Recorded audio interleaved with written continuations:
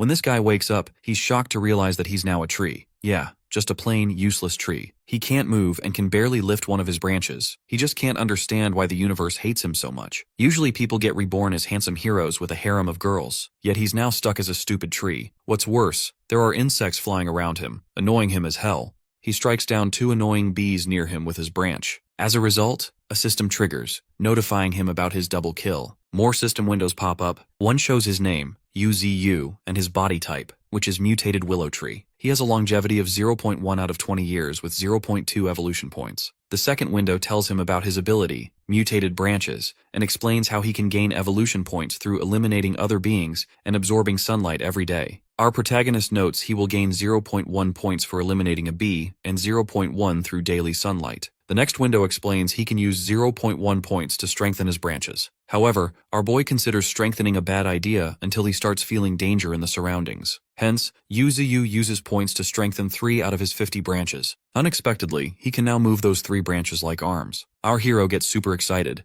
thinking he can fight any hurdle, and instantly attacks a nearby bee nest to gain more points. Half a month later, UZU has strengthened all 50 of his branches. Considering himself super strong, he forms a whirl of branches and unleashes Tornado Pierce, aiming at a huge rock ahead. Unfortunately, his branches do not touch the rock, but it shatters from the airwave his branches produce. Consequently, he decides to attack his enemies from a distance using this move. Having been a tree for half a month, our protagonist has grown taller much faster than normal trees. He can absorb energy through his roots, which makes him think that even without doing anything, he can become stronger. Plus, he has a special attribute called longevity. As a tree, he cannot get sick or tired. Even if he only has 20 years of longevity now, Yuzu believes that through his evolution points, he can become like the world tree. Yu is enjoying his life as a tree, having 0 worries about studying or food. As chicks start chirping from a nest on his branches, our hero recalls that the nest dropped onto him when he broke branches that were blocking the sunlight. He believes these are peregrine falcons. This species is a medium-sized, ferocious beast.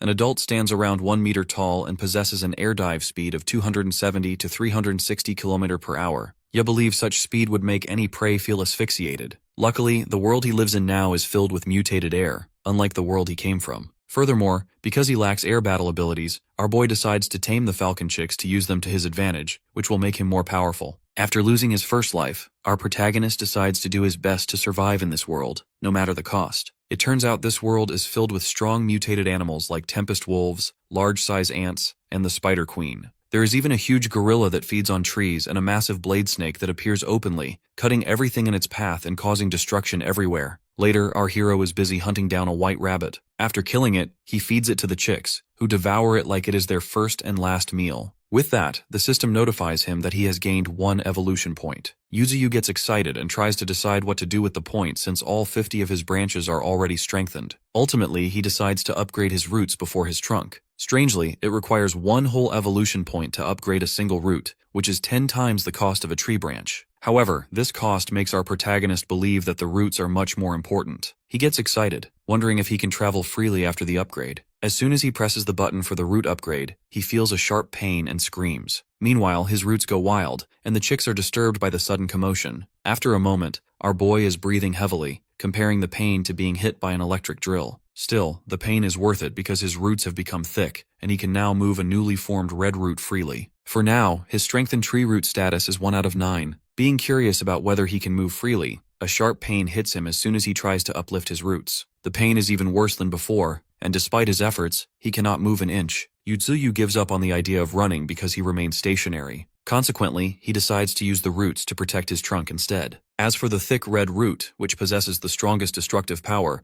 our hero hides it underground. With all of his points utilized, he decides to obtain more, but his thoughts are interrupted as a blast erupts nearby. Observing the disturbance, our boy activates his battle mode. Yu finds an injured fox lying on the ground. After closely observing it, our hero sees it is still alive, but the wound is black, signifying that it has been poisoned. He initially thinks he can convert the creature into evolution points, but he cannot feed a poisoned carcass to the falcon chicks. Unexpectedly, a system window pops up revealing that his branch fluids contain medicinal properties capable of detoxifying wounds and stopping bleeding. However, using this fluid will cause that specific branch to lose its strengthening effect. Still, Yuzu chooses to use the fluid to heal the fox, planning to kill it afterward to gain points for himself and food for the chicks. He drops his branch fluid onto the fox, and eventually, the creature is completely healed as its energy recovers. Consequently, our boy's strengthened branches are reduced from 50 to 49. Our protagonist prepares to attack, but seeing the fox's sparkly eyes, Yuzi hesitates to eliminate it. Surprisingly, the fox starts rubbing against our hero, who yells at it to stop, insisting it is nothing more than an evolutionary point. Soon our protagonist melts due to the cuteness of the fox. He forgets about the points and holds the creature so they can rub against each other. Out of nowhere, the fox starts glowing, and the system notifies Yuzi that the red fox is evolving. After the process, it becomes a mutated red fox, aged 3 years and at beginner stage 4, with a special ability called Charm Eyes. Its size has increased, and its fur now resembles fire. Learning about its level, our boy immediately summons his own stats window. From there, he learns his current level is beginner stage 9,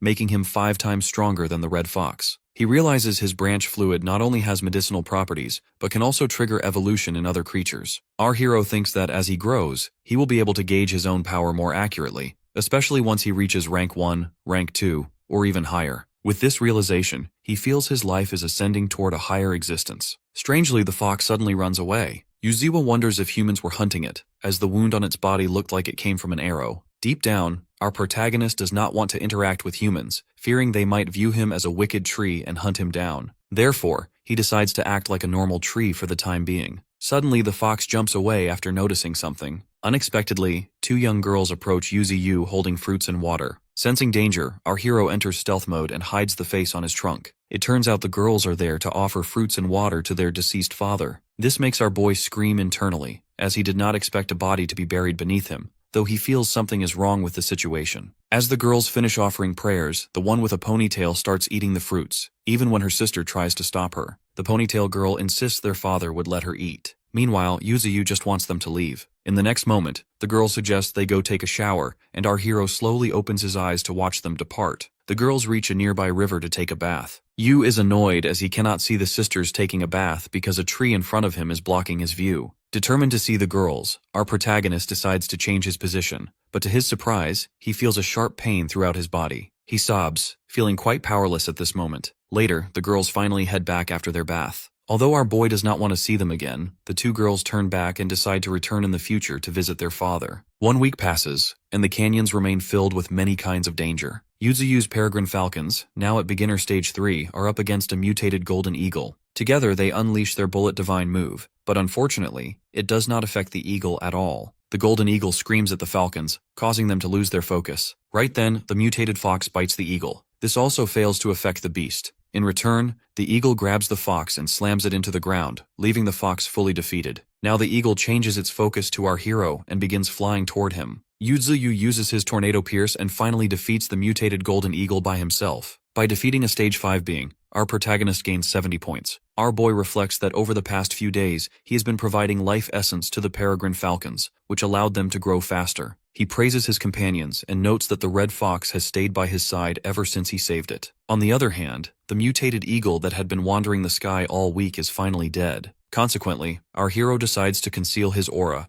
as he believes his energy was the reason the eagle was lured there in the first place. He notes that taking care of a stage 7 golden eagle was already difficult, and it would have cost him his life if he had faced a creature of his own level. This makes our protagonist more determined to become powerful, as he believes there must be a creature out there that can easily kill him. Therefore, he realizes he cannot act recklessly. Yu wishes to get stronger along with his companions. Noting that he has 70 evolution points, our boy thinks he can finally increase his power. At the moment, his 8 peregrine falcons have reached beginner stage 3, while his red fox has reached stage 4. Our protagonist cannot wait to see what they will look like after evolving to the next stage. Before that, he feeds his life essence to everyone so they can grow a bit stronger. Out of nowhere, something huge attacks them from the sky. As a result, Yuzi roots and branches are destroyed. Unfortunately, a gigantic snake appears right before them. It begins uprooting a nearby tree by spiraling its body around the trunk. Sadly, our hero is left with only 24 usable branches. He notes that he could not sense the enemy's presence, and realizes the snake must have concealed its aura. Instantly, he summons a stats window to see the snake's attributes. From there, he learns it is a stage 9 war axe snake. It possesses a strong fang blade that can penetrate steel plates, while its tail is like an axe that cuts through anything. Our boy freaks out upon learning it is at stage 10. With that, he calls for Xiao Hong, the red fox, who roars at the snake. She remembers it was the one who poisoned her previously. Meanwhile, the snake devours a tree similar to Yuzu before moving straight to strike our hero. Yuzu yells at his companions to hide behind him. Fortunately, at the right moment, our protagonist counters the snake's blade with his thick red roots. Even though he admits internally that this enemy is very strong, he does not give up since he is also a stage 9 being. As the snake begins attacking with its tail blade, our boy accumulates points to increase his strengthened tree roots to 3 out of 9. He shudders while grabbing the snake and, in that moment, strengthens all of his roots. Now, all 9 tree roots are strengthened.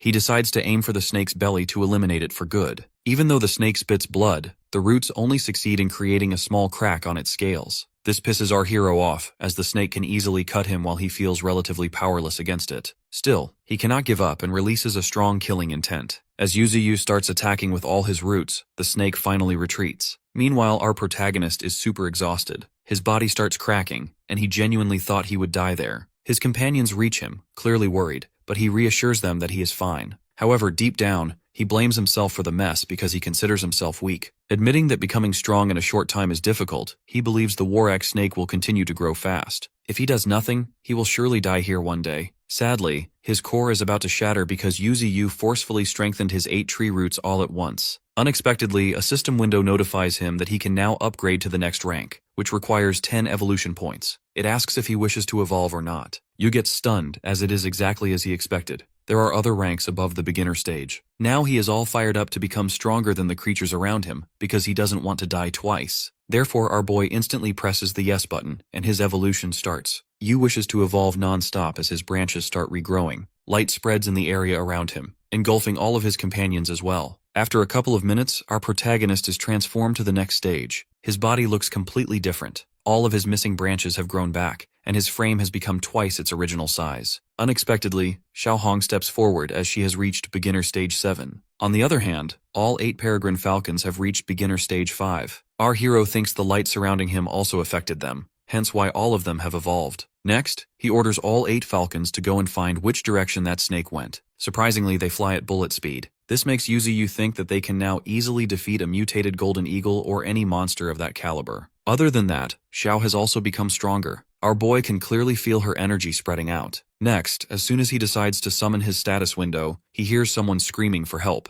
To his surprise, it is the 2 sisters who are running in pretty bad shape. Unfortunately, those 2 are being chased by many monsters. The girls run for their lives, completely unaware of why they are being pursued. On the other hand, our protagonist realizes all of these monsters are being lured by the spreading scent of his evolution. He goes into full fighting mode as he can't just let others eat him away. As the monsters get super close to the girls, a blast erupts. When the smoke settles, the sisters see Xiao standing over the body of one monster. Seeing her terrifying eyes, the sisters scream in terror. Next, as more monsters approach, Yu's falcons effortlessly take care of them as they return to his side. Meanwhile, the sisters stand observing everything with confusion. The monsters pause for a moment while our hero orders his companions to step back. He decides to teach those monsters a lesson by showing them who the real monster is. Yuzu starts moving his roots with killing intent. He orders his enemies to attack him simultaneously. However, our hero effortlessly counters them using his roots and branches because he wants all of them converted into his evolution points. A mutated hippo tries to attack Yuzu, but it is defeated instead, granting our hero 50 points. After that, eliminating mutated rats gives him 20 points, a rhino gives 30, and a giraffe yields 20. As he continues eliminating more monsters, his points grow. A mutated bat attacks with sonic waves, but our protagonist defeats it as well. Next, a mutated cow appears and surprisingly blocks his attack. Seeing this, our boy decides to keep a few of them alive to nurture later. He grabs a group of them and destroys all the remaining enemies. After defeating everyone, our hero only keeps 8 of them alive. Now all he has left is to take care of the 2 sisters. If he lets them escape,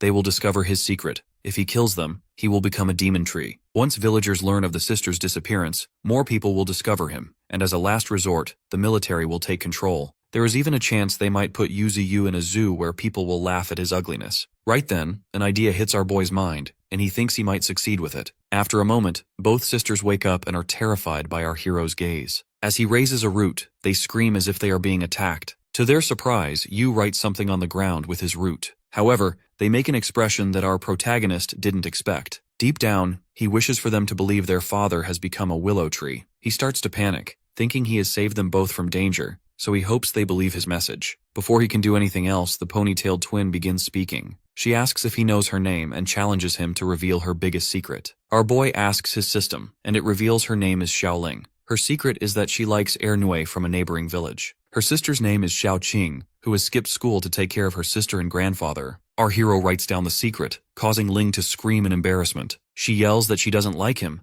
then admits she only ever revealed that secret to her father. Afterward, Yu Ziyu gives a hairpin to both of them, which he crafted from his branches when he was bored. He notes that people are quite attached to those who have passed away, and he believes it is fate that their father was buried beneath him. When their father was on his deathbed, he passed the responsibility of taking care of Ling and their grandfather to Qing. In the present, our protagonist places a branch on Qing's head. He thanks her for taking care of her family and apologizes for leaving everything on her shoulders. Our hero believes that things fuse over time and thinks that perhaps their father's soul fused with him. Later, Qing explains that the last 2 months have been unexpected. An airplane was attacked by a group of crows, leaving nothing behind. Additionally, the sea holds a black shadow that devoured an entire cruise ship. She has heard the air has changed, causing all living things to evolve. The East has named this air spiritual energy, while the West considers it magic. At first, Qing didn't believe the news reports, but seeing our boy now, she believes everything. Next, our hero looks at Ling, who is trying to feed the caged beasts he caught earlier. When those beasts start making intimidating sounds, Xiao Hong glares at them coldly, and they quickly back down. Ling praises Hong as the beasts begin eating obediently. Meanwhile, Yu Ziyu notes how Ling is playing with 4 wolves, but he feels nothing will happen since Hong is watching. He then pays attention to the white crane and the monkey he caught. They are currently tied with his branches to prevent them from causing trouble. On the other hand, the mutated cow he caught is quite friendly. Knowing it cannot defeat our protagonist, it sleeps on the ground while Qing rests against it. One of the other creatures is being very noisy, making our hero think it belongs in Africa or Southeast Asia, as its presence here makes no sense. Putting everything aside, Yu Ziyu summons his status window. He learns he has reached rank 1, granting him the dense fog barrier to form a perimeter around himself and the hallucinogenic skill to confuse his enemies. Even though he has reached rank 1, Yu Ziyu can still upgrade all of his abilities. With 149 evolution points at his disposal, our protagonist can make himself significantly stronger. The 2 newly gained abilities seem great, and our hero considers how they will come in handy if things go smoothly. He uses 20 points to activate them both. After activation, our boy notes that hallucinogenic isn't a rare ability, since many plants possess it. While spreading his thick fog, Yu thinks he never imagined using these 2 abilities in tandem. Having reached rank 1, he decides to aim for even higher ranks going forward. Our hero believes it would be dangerous to lure stronger enemies while searching for the War Axe snake. Therefore, he decides to ensure he no longer faces threats from surrounding monsters before eliminating the serpent for good. Within the mist, Ling is unable to find our boy, but he informs her that he is right behind her. He then orders Hong to take the sisters back to their hometown. Before they leave, Yu Ziyu instructs them to keep his identity a secret, even from their grandfather. Later, on their way back, both sisters discuss how badly their day started and how well it is ending while riding atop the fox. On the other hand, our protagonist initiates his second round of enhancements through the system, spending evolution points to upgrade his branches, roots, and abilities. Blue energy courses through his form and causes the ground to tremble as his roots expand. With both hallucinogenic and dense fog abilities upgraded, a restless tension spreads among the beasts in the area, signaling the rise of a new overlord. By morning, our hero examines his strengthened form under the misty sun. In a nearby cage, the wolves grow agitated while reacting to the purple energy now radiating from his eyes. He observes the enhanced effects of his abilities on the animals, confirming that his fog can now disorient other creatures. Checking his system panel, Yu Ziyu reviews his current skills and regrets that only 14 evolution points remain, which is insufficient to upgrade his powerful super regeneration talent. Shifting his focus underground, our boy senses his main root stretching deep beneath the earth and drawing energy from an underground river he calls the Spirit River. Deciding it is safer to hide his ominous red roots, our hero retracts them from view to avoid frightening his companions. Soon after, the peregrine falcons return with news that the dangerous tomahawk snake remains missing, likely still recovering from their last encounter. Yu Ziyu instructs the birds to continue searching as he anticipates another attack. Suddenly, the caged wolves howl loudly, prompting our protagonist to silence them with a green vine whip. The noise draws Xiaoling and Xiaoqing into the clearing, accompanied by their animal companions. Xiaoling rushes to comfort the wolves by tending to their wounds, while Xiaoqing scolds Yu for frightening them. The girl's gentle care quickly calms the wolves, surprising our boy with how easily the fierce beasts submit. Meanwhile, the honey badger breaks free to steal food, but our hero catches him and secures him with vines again. Xiaoling offers the creature some beef jerky as a peace offering, then feeds the black cow and the others while Xiaoqing continues bonding with the wolves. Our protagonist is amazed at the harmony between the girls and the creatures, realizing the potential value in their ability to tame animals. The group gathers together under his branches, bringing a rare sense of relaxation for our hero. However, as the view shifts to a dark cave on the cliffside, the Warak snake's eye opens in the shadows, hinting at a new threat lurking nearby. As morning breaks over the peaceful human village, Xiaoling eagerly races ahead, calling for her sister to catch up. Xiaoqing struggles to keep pace while their grandfather watches from the courtyard. His concern is clear as he warns them not to venture too far into the back hills. Despite this caution, Qing waves off his worries, and the pair disappears into the distant forest. Left behind, the old man reflects on how their spirits have lifted since their father's death. Yet his unease grows as he wonders why the girls are so drawn to the mountains. Meanwhile, deep in the canyon, Yuzuyu awakens and immediately notices the red fox's absence. Observing the wooden cage still filled with wolves and other beasts, our boy concludes that the fox must have gone to find the sisters. Our protagonist laments that the creature seems to have grown closer to them than he has, despite all his efforts over the past several weeks. On the forest path, Xiaohong waits for the siblings, greeting them enthusiastically upon their arrival. The sisters are thrilled to see her, and soon they are riding on the fox's back, soaring over cliffs with excitement. During the ride, Ling proudly reveals a dark bag. She has taken fertilizer from her grandfather to use for our hero, believing it will help their father grow stronger and healthier. She remains mischievous about the theft, justifying it by claiming that since her grandfather cannot have sweets, she is certain their father enjoys them instead. Suddenly, the weather shifts as heavy, swirling clouds darken the sky. Xiaoqing notices the change and urges them to hurry back, but without warning, the massive Warak snake descends from above. The sisters panic as the giant purple serpent attacks, its blade-shaped head and tail creating a devastating shockwave that fills the air with danger. Unaware of this new threat, our protagonist focuses on hunting within his own territory. He commands his peregrine falcons to lure a swarm of giant mutated bees. As the birds dive past his trunk, the insects are drawn directly into his range. Our boy unleashes a barrage of glowing white branches, swiftly tearing through the swarm and collecting evolution points from the victory. The falcons return, and Yu rewards them with drops of glowing life essence, which they eagerly accept to further increase their strength. Having secured more points, Yuzu turns to his system interface and decides to evolve one of his mutant roots to a higher level. Despite the intense pain of the process, our protagonist completes the upgrade. His new root emerges thick, black, and full of power. To test its strength, our hero targets a pair of mutated animals in a nearby meadow, striking them down instantly and reaping additional points from the kill. After the upgrade, our boy uses his evolved root to form an underground defensive perimeter, sending sensory ripples through the soil to detect future threats. The honey badger, tied up nearby, is alarmed by the vibrations, but Yuzu brushes off the protests and notes that Ling will eventually bring food anyway. As the day ends and darkness gathers, our protagonist notices that the red fox and the sisters have not yet returned. His concern deepens as he realizes how late it has become. On the other side of the forest, the war-axe snake remains with its scales bleeding and its anger unresolved, leaving the fate of the sisters uncertain. Growing increasingly unsettled, Yuzu worries for the missing sisters and promptly instructs Ada, the peregrine falcon, to lead a search. He sends the other beasts out with clear orders not to overlook any clues, but while he waits, our protagonist finds his attention drawn to the ground. There lies Xiaohong, collapsed and bleeding. Without hesitation, our boy channels life essence through his vines to stabilize her condition, only to quickly realize she is alone. Concerned, Yu anxiously asks about Xiaoqing and Xiaoling, but he receives no answer. Shifting his gaze toward the horizon, our hero spots a terrifying scene: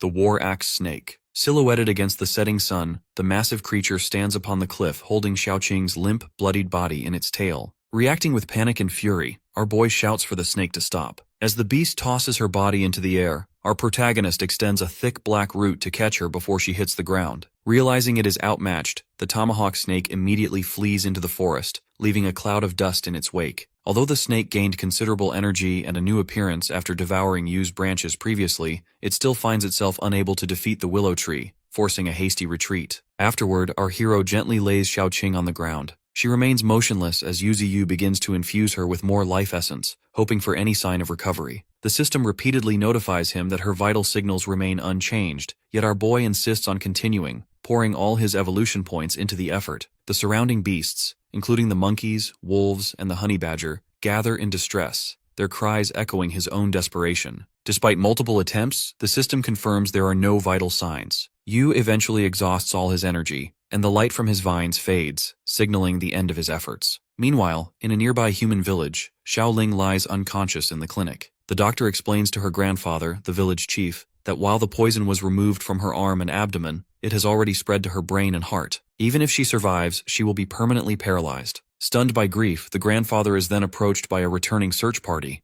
They report that Xiaoqing is still missing and has likely been devoured. This grim news leaves the old man in shock, unable to respond as those around him urge him to face reality. Back in the canyon, the peregrine falcon observes the village and relays the information to Yu Ziyu. With the full extent of the tragedy clear, one sister dead at his roots and the other paralyzed in the village, our protagonist is overwhelmed by grief and rage. As his energy shifts, our hero's eyes glow red with fury. The falcons and other beasts sense this anger and bare their fangs in response. With a final command, our boy calls his companions to prepare for battle, signaling the beginning of his retaliation. As the era of spiritual power dawns, a sweeping account of escalating global disasters centers near the Penghu archipelago, where 17 planes have crashed and 20 ships have vanished in only half a year. Dark clouds and swarms of mutated crows fill the sky while massive sea monsters emerge from the ocean to cause widespread destruction. Officials confirm that these powerful mutated crows and sea beasts have claimed the region as their territory, effectively turning Penghu into a dead zone where aircraft and ships become easy targets due to the noise they generate. As these mutant beasts grow stronger, their territorial instincts intensify,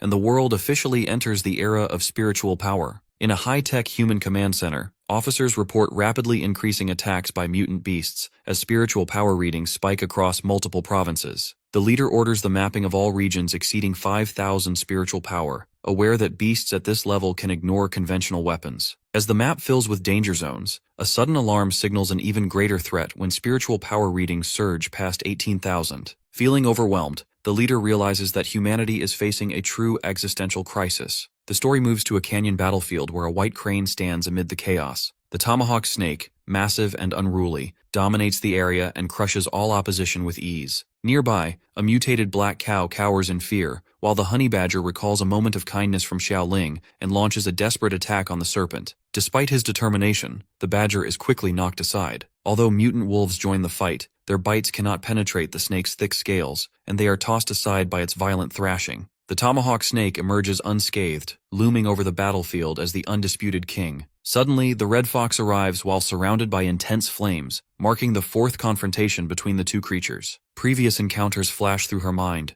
especially the moment she failed to save her sisters who were killed by the snake when it was weaker. Grief turns into resolve as she vows to risk everything for revenge, determined to use her newfound power to challenge her old enemy. The tomahawk snake, sensing the fox's growing strength and rage, prepares to end their rivalry. Its natural weapons, including diamond-hard armor, deadly fangs, an axe-like head and tail, and corrosive poison, are all brought to bear as the two apex predators face off. The red fox, though still outmatched in raw strength, charges forward with blazing speed while aiming straight for the serpent's head. Just as the clash peaks, a golden peregrine falcon dives from the sky and crashes into the snake, shattering part of its armored hide. The red fox immediately seizes this opening by launching a fiery attack at the exposed spot. More falcons descend to join the assault, combining their strength with the fox in a concerted effort to bring down the tomahawk snake as the battle for survival and vengeance reaches its climax. High above the canyon, 8 peregrine falcons gather as intense golden light enwraps their bodies. Acting in unison, they dive to form a concentrated spear aimed directly at the war axe snake. Feeling the immense pressure descending, the serpent bares its fangs to meet the attack while even the nearby red fox senses the overwhelming suppression. It becomes clear in this moment that the falcons are determined to sacrifice themselves.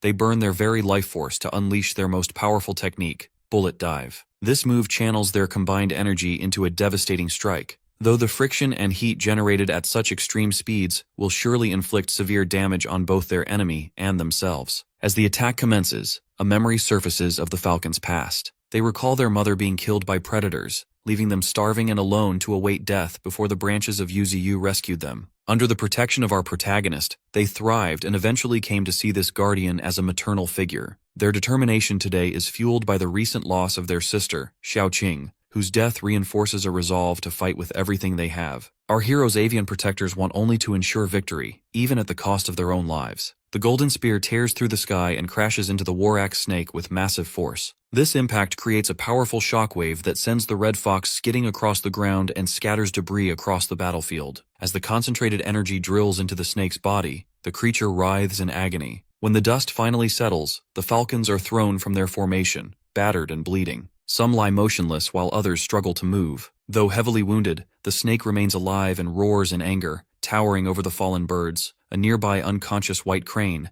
and the wolves sprawled across the devastated landscape. Afterward, the red fox stands on shaky legs, bloodied but alert. The undeterred snake rears up to strike, its axe-bladed head smashing into the earth with explosive force as the fox barely dodges. The battlefield shakes from the impact, leaving the predator alone in a cratered clearing for a brief moment. Suddenly, massive roots burst from the ground to encircle and immobilize the beast. The towering, glowing purple form of Yuzi appears, seizing this opportunity to trap the enemy completely. A flashback reveals the tomahawk snake's history with our boy. The serpent recalls once consuming the stump of Yuzi to reach the peak of its power and fleeing after being injured in a previous confrontation. It becomes clear that Xiaoqing and Xiaoling were killed simply because they carried the scent of our protagonist. Now, the snake realizes too late that our hero has orchestrated a perfect ambush by coordinating with the other creatures to lure it into a fatal encirclement. The roots of Yuzi tighten around the snake's body, lifting it off the ground. With a silent command, a massive sharpened spike erupts from the earth and impales the snake through the jaw and head. Blood pours from the wound as the creature's body goes limp and hangs lifelessly. The canyon floor shakes from powerful impacts as the enormous form of Yuzi dominates the battlefield. His sprawling roots, glowing with supernatural energy, weave across the ground to enclose the area like a giant web. Trapped within these barriers, the tomahawk snake is overwhelmed by fear, its nerves corrupted by the fury of our protagonist. With escape impossible, the serpent prepares for a desperate final stand, baring its fangs and thrashing against the tightening roots. On the trunk of our hero, a face pulsing with purple energy radiates anger while he mocks the creature's struggle. Without pause, Yuzi channels his rage into a brutal attack. Red energy explodes upward and crashes into the snake's body, shattering scales and drawing blood. Our boy demands retribution for Xiaoqing, launching spear after spear until the predator is pinned and battered, its jaw smashed amid a relentless barrage. The beast cries out in agony as a final surge of yellow and red power engulfs it, while brief memories of Xiaoqing and Xiaoling flash by to fuel the wrath of Yu. The conflict ends when the massive roots constrict around the tomahawk snake, crushing it completely. As the energy fills the air, the enraged screams of our protagonist echo through the canyon. A colossal spike bursts from the ground and drives through the corpse, ending the struggle in a cloud of dust and debris. When the haze settles, the snake lies broken and still in a crater from its fatal wounds, and a green system window confirms the kill, granting evolution points to Yuzi. As the battlefield calms, the face of our hero remains twisted with grief. Around him, the mutated black cow lies exhausted and steaming. The golden monkey crouches in shock, and the wolves slink away nervously. A thick black root snatches up the limp body. Unable to accept the outcome, our boy hoists the corpse and shakes it violently, screaming in denial and ordering it to rise. The wolves and the red fox, Xiaohong, watch with a mix of concern and fear as Yuzi repeatedly slams the carcass into the ground, his features contorted in madness. Suddenly, the rage of our protagonist collapses into overwhelming sorrow. His glowing face streams with tears as the reality of the situation sinks in. He tries to justify these actions by recalling the snake's role in the deaths of his companions, reflecting on the world's brutal law of survival. To you, the cycle of animals living and dying in nature highlights a grim realization.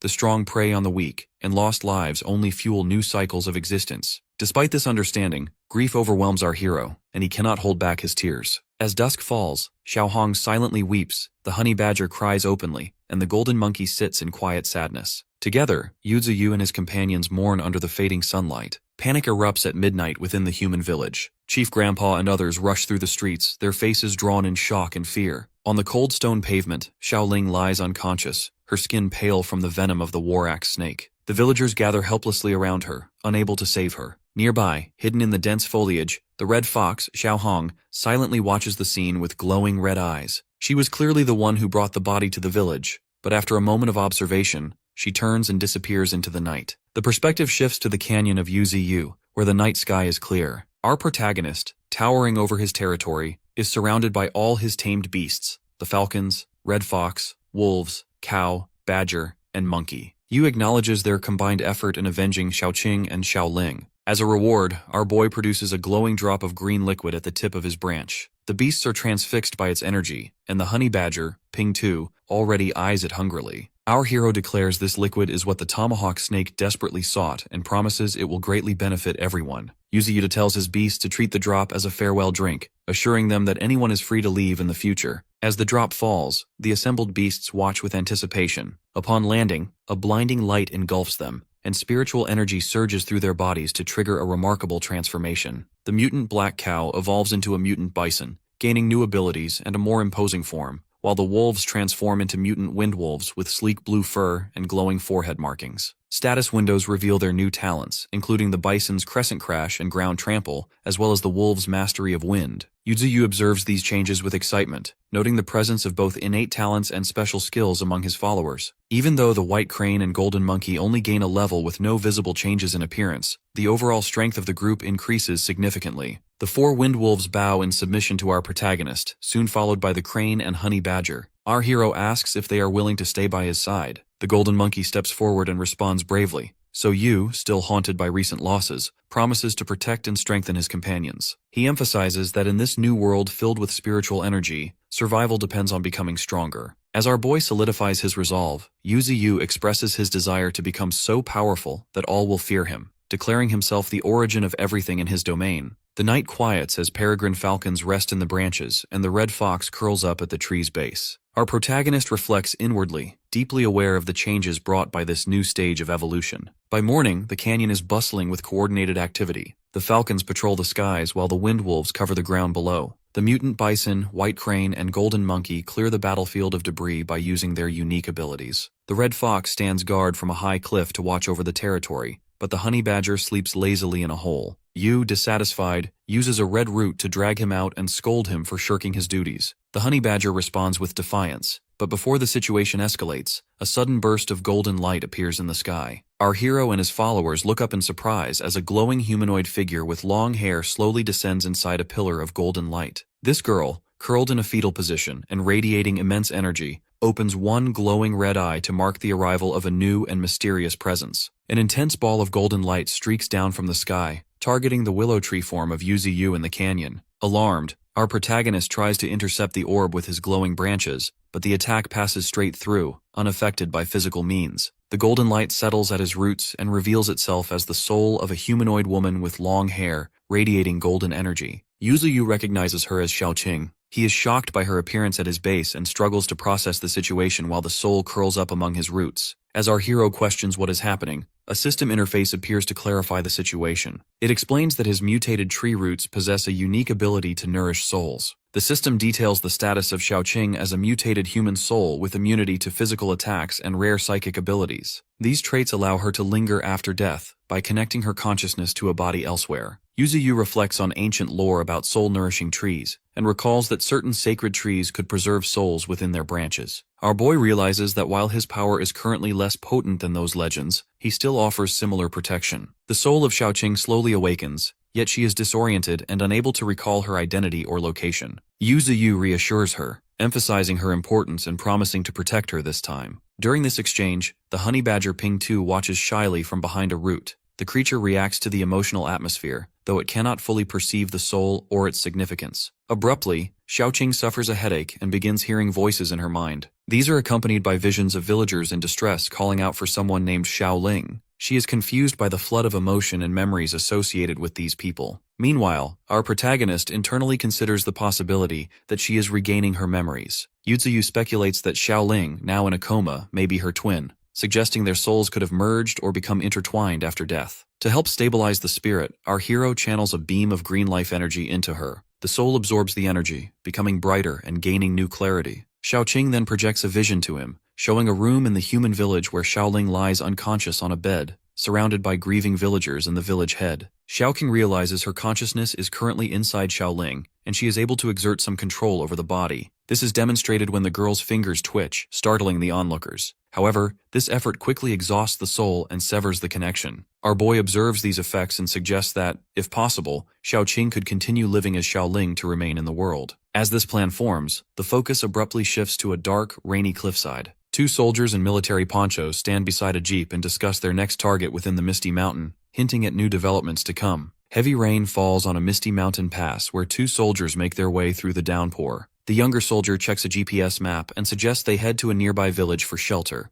while his older, more experienced veteran companion surveys the path ahead in silence. Shortly after, the older man is introduced as Yan Gaoyuan, a first-generation superhuman who stands out with glowing red eyes and a dark mask. He takes charge, leading the group forward toward their target despite the harsh weather and poor visibility. Meanwhile, in a canyon, Yuzuyu communicates with the golden soul of Xiaoqing, who proudly shows evidence of her awakening. Our boy notes how quickly her spiritual awakening occurred, much faster than usual, but he keeps his concerns private. Yu recalls that both Xiaoqing and her sister Xiaoling were recently killed by wild beasts, and he suspects that the villagers will seek retribution. Despite his current strength, our protagonist is determined to avoid open conflict with humans and prefers not to reveal his true power. To strengthen his territory's defenses, Yu Ziyu releases a dense fog throughout the canyon. He explains that it can reduce visibility to less than 4 meters and could incapacitate an entire city. Our hero instructs his tamed beasts, including the blue-winged wolves and red fox, to adapt to the fog while reminding them that evolution is a constant process. Yu describes his plan to create a territory dominated by thick fog and hallucinations, intending to turn the mountain into a secure stronghold called the Land of Fog. As rain begins to fall inside the canyon, Xiaoqing senses an unusual spiritual force and her eyes glow gold. Simultaneously, Yu Ziyu senses the arrival of a powerful intruder. Outside the canyon, a military convoy struggles with the rough terrain,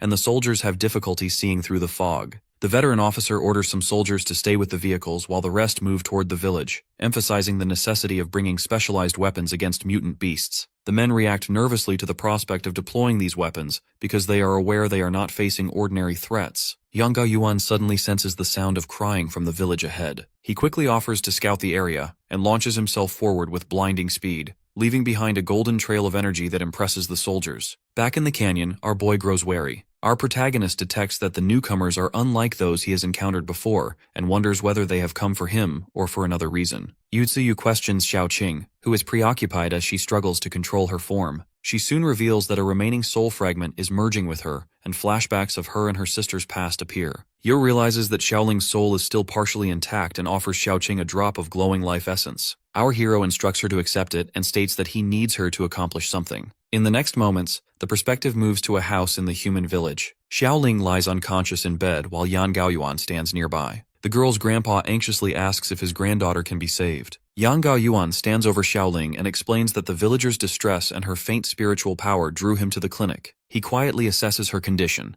noting her rare fire affinity and how her awakening differs from others. Pulling out a vial of red liquid, Yan explains that the potion will extract spiritual power from the surroundings to help restore her. While Yan prepares the potion, Yu Ziyu observes the scene remotely as Xiaoqing's golden soul reacts violently inside Xiaoling's body. A system notification reveals the soul has reached entry level 5, but despite the repeated use of life essence, her advancement is limited. Xiaoqing's soul is pulled by an unknown force. Back in the clinic, Yan Gaoyuan pours the potion into Xiaoling's mouth. This triggers a surge of red energy that bursts from her body and shoots a pillar of light into the sky, drawing the attention of the soldiers outside and their veteran officer. Afterward, Xiaoling regains consciousness and slowly sits up while Yan and her grandfather watch closely. The villagers celebrate her recovery and remark on the man's abilities. The officer, however, is puzzled by how quickly the girl revived. He suspects her elemental resonance is exceptionally potent. As Xiaoqing grows accustomed to the body, she tests her movements and adjusts to the new form. Meanwhile, our protagonist considers the opportunity to gather information while the humans remain in the village for the night. The sentient tree telepathically instructs Xiaoqing to avoid raising suspicion during conversations. Later, at a lively village feast, Xiaoling quietly interacts with the soldiers while Yan Gaoyuan sits nearby. When she asks why the soldiers are present, Yan reveals that their investigation is prompted by spiritual power anomalies. The area is considered a mutant beast hotspot according to their spirit satellite. He explains that the satellite cannot pinpoint exact sources, but it detects high concentrations of spiritual power to lead on-site investigations and confirm abnormality density. He also mentions a new measurement unit called the Spirit Bead. Our boy reacts with concern to the existence of the spirit satellite. Realizing humans can detect spiritual power with advanced technology, Yu Ziyu urges Xiaoqing to gather more information about it. Yang Gaoyuan elaborates that while the satellite detects anomalies, it cannot accurately locate their origin.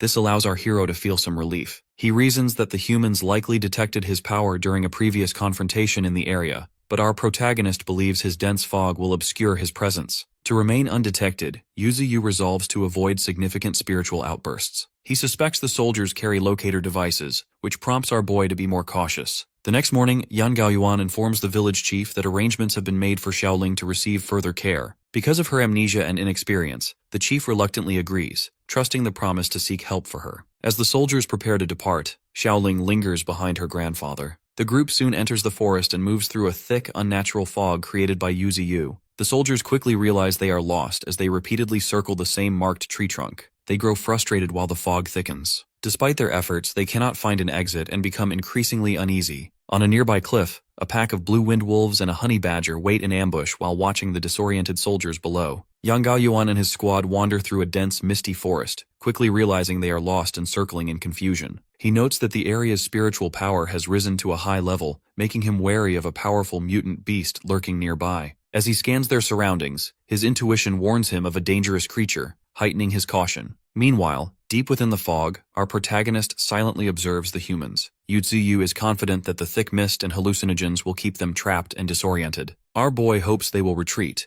but our hero also prepares for the possibility that they might push deeper into the territory. After hours of wandering, Yan Gaoyuan and his squad finally break free from the disorienting mist, only to push deeper into even thicker fog. Tension grows as the soldiers become more aware of the danger surrounding them, some voicing their fear as the atmosphere becomes increasingly oppressive. Suddenly, a piercing wolf howl cuts through the silence, putting the squad on high alert. The veteran officer warns everyone that facing wolves in such dense mist could be disastrous. Without much warning, a mutant wind wolf with glowing red eyes bursts from the fog, moving with blinding speed. The soldiers instinctively open fire, but their bullets bounce off the wolf's resilient blue fur. The rounds do no harm and even ricochet dangerously. Yang Gaoyuan quickly reacts, leaping into the fray to kick the beast and free his trapped subordinate. He manages to pull the man away while momentarily forcing the creature to retreat. The wind wolf quickly recovers, baring its fangs and unleashing gusts of energy. Yang Gaoyuan braces himself against the pressure, cursing the unnatural mist and suspecting a deeper consciousness at play. Before he can regroup, chaos erupts as Brother Ping Tu, the honey badger, charges into the fight surrounded by lightning energy. The soldiers fire at the new threat, but bullets and bombs fail to injure it. The honey badger bites a soldier, causing panic and disorder within the squad. Such mutant beasts possess immense spiritual power, which makes them nearly invulnerable to conventional weaponry, and a significant threat even to well-armed teams. Desperate as the squad's gunfire proves ineffective, the veteran officer, wounded and on the ground, prepares an armor-piercing round. He fires at the honey badger, resulting in a huge explosion of yellow energy and dust. The soldiers anxiously watch, hoping the powerful attack worked. When the smoke clears, the creature remains completely unharmed, revealing the futility of their efforts. At that moment, 3 more massive mutant wind wolves emerge from the fog behind the honey badger to intensify the threat. Seeing their most powerful weapon fail and now facing several formidable beasts, the soldiers are overwhelmed with fear, realizing escape or victory seems impossible. Hovering above his beasts, our protagonist reveals his glowing purple face. Yu Ziyu states that the humans have ignored his warnings and brought this on themselves. The wolves, honey badger, and a red fox gather, preparing for a final assault. As the beasts charge, Yan Gaoyuan moves to shield his injured men, unleashing his golden spiritual flame and demanding the others fall back. He stands firm with a resolve to protect his team while the mutant beasts managed by our hero converge on the battered squad. The human military squad withdraws after a fierce battle. The group is visibly battered, supporting their wounded while moving through the dense fog. Yang Gaoyuan, marked by frustration and exhaustion, expresses resentment over his encounter with the honey badger. He recalls how the beast relentlessly pursued him after being attacked. Despite his anger, he is convinced the honey badger will not survive the 2 armor-piercing bullets it suffered. As the squad regroups, the veteran officer glances back at his heavily bandaged men. He mourns the loss of 6 soldiers before the group disappears into the mist, their mood somber and defeated. Meanwhile, Yu Ziyu observes the retreating humans from his territory. His energetic face glows with satisfaction as he acknowledges the success of driving the squad away. Our boy admits to himself that killing them all would have attracted even greater human attention. He hopes the presence of wild animals and the thick fog will delay any further intrusion. Our protagonist resolves to become stronger before facing humans again. This determination hardens as our hero makes a silent vow to evolve until humans can no longer threaten him. Turning his focus inward, Yu Ziyu checks on Xiaoqing, whose soul hovers near his roots. He reaches out to her, and the focus shifts to a view inside a military jeep. Xiaoling, currently possessed by Xiaoqing, travels away with another team. She appears tired and uncertain about her new situation. Through their spiritual link, our protagonist explains that Xiaoling's accidental awakening of elemental power has led to her selection for the mystery sector. Our boy sees this as a valuable chance to influence human affairs from within. As the jeep moves along the sunny road, the soldiers are captivated by Xiaoling's presence, each lost in their own thoughts about her. Suddenly, she dozes off, amusing the soldiers as they joke about her sleepiness and possible new nicknames. Back at the canyon, Xiaoqing's soul form visibly weakens. She has maintained control over a human body for 15 hours. Yu Ziyu assesses her condition and reassures her, promising to provide life essence to extend her control and promote her evolution. As hope returns to her face, A swirl of green energy surrounds her. Our hero notes the dual benefits of the essence, which nourishes her soul and hastens her development. At that moment, his attention is drawn to approaching movement. A pack of mutated windwolves arrives, gently carrying the unconscious honey badger. The creature is covered in blood and barely alive. Our protagonist examines the badger's grave injuries, recognizing that a direct infusion of life essence would overwhelm and kill him in his current state. Seeking another solution, Yuzu uses his enhanced vision to spot a suitable natural depression nearby. He manipulates his massive roots to gather rocks, arranging them into a circle, and channels fresh water into the makeshift pool. Once the pool is filled, our boy adds a single glowing drop of life essence. This causes the water to radiate with a vibrant green and blue glow. The diluted essence ensures the healing effect is gentle enough for the wounded to safely absorb. As the healing pool brightens, the white crane and golden monkey, accompanied by the mutant bison, observe the scene in awe. Our hero silently considers the pool a reward for his loyal companions, and a testament to his growing power and resourcefulness. At the Extraordinary Research Institute, the director, an elderly man dressed in traditional robes, discusses recent developments with Yan Gaoyuan. Yan stands respectfully as he reports on powerful mutant beasts and unusual fog surrounding a nearby mountain. He believes the fog could affect human minds and is likely behind the region's changes, but he admits there's no concrete explanation yet. The director, contemplating this information, decides the area warrants a yellow warning status, meaning it's dangerous but not yet critical. He instructs Yan to upgrade it to a red hazard area immediately if anything abnormal occurs. Switching topics, the director recalls that Yan brought a talented girl with him. Yan confirms her remarkable fire abilities, claiming she may be the strongest of her generation. This catches the director's attention, who seems intrigued by her potential. The focus then shifts to an overview of the new global order, explaining how areas are now divided by danger zones. Cities are labeled green zones and considered safe, while most wilderness has become yellow zones, signaling the need for caution due to latent threats. Red zones are under constant surveillance and forceful suppression, while prohibited areas, like the Bermuda Triangle, are entirely off-limits and extraordinarily dangerous. These locations became especially treacherous after the recovery of Aura, making them inaccessible to all life. Back in the canyon, the focus moves to Yuzu's territory, where his mutant beasts interact. The mutant bison stomps, establishing its presence, while the red fox, surrounded by flames, easily sends a smaller creature flying.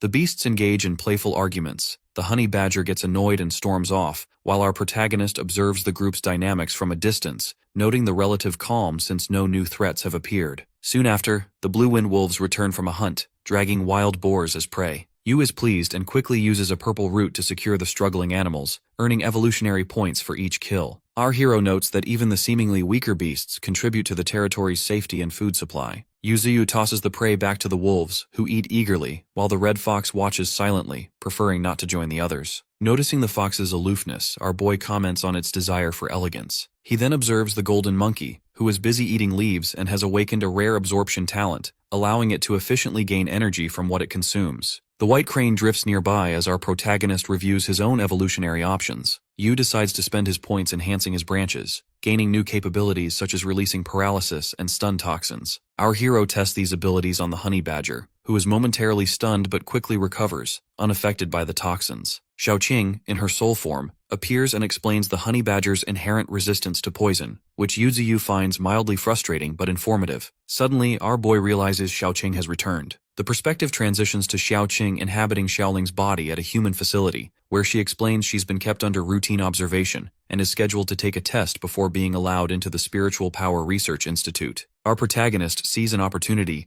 recognizing that Xiaoling's body has awakened fire abilities, while Xiaoqing's soul holds spiritual talent, indicating future strategic advantages through their dual roles. Yu hands Xiaoqing droplets of life essence and urges her to seize this break into human ranks, instructing her to eliminate any obstacles if necessary. She accepts, her expression turning serious. Soon after, Xiaoling, controlled by Xiaoqing, walks confidently toward the testing room at the institute, with Yan Gaoyuan watching her enter, signaling the next phase of the mission. Inside, the main hall is crowded with young, newly awakened individuals from across the country. Yang Gaoyuan, standing with Xiaoling, explains that the institute specializes in spiritual power and serves as both a research center and an academy for training supernatural humans. Afterward, the focus shifts to the busy hall filled with students, including Yan Lengling, a purple-haired girl who immediately looks down on others and insults Xiaoling. Suddenly, the director appears on a high balcony and calls for silence. He addresses the crowd, warning them that humanity's survival depends on their evolution. He urges the students to become stronger and take on the responsibility of leading the next generation,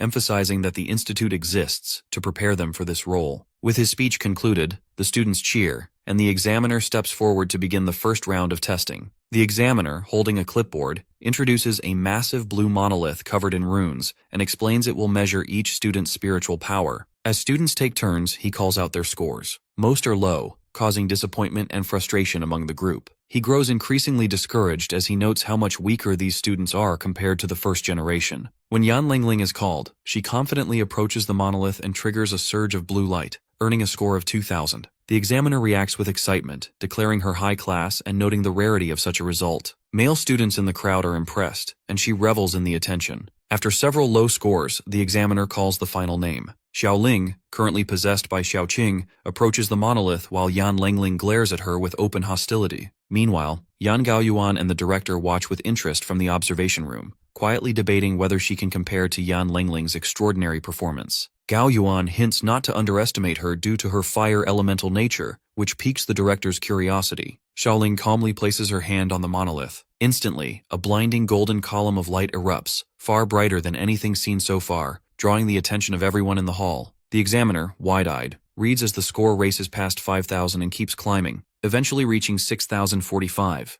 The energy output becomes so intense that the monolith overloads and explodes, scattering debris and dust across the hall and knocking the examiner and nearby students off their feet. As the dust settles, Xiaoling stands at the center of the destruction, looking apologetic for accidentally breaking the device. The examiner, overwhelmed and in tears, proclaims her the best student he has ever seen. Yan Lingling, still watching from the crowd, is left speechless and visibly shaken by the outcome. With the first round complete, the examiner announces the second test, explaining that students with higher spiritual power will be separated for the next phase. The floor opens, revealing different pathways, and the group moves to an outdoor training field. Yang Gaoyuan, now acting as instructor, explains the next challenge. If any student can lay a finger on him, they will pass. The students look intimidated as they prepare to begin. Meanwhile, the scene briefly shifts to the canyon of Yu. Sunlight filters through the trees as our protagonist becomes annoyed by a honey badger at his base. Our hero lashes out with a vine, ending the interruption. Once the nuisance is dealt with, our boy returns to his rest, and Yu Ziyu remains undisturbed in the quiet woods. The story returns to the institute, where Gao Yuan easily defeats the students attempting the combat test. Bodies are strewn around the field as he criticizes their performance.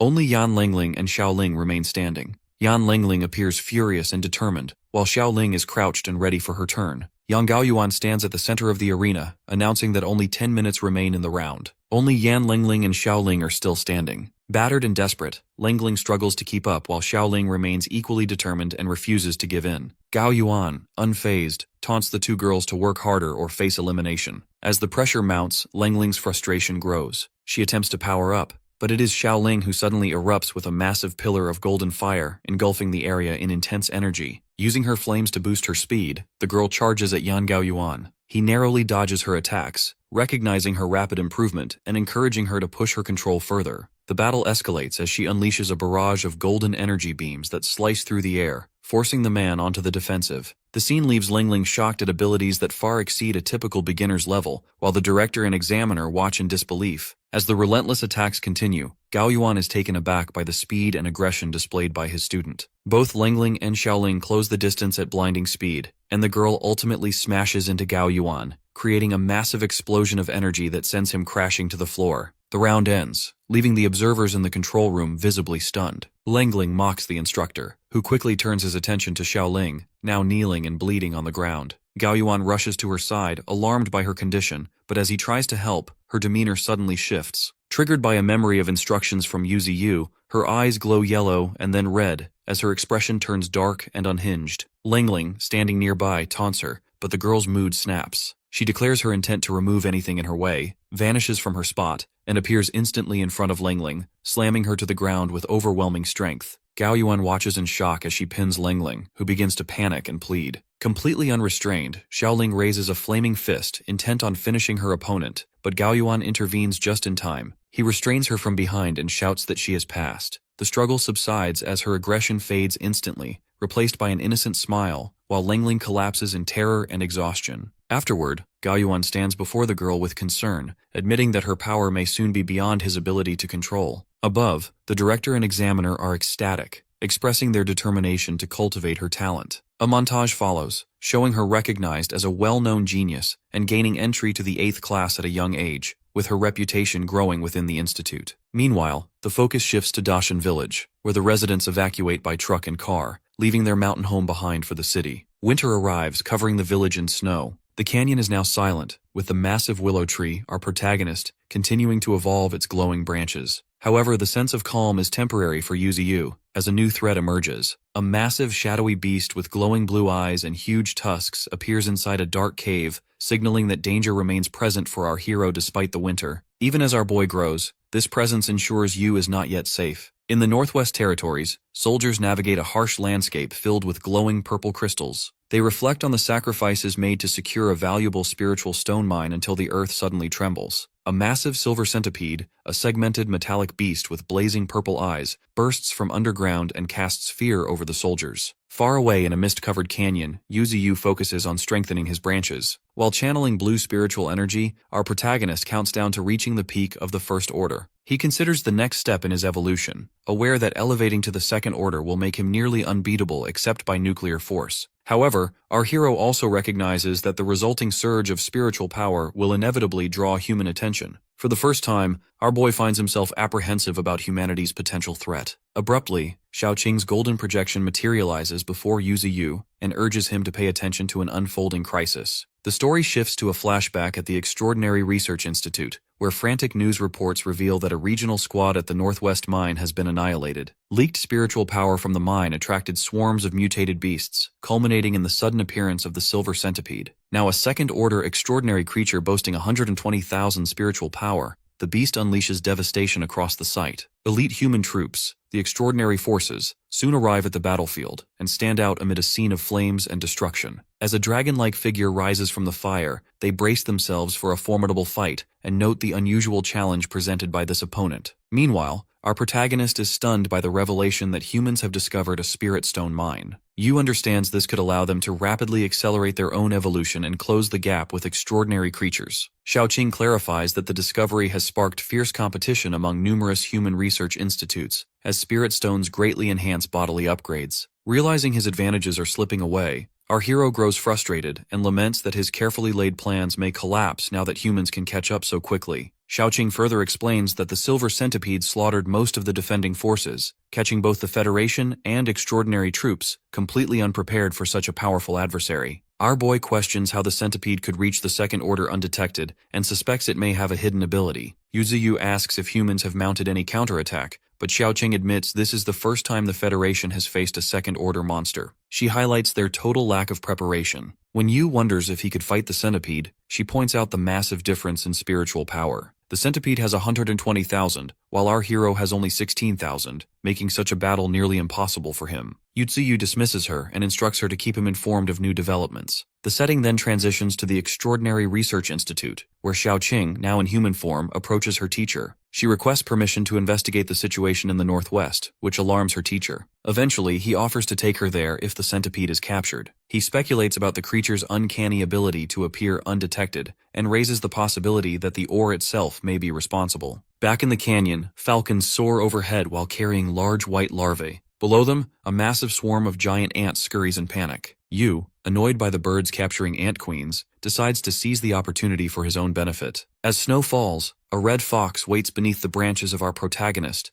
Determined to prepare for future threats, our boy initiates the next stage of his evolution and selects to enhance his remaining roots. As Yuzu confirms the upgrade, a surge of intense energy courses through him. Pain follows as massive red roots burst from the ground and thrash in the snow. Despite the agony, our hero remains resolute. Yu pushes through the transformation with the intention of becoming strong enough to challenge beings like the Silver Centipede. At the same moment on the other side of the territory, a trail of blood stains the snow. A wounded white wolf lies collapsed, twitching weakly and alone, signaling that new dangers and struggles await. Brother Pingtu, the honey badger, fishes at a frozen lake. After successfully catching a fish, he basks in his small victory and shares the meal with a group of curious otters watching from the side. Once the moment passes, Brother Pingtu bids them farewell and slides away while enjoying the snowy landscape. His peaceful retreat is cut short when a massive, menacing shadow suddenly blocks his path. Looking up, Brother Pingtu is confronted by a gigantic creature, an elephant turtle whose eye glows in anger. Overwhelmed with fear, he scrambles backward only to bump into one of the beast's clawed feet.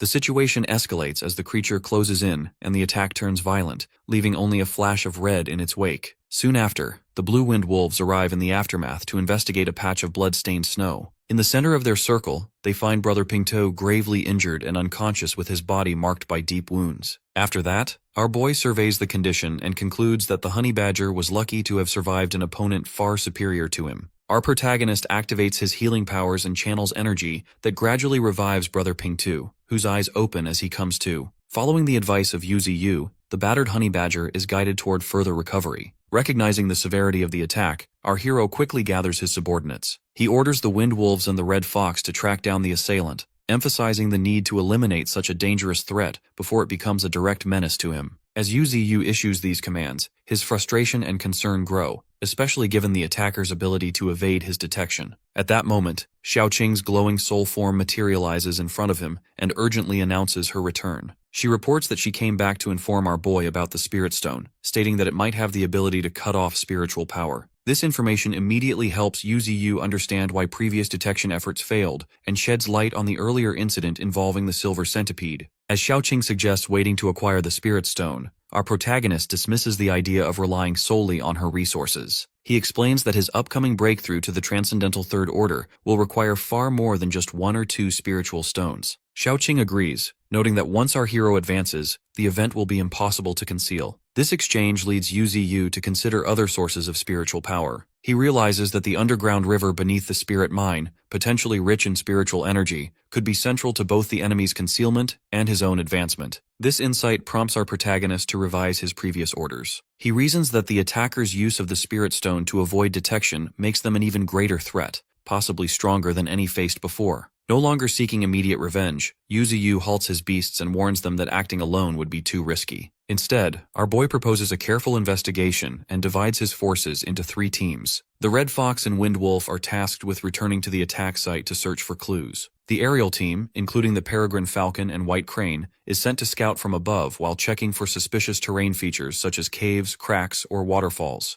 Xiaoqin receives the most hazardous mission. She is to accompany our hero and explore the underground river through a newly dug tunnel. Yuzi Yu stresses the importance of caution, instructing all groups to report back immediately if anything is discovered, and to avoid direct confrontation with the enemy at all costs. With the plan in motion, each team sets out to fulfill its part. The blue-winged wolves dash across the snowy terrain, the birds take to the skies, and Xiaoqing ventures deep underground. She navigates the vast network of black roots that our protagonist has grown throughout the cavern and heads upstream toward the upper reaches of the river. Meanwhile, the Red Fox and Wind Wolves traverse a snowy mountain pass, eventually discovering a dark crevice below a cliff, hinting at the next stage of their investigation. Xiaoqing's golden soul form descends deeper into the cavern, where she is immediately struck by the abundance of spirit stones scattered throughout the area, just as her master had described. While she takes a moment to appreciate her discovery, a thunderous roar suddenly fills the cave. The sound sends shockwaves through the darkness and forces her to shield herself from an oppressive spiritual pressure that far surpasses even that of Yuzi Yu. As she recovers, Xiaoqing spots a colossal creature lying dormant in a recess, the Earthstone elephant turtle. She immediately recognizes it as the beast that once injured Pingtu. The turtle's massive eye slowly opens and casts a terrifying yellow glow. Xiaoqin realizes that its spiritual power is overwhelming and considers how dangerous the creature could become if left unchecked. Nearby, she notices a striking red flower, bloodgrass, growing out of a luminous purple crystal close to the beast. Recognizing it as a companion to both the Spirit Stone and the elephant turtle, she understands its immense value, especially for the advancement of our protagonist. Our boy would benefit greatly from such a find. She reasons that the turtle's fierce protectiveness comes from the presence of this rare herb. Meanwhile, the behemoth begins to stir by scraping the stone floor with its claws and slamming its foot down, which causes debris to fly and the entire cavern to tremble. Xiaoqing barely dodges falling rocks as she realizes the beast is aware of her presence, likely due to its high cultivation. Away from the chaos, our hero senses the disturbance. While observing Brother Pingtu resting elsewhere, Yuzi Yu suspects that Xiaoqing has provoked the formidable guardian. Xiaoqing, meanwhile, grows anxious as the turtle plants itself between her and the treasure, blocking all paths. Determined to act, she gathers her spiritual energy until her form shines with intense golden light. She prepares herself for confrontation,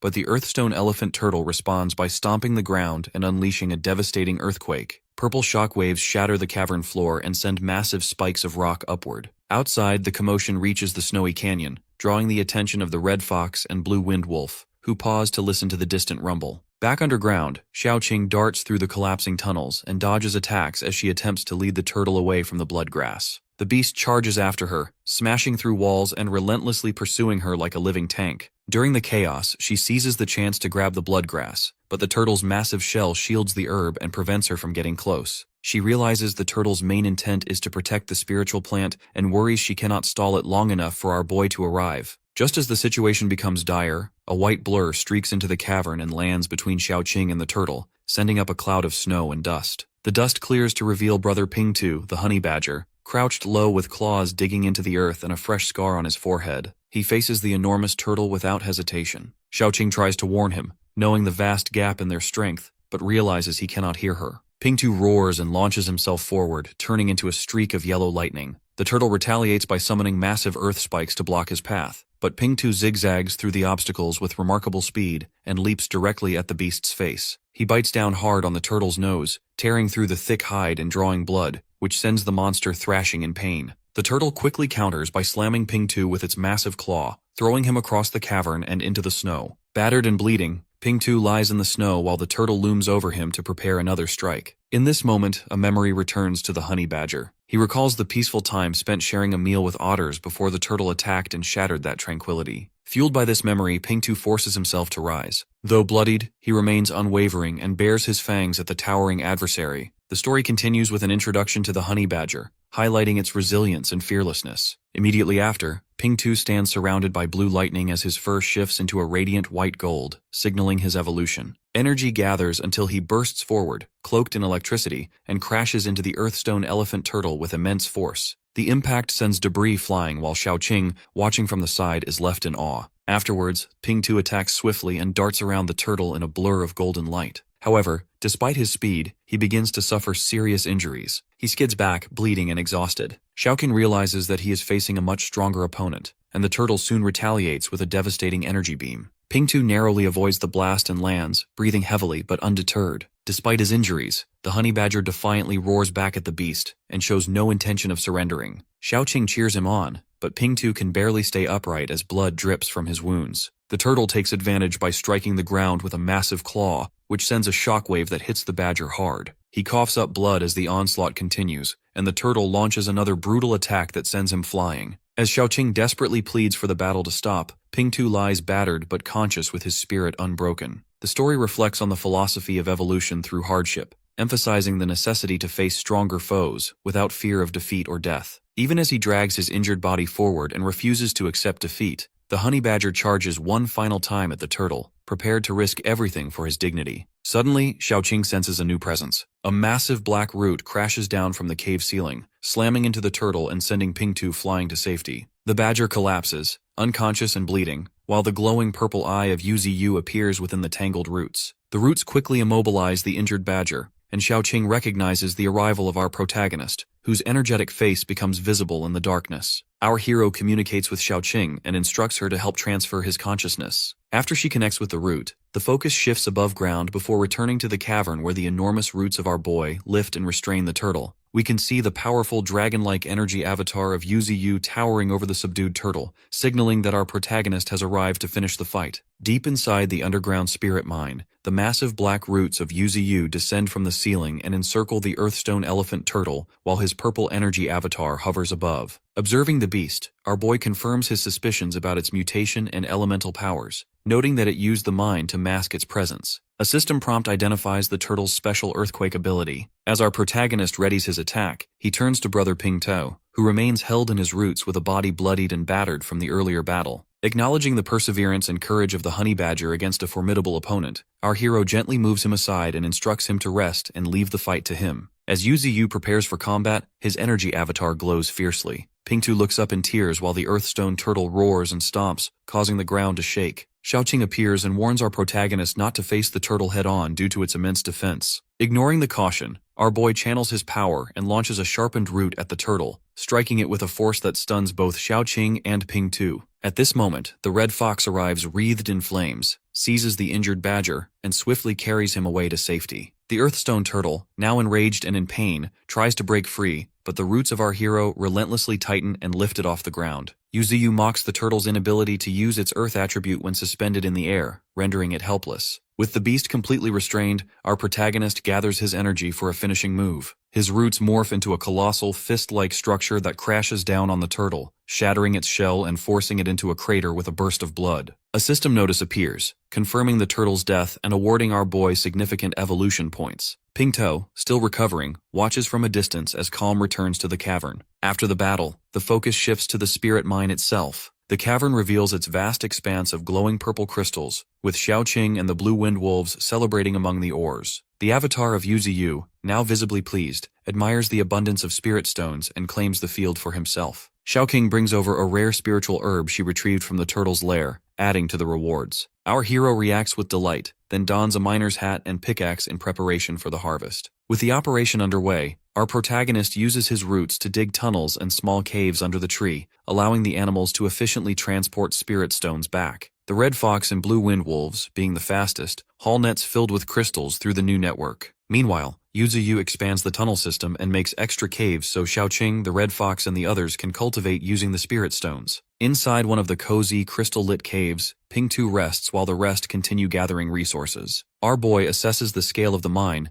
noting it surpasses the previous centipede-occupied one, and begins drawing energy from the amassed stones. As the spirit stone harvest nears completion, the entire willow tree form of our hero glows with surging golden and purple light, and the spreading roots signal that a significant evolution is imminent. In the snowy canyon, ordinary birds migrate south to avoid the cold, but the large golden mutant birds choose to stay, confident in their resilience. This decision proves disastrous as massive dark purple roots suddenly erupt from the canyon floor, surging upward with terrifying force and shattering the mutant bird flock in midair. Below, herds of wild animals are attacked as the roots spread panic in all directions. Afterward, attention turns to Yuzuyu, now a colossal mutated willow tree. Our protagonist has become far more imposing following his recent evolution. He notes changes in his appearance and focuses on his more aggressive features, though our hero observes that his head remains bald. Accepting his new look, our boy brings up his system panel to display his updated stats. The system reveals an increased lifespan, a vast accumulation of evolution points, and new talents such as super regeneration, enhanced mutant branches, and advanced mist skills. Most notably, Yuzuyu now possesses the Earth element, allowing him to manipulate the land after absorbing Earth attribute spirit stones and the essence of the elephant turtle. Eager to test this ability, our protagonist channels his energy, causing massive spikes of rock to erupt from the ground around him and forming a lethal forest of stone. He quickly realizes the destructive potential of this power, though he recognizes its current range is limited to about 100 meters. As the earth spikes dissolve into dust, our boy considers how the ability will strengthen with further upgrades. Our hero notes the strategic advantage of being able to move by manipulating the earth, even though he cannot fully uproot himself yet. Turning his focus to his inherent abilities, Yuzuyu decides to upgrade his super regeneration.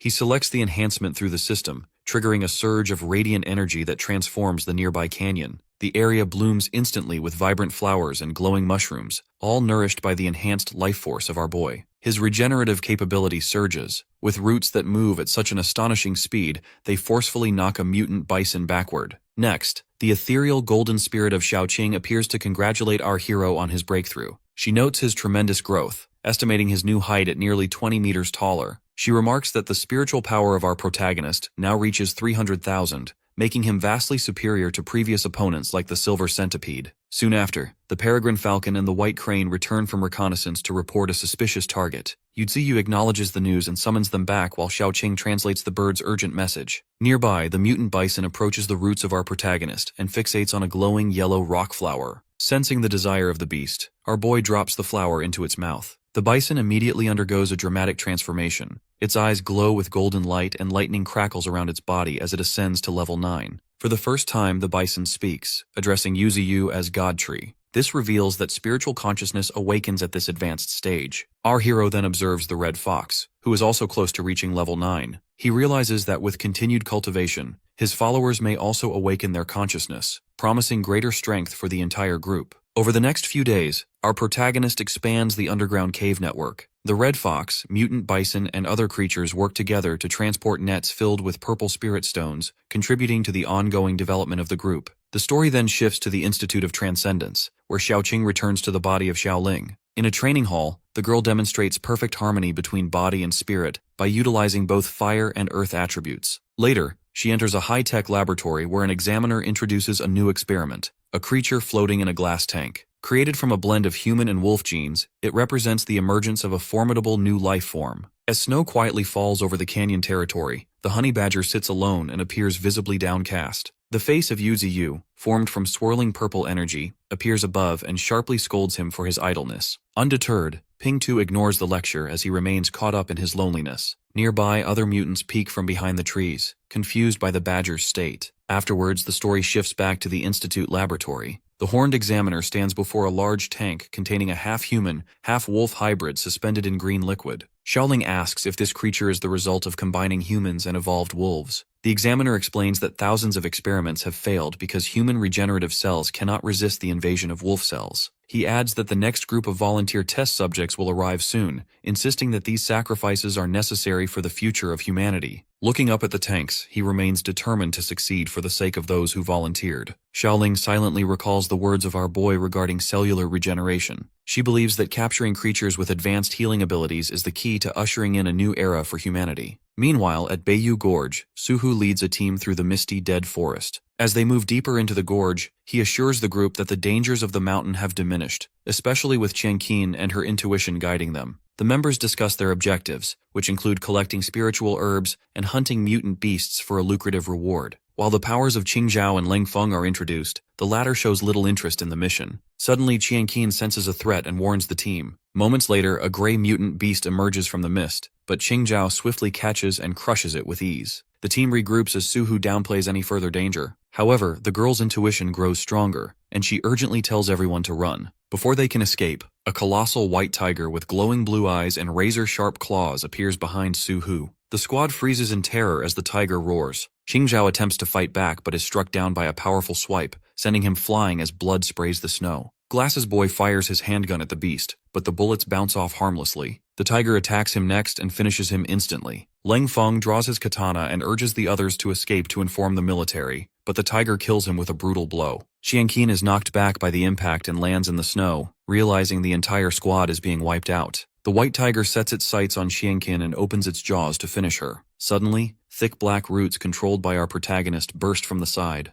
They slam into the tiger and wrap around its body to restrain it. The beast halts in shock, completely subdued by the overwhelming power of Yu Ziyu. The massive black roots of Yu Ziyu coil tightly around the white tiger, rendering it completely immobile as Qianqin, lying nearby, watches in shock and disbelief. The roots constrict further, and the tiger, wide-eyed and sweating, panics as it realizes escape is impossible. The scene briefly shifts to the surrounding misty mountains, highlighting the isolation of the clearing beneath the towering form of our hero. As the white tiger looks up, it sees the subordinates of our boy gathering. The honey badger stands with folded arms and a smug expression. The group fully surrounds the small defeated tiger, marking a clear display of dominance and unity among the followers of our protagonist. The spirit avatar of Yu Ziyu appears above the tiger and produces a luminous green droplet that hovers, signifying the upgraded essence of life. As digital streams of green data flow in the background, our hero analyzes his new ability, realizing the enhanced essence now accelerates evolution and strengthens the bond between him and any creature it affects. Deciding to test this power,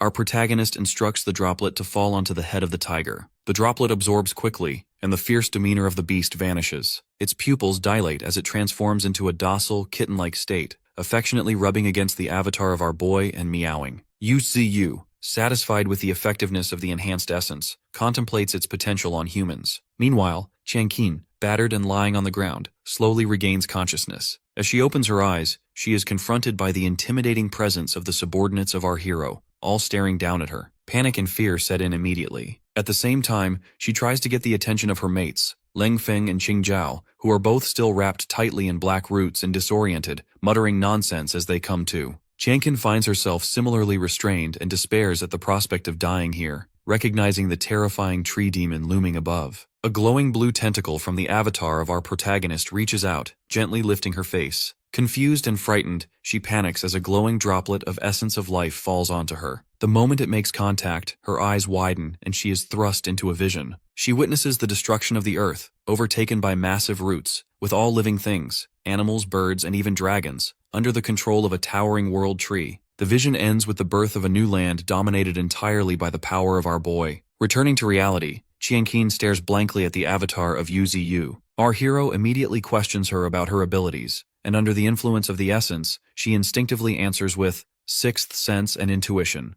Realizing the tree is speaking, she reacts with shock, but our protagonist moves forward with his plan, telling her she will stay and care for his pets. The power of the essence fully takes hold as a green leaf-shaped symbol glows in her eye, erasing her resistance and leaving her in a state of vacant obedience. Our boy, pleased with the results, tests the limits of his control. He commands Qianqin to compliment him, which she does without hesitation. Emboldened, our hero tries to push her further with a humiliating order, but she struggles, her face turning red as she resists. Despite the grip of the essence, she manages to break free momentarily, expresses her anger, and refuses. Yuziwa notes the limits of the influence and feels awkward about the situation. Our protagonist then shifts his attention to Leng Feng and Qing Zhao, who remain unconscious and bound. Our boy administers the green droplet to both, intending for them to teach his beasts about humans, deciding this task is better handled by them than by Xiaoqing. As a final measure, our hero commands his roots to weave together a house for the captives, noting their value in serving his growing community. Within Yuziyu's territory, houses of roots are made for the newly captured humans where they will serve as their new prison. Qianqin protests, but the roots force her into the house, establishing the humans' new place of confinement. Afterwards, the spirit avatar of our protagonist, appearing as a glowing blue orb, floats above,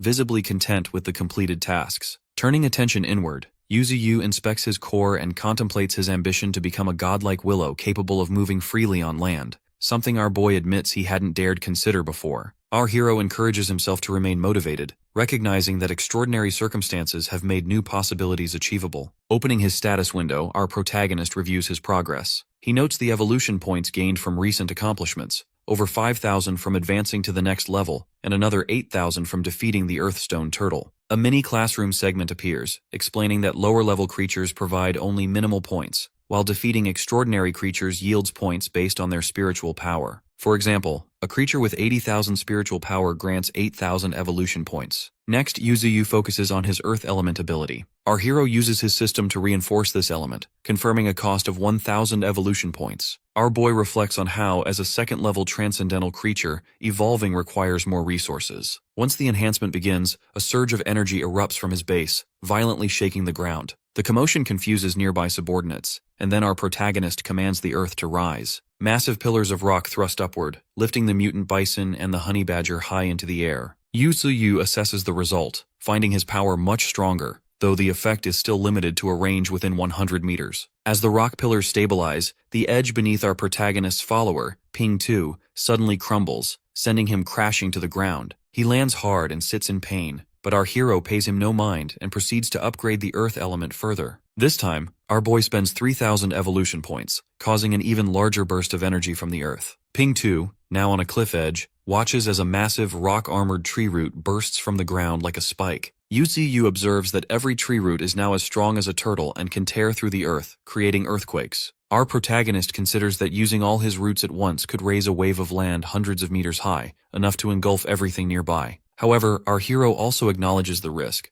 Manipulating spiritual energy on this scale could damage his own body. He concludes that once he achieves complete control of the territory, our boy will be able to travel freely across the land. The scene then jumps to another continent, where a man looks through binoculars from his balcony in a sunny coastal city. He spots a massive wall of water rising on the horizon, and the tsunami soon crashes into the city, swallowing skyscrapers and flooding the streets. Inside an apartment, a mother clings to her child as the water bursts through their window. As the city is inundated, giant jaws appear from the waves, and mutated sea creatures, sharks, prehistoric fish, and monsters, emerge to attack the fleeing civilians. Among the chaos, a colossal red octopus wraps its tentacles around buildings, identified as a first-order transcendentalist. Soon after, a massive spotted golden eel rises from the ocean, its head reaching into the clouds, marked as a third-order transcendentalist. 5 hours later, the focus shifts to the White House, where papers fly across a chaotic office. The leader angrily questions his staff about the military's slow response and the destruction of Jinshan City. He demands a status update from Aaron, who stands before a screen displaying the golden eel. Aaron reports that the creature is a large basilisk of ancient origin, approximately 100 meters long and weighing 70,000 tons, with a spiritual power index ranging from 170,000 to 250,000. She explains that of 3 nuclear bombs launched, only one hit the target, and the creature's current status is unknown since it retreated to the ocean depths. The leader is alarmed, and Aaron emphasizes that mutated sea creatures, especially those from the deep sea, now pose a direct threat to humanity. Inside Yuzuyu's domain, the human captives establish a strict routine under close supervision.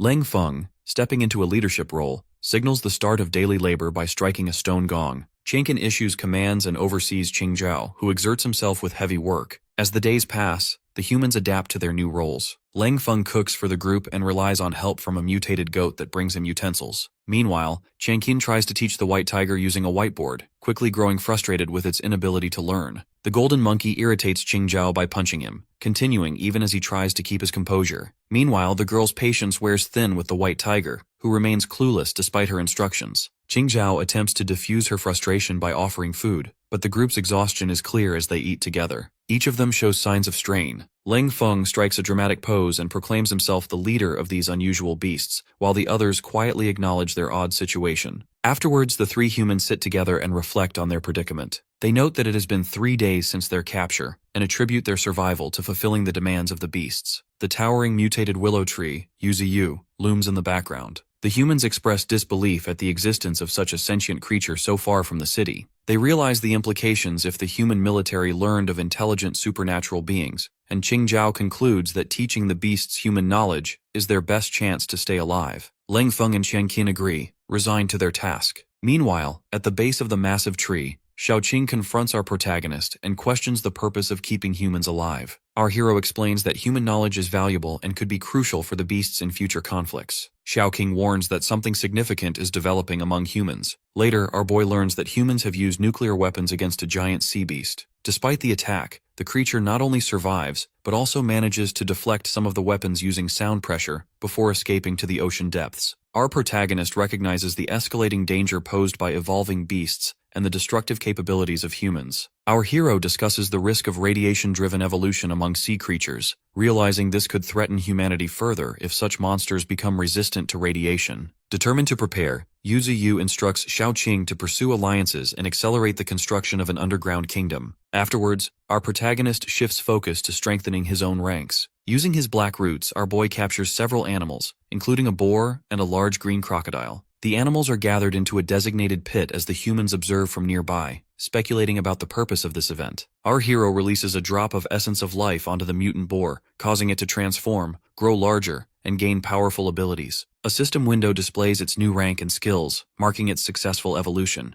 Yuziyu acknowledges that while the boar is not as strong as the top-tier beasts, it now stands among the stronger second-tier subordinates. Next, our protagonist bestows the essence of life on the green crocodile, prompting a dramatic transformation. The skin of the beast shifts to purple and red, ice spikes erupt from its back, and its size increases. Xiaoqing recognizes the creature as the Emperor Crocodile, an ancient and ferocious beast. As the transformation completes, tension builds between the newly evolved crocodile and the red fox. Both face each other down while our hero observes, considering how these powerful subordinates will shape the future of his growing kingdom. The training ground is thrown into turmoil as the red fox, its 9 tails blazing with fire, launches itself at the ancient Emperor Crocodile. The crocodile stands its ground, shielded by thick purple armor and a burst of ice spikes and dust. Overhead, the other humans cling to a tree and anxiously watch the intense confrontation below. A digital status window identifies the rank and abilities of the red fox, highlighting its mastery over fire and its dangerous gaze that can daze opponents. The crocodile responds by smashing its claws into the ground and sending a shockwave of energy toward the fox. Our hero watches as the fox twists midair to evade the attack just as the ground shatters. The force of the strike distorts the air, and Xiao, observing from a distance, realizes the invisible assault is a sonic wave. The fox lands and immediately retaliates by biting down on the armored neck of the crocodile and digging in its claws. The beast thrashes, trying to shake its attacker off, but the fox refuses to let go. The struggle intensifies until the crocodile slams the fox into the ground, raising a dense cloud of dust. The humans shield their eyes while trying to follow the action. Within the dust, the crocodile clamps its jaws around the fox, but a sudden light glows from inside its grip.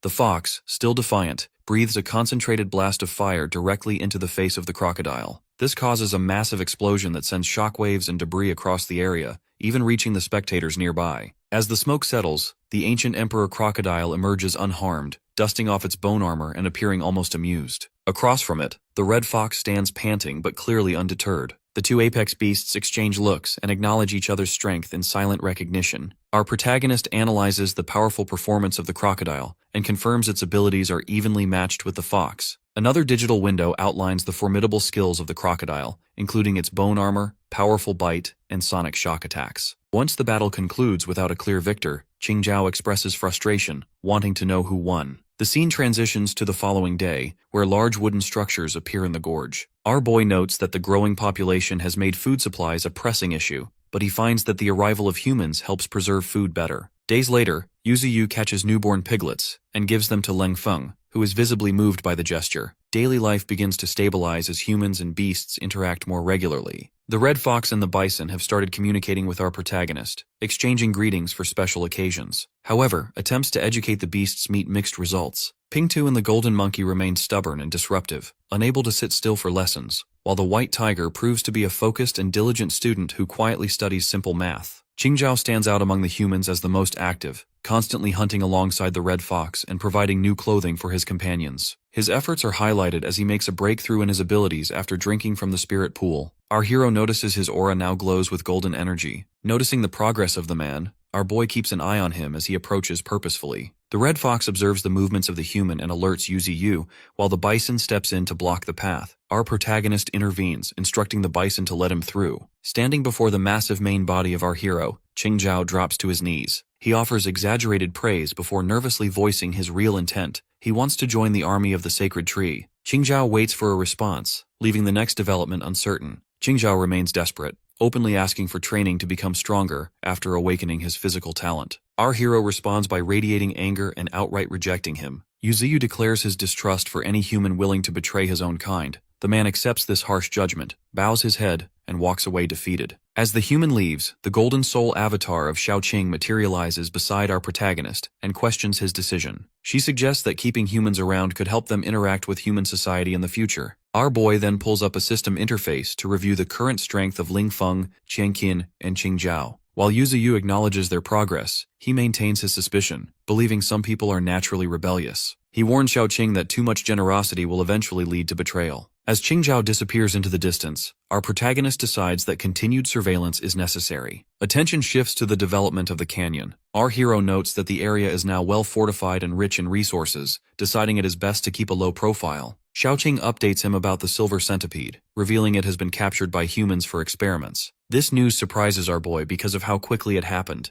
Xiaoqing expresses her plan to absorb the soul of the centipede in hopes of breaking through to the First Order. Our protagonist warns her about the risks of absorbing a second-order spirit, but she insists she is ready. Our hero quietly observes her determination and recognizes her growth. The focus moves to the ancient Emperor Crocodile, who emerges suddenly and struggles to restrain his irritability since being captured by our boy. Meanwhile, a montage shows the beasts training and fighting. Our protagonist watches as Brother Pingtu advances to the peak of the 7th level. The golden ape and armored wild boar also reach the 7th level, while the hawks, except for the white crane at level 7, ascend to the 8th level. The windwolf gathers a pack of 30 wild wolves to rapidly expand its influence. Next, the ancient Emperor Crocodile stands tall in the canyon with his purple armor shining. Yuziyu ponders whether he should keep these strong beasts confined. Xiaoqing points out that if the crocodile is released, it will quickly become a dominant force. Our hero decides it is time to take the next step and assembles all the elite beasts under his tree. The three humans watch nervously from below, aware of the overwhelming power present.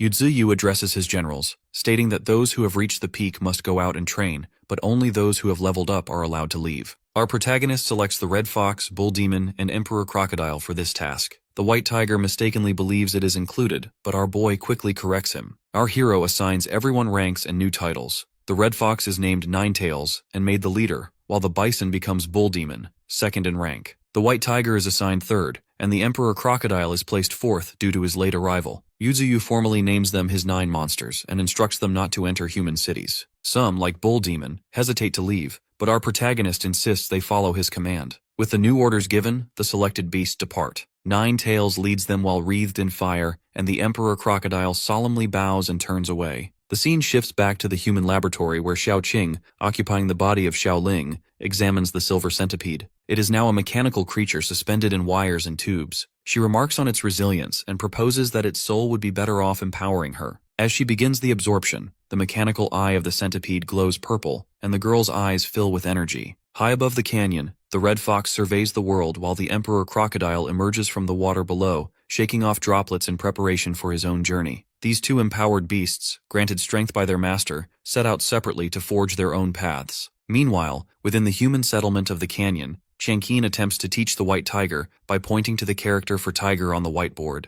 The tiger ignores the lesson and instead forms a heart with its paws to act cute, much to her frustration. Deep in the crystal mining caves, blue wind wolves hurry about with spirit stones on their backs. Nearby, Brother Pingtu dozes atop a pile of crystals and pays no attention to the activity around him. Suddenly, a dark shadow, the massive black root of Yuzi, approaches and startles the badger awake just before the root lashes out at him. Back in the canyon, our boy decides to test a new offensive move. He forms a glowing green blade at the tip of his branch and launches it forward, but it shatters against a stone formation. Finding it ineffective and draining, our hero invests evolutionary points to upgrade his willow blade skill. His branches glow more intensely as our protagonist tries again. This time, multiple branches release waves of crescent-shaped energy blades that slice cleanly through rock and split massive roots. Yuzuo notes the significant increase in power and reach, though he realizes the high energy cost and the need to visualize the attack. Reviewing his progress through the system interface, our hero sees that all his abilities except the main tree root have reached level 2. Attempting to upgrade the main root, our protagonist balks at the high cost and instead chooses to enhance the fog spread skill. After confirmation, a dense mist rapidly expands from the body of our boy. As the fog grows thicker, Yuzi considers the potential of reaching the next level and imagines new possibilities for his powers. Within the mist, a gigantic white dragon forms and descends. Below, Chenkin and Leng Feng react with confusion and awe. The system interface explains that with fog spread at level 3, our hero can now use the mist as his eyes and reshape it at will. Our boy realizes he hasn't seen Xiaoqing recently, and at that moment, a beam of purple light shines from his underground root chamber. Inside, Xiaoqing is enclosed in a cocoon as she undergoes a breakthrough after absorbing power from the purple centipede. At the same time, inside the Human Research Institute, Xiaoling is surrounded by golden flames as she advances. This draws a concerned crowd of students and researchers until the Horned Examiner arrives and orders a high-quality fire spirit stone to support the process. Back in the canyon, our protagonist assists the transformation of Xiaoqing by sending her the essence of life. A researcher at the institute throws a firestone to aid the evolution, and the energies combine as Xiao awakens with newfound strength. As the light fades, Xiaoqing emerges in a radiant new form with long blonde hair and a mechanical purple centipede floating behind her. Our hero observes her success, and at the institute, the Horned Examiner confirms the advancement of Xiaoling.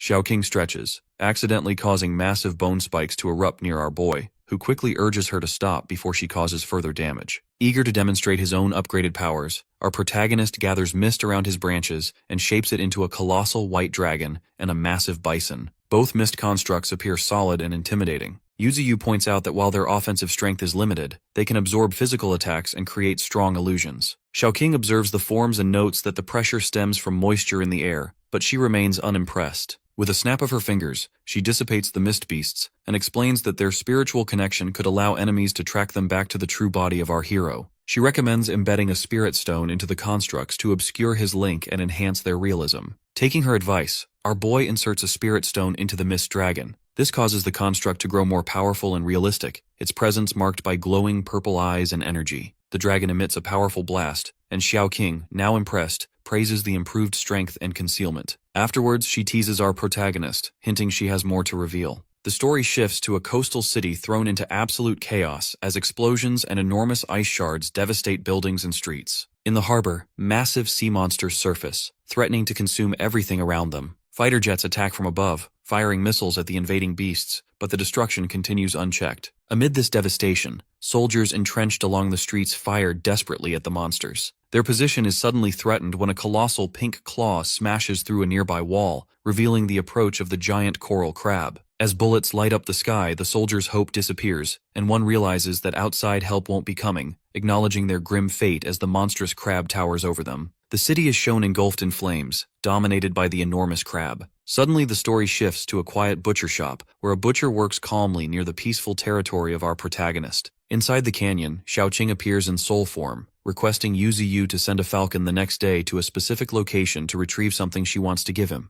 Our boy, curious, agrees. A brief flashback reveals Xiaoling, under the control of Xiaoqing, waiting outside in a tracksuit as a peregrine falcon lands nearby. The The falcon's loud screeching causes the girl to worry about drawing unwanted attention, but after a moment of interaction, she hands a metal canister to the bird, instructing it to deliver the item safely to our hero. Returning to the present, our protagonist opens the delivered canister using his blue spirit tentacle and discovers a small golden ant inside a glass tube. Reading the displayed system information, Yuzu sees that the ant is near death but has exceptional potential. It is a mutant with a lifespan of only 2 days and abilities far beyond those of normal ants, though many remain unawakened. Xiaoqing's soul form appears, excited, and explains that this ant is the result of sacrificing hundreds of millions of ants in experiments, and that it was only given to her because it had so little time left. Our hero recognizes the uniqueness of the creature, noting its special traits and the rarity of its existence. Our protagonist decides to help the ant, first diluting potent life essence with spiritual water to avoid harming it. He bathes the ant in this energy, reviving it and causing its single green eye to glow brightly as its vital signs stabilize. Satisfied, our boy then exposes the ant to undiluted life essence, triggering a rapid transformation. The ant's body cracks and expands, growing into a large armored insect with golden scales and sharp sickle-like legs. Testing its new form, the golden ant demonstrates tremendous speed, vanishing in a blur and racing around the spirit avatar of our protagonist, leaving trails of blue light. Xiaoqing comments on its increased agility and size and observes its impressive strength. The ant then kneels before our hero, expressing gratitude and pledging loyalty for being saved. Yuzu notes with surprise that the golden ant has already learned telepathy at a lower level than the white tiger, one of his earlier subordinates. The nearby white tiger, embarrassed and frustrated by this, tries to assert itself but is mocked by the ant, leading to a brief confrontation before the white tiger storms off in tears. Shenqin, in the background, reassures the white tiger, suggesting that sometimes greater intelligence leads to delayed abilities. Our hero formally appoints the golden ant as his 5th beast, instructing it to train in the underground cave and naming it Flash for its golden appearance. As this happens, Xiaoqing quietly recalls the traumatic past of Flash, who witnessed the deaths of countless companions in human laboratories and endured relentless experimentation. She worries that the pain and anger of Flash toward humans will only grow with its power. Our boy, however, consoles himself that the loyalty of the ant is assured as long as he remains its protector. Suddenly the scene shifts to the Emperor Crocodile, who is overtaken by pain as its armored body cracks and blood pours out, signaling the start of an unstable evolution. A pillar of white light erupts from the beast as our protagonist realizes the danger of evolving in such a vulnerable location. In a nearby city, the Spiritual Monitoring Bureau detects a surge of spiritual energy and issues a red alert. Operators identify the phenomenon as the emergence of a mutant beast at entry level 9,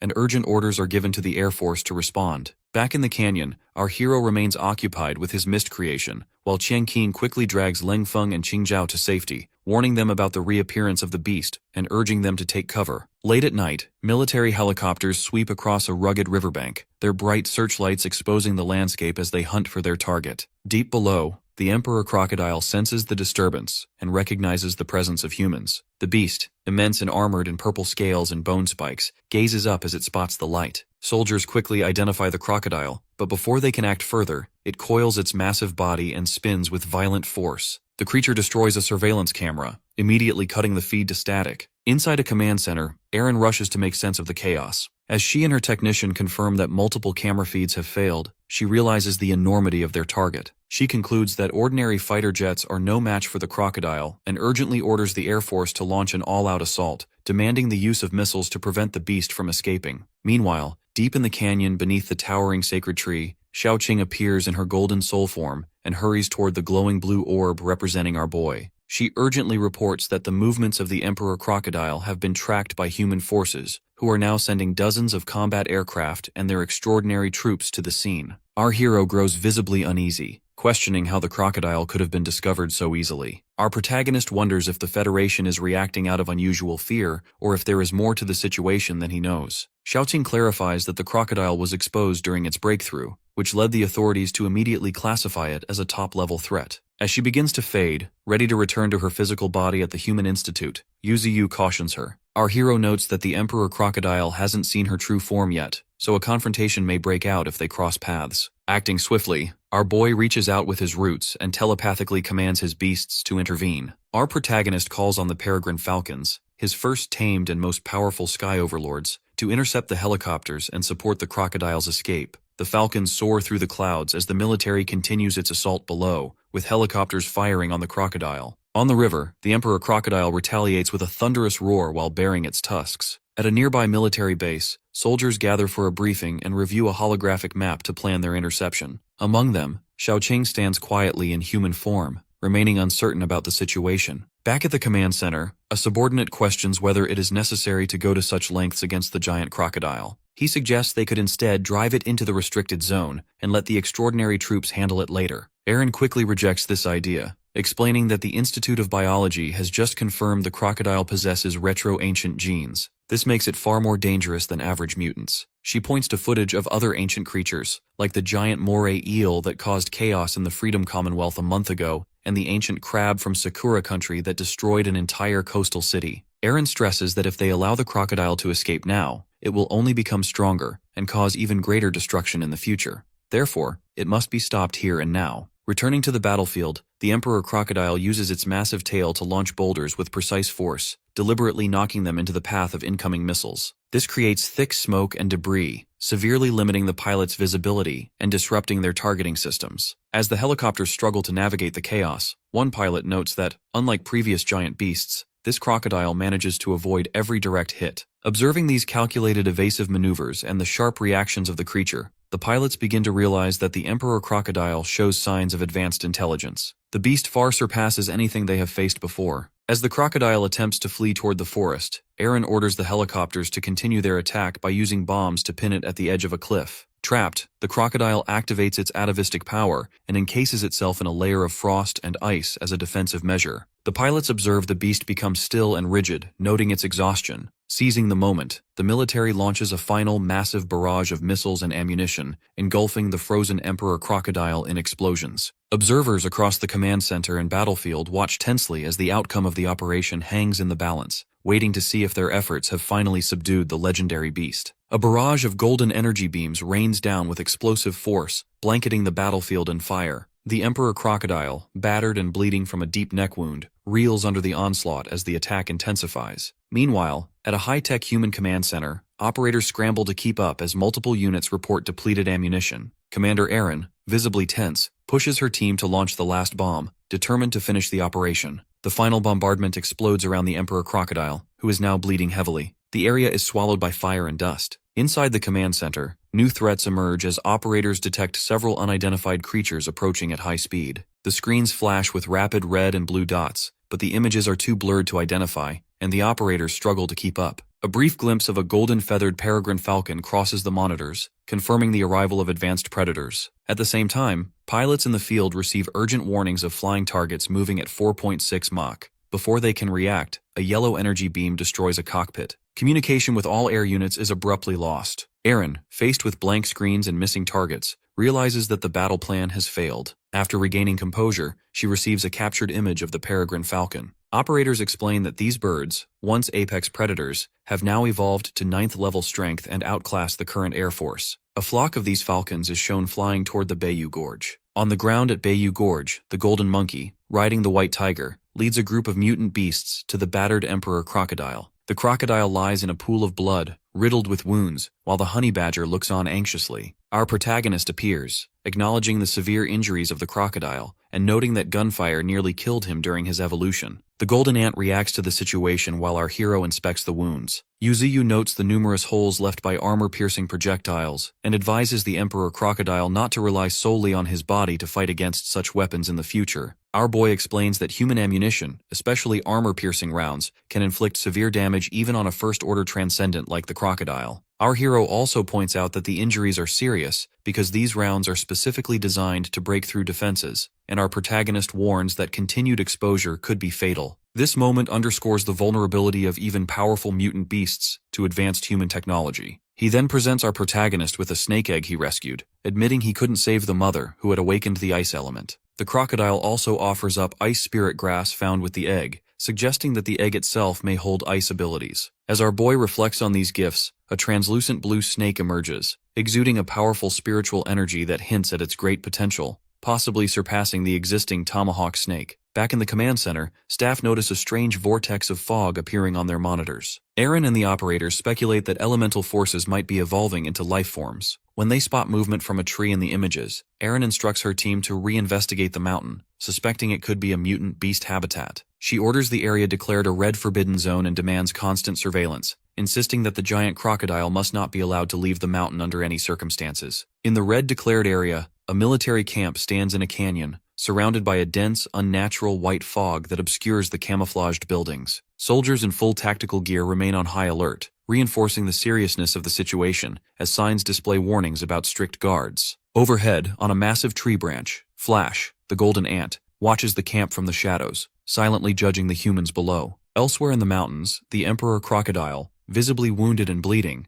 listens to the instructions of his master, Uzu. Our hero tells him to move to the center of the misty mountains, claim the land, and create a lake. Uzu assures the crocodile that life essence will be granted to help form a spiritual lake when the time comes. The Emperor Crocodile agrees, then lies down to recover as the blue monkey and honey badger, Ping 2, stay close by. The crocodile reassures the smaller beasts that they can play together once he heals, prompting laughter and relief from the group. Meanwhile, at the sacred tree's core, our protagonist discusses the growing human threat with Xiaoqing. Xiao worries about the humans' awareness of the giant crocodile, but Yuziyu remains calm, explaining that the humans have only just made this discovery and should be left alone for now. Our boy decides to use the fog beast to further conceal their presence, confident that the mountain's fog will prevent humans from causing harm. Shortly after, Xiaoqing reports that a small team of soldiers is preparing to enter the mountain. Our hero confirms he has already noticed their movements and has considered how to respond. As the soldiers move forward, one enters the thick fog and quickly becomes separated from his unit, causing his teammates to call out an alarm. Panic spreads among the remaining troops, who scramble to contact the camp. Suddenly, the massive leg of a fog beast crashes down, killing a soldier and triggering an immediate alarm. A dragon-shaped fog monster emerges, its eyes and teeth glowing through the mist, leaving the soldiers in shock. Gunfire erupts, but the beast reforms instantly where it is hit, rendering bullets useless. A soldier steps forward with a flamethrower, hoping to try a new tactic, just as Qingzhao, a human servant under the command of Yuziyu, receives telepathic orders to join the battle and prove his loyalty. The soldiers are stunned to see a human fighting alongside the monsters, but before they can react, Flash walks out from the shadows, openly expressing contempt for the humans. The troops panic and open fire on both Qingzhao and Flash, but their attacks have little effect. An overhead view shows the fog dragon and the golden ant overwhelming the outpost, destroying the defenses effortlessly. Back at the sacred tree, our protagonist and Xiaoqing observe the chaos. Xiaoqing remarks that the mountain's threat will now be exposed to the wider world,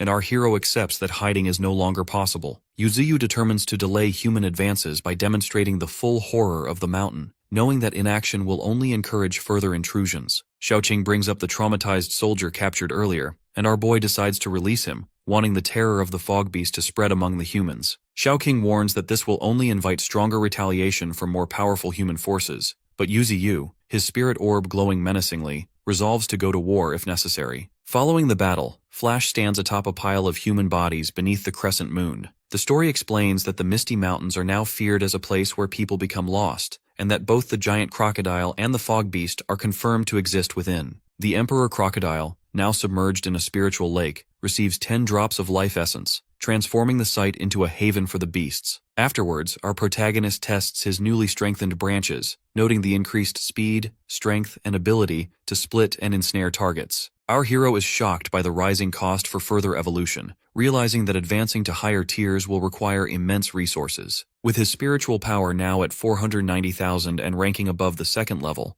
our boy acknowledges the urgency to evolve faster in response to the growing human threat. Yuzuyu summons the Emperor Crocodile and questions him about the river's dangers. The crocodile warns that the river is treacherous, suppresses spiritual power, and harbors even more powerful entities. The story hints at monsters of higher order within the depths. Meanwhile, in City Z, the released soldier is in a padded cell, suffering a complete mental breakdown and providing only vague warnings about the fog beast. Human leaders, realizing the gravity of their losses and the scale of the threat, mobilize their army, superhuman troops, and the Federation's 10 heroes for a decisive response. The leader, his eyes filled with anger, declares his personal command of the operation and vows to annihilate the mountain and its mutated beasts, no matter the cost. Deep within the waters of the North Canyon, Yuziyu looks down upon the Emperor Crocodile. The crocodile immediately senses a transcendent presence and remains cautious, recognizing that these depths hold not just second-order but potentially third-order transcendence. This realization makes the river feel far more dangerous than it first appeared.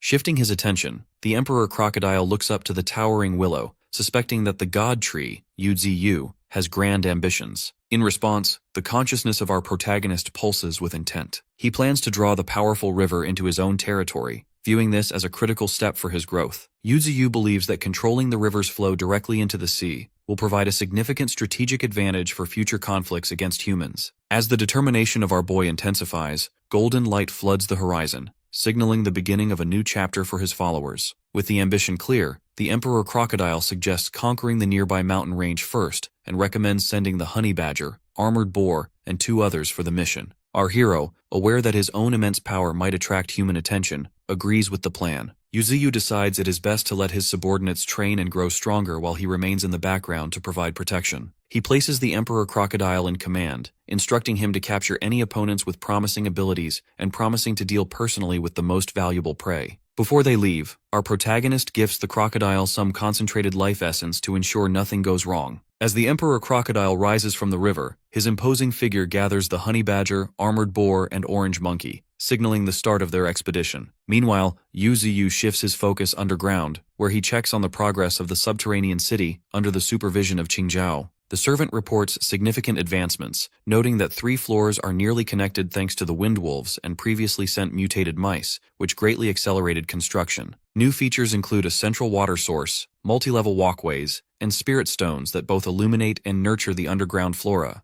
Qingzhao suggests further expanding rooms and training slots, and asks to bring in a friend for help.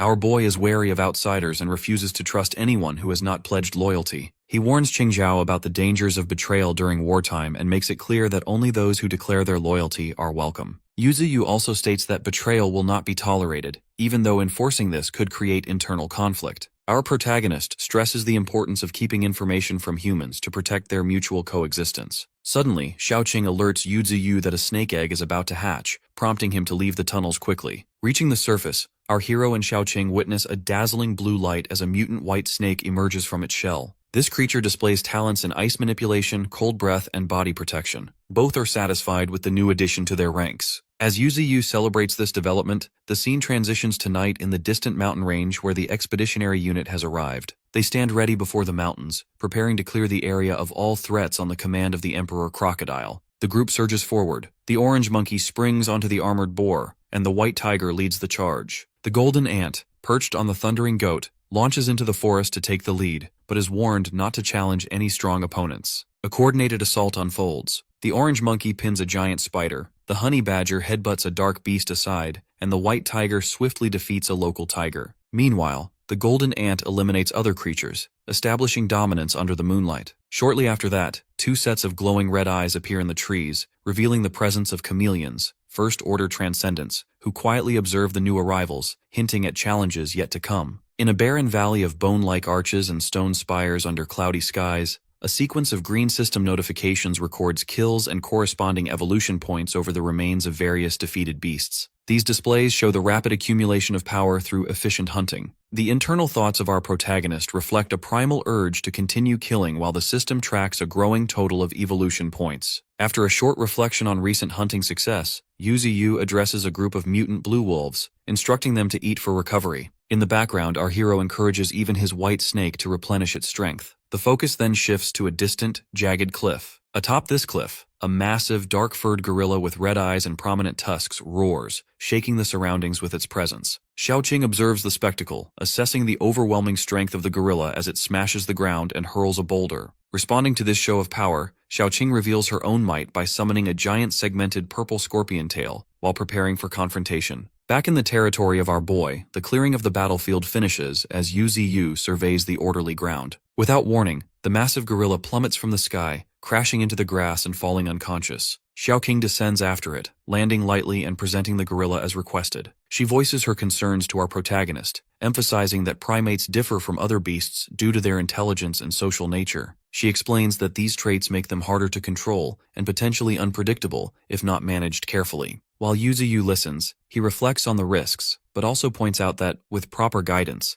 the capacity of a primate for learning and adaptation might allow it to surpass other creatures in evolution. Our hero notes that if the gorilla absorbs human knowledge, it could quickly become an entirely new kind of species, which would be an advantage in a world already thrown into chaos. Our boy studies the destruction caused by the arrival of the gorilla, noting its size compared to other beasts. As the gorilla regains consciousness and roars up at the imposing eye of our protagonist, Yuzi quickly subdues it with a neurotoxin blast from his branches, paralyzing the beast. Our hero offers the gorilla a clear choice: surrender or die. The gorilla, struggling under the effects of the toxin, promptly submits and surprises Yuzi with its ability to speak. Skipping over the need for a name, our protagonist bestows the title King Kong upon his new subordinate and infuses it with a surge of golden energy. King Kong undergoes a dramatic transformation, growing much larger and more muscular, with a distinct red marking forming on its forehead. A system display highlights the abilities of King Kong, Berserk and Brute Force, though our hero weighs that these powers are not yet enough for the gorilla to rank among his strongest followers. Without delay, Yuzi orders King Kong to summon its kind. The gorilla pounds its chest and releases a thunderous roar, sending out a shockwave that forces even Xiaoqing and our boy to cover their ears. In response, dozens of mutant gorillas emerge from the surrounding forest, gathering around their new leader. As the spirit orb of our protagonist glows brighter, he surveys his expanded army, recognizing the significance of this new alliance and the potential it brings to his growing domain. A fierce confrontation unfolds among shattered rock pillars in a remote mountain range as two powerful mutant beasts clash. Flash, the golden mutant ant at entry level 6, darts across the broken terrain while narrowly evading a relentless barrage of green energy beams. His opponent, a blue mantis at entry level 7, is a formidable foe with scythe-like arms and a glowing blue aura. Flash quickly realizes that despite his own confidence, he is being overpowered by the higher-level beast. As the blue mantis charges and releases a sweeping crescent of wind energy, the golden ant launches himself directly into the attack. Their collision sends a shockwave ripping through the ground, tearing slabs of earth into the air. Locked in a contest of raw strength, the two exchange a flurry of blows with sparks flying from each clash. Flash recognizes the strength of the mantis but uses a sudden burst of speed to break through its guard and land a decisive strike. The mantis collapses, paralyzed by a toxin our boy had prepared. Old Bull, the massive second brother, charges onto the battlefield out of concern for the ant's well-being. Flash quickly reassures him that he is unharmed while explaining the enemy's wind abilities and speed. As the sun begins to rise, the bull signals the end of the hunt. Afterward, the subordinates of Yuzi begin making their way back from their hunts and gather near the base of the mountain. Flash, riding atop Old Bull, surveys the returning group but quickly realizes that the white tiger is missing. Old Bull points out that the tiger ran off immediately after capturing the blue mantis, likely hoping to bring the captive directly to the god tree to claim recognition first. As they look around, our hero also notices the emperor crocodile watching them from a distance,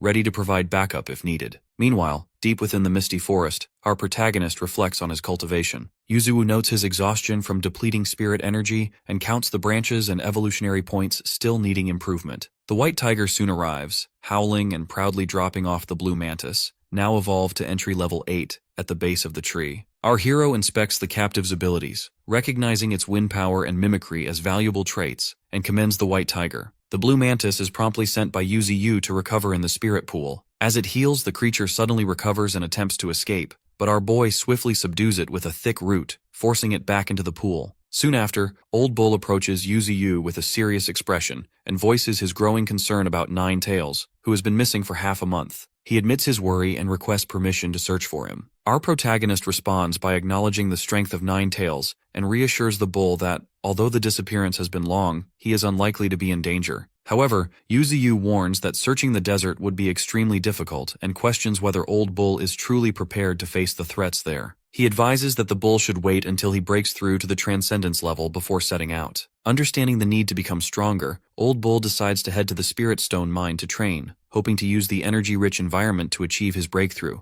Our hero silently observes this determination and notes to himself that, after accumulating spiritual power for so long, Old Bull is now on the verge of reaching a new level of strength. 3 days quickly pass as the White Tiger and Flash undergo rigorous training under the supervision of Yuzi. His branches are fully strengthened, aided by their efforts. After these improvements, our boy decides to further push his evolution by infusing all his spiritual power into the branches to aim for further growth. As he channels his energy, the branches rapidly multiply and stretch toward the sky, unleashing a spectacular display of pink light. The resulting supernatural aurora lights up the sky above the mountains, drawing the attention of both human explorers and beasts, who gaze up in awe and confusion. Qianqin, held captive among the humans, gazes upward in a trance and recognizes the spectacle as the aurora borealis. The scene broadens to reveal that the branches of Yuzi have multiplied and now glow with white light, stretching across the entire sky while pulsing with pink and blue energy. This brilliance leaves Qianqin overwhelmed by the beauty, while Leng Feng stands beside her, troubled by the overwhelming force above them. He worries aloud that if the branches were to fall, everything would be destroyed instantly. As the humans watch in awe and fear, Flash, the golden ant, approaches with a sense of pride. He declares that witnessing the power of our boy is an honor for the humans. Our protagonist's subordinate immediately reminds them of their precarious situation, stating that their survival hinges on their usefulness to Yuzi. Tension flares when Qingjiao questions the ant about his apparent hatred for humans, to which Flash responds with open contempt,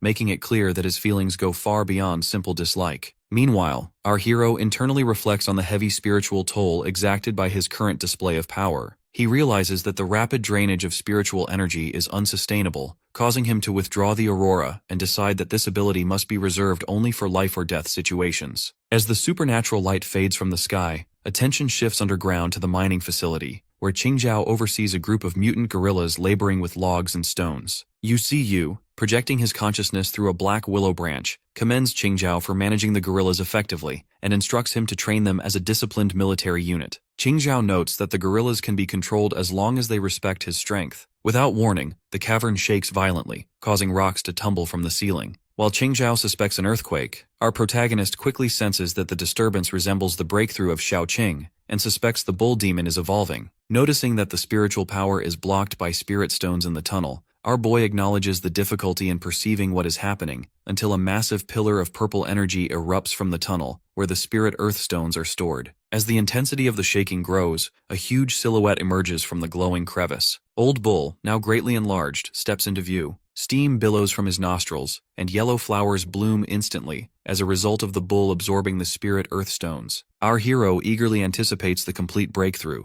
which arrives with a thunderous roar that shakes the entire mountain and causes the tunnel floor to collapse. Above ground, the roots of Yuzi are jostled, leaving him frustrated as he surveys the damage and recalls similar destruction from the breakthrough of Shaoqing. Once the dust settles, the new form of the bull becomes clear. He is now a towering beast with horns radiating golden energy and an aura more formidable than the white tiger's. Our protagonist inspects the attributes of the beast through the system interface and discovers the newly awakened gravity field ability, which allows the bull to control gravity using his connection with the earth. The magnitude of this power surprises Yuzi, who acknowledges gravity as the world's most powerful force. Shortly after, Honey Badger and Flash approach the transformed bull in admiration, while the bull himself admits to confusion about his new strength. Our boy offers him the chance to test his abilities through combat. Flash and Blue Mantis step up to challenge the bull, moving so quickly that they become streaks of blue and yellow light across the battlefield. Yuzu and the assembled beasts watch as the bull suddenly releases a wave of gravity that instantly demonstrates the effectiveness of its new power. Beams of energy cut through the forest as the bull demon easily evades attacks from both Flash and Blue Mantis, quickly overpowering them. He stands among the destruction in arrogance as he surveys the fallen. Observing everything,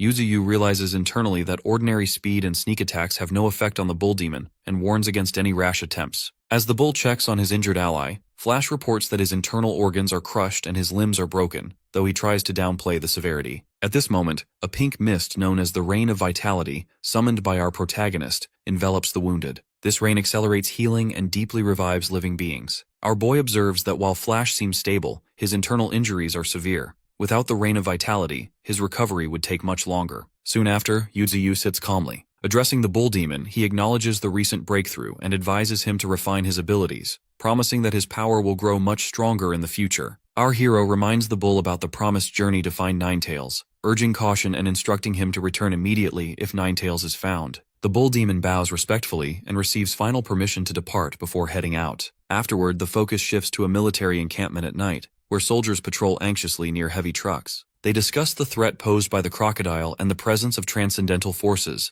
anticipating an imminent operation to level the mountain. The story then transitions to the Transcendental Research Institute. Inside a damaged training room, Xiaoling stands amidst the wreckage, noticing the significant changes in her powers after entering the transcendental stage. She reflects on the fusion of her physical and spiritual abilities, which have dramatically enhanced her flames. An assistant arrives to escort her to the mentors, and as they leave, the extent of the destruction she caused to the super alloy walls is revealed, impressing the assistant. Xiaoling enters a massive hangar filled with scientists and soldiers. The professor and a group of staff greet her, while a tall, silver-haired man, Li Hao, observes her with interest. Internally, Li Hao is struck by the strength and appearance of the girl, noting the waves of spiritual power emanating from her. He introduces himself confidently, but Xiaoling admits she has never heard of him. The professor laughs loudly at this exchange, while the assistant quietly explains to Xiaoling that Li Hao is a top performer who recently broke through to the transcendental stage. He comes from a wealthy family and is already a major general due to his achievements. Li Hao, attempting to recover from the awkwardness, invites Xiaoling to join the 2nd Military District, stating that she must first be tested in a fight. The scientists and assistant cheer Xiaoling on, warning her that Li Hao specializes in thunder-based attacks. Among the crowd, Yan Lengling watches with a competitive attitude, eager for Li Hao to prove himself. As the match begins, Li Hao charges forward, his body sparking with blue electricity. Xiaoling calmly summons a fire butterfly, which her opponent initially dismisses as flashy before realizing it is dangerously powerful. He attacks with a thunder-infused punch, but the fire butterfly explodes with intense heat, sending Li Hao flying and scorching him. The professor reacts enthusiastically, while the assistant is concerned by the professor's excitement. Yan Lengling shouts at Li Hao to stop holding back and push harder. Rising from the attack, Li Hao becomes enraged and envelops himself in a massive surge of electricity, determined to fight at full power. Xiaoling responds confidently, surrounded by a swarm of fire butterflies, signaling her readiness for the height of their confrontation. Xiaoling maintains her composure as she locks eyes with her opponent, Li Hao. Electricity crackles around him as he charges forward with his fist. Just as he attacks, she unleashes her power, releasing a brilliant explosion of golden butterfly-shaped energy that engulfs the stage and splinters the arena floor. Nearby, spectators react in shock, shielding themselves from the debris. Li Hao is left hunched, coughing up blood before collapsing and conceding defeat. The crowd erupts in applause for Xiaoling, while Yan Lengling glares from the audience with clear resentment. Afterwards, attention shifts to a high-tech office where a director reviews the duel footage, noting Li Hao's overwhelming loss. He orders his team to compile and secure all information on Ms. Ling. Acknowledging her strength, the director wonders aloud where stronger transcendence might be found, as even Li Hao no longer stands above the new recruits. Meanwhile, in Beiyu Gorge, Yu Ziyu continues his deep cultivation, supported by his beast companions as our boy strengthens his body in preparation for a breakthrough. In a re-expanded underground cave, an ominous red aura begins to pulse, hidden by spirit stones that block detection from anyone except Qianqin. Gifted with intuition, she feels intermittent waves of unease and investigates the cave, immediately sensing the increased strength of the sinister energy. Suddenly, thick red vines erupt and ensnare her, dragging her into the darkness as she desperately calls for help. Within his peaceful domain, our protagonist is suddenly roused from cultivation by a faint, urgent cry that he instantly recognizes as Qianqin's voice. Alarmed, our hero quickly checks his surroundings, using his roots and senses to search all the usual places she might be, but finds no sign of her presence. Realizing that she has vanished without a trace, Yu Ziyu blames the thick fog for hindering his perception and wonders if she might have left the mountains. To locate her, our boy activates his mist-sensing ability, sending waves of his spiritual energy through the gorge. This technique allows our protagonist to pinpoint her location deep within a cave hidden from ordinary senses. Extending his consciousness to the cavern's depths, Yu Ziyu discovers Qianqin ensnared and immobilized by a mutant plant monster. Recognizing the plant as a mutated blood-colored specimen from the Spirit Stone mine, our hero enters the cave with a massive, black, serpent-like branch. Sensing the creature's intense hostility, our boy immediately attacks with overwhelming force, crushing the mutant plant and putting an end to its threat. After defeating the creature, a green interface appears before Yu Ziyu, informing him that he has acquired a new ability called Seeds of Vitality. This power enables him to channel his spiritual energy to rapidly grow multiple trees at once. Our hero reflects on how this differs from his previous battles, noting that absorbing mutated plants, rather than beasts, seems to grant him unique new abilities. Considering this, our boy realizes that hunting more rare or mutated plants could further accelerate his growth and strength. As his attention shifts, he notices Qianqin's limp figure still entangled in the withering red vines. Recognizing that she did not survive the ordeal, our protagonist quietly reflects on her loss. As Qianqin lies gravely injured on the ground, her body remains tightly bound by blood-red vines. Over her, Yu Ziyu notes that these crimson growths have been trying to use her body as a vessel to escape. Witnessing her battered state, our boy resolves with measured respect to bury her where she fell. Suddenly, a violent burst of energy erupts from the girl, jolting her awake. As light floods the space, a new figure emerges. Qianqin rises, now healed and armored in green leaves with thorny vines sprouting from her back. Our protagonist reacts with shock, quickly realizing that she has formed a symbiotic contract with the blood-colored plant. As she stands, her face turns pained and she clutches her head. She questions her own nature, asking Yu Ziyu whether she is still human. Our hero tells her bluntly that she is now a plant rather than a human being, pointing out her inability to return to normal society. The weight of this transformation sinks in as she falls into silence, but our boy assures her that she can join his group and make a new home there. After a moment, Qianqin accepts, choosing her new path. The focus then moves to another section of the forest, where a mutant chameleon attacks a white tiger, piercing the tiger's chest with its tongue. The golden ant, Flash, manages to bring the tiger before Yuziyu, who watches the injured closely. Flash explains that the white tiger refused the Emperor Crocodile's help out of pride, preferring to fight alone. Our protagonist responds by releasing a glowing green essence of life to heal the beast. Yuziyu then demonstrates his new ability to rapidly grow trees, though they quickly wither once his spiritual energy dissipates. A sudden disturbance interrupts the group as Flash is struck and sent crashing through a stone wall. He quickly returns to confront the source of the attack, coming face to face with Qianqin in her transformed state. Our hero introduces her to the assembled mutants, formally naming her Thorn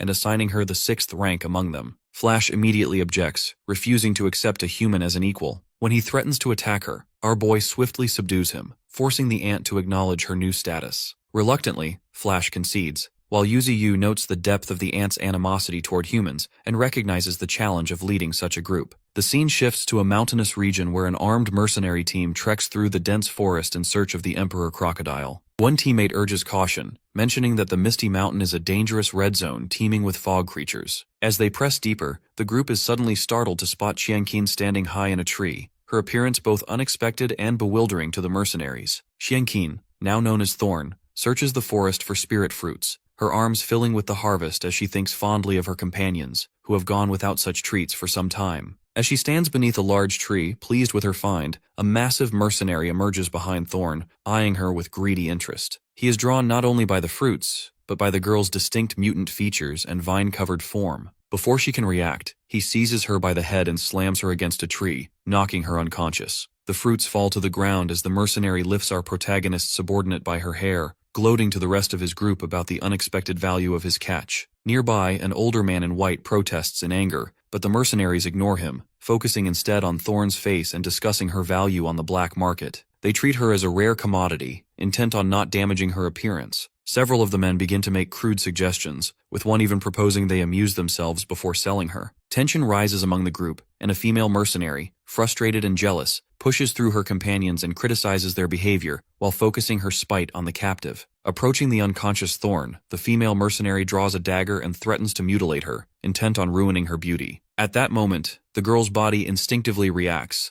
Her bloody vines ability erupts, sending thick, thorned vines whipping through the air. One vine wraps around the large mercenary's neck, lifting him off his feet, while others lash out, forcing the rest to retreat. The female mercenary, startled but observant, quickly recognizes that the mutation is recent and the powers unstable, urging her group to attack together. Suddenly, a golden flash tears into the clearing. Flash, the golden ant, arrives and immediately subdues one of the mercenaries, shocking the intruders with his ability to speak. The female mercenary quickly decides the fight is lost and abandons her team, leaving them behind as Flash accuses the group of trespassing in his master's territory. He vows that none of them will escape and transforms into a blur of motion, swiftly incapacitating the mercenaries with overwhelming force. The skirmish ends with the mercenaries broken and scattered across the ground. Thorn, regaining some awareness, sees the golden ant and recognizes his intervention. However, the situation turns again when Flash notices a small, blinking bomb attached to his body. It detonates in a violent explosion, leaving the ant badly injured and unable to move. The battered female mercenary staggers up, taunts Flash about the grenade's special design, and prepares to finish him off with a dagger. In the harsh, snowy landscape, the mercenary pins Flash to the ground, raising her blade with deadly intent. As she brings the dagger down, thick, red, vein-like roots suddenly burst from Qianqin's body. The roots impale the woman, throwing her backward. The mercenary coughs blood, her eyes wide in shock. Our protagonist's subordinate stands amidst her own massive, pulsating vines, dazed and fearful as the growths twist tightly around her, leaving her uncertain and shaken. Qianqin sits there, overcome by guilt, sobbing loudly over her first kill. The golden ant, perched on a nearby rock, scolds her for the noise. Through tears, she explains that she only wanted to earn money by gathering spiritual herbs, but now she is left with a changed body and the burden of having taken a life. Flash gazes out across the field, reflecting on the weight of taking a life and recounting his own suffering at the hands of human experiments. He tells Qianqin she acted to save him and shouldn't feel guilty for what happened. Our boy's loyal follower thanks her for her actions. Though she starts crying again, she admits his words touch her deeply, When he asks if she misses her family, she reveals she is an orphan with no one to return to. Quietly, the aunt tells her she isn't alone anymore. Qianqin, comforted by these words, manages a smile through her tears. Meanwhile, deep within a glowing cavern laced with tangled roots, Yu Ziyu silently observes their exchange. He realizes Qianqin has found her own resolve without him interfering. Our hero remains silent, simply watching. Soon, the story moves to a foggy forest where Leng Feng, accompanied by a large pink rabbit beast, questions if Qianqin is truly certain about her choices. With vines sprouting from her back, she insists he should prepare for what is to come. Leng Feng, frustrated, reminds her that he still has family waiting for him, making it clear he is not ready to accept her path. Next, beasts attack as the story explains that the spiritual recovery has ushered in a dark age. Inland cities are under daily siege, but the coastal regions face even greater destruction as sea beasts surge ashore, causing countless deaths. In a high-tech boardroom, the head of the China Federation assembles top officials to address the growing crisis. The director of the Inland Spiritual Power Bureau activates a hologram, showing the rapid and dangerous increase of spiritual power in the sea's depths. She explains that high concentrations of spiritual power are toxic, forcing deep-sea monsters into shallower waters. This, in turn, drives less powerful sea beasts toward coastal cities, making the global sea beast attacks unavoidable. General Zhao Jianjun questions how long this chaos will last, but the director warns that this is only the beginning. She presents another alarming graph, revealing that spiritual energy is now rising inland as well. The coming spiritual tide will trigger a second wave of mutations among land beasts, leaving inland cities vulnerable to wild animal attacks and unable to use heavy weapons for defense. The head of the Federation, after a brief pause, signals that he has something else to show. Far below the earth, the main route of Yu Ziyu has reached depths of 10,000 meters. Our protagonist senses an impending catastrophe as Xiaoqing, in spirit form, joins him. They travel toward a massive, glowing core of energy beneath the ground, while our boy feels the power surging. Xiaoqing marvels at the density of spiritual power in the cavern, and our hero declares that a new cycle of evolution is starting. Back in the boardroom,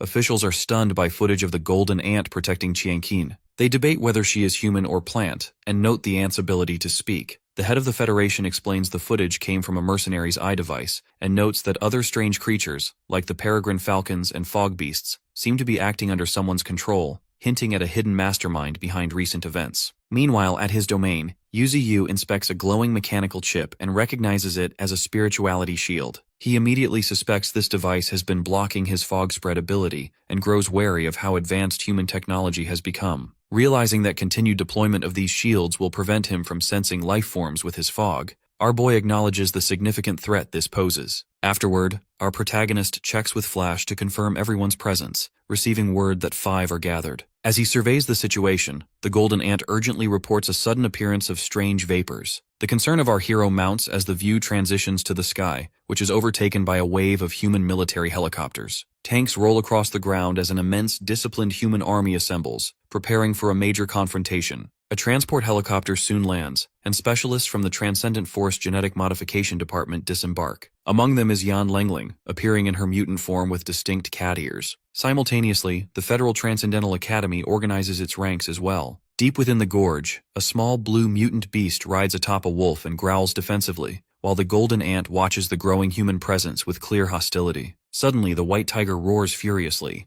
A terrified human soldier surveys the misty, towering peaks and remarks on the formidable challenge ahead. In his spiritual space, Yu Ziyu observes the advancing human army and quickly realizes their movement exceeds his expectations. Suspicion grows as our boy notes Xiaoqing's silence and worries that something may have happened. Assessing the size and coordination of the force, our protagonist concludes that the human's objective is more ambitious than merely capturing the Emperor Crocodile, indicating a deeper motive behind the operation. A flashback to 5 days prior shows a high-level strategy meeting within the China Federation. The head of the Federation demands to know who controls Misty Mountain. Discussion follows about the possibility of humans domesticating mutant beasts, referencing the ability of Flash to speak human language. A scientist points out that such speech could not have been learned naturally, and a bearded analyst theorizes the existence of a powerful organization capable of genetic modification. The group highlights Bayou Gorge as the most dangerous of 8 red zones, and emphasizes the urgency of eliminating key targets before the imminent second wave of the spiritual tide. The gray-haired commander presents the Bayou Gorge battle plan, timing the attack for 5 days later to strike before the beasts regain their spiritual power. Meanwhile, in a laboratory, robotic arms finish synthesizing a glowing yellow mutant elixir. The old horned scientist, pleased with the result, states that the elixir will enhance the fire control of the girl and prepares to deliver it to her. Suddenly, a shadowy manifestation of Yan Lengling appears behind him, causing visible anxiety as she questions his intentions and loyalty toward the safety of Ling. Back in the strategy room, debate erupts over the morality and scale of the upcoming battle. An official protests the use of certain technologies and the excessive deployment of troops, but the commander insists that failure will lead to uncontrollable consequences if the beasts evolve further after the spiritual tide. The bearded man notes that the battle plans remain classified for all but high-ranking officers. The commander then requests the inclusion of General Li, a formidable figure, to counter any human-level threats among the enemy. Following the meeting, the Federation constructs protective walls around neighboring cities, hoping to at least deter weaker beasts from breaking through. Attention then shifts to Z City People's Hospital, where Xiao Qing walks purposefully through the halls, her expression dark as a nurse hurries to catch up. Our protagonist's ally enters a hospital room where the old horned scientist lies gravely injured and on life support, surrounded by somber doctors. As she takes in the sight, the eyes of our hero's servant blaze intensely. The doctor ended up in the hospital because Lengling took in the elixir made from the inner crystal of the fire leopard. She went berserk as a pseudo-elementalist, and in that state, she attacked the doctor with her claws. Now in the present, Ling learns all of this and discovers that Lengling fainted before being taken into custody by the genetic unit of the military. Unexpectedly, she did not receive the death penalty because she was under the effect of drugs when she hit the doctor. Lengling is imprisoned for the time being and will be deployed to the front line soon. However, Dr. Qi is in a very terrible situation. On his deathbed, the doctor calls Ling and gives her the half-fireball, which he managed to protect. He advises her not to blame anyone for his death, and does not want her to ruin her future because of him. Therefore, Ling reluctantly nods. With that, the doctor closes his eyes and the machine beeps. Now that he is gone, Ling's eyes fill with killing intent. As she walks in the corridor, someone informs her that the head of the Second Army has ordered her to go to the new combat location. The first group of the Transcendents is already there, but Ling is in the second group. For the time being, the informer does not reveal the location of the battlefield. Later, Ling observes the area from outside from a transport helicopter. She did not know that the battlefield would take place in Beiyu Gorge. After some minutes, all combatants are standing waiting for the briefing. The gray-haired commander begins his speech addressing all of them. He introduces himself as the supreme commander of this operation. According to him, this will be the first time humans launch an attack against inland beasts. Their goal is to eliminate the fog beast and the giant crocodile. Plus, they have to eliminate every beast they meet. He adds they cannot let their guard down, as they are unaware of the strength of the opponents. Therefore, they have prepared 30,000 personnel to overwhelm the enemies in numbers. The commander briefs his men to win at any cost so that humans can live peacefully. The codename of this operation is the Hunt. All the combatants respond in unison. On the other hand, Ling grows worried about Yuziyu. Right then, someone informs her to see General Li. Therefore, she goes to the operations department to meet General Li. Li mentions her hometown being at the foot of Beiyu Canyon. He has learned that Ling and her sister were attacked in the Misty Mountain by beasts. Even though Ling survived, her sister was not that lucky. Therefore, he wants Ling to lead them to the center of the mountain, as he is certain she must want revenge. However, he learns that Ling does not remember much of the past. The general goes suspicious when she wants to know if this was the only reason for her summons. Later, our protagonist reacts in surprise when Ling reveals she is going to be Li's disciple. Yuziyu notes that her physical talent is outstanding. Therefore, anyone would like to take her as their disciple. Our hero believes the idea of her joining the general is good. After that, our boy gets to know that the army is attacking the mountain tomorrow. After a brief pause, Yuziyu states there is always a solution for a problem. No living being wants to die, but unfortunately things do not work out as they wish. Our protagonist would like to stay neutral, however something like that is impossible. As the human army is almost ready to launch an attack, our hero on the other hand starts giving a briefing to his beast army. Yuziyu announces they will be facing war soon. If they lose, then all of them will die. Even after winning, they will lose some companions. But those who survive will be able to live without any worry of humans in the future. Therefore, our boy wants them to prepare to die and fight with all they have. Yuziyu considers tomorrow's battle a crucial one, which will determine their future. All beasts roar confidently, ready for the battle. On the other hand, Leng Feng thinks of running away with his little treasures in the midst of the chaos. The day of the battle arrives, and the human army stands ready to attack. Meanwhile, Ling grows worried seeing an overwhelming number of troops. Right then, the scared guy approaches and reveals that their combat team is divided into 3 groups.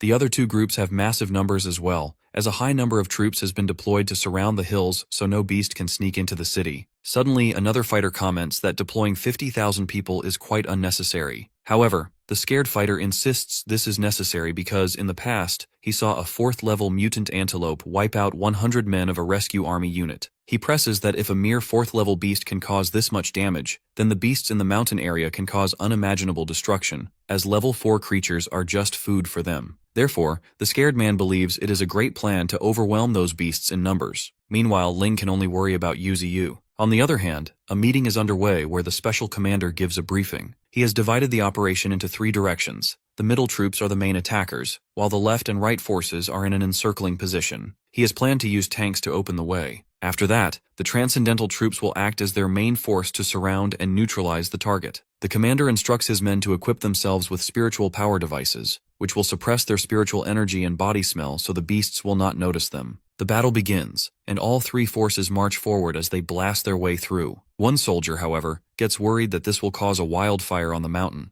but another explains it is a tactic to lure a large number of beasts to one place. Meanwhile, Li emerges and advises the soldiers to focus on their work. The soldiers realize it is General Li, who is one of the strongest generals in the Federation. This single man has the power equivalent to a whole army. The soldiers are stunned as Li jumps off from a great height. In the meantime, their passage opens up and all soldiers advance forward. But to their surprise, one of the routes belonging to our hero attacks them. Other beasts howl as they emerge along the route. From afar, Ling can see it is a route belonging to our protagonist. Panic erupts among the soldiers as they report to their commander about the sudden appearance of trees and the fog beast. Simultaneously, the commander receives the same report from the right and left wings. The commander grows terrified as soon as he observes the situation from the base camp. On the other hand, Yuzi has decided not to let them into his territory. Right then, the commander demands to know the number of fog beasts and trees before ordering his assistant to send Air Force support to the left and right wings. Meanwhile, highly advanced human machinery fires at the beasts. However, their machinery is soon blocked by the roots of our boy. Next, a number of mutant gorillas appear and start attacking the machinery with huge rocks.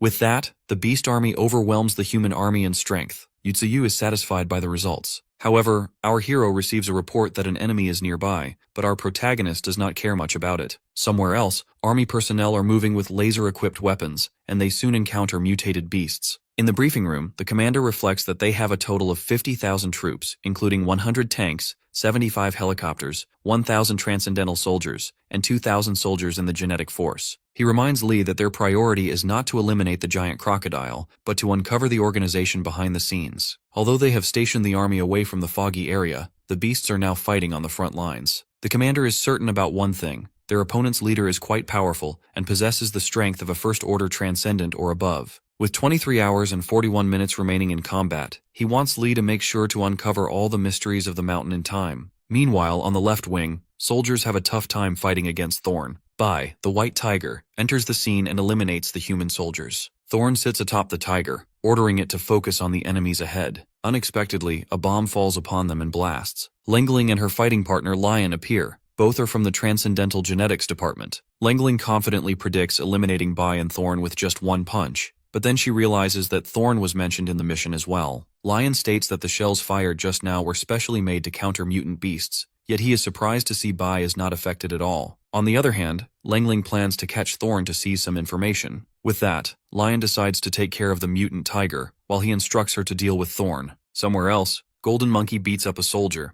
Armored Warthog eliminates 3 soldiers simultaneously, while Honey Badger is also busy dealing with the troops. In just a short time, the trio stands tall after defeating a number of soldiers. After a small celebration, Golden Monkey spots a transcender approaching. Unfortunately, the monkey gets hit by a poisonous lash. That purple-haired transcender boasts that the creature will die within minutes. Right then, Warthog moves quickly to attack the enemies, but those transcendents dodge while one female transcender hits the beast with her hammer. The enemy group contains Thunder Ray, Hammer Girl, and Venomous Scorpion. As the group starts approaching the beast, Badger jumps up to launch an attack. Thunder Ray mocks the creature for its bravery, but little do the enemies know, the Badger unleashes a thunderbolt. All 3 transcendents get struck by lightning. In this way, the tides of the battle change, and the side of the beasts gets the upper hand. Locusts are arthropods, and there are more than 10,000 known species in the world. Even though one is not harmful to humans, they become overwhelming when they attack in high numbers. No matter how powerful humans are, they will feel overwhelmed. Right now on the battlefield, Golden Monkey is coughing. These monkeys typically have the ability to absorb all beneficial substances from others, a power called extreme absorption. But once toxins enter, extreme absorption rejects the toxic substances as there is no way to purify them. Hence, this makes the primate feel extreme pain. Soon, more soldiers arrive near the trio. They start shooting bullets at them, but they quickly realize they need to switch to special bullets designed for high-level beasts. As Honey Badger and Armored Warthog tackle the enemy, the mutant monkey gets spotted by a new transcendent. As the monkey is this close to being hit, Warthog comes in and takes the hit instead. Both the monkey and the badger get teary. Soon the Warthog gets its heart crushed by the transcendent, and Golden Monkey cries out loud. Meanwhile, Honey Badger receives a powerful blow from another transcendent as more transcendents arrive at the scene. The monkey, being in pain, still tries fighting back, but right then, the badger grabs the primate and retreats. On their way back, the badger feels sharp pain because it got hit by a transcendent a couple of minutes ago. Somewhere else, Flash and the Green Mantis break through a number of soldiers as they move ahead.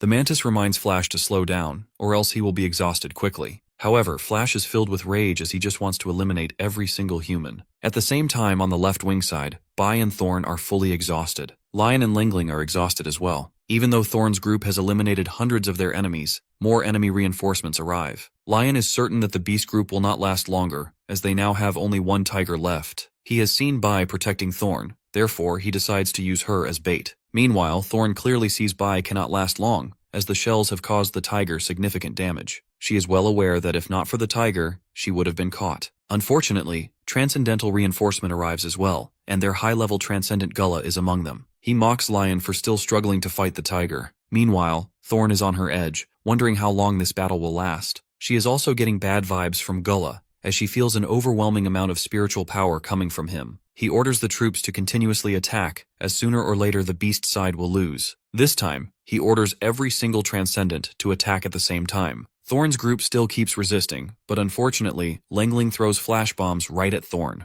Then, getting the opportunity, the woman attacks with her claws. The air forces are still active on the front lines. Even though they drop bombs one after another, the roots of Yuziyu remain unaffected. Guerrillas keep charging at the soldiers while the Falcons attack the enemy air forces. Meanwhile, our protagonist knows a missile of this caliber cannot penetrate him. Unexpectedly, right in that moment, Lee finally arrives near our boy. On the other hand, Thorn receives a heavy blow. Lingling clearly notes Thorn smells exactly like Ling, which makes her sick. Before she can finish off Thorn, Bai hits her and throws her away. Lying on the ground, Lingling cries out in pain. Meanwhile, Bai surprisingly starts speaking. He instructs Thorn to find our hero. He reminds her that there are many transcendental forces here, and if she does not leave, then everyone will die. However, Thorn protests. Bai then howls loudly, which prompts her to retreat. As she runs away, a couple of transcendents start chasing her, but her comrades protect her as the enemies try attacking. As a result, the crane and the wolf receive heavy blows. As her comrades are fighting to their death, Thorn grits her teeth and pushes herself to move forward without looking back. Next, a transcendent lands a heavy blow at the crane.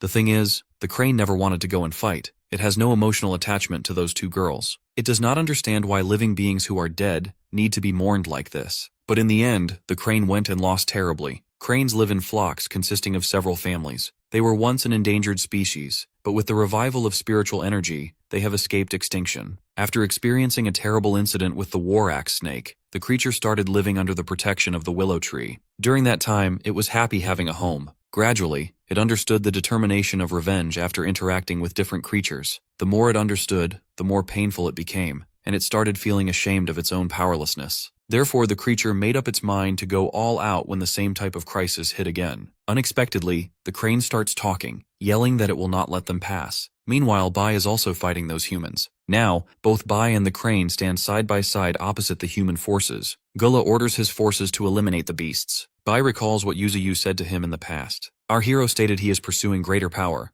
Therefore, he believed that he will never lose in terms of fighting skill. But our boy reminds him that the power of flesh is not everlasting, as physical strengths dissipate over time. So, our protagonist instructed him to work on sharpening his mind. Yuziyu wanted Bai to train himself to have the courage to never retreat when facing a powerful opponent, and to have the moral strength to bear every burden. These are the things which will be useful for Bai in the future because Bai is the king of beasts. Later, as Flash finds Bai, he sees the tiger standing on top of dead human bodies. The question is, when exactly do a king's instincts start showing in tigers? Is it from their mother? Or does it come when they achieve their first successful solo hunt? Or is it when they nearly dodge death for the first time and show steadfast bravery? It is none of those. Instead, Bai is still refusing to let go of his pride. Suddenly, the blue ant starts crying as it notices Bai's skin on the right side is completely peeled off. Flash's eyes also fill with tears as his hate for humans increases even more. He cries out in pain, questioning how many important things these humans will take from him. On the other side of the mountains, Honey Badger finally finds a place to take care of Golden Monkey. Unfortunately, they soon hear humans coming their way. Therefore, with a heavy heart, the badger leaves the monkey there and runs off to take care of the humans. On the other hand, the approaching transcendental group decides to eliminate the badger no matter what, as it is one of their biggest threats. Right from behind, the badger attacks one of the transcendents. Right then, one transcendent hits him, while another lands a heavy hammer on him, and the badger ends up hitting the ground. But as that big hammer girl lifts her weapon, she learns the badger has gone into the earth. As the transcendents decide to find him, the badger comes out from the ground to hit one of them. Sadly, he feels a sharp pain. Soon the transcendent that he hit lands a heavy blow on him. The blow is so powerful that the ground under them bursts open. As a result, the badger is in a very terrible state. That same transcendent hits the badger continuously until he throws the creature away forcefully. Now the badger's body is trembling in pain and is covered with blood. Meanwhile, the transcendents decide to finish him off so they can eliminate other beasts as well. On the other hand, the badger wishes to ask Ling for more meat because it was really delicious. Unfortunately, all four transcendents hit him simultaneously. Taking his last breath, the badger takes a couple of bombs from his mouth. A huge explosion emerges as a result. That is how the badger, along with those four transcendents, meets his end. Meanwhile, the Emperor Crocodile is on the move. After losing its life, the badger arrives in the afterlife where he finds Ling.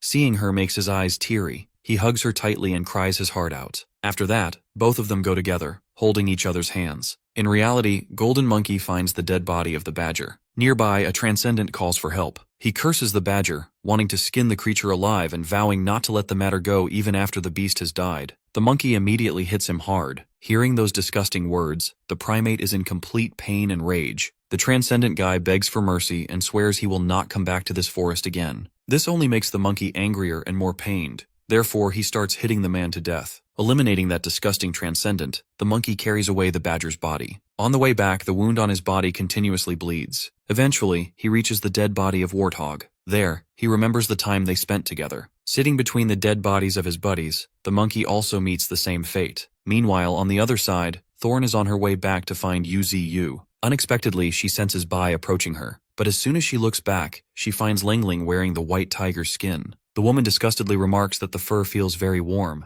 Thorn screams in pain as she sends her stems toward Langling. Unfortunately, Langling dodges all of them and directly grabs Thorn. Unexpectedly, a blast erupts, which makes Langling jump back and leaves the skin in Thorn's hand. The blast is the result of Feng and Qingquan. Langling receives a big shock as she learns there are humans who have joined the organization there. However, Gullah decides to capture them to interrogate later. This time, he himself wants to take care of their opponents. On the other hand, Lee and our protagonist are face to face. Lee feels that our boy is the leader here, and Yuzi nods proudly. Lee then thinks that they knew all along that some incredible beasts were in existence, but meeting one in real life feels incredible. He then mentions that he did not expect our hero to admit it directly. He demands to know if our protagonist is behind those fog beasts. Turns out, Lee is an extraordinary second-order transcendent, and his special ability is sword chi alchemy, which also helps him to consume his opponent's lifespan. Our boy nods as he reveals he is the one who created all of this, stating humans should not have come here. But Lee reminds Yuzi that it was the beasts who had taken away the places where humans lived.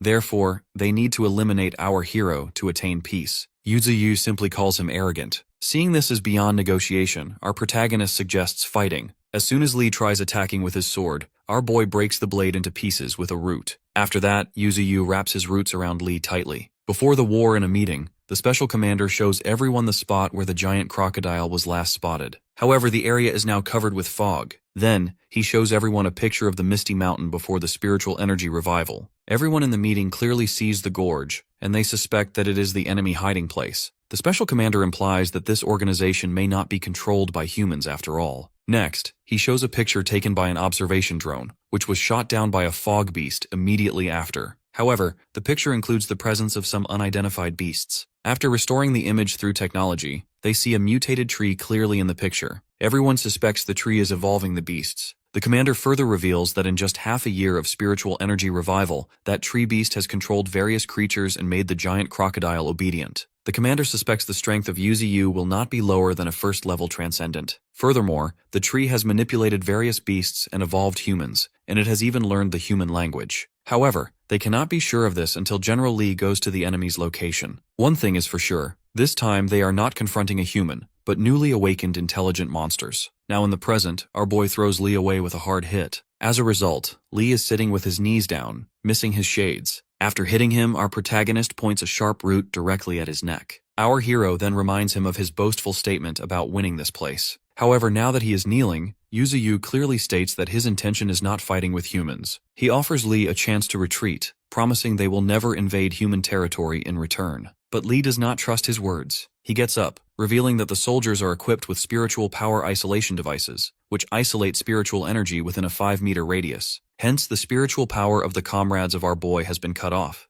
They cannot perceive the fog emitting from Yuzuyu. Furthermore, all the beasts who were targeting human soldiers have been killed. From honey badger to white tiger, all of them are dead in this mountain. Lee claims only a large elephant remains, and the humans are a group of ants which will bite him to death. However, our protagonist is well aware that this war cannot be won without sacrifices, but that does not mean they are afraid of death. Meanwhile, on the front lines, the Falcons are slowing down as they destroy enemy air forces one after another. Plus, Qingquan is on the verge of death in Gulla's hand. Meanwhile, our boy reminds Lee that this world belongs to everyone, so they cannot give up just now. Surviving and fighting is the only thing they can do right now. In the meantime, Emperor Crocodile spots the dead bodies of the trio, which makes its eyes teary in pain. Our hero has decided to fight until the end, even if they face hatred. He directly asks Lee if this world only belongs to humans. Yuzuyu considers it a joke that humans have started a war, but when they are unable to eliminate him, they demand he stop without taking revenge. Our protagonist elaborates that they do not need anyone's approval to live where they want, as this world belongs to all living beings. Meanwhile, the giant crocodile roars heavily. Right then, Flash arrives to help the group of Thorn. With that, he has finally found the people who eliminated Bai. Every human enemy recognizes him as the Golden Ant. Meanwhile, Green Mantis also makes an entry by finishing off some human soldiers. Gulla is surprised to see another fast-moving intelligent beast. Seeing the situation change, Lengling tries to escape, but Flash goes after her. Unfortunately, Gulla counters him and Flash is thrown away. Green Mantis comes in to counter Gulla, but sadly gets its arm broken when Gulla unleashes his Bi-Shadow Impact ability. Flash, however, fills with rage and looks at Gulla with killing intent. Turns out, Gulla is an extraordinary genetic division level 1 transcendental. Flash, filled with hatred, lands a powerful blow on Gulla. As Gulla remains fully unaffected, Flash continuously tries to strike him, yet Gulla dodges every attack. Flash moves so fast that even Mantis cannot see him. Right then, Flash attacks his opponent with a powerful move, but to his surprise, that move does not even penetrate Gulla's skin. In return, the ant receives a strike directly. Mantis flies toward him in panic, but luckily Qingquan grabs Gulla from behind while Leng Feng lands a powerful blow from above. Unfortunately, Gulla's body converts into a number of bats, allowing him to escape. From behind, Thorn tells them to look for the bat with the red eyes. Therefore, Mantis strikes the red-eyed bat. Before the injured creature can fall to the ground, Flash grabs it and slams it hard into the earth. Qingquan wonders if they have won, but right then, a powerful explosive energy emits from the bat, which is actually Gulla's Shadow Impact ability. In the meantime, Qingquan pushes away Leng Feng and takes the hit instead. As the smoke fades away, Gulla transforms back into his original body, but he is injured heavily. The move he just used requires an incredible amount of energy. On the other hand, Qingquan is heavily injured and lies unconscious. Meanwhile, Flash is shocked to see Mantis lying there with only the left side of its body remaining. The insect sacrificed itself to protect Flash. In the meantime, Gulla approaches Flash to finish him off. However, as soon as he lands his strike, Thorn takes the attack instead. With tears in her eyes, she sadly sacrifices herself to protect her fifth brother. After that, Gulla reveals the war would stop once he reports this to their officials. However, he states he will not report back because he is enjoying the killing so much. He decides to eliminate every single one of them, adding that Qingquan and Thorn were only appetizers. Suddenly, Leng Feng lands a strike on Gulla and yells at Flash to run away with Mantis. Unexpectedly, rats come out of the ground to deal with Gulla. In the meantime, Mantis insists that Flash run away and let the humans kill each other. Flash recalls his past, when all of his fellow ants were massacred. He accepted his fate that he will also die one day because living as an ant means their fate is cheaper than paper. Now in the present, Flash is still determined to fight even knowing he cannot win.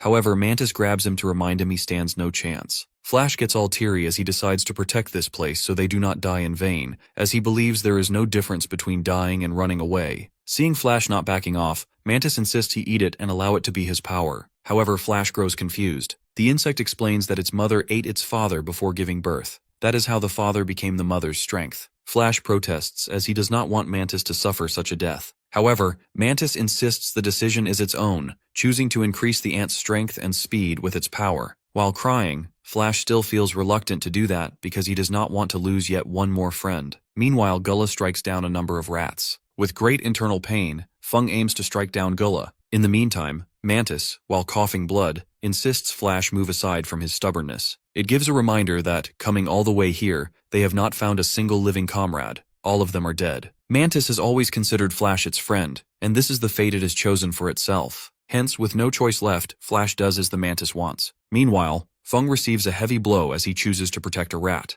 Gullah, however, only mocks him for protecting a mutant rat. After eliminating Feng, Gullah goes for the rat. At that very moment, Flash makes his entrance with an upgraded body to block Gullah's attack. Gullah clearly notes the ant's body has changed, and the aura has become stronger as well. Now Flash is at entry level 9. This makes Gullah think the creature has no chance against a transcendental being of the first level. He remarks that Flash made a stupid decision choosing to stay even when his comrade risked its life for him. But to his surprise, Flash appears behind him with incredible speed. Furthermore, Flash dodges the cloak impact attack. Surprisingly, Flash has collected all of the dead bodies of the rats in an instant and placed them along with Feng. He knows Feng risked his life to save them, even when the human's heart was never truly on the side of their master. Seeing his fallen comrades, Flash decides to avenge them all. On the other hand, Gullah swears to make Flash regret living. All of his arrogance shatters when Flash lands a punch at him. As Gullah falls back to the ground, Flash tells him to get up because he wants to torture him endlessly. Gullah is confused seeing how powerful Flash has become, wondering how even at entry level 9, the ant is able to surpass a first level transcendent. Unexpectedly, Gullah transforms again and emits a strong aura. With that, he hits Flash directly. Flash luckily counters the attack, but then his opponent attacks him continuously. Gullah is 100% sure that Flash is going to die in his hands, believing strength is more important than speed in a fight. But to his surprise, Flash appears from the smoke to deliver a powerful blow. Flash lands a powerful punch on Gullah. Feeling great pain, Gullah emits a swirl of bats towards his opponent. Luckily, Flash dodges the attack, but the swirl ends in a massive explosion. It turns out this is Gullah's special technique, a bomb made of bats. Knowing Flash will dodge anyway, Gullah decides to annihilate the surrounding comrades with these explosives. Therefore, Flash decides to strike down every single bat. Gullah believes our protagonist cannot handle the task, as there are more than 13,000 bats in the air. He sends the entire swarm toward him. With the help of Mantis's power, our hero begins sending the bats back one after another. As a result, they explode on Gullah's side, causing him to fall. In midair, Flash delivers a heavy blow that sends Gullah crashing forcefully into the ground. Before his opponent can react, our boy grabs Gullah's head and delivers a powerful strike. The ground explodes as heavy smoke spreads through the area. In the next moment, Gullah runs for his life, admitting he cannot keep up with Flash. He grows frantic, wondering how a mere entry-level 9 can match a first-level transcendent. In a rage, Gullah tries to land a powerful blow, but he fails as Flash appears right behind him. He aimlessly tries to hit Flash, but he only receives a powerful punch in return. Finding a brief opportunity, he grabs Flash's arm and hits him hard. Receiving the blow, Flash recalls Yuzu reminding him that not everyone is bad. Our hero predicted that Flash would change his opinion of human beings in the future and become a true companion to them. Now in the present, Flash blocks Gullah's powerful attack. He recalls how humans have eliminated his comrades, offended their master, and invaded their territory. To our protagonist, all of this is unforgivable. Full of hatred, Flash punches Gullah right in the face and slams him into the dirt. The ground breaks apart as heavy smoke fills the area. Now Flash looks down at the fallen body of his opponent with nothing but pure hatred. Unfortunately, Flash's body explodes slightly. He figures out that his body is currently unable to control this much strength, as this power does not actually belong to him. As he continues walking, his form starts shattering. Reaching his fallen comrades, he announces that he has successfully avenged them. Even though it is late, he admits it was great knowing them, and they seem to feel better. Meanwhile, Flash's body begins disintegrating as he apologizes to his master for finally taking a rest. Somewhere else, Ling Ling runs for her life. Unexpectedly, she finds Ling, who is actually Qing, standing in her way. Ling watches her with pure hatred, while Ling Ling did not expect her to appear so suddenly. Deciding to kill her eventually, Ling Ling reveals to Ling that the situation is not good. She notes that the beasts and transcendentals are still fighting, so she instructs Ling to join the forces to give them a helping hand. As soon as Ling Ling tries to cross her, she receives a heavy blow from Ling. In anger, Ling Ling questions if she wants to die, but Ling reveals Ling Ling will be the one to perish. Ling Ling asks if she really means that, and Ling nods with clear killing intent. Noting she is serious, Ling Ling tries to calm her down by stating they should work together to eliminate the beasts instead of fighting each other. However, Ling is not on the same page. This prompts Lengling to explain that she was under the influence of a drug when she attacked the doctor. Ignoring the explanation, Ling lands a punch on her face. As a result, Lengling slams into the ground with a broken nose. With rage, Ling reveals that even though she promised Yuziyu not to kill her, she will not stop the beating. This prompts Lengling to activate her power as she jumps straight at Ling to land an attack. However, Ling lands a punch, unleashing Flame Fist. Lengling is injured badly and hits the ground hard. Next, Ling uses Fire Butterfly to burn her in the flames. Slamming into the ground again, the heavily injured Lengling begs for her life. Ignoring the pleas, Ling summons her sword and pierces through both of Lengling's hands, pinning them to the ground. Deciding not to let her go easily, our hero's disciple lets two wolves deal with her. Lengling goes pale in fear, then starts cursing Ling as she realizes her fate. However, it is too late as the wolves soon begin devouring her. After defeating Lengling, Ling, who is actually Qing, is extremely exhausted. Still, she moves forward to find Yuziyu.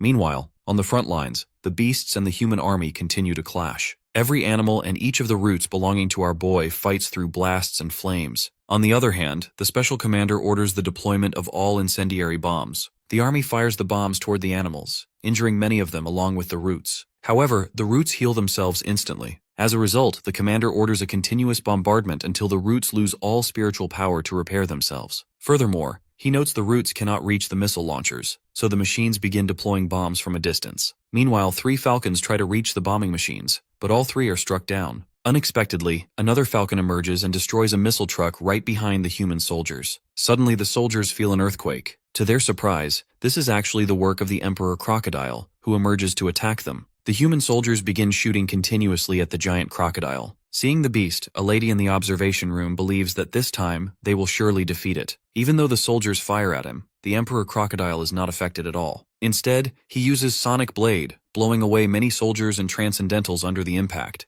The remaining soldiers try their very best to keep the crocodile away from their commander. On the other hand, the commander orders everyone to stand back and instructs the Air Force to fire muscle-paralyzing bombs. Even though the crocodile burns under the bombs, he spots the commander standing in front. Right then, a root belonging to our protagonist destroys the helicopters deploying the bombs. Meanwhile, the crocodile jumps toward the commander. Before he can reach him, a bomb lands right in the beast's eye. A huge blast erupts, but as the smoke clears, the Emperor Crocodile emerges totally fine. Thinking that the commander is the human's master, the crocodile decides to eliminate him to end everything. As he is about to devour the commander, the officer remains determined not to lose and orders his forces to fire everything at the crocodile. In the headquarters, their spiritual missile is ready as humanity's last resort. They plan to use it even if General Li is unable to handle the leader of the beasts. An assistant there informs an official that they haven't received any update from Li for 1 hour. Meanwhile, Li is in a very bad condition. Yuziyu, on the other hand, declares that Li can't win against him. However, Li is determined not to back off from this fight. Right then, our boy decides to show his true strength before finishing off Li. The general is clearly in shock as he comes to know that our protagonist wasn't using his full power. Right then, Yuziyu screams as he unleashes his full power. Huge spine-like structures start emerging from the ground.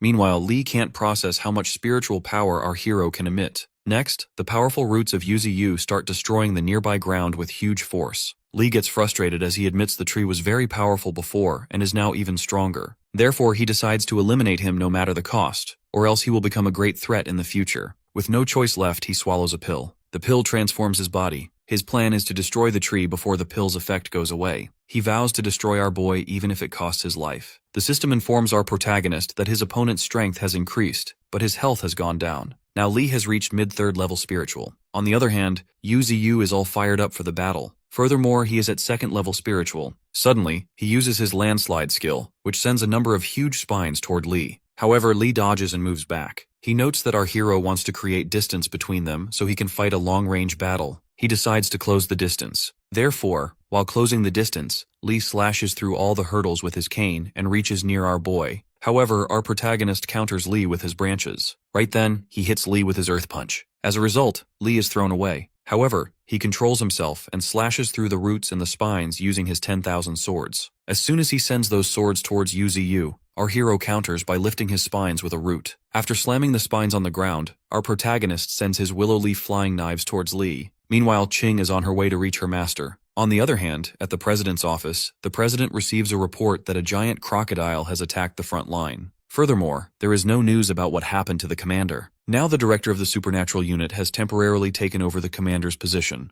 The president starts to sweat as he asks if the spiritual missile is ready yet. His assistant reveals it is fully ready, and they are planning to use it after General Lee escapes. However, they have lost contact with him since he stepped into the mountain. They only know that he is fighting against the opponent's leader. Back in the fight, Yu Ziyu regenerates his damaged roots. This prompts Lee to increase his power, because fighting like this makes no difference. Therefore, he plans to act fast and destroy the tree's core. He also increases his speed as he goes for the core of our boy. Plus, he has now reached Transcendent 3rd level. As soon as his cane reaches really close to the face of our hero, the ground beneath them breaks apart. When the smoke clears up, Lee gets shocked to find that our protagonist has countered his attack. Meanwhile, Yu Ziyu wonders if this is truly the power of the 3rd level. Lee's strength is almost at the 3rd level, yet he was only able to crack the core of Yu Ziyu. However, Lee is still determined to protect his people, so he decides to continue the fight. But our hero yells as he questions if his people deserve to die. Our protagonist asks if their lives are inferior to humans. Landing a blow on Lee, Yu Ziyu reflects that humans have sent hunters and an army to eliminate them all to protect humanity. However, the beasts never invaded or destroyed any village or city. Our boy gets frustrated as he wonders if humans have a right to destroy them just because they are afraid of them. No one has given them the authority. Suddenly, General Lee receives a message through his transmission device. He is instructed to leave the area because the spiritual missiles are going to launch soon, as he has exceeded the time for the battle. He is advised to move 10 kilometers away. However, Lee refuses. He admits that being a 3rd stage transcendent is not enough for a 2nd level beast, but he decides to defeat it. On the other hand, Lao Zhao reminds him he is needed for other important things. Therefore, they can't afford to lose him. Lao orders him to come back. With no other option, Lee decides not to continue the fight. He reveals to our protagonist the truth about the spiritual missile which is coming there. It will destroy the whole place, and this is a destruction which can't be stopped no matter what. Lee reveals his mission was to find the mastermind behind the scenes and eliminate them to take control of the mountains. However, the time limit to defeat him was 60 minutes. The thing is, if a beast cannot be defeated by a top-level transcendent within 1 hour, his side will be defeated due to exhaustion. Also, they didn't want to use that spiritual missile as well. The spiritual power of that missile is close to 1 million. Even though its radiation is not as strong as nuclear weapons, the affected area eventually will become an extinction zone. It was originally made to expand the area for human activities, but now they themselves will suffer losses in this process. The missile is their last resort. Meanwhile, the spiritual missile is launched, and Lee starts moving away. He yells that immobility is the biggest failure of Yu Ziyu. The missile is on its way toward the mountain. Meanwhile, our hero yells for his roots to come back. Therefore, all the roots from the front line start moving back. The missile unfortunately reaches really close to our protagonist. Determined not to die, Yu Ziyu gathers all of his roots to make a shield for himself. Sadly, the missile pierces through his roots and damages his core as well. Roots get destroyed completely, and the ground beneath him also tears apart. Passing through his core, the missile goes straight underneath him. As the missile explodes, the ground breaks apart. Meanwhile, our boy recalls the faces of his comrades and plans not to let them die. Our hero cries as he wishes for everyone to survive together. But unfortunately, as the missile explodes, the entire mountain, including Yu Ziyu, gets destroyed. The mountain area is severely damaged, and the destruction is clearly visible from the front line. Meanwhile, the president receives a report that the missile hit the target, and the mission is successful. In the mountain area, Lee coughs up blood, feeling highly exhausted. Right then, a transcendental group arrives to help him. They inform Lee that the military has started retreating, and explain that the army was fighting the remaining beasts. The soldiers eliminated any creatures in their way and fled from those that were too powerful. However, the giant crocodile caused them great loss, destroying almost every tank and helicopter. Furthermore, it eliminated thousands of soldiers along with the commanding officer. Luckily, the creature was finally taken down by thousands of missiles. Now the mastermind has also been destroyed by Lee in the final missile strike. Because of this, there are no powerful beasts left in the mountains, and the spiritual energy in the area drops from 300,000 to 1,000. Suddenly, Ching emerges from the smoke, looking at the group with murderous intent. She cries in pain because she cannot sense the presence of Yu Ziyu at all. Lee and the group grow confused listening to her statement. Ching activates her spirit as she considers Lee the culprit. Right then, a fellow transcendental yells at her to retract her spiritual energy, but she slams him hard. She reveals that the tree they destroyed was actually our boy. The scared transcendental reacts sharply as he learns she was the traitor in the army, but Ching effortlessly eliminates him with her centipede. Lee is shocked as he figures out that the centipede was absorbed by her after all. When the remaining transcendentals plan to attack her together, Lee stops them because he decides to deal with her alone. At that moment, Ching gives him a heavy blow. Unfortunately, it has no effect on Lee. He feels betrayed as he never hoped for her to be the person he was looking for. He feels heartbroken because she was such a promising person. Ignoring him, she activates the spiritual empress ability. However, Lee reminds her that she cannot defeat a third-level transcendental while being only a first level. Both of their attacks clash, covering the area in heavy smoke. After the exchange, Lee stands tall, while Ching is heavily injured. General Lee demands she stop the fight because she will die if she continues. However, she looks at him with a deadly stare. When Ching begins activating another ability, Lee lands a strike to stop her. He decides he will raise her like his own daughter, but only if she stops and joins his side. Naturally, she furiously shuts him up. Anger fills Lee as he aims his sword toward her. Out of nowhere, two beast wolves appear and bite him. Going into a dark space, Yuziyu notes everyone has died, including White Tiger, Baldhead, Monkey, Boar, and Dazzle. This loss makes our protagonist feel alone again. However, he hears Ching's voice calling him her dad. Listening to her voice burns something inside our hero. Meanwhile, on the battleground, Lee is being bitten by the wolves. Sadly, he strikes them with his blade, and as a result, the wolves die. Ching screams in pain as she recalls the faces of her comrades and master. On the other hand, Lee can feel how much his body is getting weaker. Next, Ching yells at her enemies to make them realize how they just erase something when they cannot find a solution to a problem. In great pain, she wonders why they always solve everything with war. Her tears cover her face as she wonders if the beast's only fault is that they are living. However, Lee does not back off. He states that those creatures only know how to speak human language and do not act like humans do. He believes there is no guarantee whether or not they will attack cities. Even if there is a tiny bit of danger, they cannot let it happen. Lee considers his side as not doing anything wrong.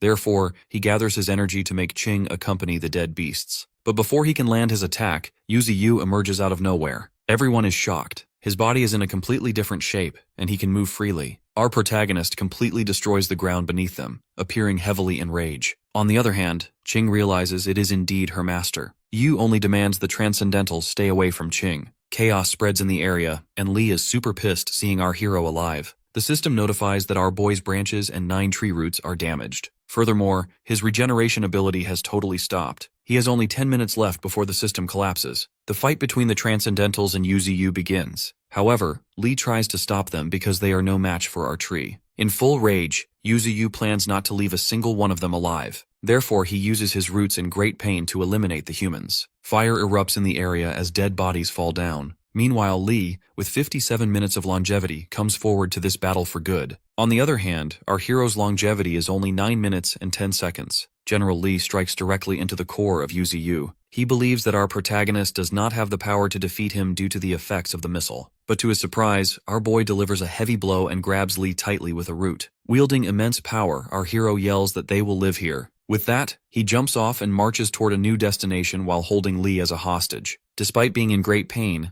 Lee figures out exactly where he is going. Meanwhile, at the front line, all the beasts are dead along with the Emperor Crocodile. On the other hand, the Transcendental team is left with only 30 people. The new commanding officer orders a count of the surviving people and bullets. His plan is to clean up the mountain as soon as possible so he can receive all the credit. He orders his soldiers to head into the mountain to finish off any remaining beasts. Unexpectedly, a root belonging to Yuziyu appears and destroys the path in front of them. Our protagonist appears right in front of the military. In a great rage, he begins eliminating the human fighters, and even their remaining tanks are destroyed. Meanwhile, the Transcendentals figure out that they are no match against our hero, so they decide to retreat. But before they can, our boy eliminates them instantly. Grabbing huge pieces of the ground, Yuziyu demands that they leave their territory forever and never come back. He yells that they shall never step into their territory again. With that, he continues destroying the area to eliminate his enemies. The impact is so strong that even Ching, standing far away, can observe the ground breaking apart beneath her. In the next moment, Yuziyu holds Lee high. That scene is clearly visible on the monitors back in the headquarters. The people there soon learn that all of their fighters have been wiped out. After destroying the last filming drone, Yuziyu stands tall as the winner of this battle. Ching stands next to him. He advises her to go away, as her identity has been erased and no one remains who knows her. On the other hand, Ching cries because she does not want to leave him. After a brief pause, our boy finally reveals to her that he was originally a human being. Plus, he reveals that she has the soul of Xiao Qing, but her body belongs to Xiao Ling. The two of them were sisters. Ling died in a disaster, but Ching survived by using her sister's body. Our hero states that his heart aches when he thinks of when they were alive, and he regrets not saving the two of them. But now he wants her to return to the humans. Furthermore, they are the ones who won the war. As Yuziyu starts to disappear, he advises Ching to carry on her life with confidence. With a weak voice, he shows regret for not being able to keep the promise he made to everyone. With that, sadly, our protagonist completely disappears in midair. On the other hand, the president is in complete shock as he receives the report that 50,000 fighters were wiped out, except for Xiao Qing. Plus, all the beasts have been eliminated as well. Somewhere deep in the ocean, a baleen whale of the Transcendental First Order and a killer whale king of the Transcendental Fifth Order move freely through the water. In a dark space, the system faintly gives a reminder that it is severely damaged. However, it starts backing up. Surprisingly, the system activates, and our boy seems to be present there as well. When he opens his eyes, he is startled to see himself alive, though he cannot see anything because it is pitch black. Right then, the system informs him he is indeed dead, and it enters the settlement interface. Our hero realizes he is dead, but he does not know why his conscience still exists. He wonders if he is going to reincarnate again. The system informs him it is not over yet. He has died as UZU, but not as the willow tree. When our protagonist grows confused, the system, while rebooting, reveals that the world is going to end soon. He must be dead when the darkness falls to become a god. But our boy questions who will bring the darkness, and the system only reveals that there are much scarier beings than humans. Now the system decides to give our protagonist even greater strength. Someday, when the disaster hits, it will help him unconditionally. When the system asks about his willingness, our hero points out that he does not have any other option to refuse this. Then, he curiously asks about the identity of the system. However, the system only tells him to wait to find out at the right time. The system shapes itself into a human form as it starts the process. Soon, as Qing looks around her, she observes fragments of light. Then, our boy materializes near her as his roots spread around Qing. Meanwhile, Yuzuyu grabs every dead body of his comrades with his roots. Soon, light emerges from his body along with his red roots. Being held by the root of Yuzuyu, Qing holds the core of our protagonist as she gets closer to his central body. She hopes for everyone to live together. A strong laugh emerges as soon as the core of our hero is placed inside his body. The body regains its energy back as the roots go into the ground. As a result, the leaves and stems of our boy grow up instantly. As he uses a willow leaf knife, the strike cracks the space and destroys a moving satellite completely. Meanwhile, the body of Qing begins to heal. Plus, all the dead bodies of the comrades of Yuzuyu light up. Eventually, everyone opens their eyes as they get a revival. Everyone stands confidently with full strength, but soon some of them get confused to see themselves alive. Flash and Mantis also wonder how they are alive since their bodies were reduced to nothing. Thorn and Lingfeng hug others emotionally. Soon they grow confused to see Qing standing ahead. Our hero finally opens his eyes as he announces they have won the battle. Everyone roars confidently in return. Next, our boy admits his mistake for remaining neutral to avoid war. As a result, things went too far. But he decides to repay it to humans. Therefore, he announces they need to reassert their position. They should make it in a way that humans will never dare to step inside their territory again. The Emperor Crocodile asks what they should do. Our protagonist then states that the moment humans know he is alive, they will invade again. Therefore, he decides to gather more allies. Bieu Gorge is not enough, so they need to search the mountain ranges within 5 days. He orders the beasts to gather every kind of exotic creature regardless of whether they have good abilities or not. Plus, he wants those who refuse to submit to be killed. The beasts roar in return as he orders them to go find more allies. Baldhead reacts strangely but then hugs Qing along with the wolf. Yuzuyu recalls that they have already seen Xiaoqing and Xiaoling dead. Therefore, they are happy to see her alive again. He then instructs Qing to go back to the human side. As he needs her help, she acknowledges the request happily. The plan of our protagonist is to start spiritual recovery after 5 days. Meanwhile, Feng Ling and his partner blush as they find Qing beautiful. In the meantime, somewhere in a desert, the nine-tailed fox curses as she reflects on how much that desert king cobra wasted her time. However, the horned bull stops her from cursing. But Hong protests, as she believes they would have gone to their master already if it wasn't for that snake. Qingquan cries as he sees their homes being destroyed. However, Leng Feng is happy to be alive. Qingquan agrees, noting that being revived is an amazing feeling. Putting that aside, he asks Feng to help him reconstruct their place, but Feng walks away, claiming he has kids to take care of. On the other hand, Yuziyu notes that rank 2 tree roots have spread all over the underground, reaching a few hundred meters deep.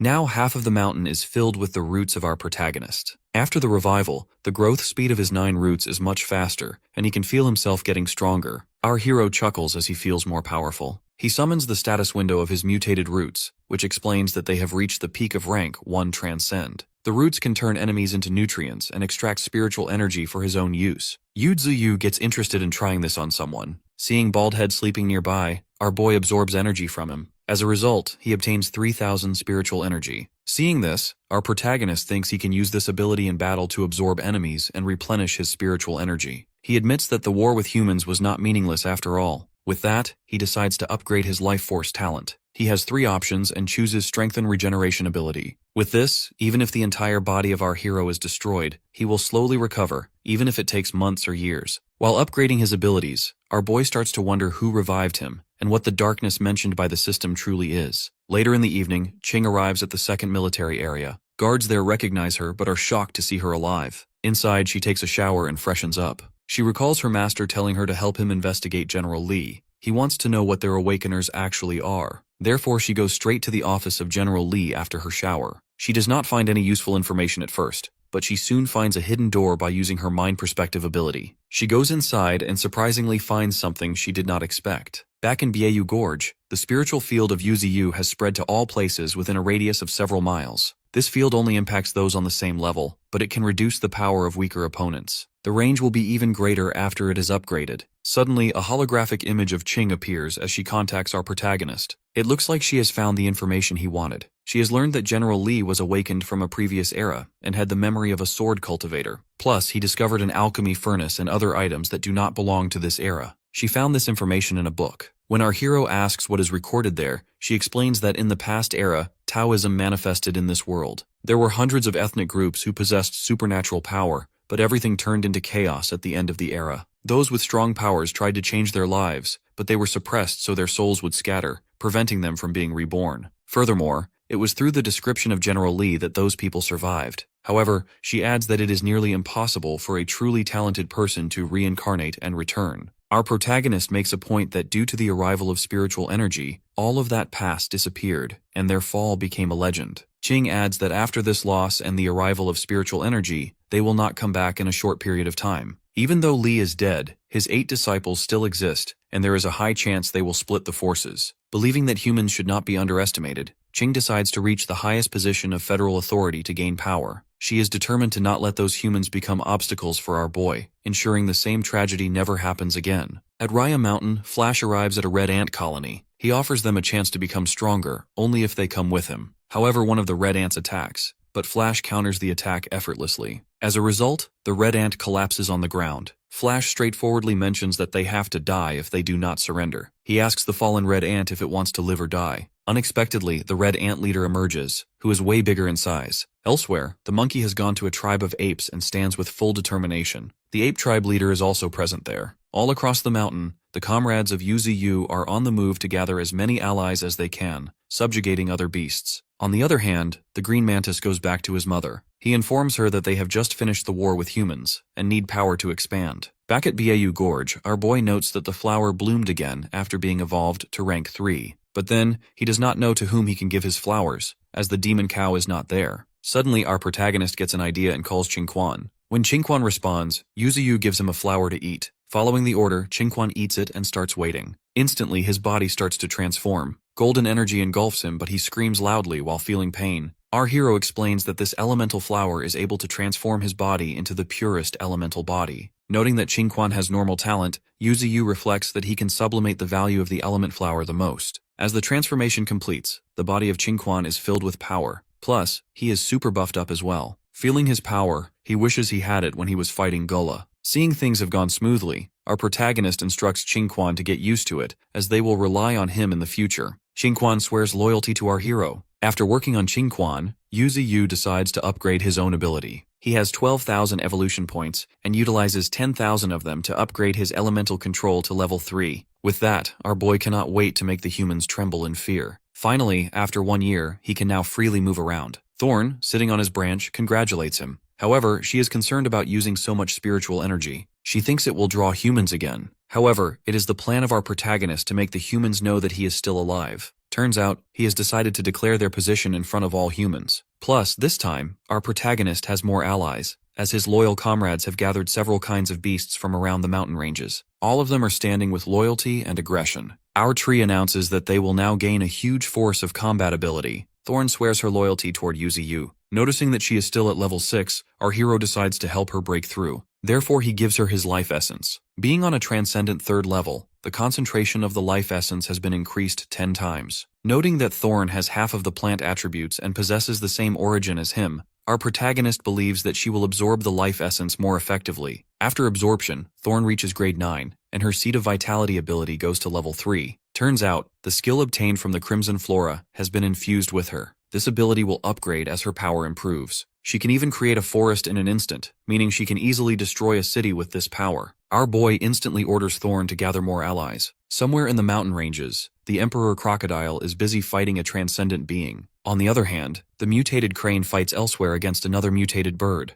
Meanwhile, inside a huge cave, Qingquan feels the presence of a second-level transcendent. He curses because he has found not just a transcendent, but a second-level beast. He doubts that he will be able to subdue this. Therefore, he decides to inform our protagonist about this beast, so he can handle it himself. However, as soon as he is about to leave by using his elementization ability, the second-level transcendent beast notices him. Hence, it blasts him out of the ground. It then wonders about his identity. In the meantime, somewhere else, Thorn uses her vines to subjugate huge beasts and orders the wolves to take them to our hero. Back in Beiyu Gorge, all captured beasts have undergone the purification process in the spirit pool. As a result, all of them have become powerful and can also discern friend from foe within the mountain range. However, a mutant hedgehog in the Transcendent First Order has caught the attention of our protagonist the most. It has the Lifeblood Spike technique, a one-hit kill ability that can pose a threat to lives. Noting how strong it is, Yuziyu asks the hedgehog why he did not use the ability when he was being caught. The hedgehog states he can only use it once and they had too many teammates. When our boy asks if he wants to join, the hedgehog instantly nods and requests not to be killed. Our hero only wonders how such a powerful creature can be so timid. Suddenly, he feels a tremendous power approaching, which equals 300,000 spiritual power. Somewhere else, Qingquan is carrying a bag full of gems, and walking beside him is the mutated panda. The panda asks him one question after another about our boy, Nine-Tailed Fox, White Tiger, Thorn, and his fighting partners. Qingquan can only feel annoyed. However, he admits he cannot beat the panda. He wonders why he always meets opponents stronger than him. Right then, the panda stops as he notices our protagonist nearby. Our boy appears in his root form. He wonders how this panda cub can speak so clearly, and soon realizes he is the panda who escaped the zoo in the past. The panda chuckles, remarking how foolish they were that he escaped successfully. Then, he requests Yuziyu to give him a proper name. Putting the topic aside to discuss later, our hero offers to let the panda climb on him so he can transport him to the main location. However, the panda insists he will roll there. Surprisingly, as he continues rolling, he keeps hitting rocks one after another. Later, the injured panda finally accepts the offer as they head back to their home base. Arriving at the main location, the panda finds it very beautiful. There, Yuziyu, in his original form, welcomes the panda, who is the first second-order transcendent beast to arrive. The panda did not come empty-handed, as he offers a basket full of fire spirit stones to our boy as a gift. Our hero wonders where he obtained these stones, and the panda reveals he has an entire cave full of them. He plans to give all of them to our protagonist, as long as he is allowed to stay. Yuziyu thinks this is a result of the panda being raised by humans, as he clearly knows how to offer gifts. In the next moment, he gives the panda a gift in return. It is actually monkey wine, which was discovered while taming a group of monkeys, and is now brewed by the golden monkey. A pleasant fragrance fills the air as soon as the panda opens the wine barrel. He immediately starts drinking the wine like water, finding the taste excellent. After looking at the panda's stats, our boy learns that he possesses both offensive and defensive capabilities. With his Spirit Devourer ability, the panda can devour 5 different elemental spirit stones and possesses elemental resistance. Observing how the panda is enjoying the wine and noting his desire to stay, our protagonist gives him a name, Alcohol Immortal. He also includes him as the 9th ranked among the 9 ferocious beasts. When Alcohol Immortal asks if the 9th rank is the most powerful, our protagonist nods and asks if he understands the expectations placed upon a 9th rank beast. The panda nods just as the golden monkey snatches the wine away. Now, in the Supreme Council of the Federation, a meeting is held to discuss a tide of spiritual energy arriving in 2 days. Many people will die as a result, and their continent will undergo major changes. They need to prepare for the Dark Ages, because this time, the tide will affect cities as well as mountains. Their priority is to keep the cities unaffected and return them to their original state. The president immediately orders the news of the spiritual energy wave to be spread, along with the spiritual evolution methods they have compiled. Jay realizes the president is talking about the ancient martial faction, but believes they are not ready to make a move yet. Other members add that those old immortals are enjoying the evolution brought by the spiritual energy, so they will not have time to disturb them. However, the president is highly concerned about what kind of future this world will hold. Back in Beiyu Gorge, our protagonist senses the emergence of spiritual energy. He has sealed the hole made by the spiritual missile, which has accelerated the speed of the spiritual energy wave. He predicts it might surge tonight. He announces to his beasts that the second wave of the spiritual energy tide will arrive soon. He can redirect it toward the canyon, but his main concern is whether they can withstand the absorption of the energy. If they cannot, they will be blown away. Therefore, he instructs those who lack confidence to stand back. However, all the beasts roar in confidence. With that, the spiritual energy absorption begins. The body of Yuzu lights up brightly, and the other animals start feeling their power continuously increase. Unfortunately, one wolf's body blows up. Therefore, our hero again reminds them to step back if they cannot withstand it. Unexpectedly, Baldhead and the white tiger start breaking through. The white tiger grows wings, while the volume of hair on Baldhead increases. Now both of them have reached the transcendent first order. In the next 48 hours, both of their powers will increase. Relying on the spiritual energy wave, a herd of beasts comes running toward the location of our boy. Our protagonist remembers when he was just a small tree and was only able to gather 149 evolution points. While moving his roots, our hero wonders how many points he will gather this time.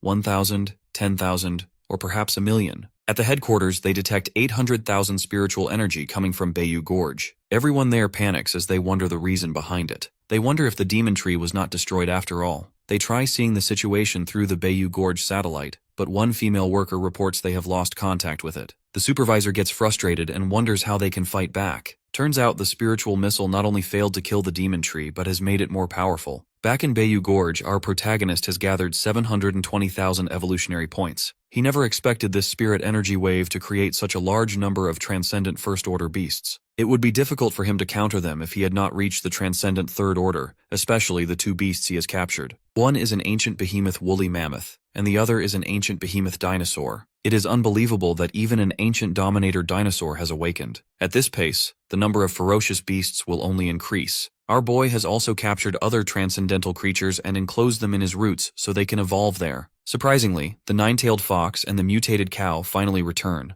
The fox is at the transcendental first order, and has also grown an extra tail. Yuzu reflects that with each advancement, one tail will be added along with an additional innate ability. Our protagonist wonders if this fox can be the inheritor of the ancient lineage. Meanwhile, the cow asks about the change of the terrain. As a result, they learn that the humans attacked them. The fox figures out how much humans are scared of them, and the cow feels a need to make their own country. With the fox and the cow, our boy now has 2 more generals. Plus, there is only one way to announce their existence to the humans. As time passes gradually, a loud bang occurs, and the whole world is enveloped in a colorful glow as the ground starts shaking. Everything, including land and marine creatures, comes to a standstill. The spiritual energy wave finally erupted. Humans also start getting affected. The minds that cannot bear the wave disintegrate into particles, but those who survive will get even more powerful. The spiritual energy rising from the mountains and forests starts getting more abundant. Bayou Gorge experiences this first. Additionally, due to the presence of our boy, the concentration of the spiritual energy in that area has become more exaggerated. All creatures there absorb the energy with full focus. On the other hand, the beasts in the world which cannot bear the spiritual energy absorption start running away toward areas with less spiritual energy. Meanwhile, at the entrance of Bark City, soldiers are stationed to counter a wave of mutated animals and stop them from entering the city. They fire heavily toward the animals. However,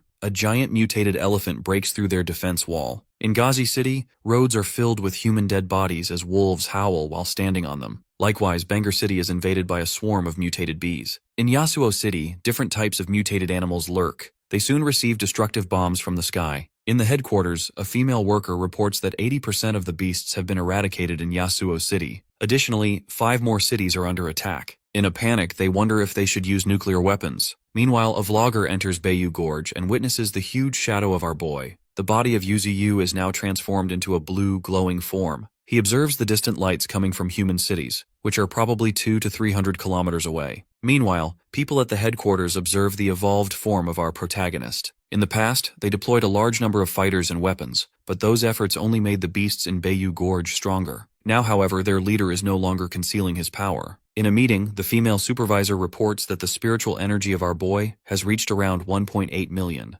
She remarks that even though the tree has killed many of their fighters, including General Lee, the ancient martial side is not reacting at all. He further adds that Yuzu is confidently showing off his power and no longer fears humans. Initially, they did not use nuclear weapons to avoid turning the area into a desolate wasteland, but they can no longer sit back and let this opportunity to invade the beasts pass. Consequently, Zhao decides to launch a nuclear weapon to completely destroy the four mountains. Back in Bayou Gorge, our hero decides to upgrade his own abilities, as everyone else has already become stronger. He opens the system and finds different abilities to upgrade, including mist control to conceal himself, illusion to confuse the senses, and crystallization to build strong defenses for battle. Additionally, there is the power of Earth's upheaval. Our protagonist upgrades his illusion ability to level 3 by using 30,000 evolution points. Through this ability, our boy can make his enemies perceive his mist beasts as even more terrifying. As he begins to think about what to upgrade next, he soon detects a bunch of missiles coming his way. He realizes they are nuclear missiles and orders his comrades to hide deep underground. After that, he uses willow flying knives to counter the incoming missiles. The knives hit the targets and all of them blast in mid-air. The beasts underground can feel the impact. Unexpectedly,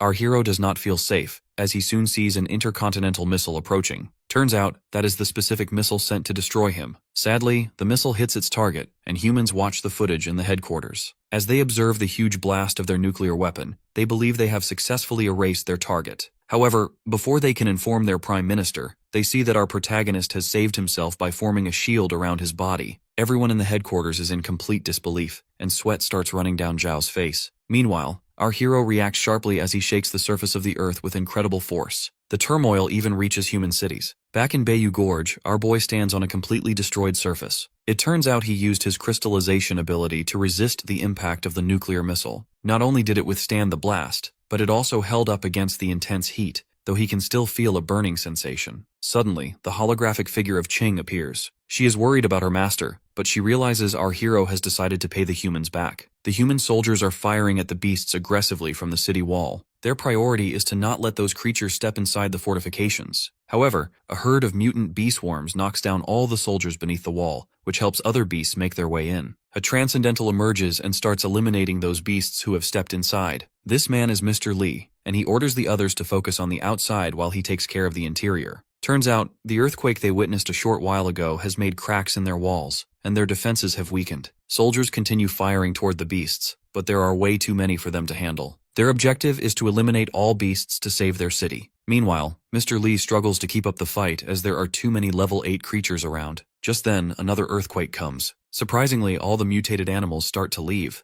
The human army grows confused but is happy to have survived. To their surprise, however, heavy mists start coming their way. After a brief moment, the army of UZU emerges from the fog, and our boy also appears behind them. Mr. Lee starts to panic as this is totally different from the previous wave. He knows they cannot defeat these beasts. Therefore, he orders all the soldiers to retreat and save their lives however they can. Everyone realizes that the demon tree is here. Soon, the roots of our protagonist start spreading toward the city. The whole city gets surrounded by his roots. After that, he orders his army to capture all humans in the city. People start screaming in fear as the beasts spring into action. Some people are captured in spiderwebs, while others are surrounded by the flames of the nine-tailed fox. The whole city fills with the voices of humans begging for their lives. Meanwhile, a man living on the 90th floor believes he will be fine. To his surprise, one of the roots of our protagonist reaches him through the window. Turns out every single human has been captured from the buildings as well. On the other hand, Mr. Lee, despite being injured, still continuously fires at the core of our hero. However, those bullets are nothing to our boy. He grabs Mr. Lee, who still keeps yelling that humans will not let him get away with this. He swears they will surely defeat him, but our hero shuts his mouth by saying they have already tried that.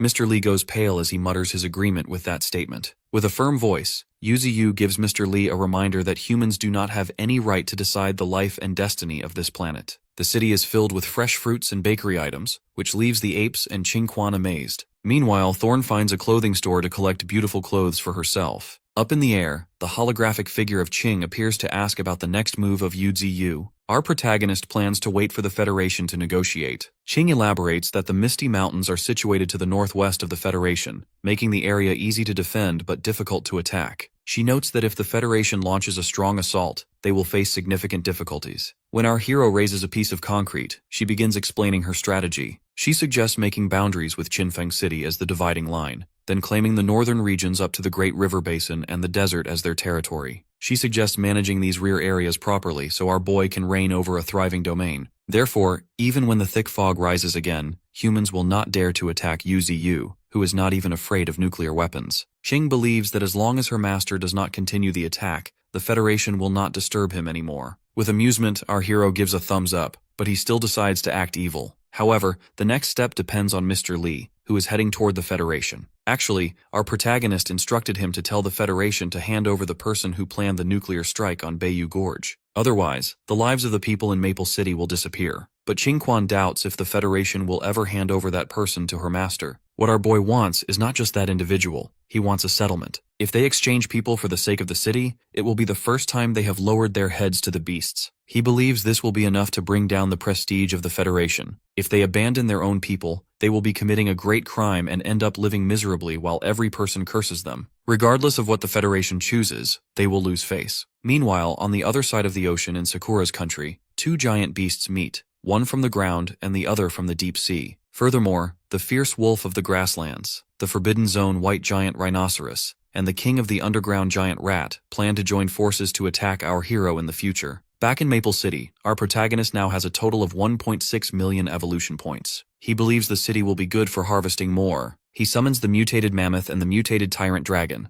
both of which are massive creatures with dinosaur-like features. He decides to give them his life essence to confirm their status. He names the mammoth Glacier, making it his 7th beast, while the tyrant dragon is named King Joe, our boy's 8th beast. After receiving the life essence, Glacier is now at the Transcendent First Order, while King Joe has reached the entry-level 9th grade. With this, Yuzuyu finally has all of his 9 fierce beasts. Meanwhile, in the federal office, officials sit in a meeting room with intense emotions. They never thought the demon tree would actually move, let alone lead a group of even stronger beasts to attack human cities. When the Prime Minister asks about Mr. Lee, he learns the man is severely injured and has been unconscious for 3 days. Another official points out that while the demon tree captured the city, it has not slaughtered a single human, only taking them hostage. The fact that the tree is threatening them to hand over one person makes it seem like a human being. The Prime Minister is conflicted about whether to hand over the man. Zhao begins speaking. Since he was the one who suggested the nuclear strike, he insists he should go. He argues they cannot put thousands of lives at stake. The Prime Minister reminds him he will die, but Zhao declares he is not afraid. He has many doubts and wants to ask our protagonist questions himself. Soon, the Federation representatives reach our boy. It is the first time Zhao sees our hero with his own eyes. Finally, the wait is over as the commander of the Federation arrives. Our protagonist opens his door for him to enter. That white-haired commander has evolved to the peak of the transcendental first stage due to the spiritual wave, which is why he believes he can risk his life to defeat the demon tree. But as soon as he steps inside, the army of beasts roars at him heavily. The commander instantly feels terrified when he sees the mutated cow standing in front of him. The commander starts to stutter as he reminds the cow that they are there for negotiations. The cow tells him to follow, which leaves the commander in shock.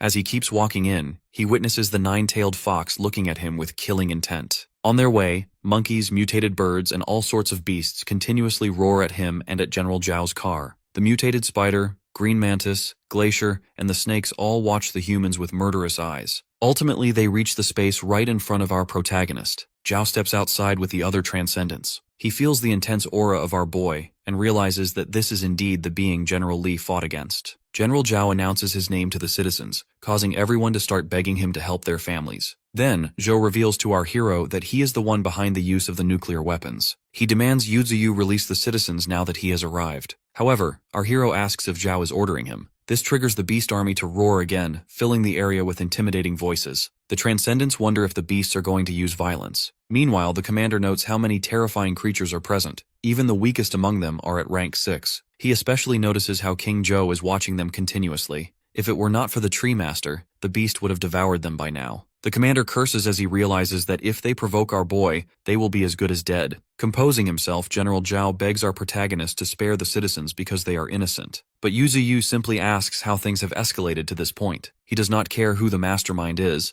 nor does he care if they continue the war. However, he warns that if they show themselves in front of him again, he will make sure everyone knows who he really is. Our protagonist promises to make them see nothing but rivers of blood. The live footage of our hero is being watched back at the headquarters as well. Next, our protagonist decides to let the civilians go, though the humans must send someone to collect them all. He declares that from now on, Maple City will be part of the Mist Nation, and any human who steps inside will die. With that, the live footage comes to an end. The officials clearly feel those words were directed at them. They note that not only ancient mammoths but even dinosaurs are under the control of our boy. They admit they can no longer win a war against them. On the other hand, the Prime Minister orders General Zhao to temporarily refrain from taking action. He reminds Zhao that there is a wolf tide in the plateau and sea creatures surrounding the coast, all while the Mist Nation sits inland. Their nation is surrounded on all sides. He thinks that, at the very least, they can still negotiate with the tree since they cannot afford to lose. Finally, Yuzu is happy to see everything being settled. Our protagonist believes no humans will annoy them in the future. He then hands the city over to the monkey group so they can guard it properly. After that, Qingquan reveals he has gathered all the supplies, though many more remain unmoved.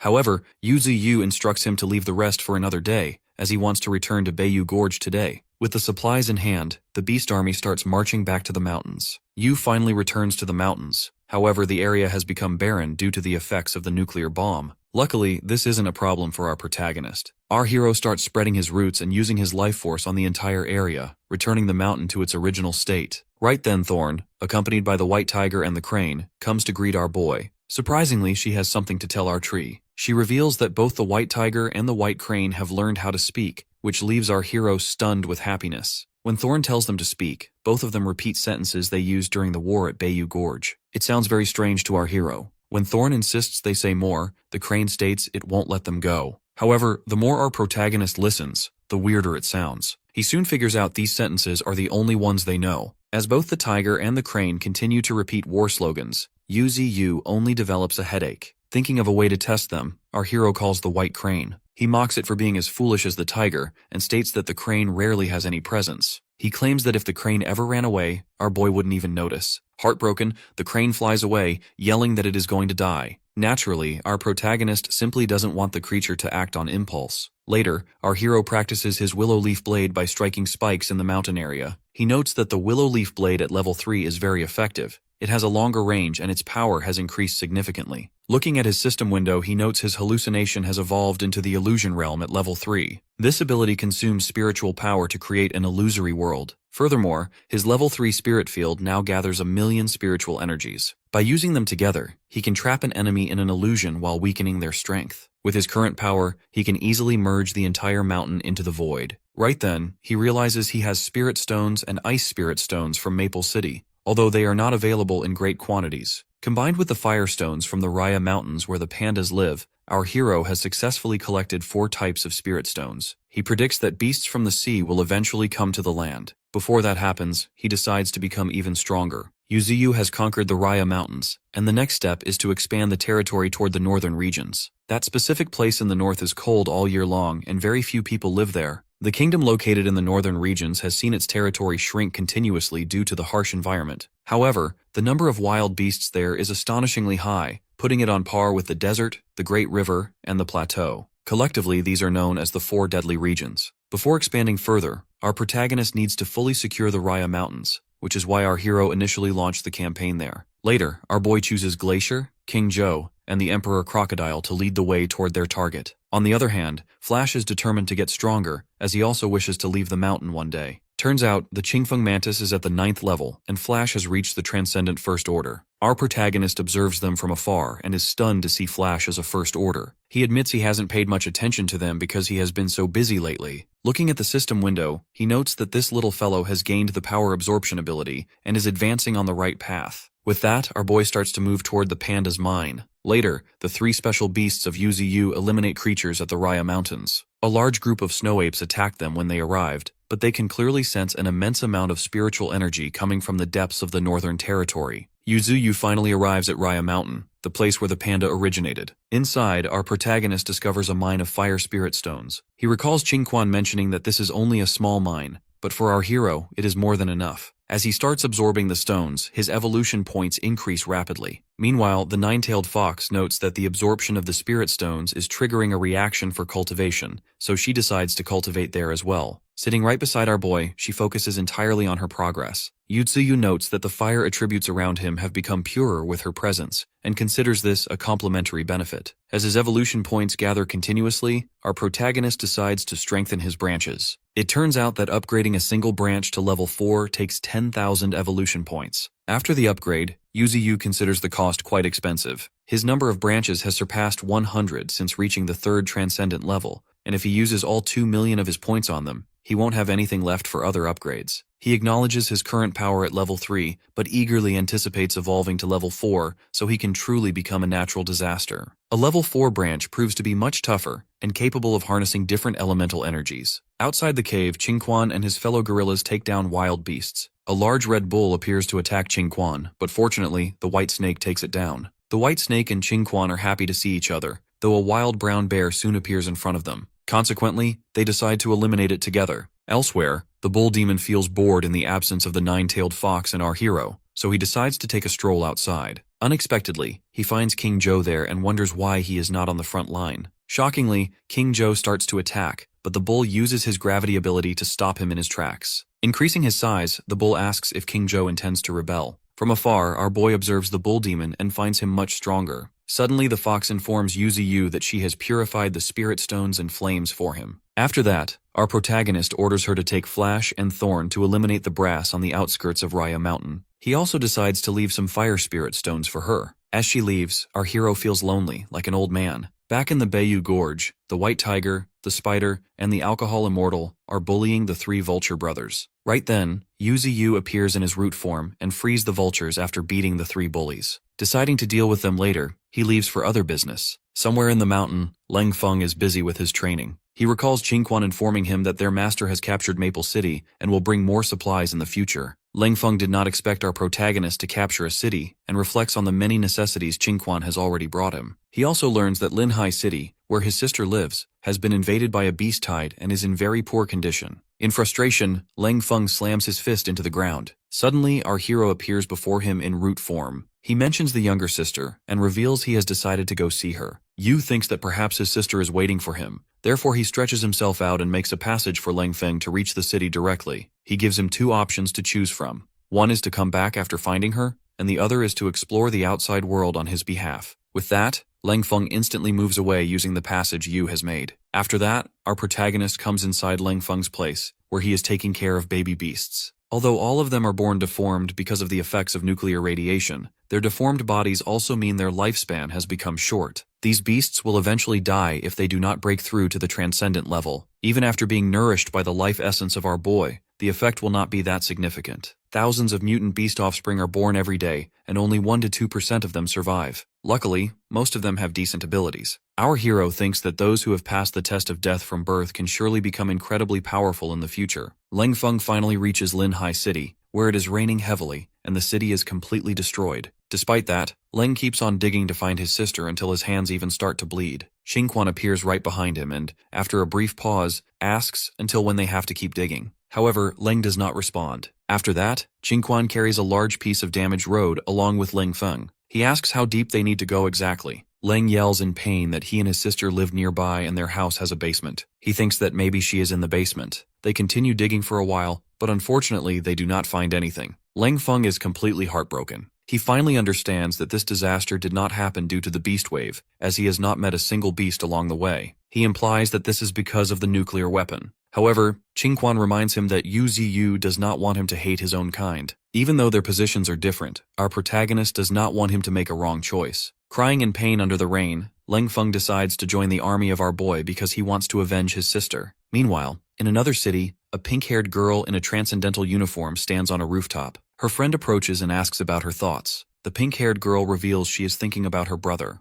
To that, her friend reveals that according to Xiaoling, her brother is training in a certain place and will come back once he is finished. When her friend asks about Sister Ling consolidating her position in the second military region, the pink-haired girl nods confidently. Soon, Leng Feng returns back to Bayou Gorge along with Qingquan. Seeing Leng Feng, all of his kid beasts start reacting and gather around him for hugs. Right then, Yu Ziyu appears to ask about his plans for the future. Leng in response says he cannot bear to leave these little beasts behind. Plus, he finds the human world full of conflicts, so he prefers his current life. He finally addresses our hero as Divine Tree and kneels down to announce he will follow him from now on. Qingquan gets super happy while our protagonist states that Leng has an extraordinary talent and is inferior to no one. He has his own pride and perseverance in his heart. Yu Ziyu announces with pride that they are officially partners. Yu has added fire and earth elements to his repertoire. If he cultivates the ice and lightning elements in the future, then he will have 2 more types of elemental attacks. Once our boy fully strengthens all of his branches and absorbs the remaining 2 spirit stones, his spiritual power will increase from 2 million to 5 million. At that point, humans won't be able to become his opponents. Meanwhile, in the outskirts of the northern region,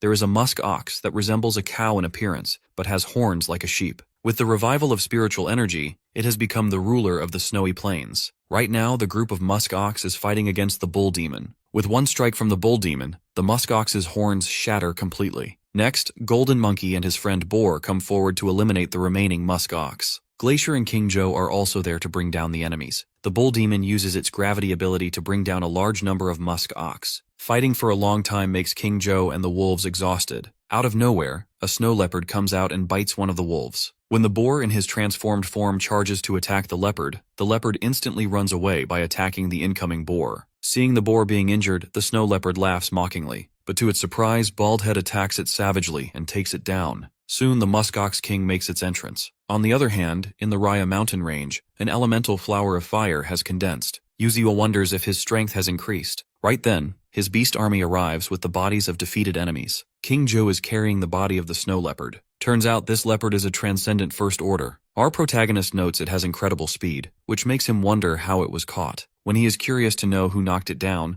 Glacier reveals it was Baldhead. After taking a pause, our hero notes that this snow leopard's abilities are really good. Therefore, he decides to take it in to train. Other than that, there is a musk ox of the first order, but its ability is not that good. So Yu decides to collect the rest as evolution points. Eventually, a month passes since the battle in the north. Any group that encountered the group under the bull demon fled in embarrassment. However, the group indeed suffered losses. Only 10 gray wolves remain from a total of 30, and only 7 wild boars remain. However, 2 wild boars and 3 gray wolves have advanced to the Transcendent First Order. Additionally, they have encountered a strong enemy, the Arctic Frost Bear, at the Transcendent Second rank. The army of our boy would have been completely annihilated if it weren't for the bull demon's gravity ability. Plus, Glacier and King Joe played a very important role in distracting the enemy so they could escape. Later, Glacier and the bull demon discuss what to do with the Arctic Frost Bear. Right then, the White Snake arrives to inform them she has found the lair of that bear. It lives in an ice attribute spirit stone mine. Now Glacier understands why it is that powerful, as it can even freeze the ground in an instant. However, the bull demon admits they can no longer handle it. He believes the old mine should make an entrance. Within 10 days of the Red Fox joining the battle in the Raya Mountains, those mountains are added to the territory of the Bayou Gorge. After that, some of the exotic beasts go back to the North Valley Gorge, while the remaining ones stay at the Raya Mountains. However, the nine-tailed fox returns to Yuzu.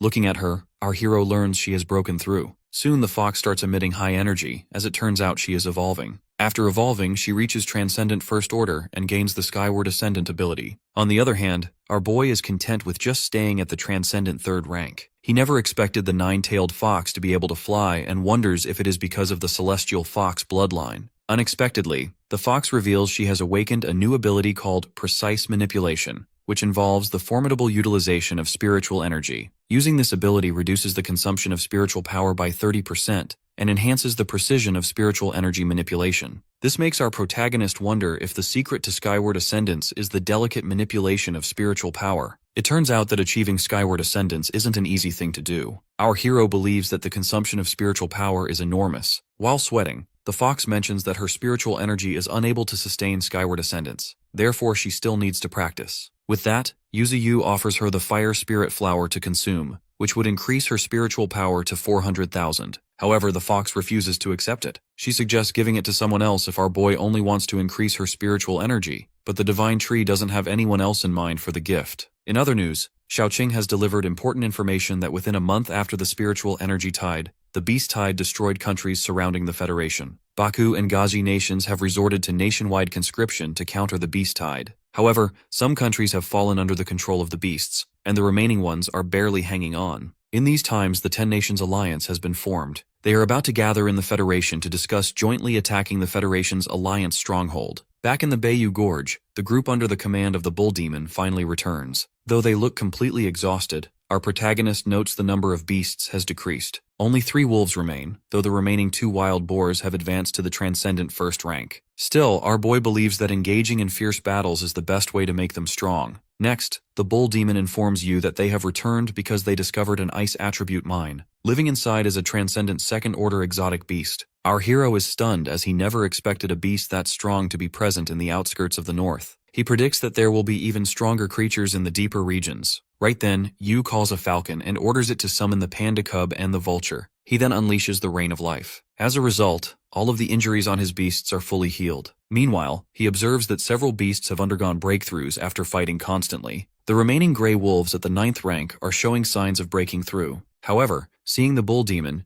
Yuzu orders it not to go to the next level yet. When the bull grows confused, our protagonist explains that he himself is about to break through, so the bull needs to stay here. Instead, the panda cub and the nine-tailed fox will set out tonight to seize the spirit stone mine. The bull demon is concerned because they cannot underestimate the Arctic frost bear, but our boy reassures him since the nine-tailed fox has already broken through. Stepping out with fresh energy, the nine-tailed fox reassures her fellow beast. The white snake, the vulture brothers, the panda cub, and the nine-tailed fox are on their way toward the north region. As usual, the panda cub starts asking the fox unnecessary and useless questions. Being annoyed, the fox increases her speed and leaves the panda behind. Riding on one of the vultures, the panda cub yells at the vulture to increase its speed as well. Back in the Bayou Gorge, Yuziyu wonders if they will be fine in the north. It turns out he has sent the bull demon back to the canyon mine for training. Additionally, almost all of the fire spirit stones have been absorbed. All 2 million points have been used to upgrade all branches to level 4. Level 4 branches can attach to different elements to attain different powers, though only some of the branches have elemental powers attached to them currently. When our hero absorbs Ice Spirit and Thunder Spirit power, he can attach even more elemental powers. Branches combined with the spitting ability will make our boy even stronger. He is planning to upgrade his roots next. When he starts to wonder about the power of sea creatures, our hero instantly focuses back on himself. He summons his system window and thinks about the Blood Covenant ability, which is currently at level 1.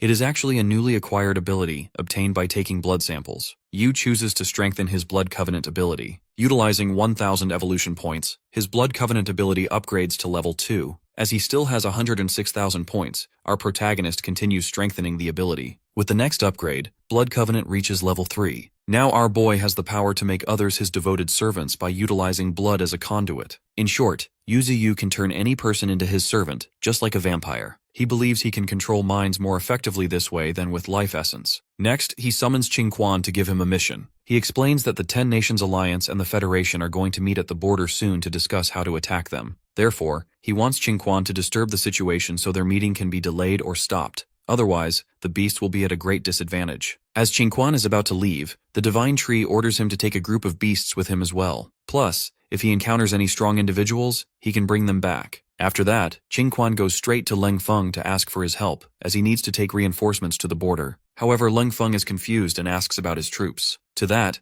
Qingquan reveals they were sent to the outskirts of the northern region to guard the place. When asked about the Ant Legion, Qingquan reveals they are responsible for underground construction and ore transportation. Leng Feng holds his head in frustration, then offers his mutant rats to provide help. 3 rats are at level 9, while the Rat Emperor is at Transcendent First Order. Seeing their ranks, Qingquan gets curious to know how Leng Feng achieved this. Leng reveals that the Rat Emperor had already awakened the dark element and believes it can be a great help. Unexpectedly, he adds that he has fed them his own blood and flesh. However, for Qingquan, their quantity isn't enough. But Leng Feng states these are not just 4, but a whole army of them. On the other hand, the team led by the nine-tailed fox is up against the Arctic ice bear. The panda cub feels excited as he senses a strong aura coming from the enemy. He instantly jumps off the vulture and lands on the icy ground with excessive force. With that, the hunt begins. The Arctic bear roars at the panda cub. The white snake notes that the injuries of the Arctic bear have already been healed. Even though they weren't able to defeat it before, they did cause severe damage to it.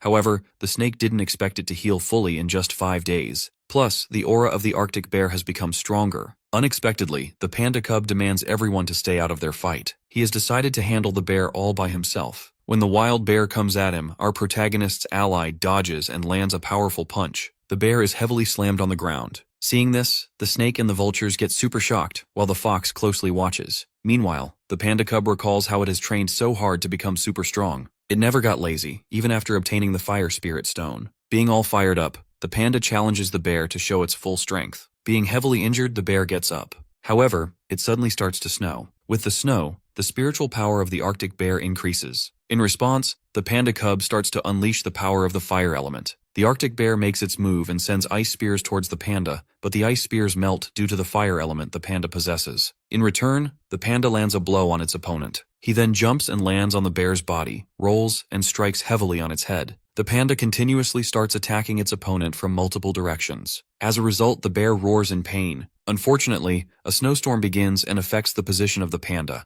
Taking advantage, the bear attacks the panda and freezes him completely within its ice spear. When the white snake is about to jump into the fight, the nine-tailed fox stops it. Soon, the panda's voice comes through the ice spear, asking if this is the bear's trump card. Suddenly, he destroys the ice spear and comes outside without any injury. He rolls and lands a heavy blow on the Arctic bear. The area is covered in snow and smoke as the panda lands back. As the smoke clears, the lying, injured body of the Arctic bear comes into view. The white snake calls the panda amazing, and the vultures start making sounds in celebration. As the panda cub looks back, his head is heavily bleeding from the last attack he landed. As the panda makes a victory sign announcing their victory, the white snake yells at him to be careful. Shockingly, the Arctic bear is still alive and is coming to eliminate the panda cub. The vultures start creating noise, but fortunately, the nine-tailed fox steps in and counters the bear. The bear roars aggressively. However, the fox, calm as ever, uses her ignite ability and burns down the Arctic bear. Seeing the huge flames, the panda gets stunned. Soon the burnt body of the Arctic beast falls down, and the nine-tailed fox stands upon it. Seeing how powerful she is, the panda challenges her to a life-and-death showdown in the future. The scene shifts to Yan City. Falcon, a Transcendent Level 2, reaches the location. It turns out he has a message note from Yu to deliver to Qing. From the note, Qing learns that her master has sent Qing Quan to disturb the meeting. She feels grateful as she knows that in the envoy group, there is a very troublesome guy. After burning the note, she reflects that she has controlled over half of General Li's army now. However, 40% of the military power is still in the hands of Li Yuanhu in the envoy group. Soon her thoughts are disturbed by someone who appears in her office out of nowhere. That person informs her that Li Hao is here to see her again. The person who just appeared is actually from the genetic superhuman troop, Bloodsucking Clan.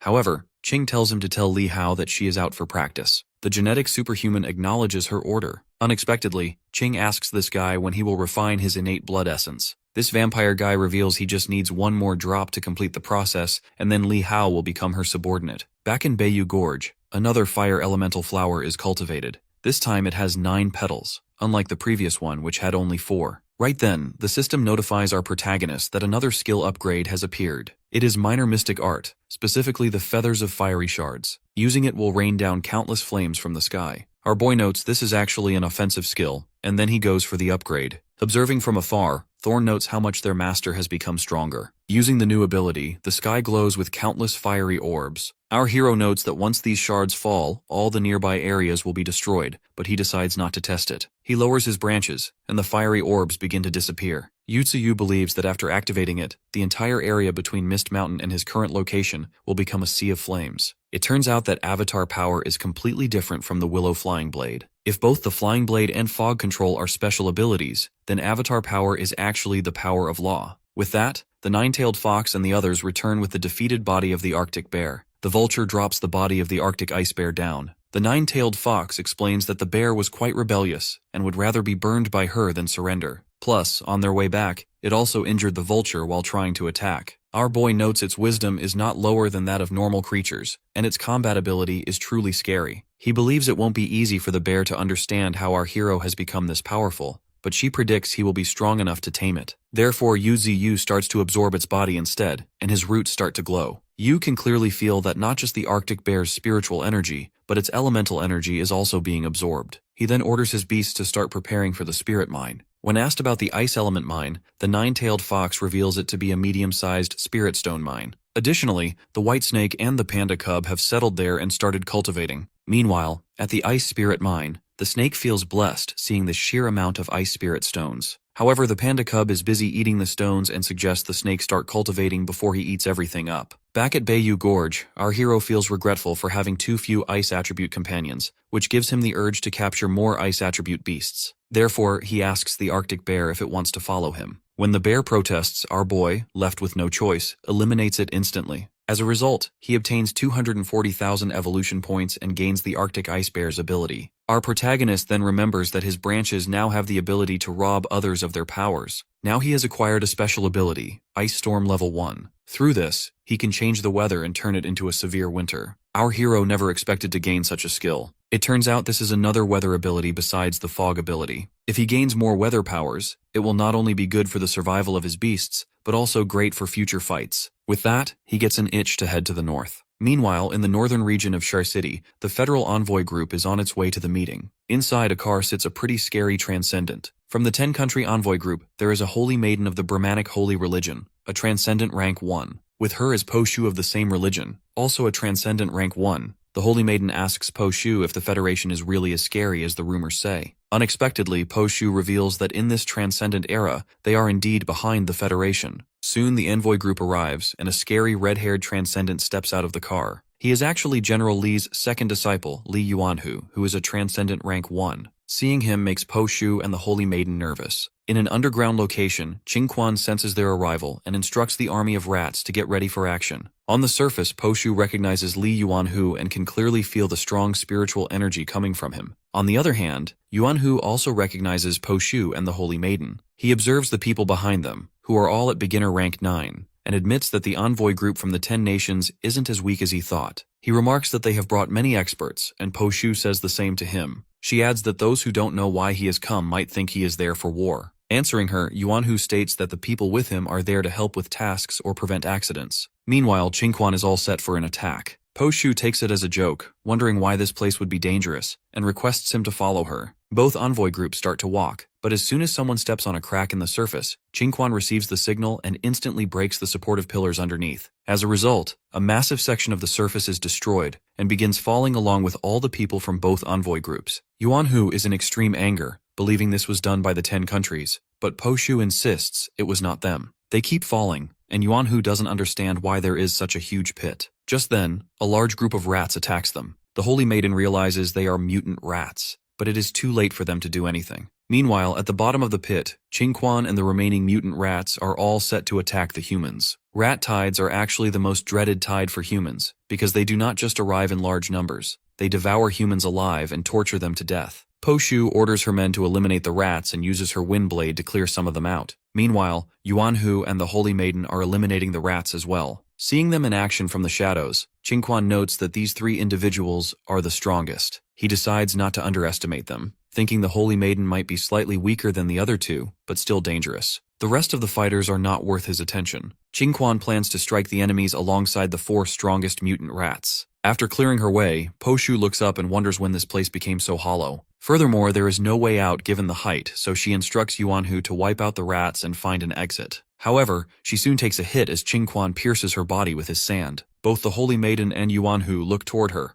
which gives the Rat Emperor an opportunity to land an attack on Yuanhu. Luckily, Yuanhu does not sustain a heavy injury. Right then, a number of rats start swarming him. Qingquan orders the remaining rats to eliminate the rest of the humans immediately. Even when the humans beg for their lives, the rats kill them instantly. Soon, every single human is eliminated, leaving only the Holy Maiden behind. 3 days later, Qingquan brings her to the Raya Mountains. He explains to Yuziyu that she is Aisia, one of the 3 holy maidens of the Brahmanic holy religion from the 10 Nations Alliance delegation. After getting the report, our boy lifts up her body. He reflects that the Brahmanic religion is extremely mysterious, and even the Federation fears it. Our hero notes that even in a coma, she is emitting terrifying spiritual energy. He then removes her veil and finds her extremely adorable. Finding her figure attractive as well, our protagonist decides to make her his loyal servant using his Blood Covenant ability. As soon as he uses the ability, the consciousness of our boy and Aisia enters her core space. By entering this core, one can fully understand Aisia and take absolute control of her,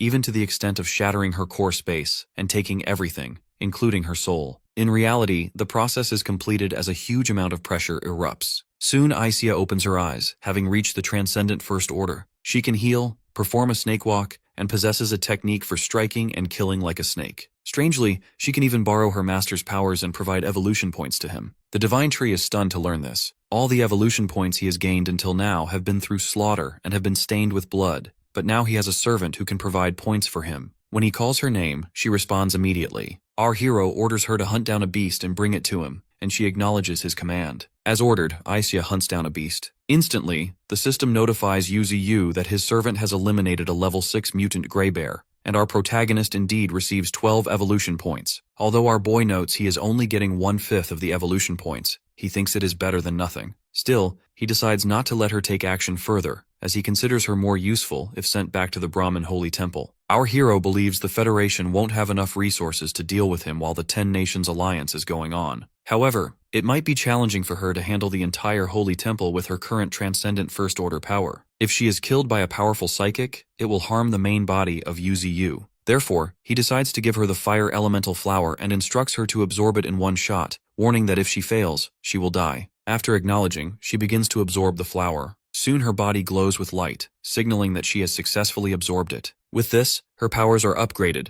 though she remains at Transcendent First Order. According to our protagonist, she will soon break through and reach the Transcendent Second Order. He then instructs her to go to the spiritual pool in the Bayou Gorge to nurture herself, promising that he will soon give her his life essence. After that, our boy turns to Qingquan, praises his work, and instructs him to take Isia with him. With that, they both start their journey towards Bayou Gorge. After a few days, our hero shockingly feels an earthquake, but he soon realizes it is the bull demon and wonders if it has finally broken through. Soon Yuzuyu sees the transformed form of the bull demon, which can now stand on just 2 feet and has finally reached transcendent second order. When the bull demon calls its master, Yuzuyu is in complete shock to see it transformed into a humanoid form. In amazement, our protagonist asks how in the world the bull demon has done it. Our boy remarks it is becoming more and more like a demon and admits he also wants to become like it. However, the bull demon itself is not entirely sure how it happened, noting that during evolution, it simply wanted a more convenient physique. Meanwhile, our protagonist thinks that so-called demons are just another form of transcendent beings after evolution. In this transcendental era, there will surely be more beings like the bull demon. After acquiring a humanoid form, the bull demon wants a weapon, specifically an axe. Understanding the need, our hero starts refining some of his branches and roots to make an axe. In terms of durability, it could be a divine weapon for humans. He finally makes the weapon, gives it to the bull demon, and names it the Magma Battle Axe. After that, our boy reveals he is going to the northern region in a few days. He has left some fire spirit stones for their fire attribute companions, and in his absence, he wants the bull demon to be in charge of guarding the Misty Mountains. 3 days later, Isia is sent back to the Brahmin Holy Temple. Under her command, the deaths caused by the Rat Tide and the members of the Holy Temple are attributed to another force within the Federation. As a result, the 10 Nations Alliance and the Federation officially go their separate ways. In the meantime, Yuzuyu sets off for the Northern Territory. While he is away, the bull demon and a group of mutant beasts are instructed to guard the Misty Mountains. On his way towards the northern region, our hero hunts down all the beasts in his path. Soon he reaches the island he is looking for. Suddenly, the white snake and the panda cub come to greet their master. Our protagonist feels an enormous aura emitting from both of them due to the spirit stones. The panda confidently reveals that he has swallowed a few spirit stones. Right then, our boy spreads his roots into the ice spirit mine, stunning the panda and the white snake. After that, he instructs the nine-tailed fox to come to his fire attribute branches, while instructing the white snake and the panda to focus on their training. With that, our hero starts absorbing the ice spirit stones. Several days pass as Yu's spiritual energy surpasses 5.5 million. His tree roots pierce through the icy layer to hunt down many fish, bringing his total evolution points to 4.5 million.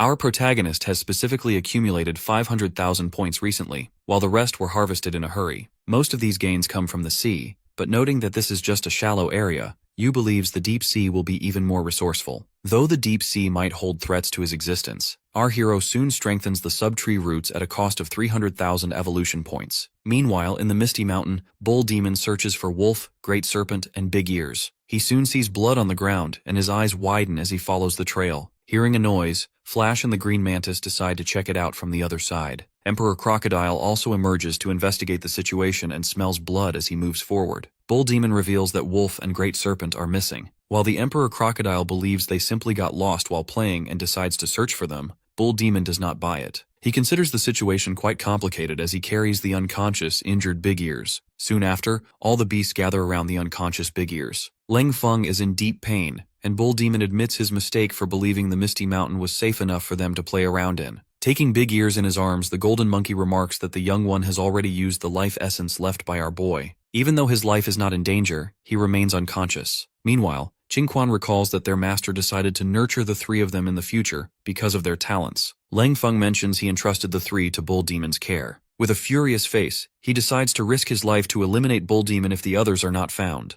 Thorn tries to calm Leng Feng from behind, stating that Bull Demon has always treated the young ones as younger siblings and is also feeling terrible. Bull Demon promises to give Leng Feng an answer, and the Emperor Crocodile urges them not to argue, reminding them that the top priority is to find the young. Windwolf King has already led the wolf pack to search, yet the enemy is good at hiding and leaves no trace of a scent. Crocodile takes full responsibility, noting the enemy intruded while their master was away and even managed to hide their aura. Deciding not to let the invaders escape, he uses his extreme tracking ability. Suddenly he notices something and finds out that humans are behind this. He sees ninjas running ahead, holding cages containing the young beasts. Bull Demon grows furious at the discovery. Meanwhile, the ninjas try their best to escape. One of them, Liu Shengzoteng Jun, reflects on hearing that they should only fear the demon tree. He wonders if the other beasts are not worth paying attention to, yet he feels an overwhelming killing intent coming from the mountain. It looks like they have been deceived by a transcendent. Their mission is to take the reincarnation of the eight-headed serpent to their country, to save it. Soon, the group feels a heavy pressure, and another ninja senses they have been discovered. However, Zhu Tengjun has a plan to sneak into Sunset City. They intend to escape through the other side of the city gate, leaving the city soldiers to deal with the beasts from the Misty Mountain.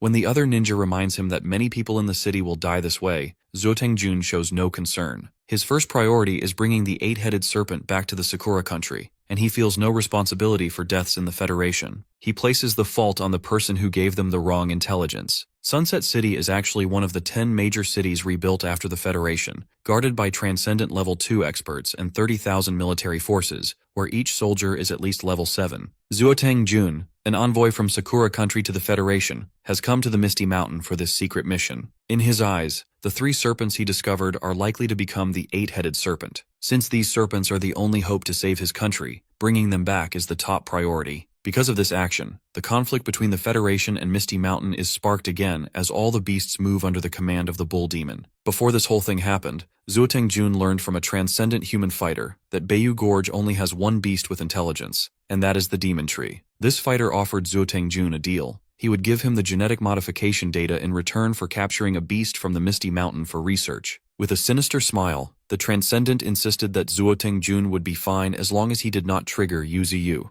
Now in the present, a large wave of beasts is approaching the Sunset City walls. The soldiers activate the defense weapons, start moving the armored vehicles, and enter Phase 1 emergency. Heavy army machinery is on the move from all 4 districts. As the machines are set, soldiers on the walls take their positions. Red lasers are seen on the wall, and in front stands Ni Yuan, the Level 2 Transcendent who gave Zhuo Tengjun the wrong intelligence. Ni Yuan observes how those people from the Sakura country are useless, noting they have caused such a big commotion even after boasting about their hidden abilities. However, he considers this a win because he believes it will be worth it to research the reason behind the strength of the beasts from Beiyu Gorge. Soon, all the major beasts from the mountain appear from the shadows. Seeing them freezes Ni Yuan completely. The one leading all the beasts is none other than Bull Demon. Seeing his humanoid form makes the soldiers more confused than ever. Bull Demon demands only one thing, which is to give them back their young ones, or else they will witness a massacre. Ni Yuan closely observes him and learns that the beasts are evolving toward becoming human, which makes him think the captives are even more important. Unexpectedly, he reveals they have nothing to do with this. Bull Demon goes crazy and lands a powerful attack on Ni Yuan. However, Ni Yuan somehow manages to survive the attack, though he is injured.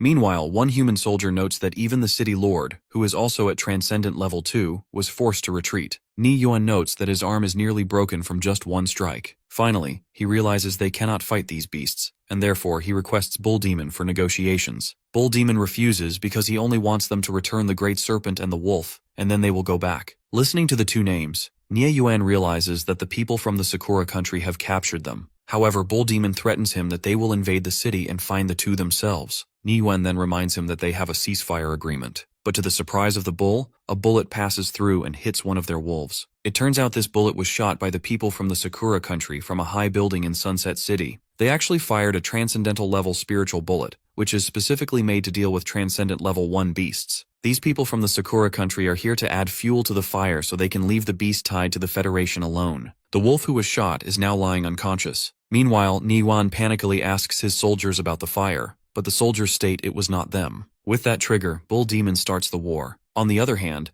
Zhuo Tengjun is going back to his country, condoning the genetic modification plan data, and prioritizing bringing the young beasts back to the Sakura country. The soldiers stationed in Sunset City are actually the most powerful legion composed entirely of transcendent warriors, with the weakest being at level 8. This is the Black Armor Corps, a new unit formed after the second spiritual energy revival. These soldiers finally open fire at the beasts, determined to fight until the end. Soon, a shower of bullets covers the entire area. On the other hand, the Bull Demon orders the vultures to attack. The 3 Vulture brothers unleash their Meteor Fire Feathers ability, setting the wall on fire. Next, the Bull Demon orders the beast to destroy the city wall. Mutated falcons fly straight into the structure and damage it severely, causing the wall to collapse. As one transcendent human fighter comes forward to eliminate a falcon, the White Tiger emerges and lands a heavy blow, forcefully slamming him into the ground. Meanwhile, Nai orders his soldiers to use all of their firepower on the beasts. This continues for a moment until King Zhou advances and climbs the wall. After reaching the top, he starts eliminating the human soldiers, leaving them to see nothing but hell. On the other side,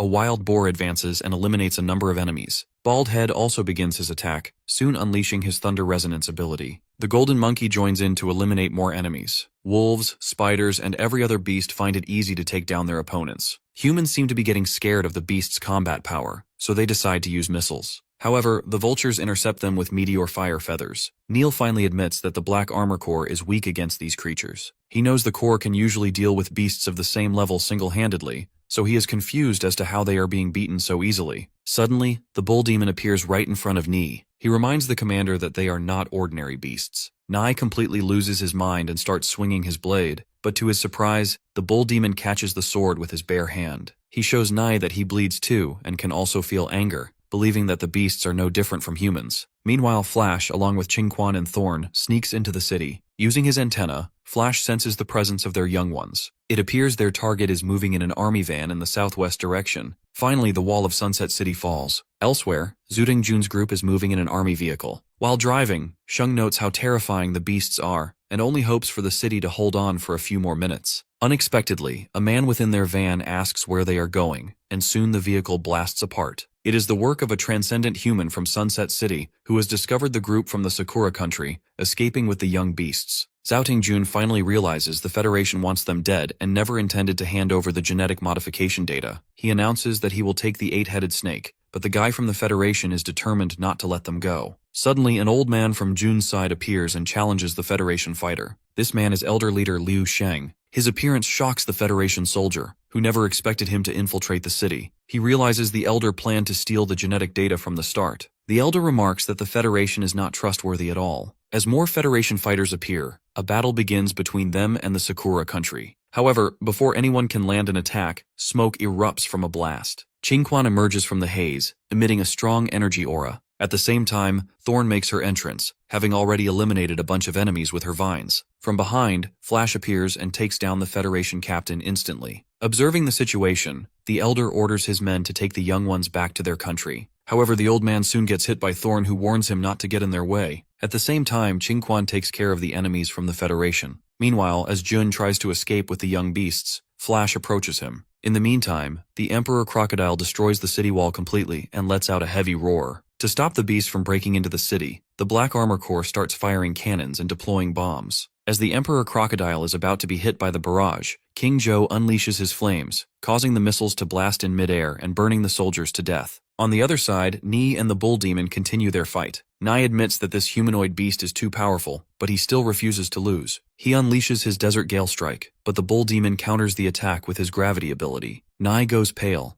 never thinking a strike made with all of his spiritual energy could be stopped so easily. Raising his axe, the Bull Demon admits it is too late for the commander to go back. With a single strike, the Bull Demon eliminates Nai. Bull Demon stands tall as the Sunset City Lord, Nie Yuan, is defeated. A soldier with eyes filled with tears wonders why they have been beaten even though they are much stronger than before. At the same time, Bull Demon questions why Flash has not been able to find the young ones yet. Meanwhile, in a nearby forest, an injured Jun runs while holding the young beasts. He feels frustrated because the beasts are unbelievably strong, and he realizes he would have been dead if he hadn't used a secret technique to conceal his aura. Despite his injuries, he is determined to take the young creatures back home no matter what. Soon, Flash reaches a position right behind him but unexpectedly stops midway, which leaves Jun confused. It turns out that Qing is waiting for him up ahead. Realizing she is the Alliance's spirit maiden, Jun believes she is there to provide aid to Sunset City. He reaches out to her, mentioning that he is a messenger from Sakura country, and that beasts are chasing him. To his surprise, Qing grabs him instead and rescues the young beasts. Flash greets her as Big Sis, and hearing this, Jun suffers a massive shock. Afterward, Qing instructs Flash to tell Bull Demon to retreat, because reinforcements from the Federation will arrive soon. As for Jun, she decides to eliminate him for opposing the Misty Mountain. With that, he burns to death in her flames. Soon, a falcon informs Bull Demon that their young ones have been rescued, so he orders a retreat. Qingquan and Thorn also decide to pull back. Later, on their way back to the Misty Mountain, Emperor Crocodile wonders why they didn't conquer the city instead. Bull Demon mentions it was an order from Qing, so they must obey. Meanwhile, the young beasts rest in Thorn's lap. Bull Demon is grateful they were saved, otherwise their master would be mad at them. He then orders the Emperor Crocodile to note all casualties, take the injured to the Spirit Lake, and move those who are severely injured to the Spirit Pool. Meanwhile, reinforcements reach Sunset City. These are Iron Knights sitting on the backs of mutated pandas, led by Lan Yi, a Transcendent Level 2 Iron Knight. Upon reaching the city, they realize they are too late. Lan Yi notes they cannot ignore the power of the Misty Mountain. Suddenly he notices something. It is Qingquan hiding in the bushes, who grits his teeth for being spotted. As soon as Lan Yi jumps in that direction, he finds no one. He feels strange finding the area empty because he is sure he felt a presence just now. While coughing blood, Qingquan retreats, feeling grateful that most of their forces have already left. He believes things would have become difficult if they had to face that Iron Knight, as their entire army might have been wiped out completely. For the Federation, the Misty Mountain is not an unfamiliar place. It is a forbidden land within forbidden lands, home to the mightiest beasts and an infinite number of powerful creatures. Now, these beasts are attacking human cities, leaving the Federation completely shaken. In a meeting room, reports confirm that the beast tide in Sunset City was caused by an envoy from the Sakura country. Before the battle, a humanoid mutated beast inquired about the young ones. Initially, Marshal Ni Yuan and other fighters thought it was merely an excuse to invade the city,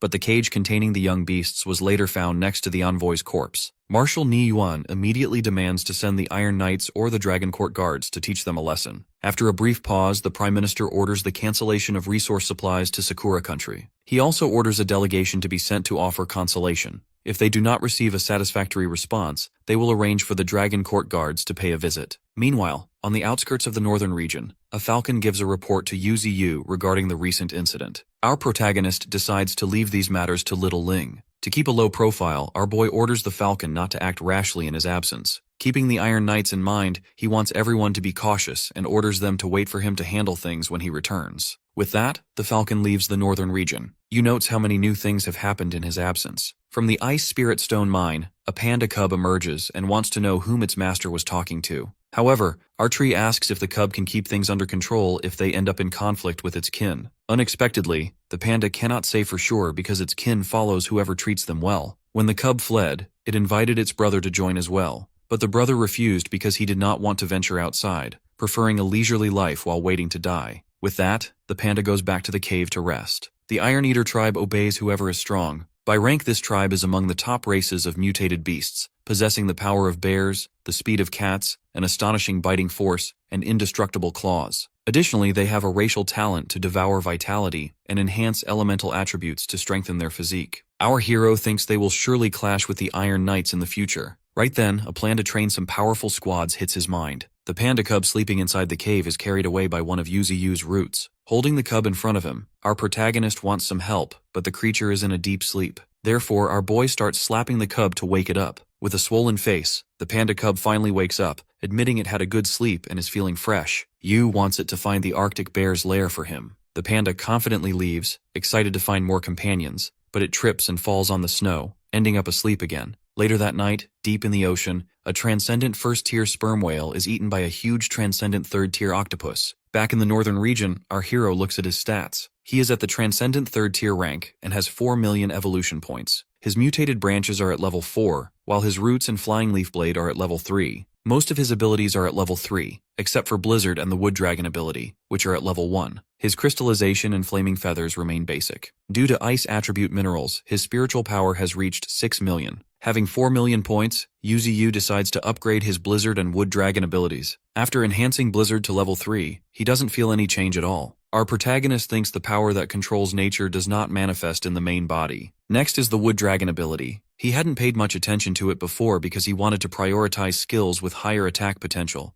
but upgrading this ability requires a total of 500,000 evolution points. Still, he presses the button, and instantly a strange light appears as he begins to feel an inexplicable, intense pain. A huge beam of light and pressure appears due to the upgrade, which draws the attention of the massive octopus living in the ocean. A mutated orca, a transcendent second tier, emerges from the ocean to charge at Yu Ziyu. It has followed the spiritual power our protagonist emitted during his upgrade. Even though his body still hurts, our hero must react as the orca opens its jaws to attack. However, the orca's body freezes completely when our tree uses his Frozen Earth ability. Since the elemental attachment of his level 4 mutated branches is now Frozen Earth, Yu can easily freeze a large portion of the sea. Suddenly, a large fish with a sharp, long mouth bursts from the frozen ocean and strikes our boy's main body. Our hero grabs it with his roots and eliminates it. Surprisingly, he gains 170,000 evolution points, which is the most he has ever received from a single source. Right then, he feels the presence of another beast in the water. A huge tentacle bursts out from the ocean belonging to the same massive octopus that devoured the sperm whale. The octopus roars terrifyingly, marking the first time Yuzi has clashed with an ocean overlord. He is curious to see whether land or ocean creatures are truly stronger. Meanwhile, at the headquarters of the Luo Kingdom, humans receive a warning that spiritual power has exceeded all known limits. They soon learn of two massive energy signatures near the coast. Sweat covers their faces as they watch live footage of the fight between Yu and the giant octopus. They wonder why the demon tree from the Federation has appeared there, but suddenly their screens go blank, forcing them to try and restore the feed. On the battlefield, the octopus uses its fatal suction and grabs our protagonist's body. Through this ability, the beast begins sucking out the spiritual energy of our boy. Our hero quickly counters with his dragon root, but unfortunately, it does not do much against the opponent. The octopus grabs our protagonist with its tentacles again, attempting to drag him into the sea. To avoid being pulled under, Yu uses his flying leaf blade to cut through the tentacles and free himself. However, the octopus opens its massive mouth and begins trying to chew our hero whole. Luckily, Yu blasts the octopus back to free himself once more. Next, he unleashes his inferno-magnetic feathers. After wishing farewell, Yu's inferno-magnetic feathers hit the octopus continuously. This prompts the creature to retreat toward the ocean, but our protagonist does not want it to escape. He uses crystallization and grabs his opponent with his roots, but the octopus refuses to give up. It unleashes a corroding ink toward our hero, leaving him with no choice but to let go and protect himself using a root shield. While the octopus slips back into the water, Yu notes that 40 of his branches have been damaged. The system immediately starts branch regeneration, and since his roots are also damaged and weakened, the system begins healing them as well. The octopus's corrosive ability was truly terrifying, so our boy is grateful he acted quickly to save himself. Unexpectedly, the octopus emerges once more, but our hero observes how much the ground has been corroded by the ink and prepares himself. As the beast comes forward to attack, luckily, Yu reacts instantly and freezes the octopus completely. With the octopus finally taken down, our hero orders the falcon to call everyone over for an octopus feast. Later, everyone gathers around the body as it is being grilled. When Qingquan takes the first bite, he finds the meat incredibly tough and can't believe it remains this strong even after death. Meanwhile, a large piece gets stuck in King Zhou's mouth as he tries to swallow the whole thing at once, while the white tiger happily claims the innards. From above, the nine-tailed fox remarks on how much fun their comrades are having. After that, Yuzi observes that the emperor crocodile is close to a breakthrough, though the crocodile admits its progress feels very slow. Next, our protagonist lifts the white tiger and reminds it that it is still only at the early stage of the first-order transcendent level. Our boy tells the tiger not to be so playful, but the tiger reacts as if it is being praised. From below, Thorn notes they will soon support the entire world. Meanwhile, Qingquan realizes he is missing someone, not Leng Feng, but Hedgehog. Since everyone else is present, Qingquan announces that they should all enjoy themselves. On the other hand, the crane feels left out, noticing that no one seems bothered by its absence. Suddenly, our hero pulls out the 3 hearts of the octopus. All the animals start to drool as our tree notices how tempted they are by these prizes. The octopus has 9 brains and 3 hearts, and the 3rd heart, in particular, is a treasure that acts as an elixir of advancement for any beast. After dividing the 3 hearts into multiple pieces, Yuzi offers a piece to everyone, sharing the rare, heaven-sent treasure. After eating the heart pieces, Qingquan and the Emperor Crocodile start to evolve. The Emperor Crocodile turns blue, gains the ability to stand on 2 feet, and reaches the Transcendent Second Order. Qingquan also turns blue and reaches the Transcendent Second Order. It turns out that Qingquan is gradually surpassing the realm of humans. Our protagonist wonders if it is because of the earth element that Qingquan's aura has become increasingly vague.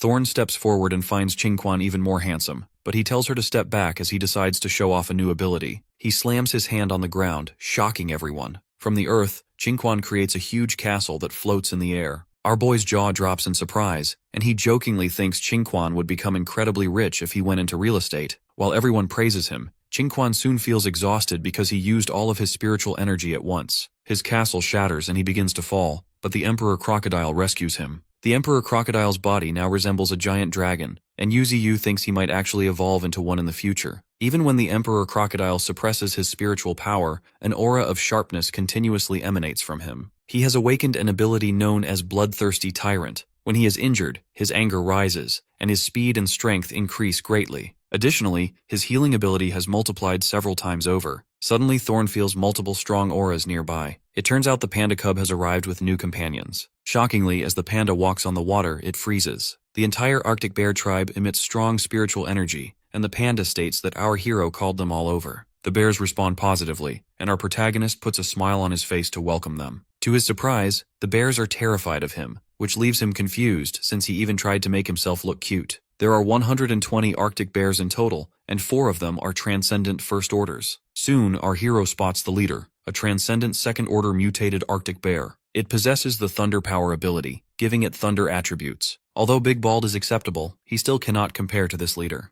Our boy wonders how the panda cub managed to bring them all here without using force, especially since the previous Arctic bear leader didn't give up even in death. The panda confidently declares that he made an alliance with them based on food and shelter. Our protagonist is proud and praises the cub sincerely. The Arctic bear leader roars, and the panda translates that they will be reliable allies. Both the leader and our hero shake hands to finalize the alliance. Next, the golden monkey arrives with a large barrel of wine, and Yuzi announces that they should celebrate the arrival of their new companions. He then gives a piece of the octopus heart to Qingquan to take to Ling Feng. Reflecting on his gains, our protagonist notes that killing a transcendent third-order beast was very profitable. He has gained 1.2 million evolution points and an additional 400,000 spiritual energy. He has also acquired a new skill called transference, which involves splitting his consciousness into a new plant. If done for too long, his consciousness will be forever trapped in that plant. Our hero thinks that if his consciousness is fixed on the other side, he might become multiple versions of himself. He instantly rejects the idea, considering it unsuitable for him right now. Somewhere far away, a 7-colored flower appears. The 7-colored flower emits energy as the water beneath it begins moving in a circular motion. It suddenly unleashes its power straight into the sky. In White Emperor City, City Lord Wang Hao, one of the 10 great geniuses, feels the aura of an extraordinary treasure. He immediately orders his staff to notify the Federation about this new discovery and commands them to gather manpower to make the first move. Later in Zhanhai City, a transcendent remarks on how lucky Wang Hao is since this kind of treasure only appears near his city. He adds that Wang Hao likely has no idea what stroke of luck he has stumbled upon. Suddenly he receives a punch from the city lord of Zhanhai,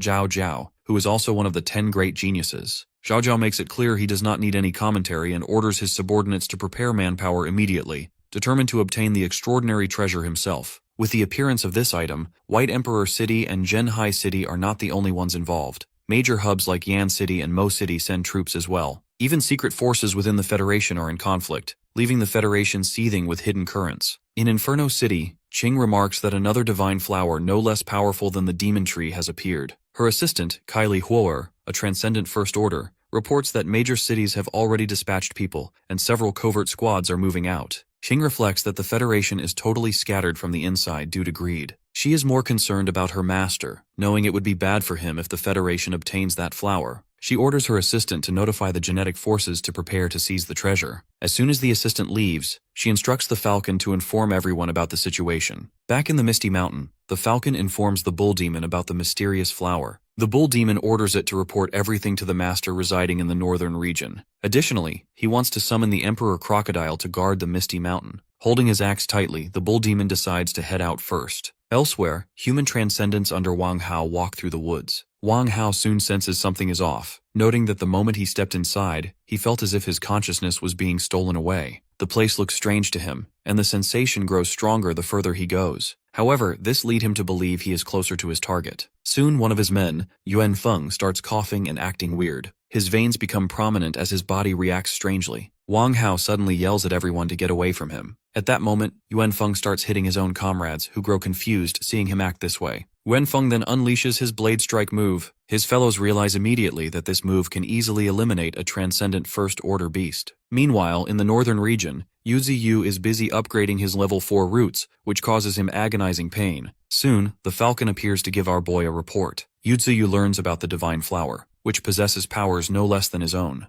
Our protagonist predicts that the appearance of this divine flower will shake the entire existence of the Federation. Our hero thinks that the people fighting over this flower are taking a massive risk and realizes the Bull Demon, who is already set off, won't be enough to take the flower before it falls into human hands. Therefore, Yuzi summons the nine-tailed fox and tells him to snatch that flower. Zhao Zhao enters the forest with his fighters and finds Wang Hao sitting dejectedly on a log. From him, Zhao learns that those below Transcendent Second Order cannot proceed. This mysterious flower controls minds, and if a person's level is too low, they will die instantly. Zhao sneers, pointing out that Wang Hao must have eliminated his own comrades who were controlled by the flower. Wang Hao stands up and asks if he should go inside alone, or if Zhao intends to follow. Consequently, Zhao orders his men to stay behind and guard the area while he advances alone. Both Zhao and Wang Hao advance together. On their way, Zhao notices a group of cloaked figures waiting in the grass to take the flower. Zhu considers them nothing but a bunch of ants and believes they won't even know who killed them. However, Wang Hao points out that Zhao always underestimates others. Determined to obtain the flower, both men advance at full speed. From behind, the cloaked figures recognize the two and decide to follow them. They realize that as long as the duo clears the way, it won't be dangerous. In other parts of the forest, many different groups have arrived to take the divine flower. Soon, Wang Hao takes down a beast while Zhao takes care of the rest. It turns out these beasts are all being controlled by the flower. The deeper they go, the more extraordinary beasts they encounter, including many transcendent first-order creatures. Wang Hao suggests moving quickly, as this indicates they are getting closer to their target. Suddenly, they both feel a massive aura. A huge mutated horse appears right in front of them, identified as a savage raging steed of the transcendent second order. Before Wang Hao and Zhao can react, another massive beast appears, an inferno abyssal falcon, also second order. Figuring out they cannot fight these beasts, Wang Hao and Zhao retreat. Meanwhile, someone else has found the flower. Strangely, there are no beasts around the lake where the flower is located. This person wears a samurai hat and wishes to use the flower to ascend from the second order to the third, or perhaps even the fourth order. However, his thoughts are dismissed as he sees Wang Hao and Zhao marching ahead, still being chased by the raging steed and the abyssal falcon. No one notices the presence of the man in the samurai hat. Unexpectedly, Wang Hao decides to buy time by distracting the beasts so Zhao can seize the divine flower. Zhao readies his claw to collect it, and at the same time, the man under the hat jumps toward the flower. Surprisingly, something starts to emerge from underneath the water. A massive snake rises from the lake and attacks both of them simultaneously, standing tall to protect the flower. At the Spiritual Energy Monitoring Bureau, staff monitor every move made to obtain the divine flower. According to a report, they have detected 20 individuals with over 100,000 spiritual energy. Among them, 8 have exceeded 300,000. The supervisor orders the images of those 8 individuals to be frozen for identification. The group includes Wang Hao, Zhao, the man under the hat, Qing, the raging steed, the abyssal falcon, and the bull demon. Zooming in on the bull demon, the supervisor learns that even the Misty Mountain has joined the competition. She is equally stunned to see Qing joining the fray. Back in the forest, Wang Hao lands a strike on the abyssal falcon, causing it to crash to the ground. Meanwhile, the man with the hat and Zhao face off against the giant snake. However, Zhao leaves the snake to the other man and rushes to snatch the divine flower. Before he can take it, the bull demon makes its entry and forces Zhao to back off. Zhao instantly recognizes the creature as the bull demon of the Misty Mountain. Although he didn't expect to see it here, he decides to eliminate it and unleashes his innate ability, Hell Serpent. Unfortunately for him, as soon as the Hell Serpent nears the bull demon, the creature strikes with its axe and splits the serpent in two. Next, the bull demon unleashes gravitational force, but the Hell Serpent unexpectedly breaks through. In response, the bull demon uses Ignite and burns the serpent down. Right then, Qing appears as she is passing by. She advises the bull demon not to engage enemies in a long-range battle. Seeing her makes the bull demon teary-eyed. It creates a huge wave to shake off Zhao while Qing moves toward the divine flower. She instructs the bull to eliminate Zhao. In the meantime, Zhao spots Qing, but he soon receives a heavy blow from the bull demon. He is confused as to why the beast ignored Qing, but the bull demon only mentions that anyone who hurts what it cherishes will not make it out alive. Zhao is in a tight spot, and knows that if this continues for more than half an hour, it will be difficult for him. Suddenly, the bull demon uses heavy blade domain, causing Zhao to feel a sharp pain throughout his body. Before he can react, the bull demon unleashes a heavy axe blade. Zhao is thrown away and coughs up blood, yet he doesn't give up. Unleashing his ultimate ability, he remains determined to eliminate the bull demon. Meanwhile, Qing stands near the flower and observes it closely. The flower realizes she is not human and that their auras are the same. Additionally, the flower notes that Qing has already awakened her subconsciousness, just like their master. Unexpectedly, Qing's soul emerges from Ling's body. She offers Ling's body to the flower, suggesting it can use the vessel because of its ability to control living bodies. She cannot guarantee its safety because of the many powerful individuals present, but with Ling's body, the flower can protect itself. The divine flower does not understand why Qing is helping, but she reveals it is simply because they are of the same kind. The abyssal falcon receives a heavy blow from Wang Hao, but shockingly, it heals itself in no time. Wang Hao gets stunned seeing its healing ability, which makes him frustrated. Suddenly, a beam of light emerges behind him, and everyone sees in that direction. Turns out that it is Qing who is using the divine flower, and as a result, the beam of light is emitting. Unexpectedly, the eyes of the abyssal falcon, the huge snake, and the raging steed turn their colors. All of them go crazy as they advance towards Qing. The fighters from behind observe the whole scene closely. One thing is for sure, they don't want the beasts nor Qing to get the divine flower. Therefore, everyone starts to move. On the other hand, Demon Bull is not letting Zhao pass through. In the meantime, all the beasts and other fighters are about to reach Qing, but she unleashes Inferno Butterfly and sends them towards her opponents. As a result, a huge blast erupts and everyone gets fully burned. The flames are evaporating the lake. Everyone is down, but Ching stands tall. Seeing her eyes changing its color, some nearby fighters wearing golden helmets wonder if she is being controlled because she has touched the flower directly. But they reflect that not only have they failed to take the flower away, there are also powerful enemies in the area. On the other hand, Ling's body now has a spiritual energy of 400,000. Qing's soul reminds the now Ling to get used to the body. The divine flower in Ling's body notes she can get even stronger. Qing gets confused. Right then, our protagonist jumps off and unleashes a huge amount of spiritual energy. From afar, Wang Hao is shocked to see how much spiritual energy Ling is emitting. He finds it unexpectedly powerful. Zhao also gets a shock as he never expected her to be this strong. Standing on a fallen beast, our boy is now emitting 700,000 spiritual energy. The man in the hat gets frustrated because he would have eliminated the beasts. But now if he eliminates our hero, then the Federation won't let him go. Meanwhile, Qing is happy to see how the flower made Ling's body this powerful. But according to the flower, this body will turn back to normal because it has temporarily made it powerful. It further adds that there are way too many powerful individuals here who are looking for an opportunity. Plus, there are also a high number of powerful beasts who are coming this way from afar, and it will be difficult to leave here with just this body. Even if it escapes, the flower doesn't know where to go. Then Qing suggests the divine flower spirit to go to the Tianshan mountain, as humans don't dare to enter there because it's difficult for them to survive there. After a short pause, she also suggests going to the Misty Mountain. When the flower spirit asks about the Misty Mountain, Qing explains that this is the only place she can survive. She adds that she can follow the back of the demon bull ahead, who will guide her. However, the flower spirit has a favor to ask from Qing, as she is from the Misty Mountain. On the other hand, the fight between Jiao and Demon Bull is still going on. Unexpectedly, Ling's body intervenes as she kicks Jiao hard. Then, our protagonist instructs Demon Bull to take the divine flower back to the Misty Mountain, as our boy will buy time for them. Breathing heavily, Demon Bull acknowledges. After that, our hero forms whirlpools in the lake. Then, she emits a bit more spiritual energy. As a result, the whirlpools collapse with each other and spread water in the area, which makes it hard for everyone to see. The divine flower gets out of Ling's body and approaches Demon Bull so they can escape to the Misty Mountain together. As they move, the group wearing helmets feels the spiritual energy of the divine flower in motion, so they start to move as well.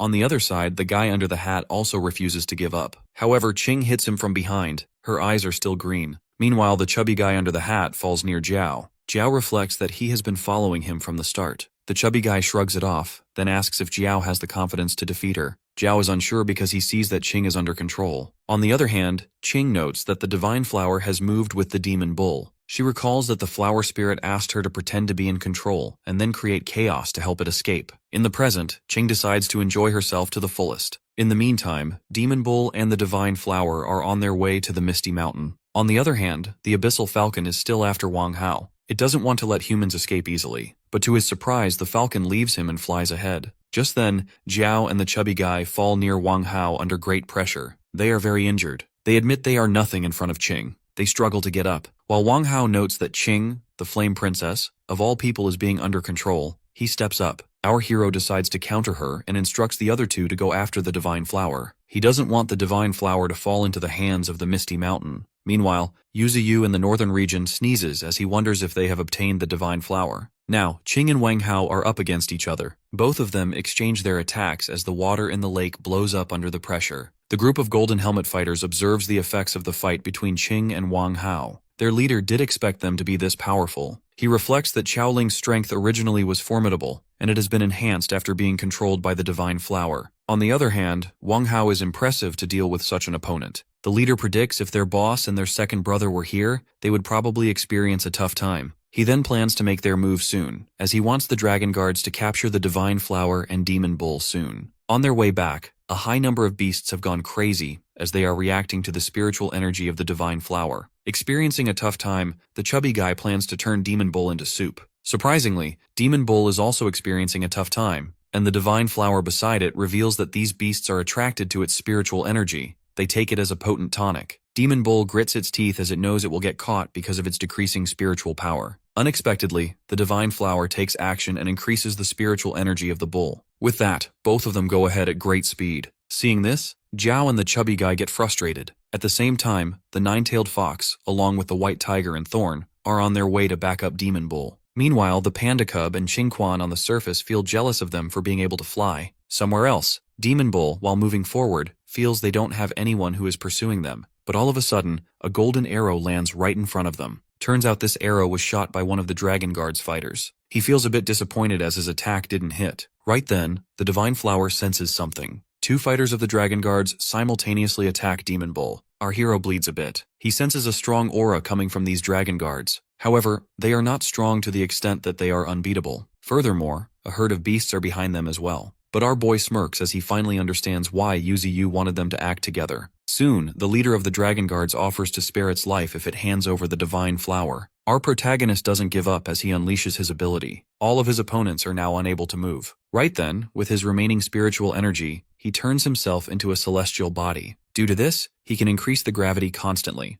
The Divine Flower is all confused, but our hero reveals that he needs to be stronger. Therefore, he uses all of his strength to make his ability strong. Bull Demon is emitting a huge amount of spiritual energy. Both Zhao and the chubby guy in the air can clearly sense the strong gravitational force coming from ahead. On the ground, a Dragon Guard warrior steps forward as he claims this ability is not something which he cannot withstand. He eagerly wants to see if his body will break down first, or if the gravity crushes him first. With that, he comes forward to land a punch, and our protagonist also prepares his punch. Both of their punches land on each other. The bulky Dragon Guard warrior admits using punches is more convenient. After that, he uses Supreme Ruler and Heavy Machine Fists to land multiple punches on our boy at the same time. He boasts that the energy of the Bull Demon is no match for him. But right then, he receives a heavy blow from our hero. With a lot of strength, Demon Bull succeeds in slamming his opponent on the ground forcefully. Right then, another Dragon Guard warrior shoots an arrow towards him. The bull counters the arrow, however. Another warrior lands a strike on him from behind. Luckily, the strike wasn't enough to cut our protagonist. Filled with rage, our boy throws the arrow which he just stopped towards that same warrior. Even the opponent's sword gets a crack. Seeing the situation, the shooter standing on the cliff starts shooting continuously. The whole area gets covered under those arrows. Unfortunately, the arrows hit Demon Bull, yet the arrows are not stopped. Therefore, the Divine Flower steps forward and tries to control the arrow shooter. But sadly, that doesn't work, and it can only impose mental suppression on him. The shooter, as a result, loses his composure. This gives an opportunity to our protagonist to land a powerful strike on him. As our hero lands his strike, the shooter escapes unscathed. He then reflects that even though the Bull Demon is just a mere transcendent second order, he is on the level of all three of them together. Furthermore, he notes that Demon Bull is struggling to fight after taking that slash in his back. Before the Dragon Guards could take advantage of this, a herd of beasts had almost caught them. Zhao and the chubby guy plan to take an opportunity from the chaos to snatch away the Divine Flower. Before anything could happen, someone fires powerful flames from the sky on the ground.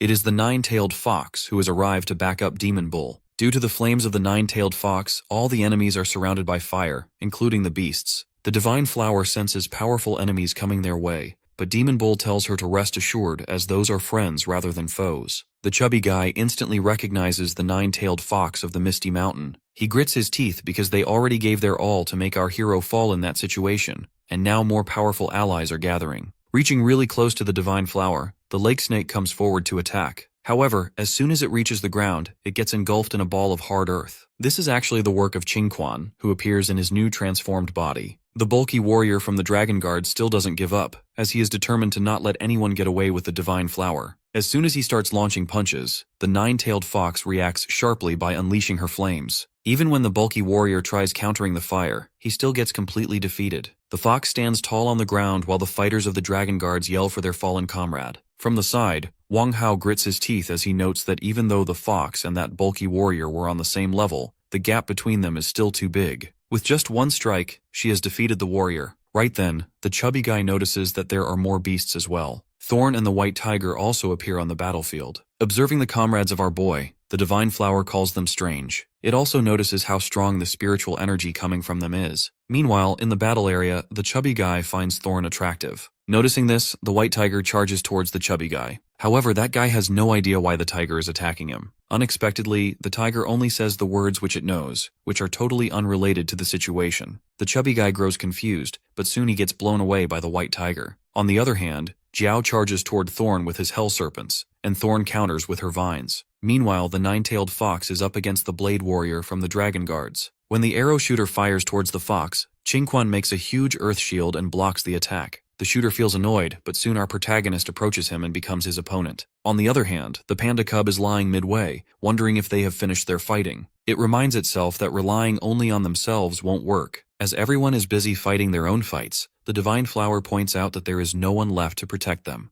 Unexpectedly, the huge horse appears as well and charges towards them. Hence, she urges the demon bull to think of a way, but the bull insists on ignoring the horse. As soon as the horse is about to attack, the panda cub appears and lands a punch on it. The divine flower finds the panda cub handsome while the horse slams into a nearby wall. The panda cub confidently stands in front as he has finally reached the battlefield. Seeing this, the divine flower is absolutely in love with him. The panda cub jokingly remarks on how much the demon bull has been beaten up. Shrugging it off, the demon bull reveals that all of the opponents are transcendent second order, so he doesn't need to underestimate them. The panda boasts that he is pretty strong, and since he is here, he won't let them get hurt. He jumps off immediately, leaving the divine flower completely fallen for him. Meanwhile, the white tiger is up against the chubby guy. The chubby guy finds the tiger's vitality super vigorous and admits that he will die if this fight continues. With no option left, he must use his secret ability. He knows that even if he wins, the backlash will be severe. Unleashing the move, the whole area is engulfed in a poisonous liquid that sucks the life out of living creatures on contact. Shockingly, the chubby guy becomes super slim as he utilizes most of his energy. He reports that in order to devour the divine flower, he stored a large amount of stomach acid in his stomach. He admits it is a waste to use it all at once, but it was necessary to win. With that, he decides to run from there as quickly as possible. To his surprise, the white tiger catches up with him from behind. He freezes completely as the white tiger bites him. In the meantime, the arrow shooter is stuck under spikes. Qingquan finally traps him with his ability. The shooter curses him for betraying humankind to join forces with Misty Mountain. However,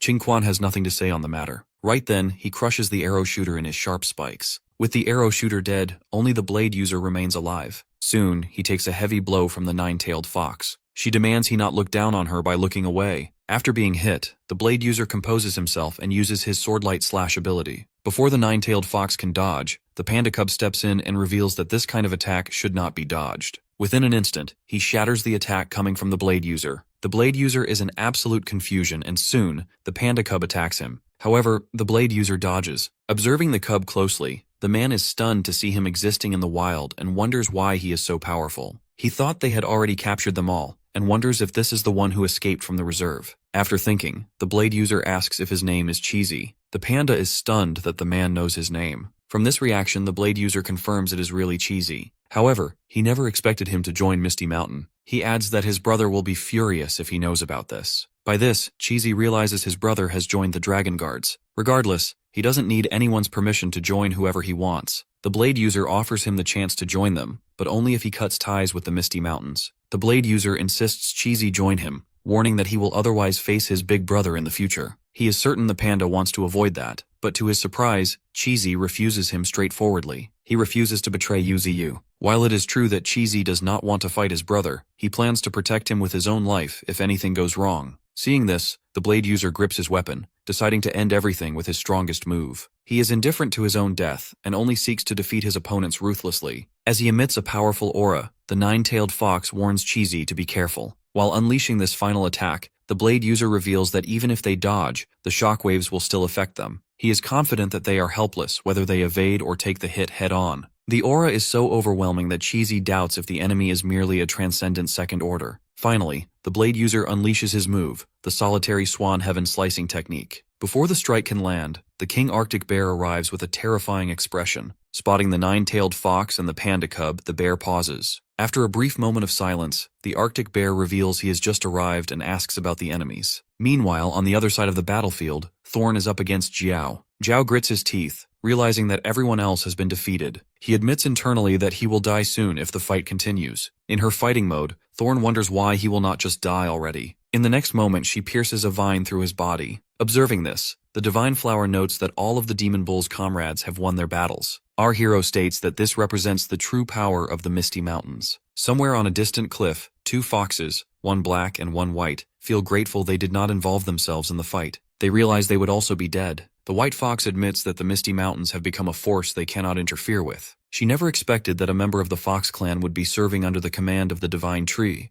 nor that her strength would be so formidable. As they retreat, the black fox remarks that the nine-tailed fox's bloodline is extraordinary, as he can feel her aggressive aura even from this distance. The white fox then resolves to become just as powerful. Over by the lake, Qingling stands tall after defeating Wang Hao. Highly injured, Wang Hao asks if she has finally come back to her senses. He points out that being controlled by that divine flower is unlike her. She simply states it was a minor accident, but Wang Hao does not believe her. He reminds her that this accident almost cost everyone their lives, and that he sacrificed 50 years of spiritual power to save her. As he continues to list his sacrifices, Qingling only finds him noisy. Instead, she wonders if the demon bull and the others managed to escape. She walks away, leaving Wang Hao behind to see if there is still a chance to recover the divine flower. Now emaciated, Wang Hao demands she wait, believing she cannot leave him after everything, especially since he expects her to marry him. However, she still leaves. Alone, Wang Hao wonders where everyone else has gone. At the same time, Zhao is struck by Thorn's vine. Surprisingly, he successfully saves his soul, which begins moving in the opposite direction. He never expected the reinforcements from the Misty Mountains to be so powerful that even the dragon guards were defeated. Though he has lost his physical body, Zhao decides to start a new life as long as his soul survives. To his horror, Qingling's centipede devours his soul and refines it into a small, orb-like structure. The next day, shocking news spreads throughout the entire alliance. Every powerful expert who attempted to take the divine flower has been wiped out. Not a single person survived. Among the Dragon Guards, members ranked 7, 8, and 9 all perished. The genius Zhao Jiao and the Lord of Gourmet City also died in the battle. At the scene, neither the body of Qingling nor Wang Hao is found, and their whereabouts remain unknown. In the world of Tree, the recovery of spiritual energy serves as the root of all change. Ordinary creatures evolve into transcendent beings through this energy, and as it appears, all things begin to transform. The world is full of these changes, and Yu is not the only existence of his kind. A spiritual energy tide occurs when a specific amount of energy triggers a large-scale explosion. Even transcendent creatures have a limited tolerance for this power, as excessive amounts cause death. Consequently, a large number of creatures gradually turn into spiritual energy during these tides. Others migrate toward areas with less energy to ensure their survival. Furthermore, spiritual energy resources are considered rare treasures, which are divided into plants and minerals. Plants that absorb a large amount of energy while growing become rich in it, yet they do not develop intelligence. Instead,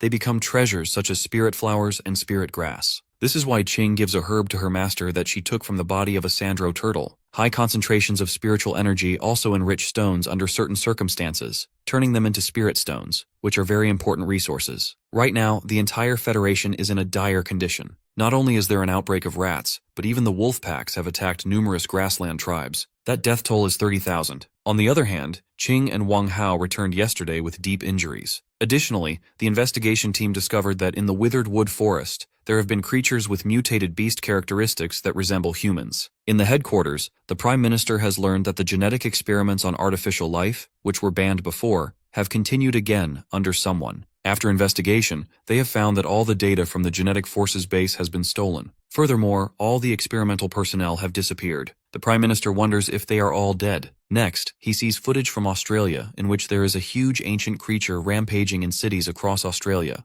Around 100,000 people have lost their lives and the casualties are still rising. Due to this monster, the entire human population in Australia is barely hanging on. A reporter reports that the Coastal Defense Forces have sent them a message that an ancient creature is heading towards the Federation. In a month, it will reach the inland. All the original commanders are in a meeting to handle this matter. The Prime Minister asks about the level of that creature. The reporter adds that 2 months ago, the data they received indicated that it was on the Transcendent Third Order. But shockingly, latest data reveals that it has reached the Transcendent Fourth Order. The Prime Minister goes pale in shock. The reporter adds that this is the most powerful creature they have discovered by far. It is one of the mightiest beasts, and it could become even more powerful in a month. The Prime Minister starts sweating as he knows this creature is even more powerful than the creatures in the Misty Mountains. Therefore, he summons all available and retired officers, regardless of their rank, for a meeting. Also, he orders to schedule a national conference for the day after tomorrow. When the reporter asks about the matter regarding the Misty Mountain capturing of the Divine Flower, the Prime Minister dismisses it, as he decides to wait for a month for this, if the Federation manages to survive until then. Back in the northern region, the young beasts who are a bit abnormal play with Baldhead. One of the two-headed wolves sneezes and unleashes flames towards Baldhead.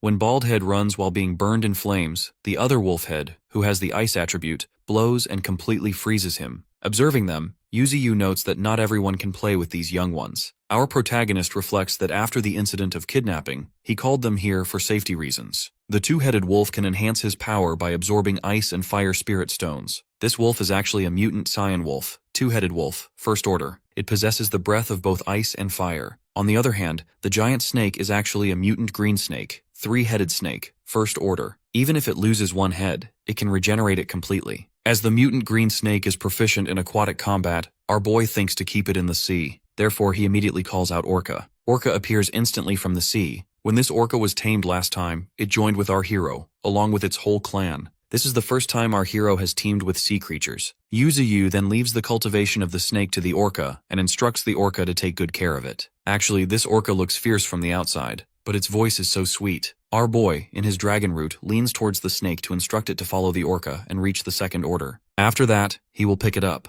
As the orca leaves with the snake, our protagonist looks forward to meeting it again. Now Yuzuyu carries the wolf and orders it to eat the ice spirit stones. It has to eat the stones, and it fully controls the ice elemental power. After that, he leaves Big Ears to the golden monkey. On the other hand, Bald Head finally frees itself from the ice. It then begins looking for the 3 young ones. Not finding them makes it go crazy. However, right then, our hero approaches it as he plans to personally train it. Bald Head is way behind the golden monkey and the boar. Our protagonist begins its training and notes that its progress isn't fast enough yet. He threatens it, saying if it continues like this, he will kill it himself. Seeing him giving strict training, the leopard and the green mantis find their master scary. Meanwhile, Yuzuyu continues the training non-stop. 5 days later, Bald Head became super bulky. Even though our boy found these days exhausting, he is happy to see the training paying off. Now anyone below First Order won't be a match for Bald Head. Suddenly the falcon appears, giving a report to its master. From it, our hero gets to know that his comrades are finally back. Meanwhile, Bald Head feels prideful as it can't wait to show the results of its special training. Now it has reached the peak of Transcendent First Order. But as soon as the whole group appears, who are all above Transcendent First Order peak except Thorn,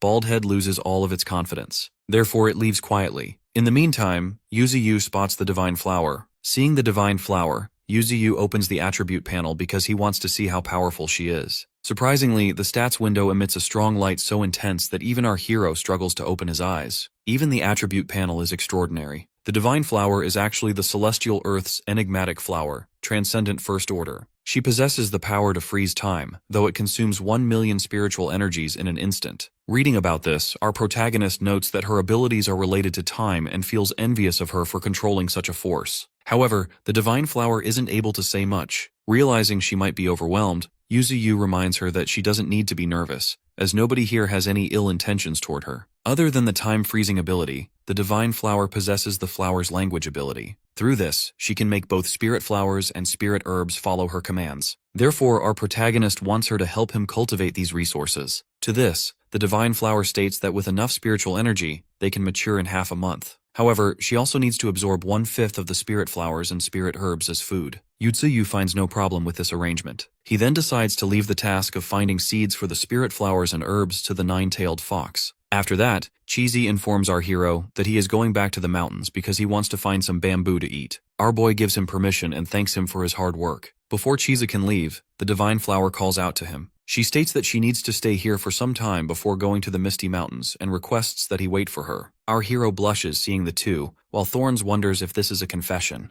The Divine Flower finally confesses her feelings to Cheesy. However, he feels annoyed and doesn't understand what that has to do with him. He leaves, telling her not to bother him. The Divine Flower then tells everyone else that she just got dumped. Unfortunately, our protagonist believes that love always comes with bitterness. Somewhere in the ocean, the Federation has sent heavy machinery to eliminate the giant beast coming from Australia. As fighter jets fly above the giant, the creature observes them closely. More and more fighter jets fill the air. From the ship, the military spots their target. In the next moment, they open fire and the jets launch missiles toward the giant. An infinite number of missiles and bullets hit the target. After a brief moment, the giant finally reacts and growls heavily. It opens its massive mouth and unleashes supersonic waves that encounter and destroy all the incoming missiles. Even the jets are destroyed, and the ships face great difficulties. Soon, their intercontinental ballistic missiles are ready to launch. A missile goes straight to the giant and blasts upon impact. Due to the force, even their own ships receive damage. Unfortunately, as the smoke clears, the giant is still standing and appears totally fine. Turns out the intercontinental ballistic missiles are completely ineffective. After that, the giant makes a move and starts destroying the ships in front of it.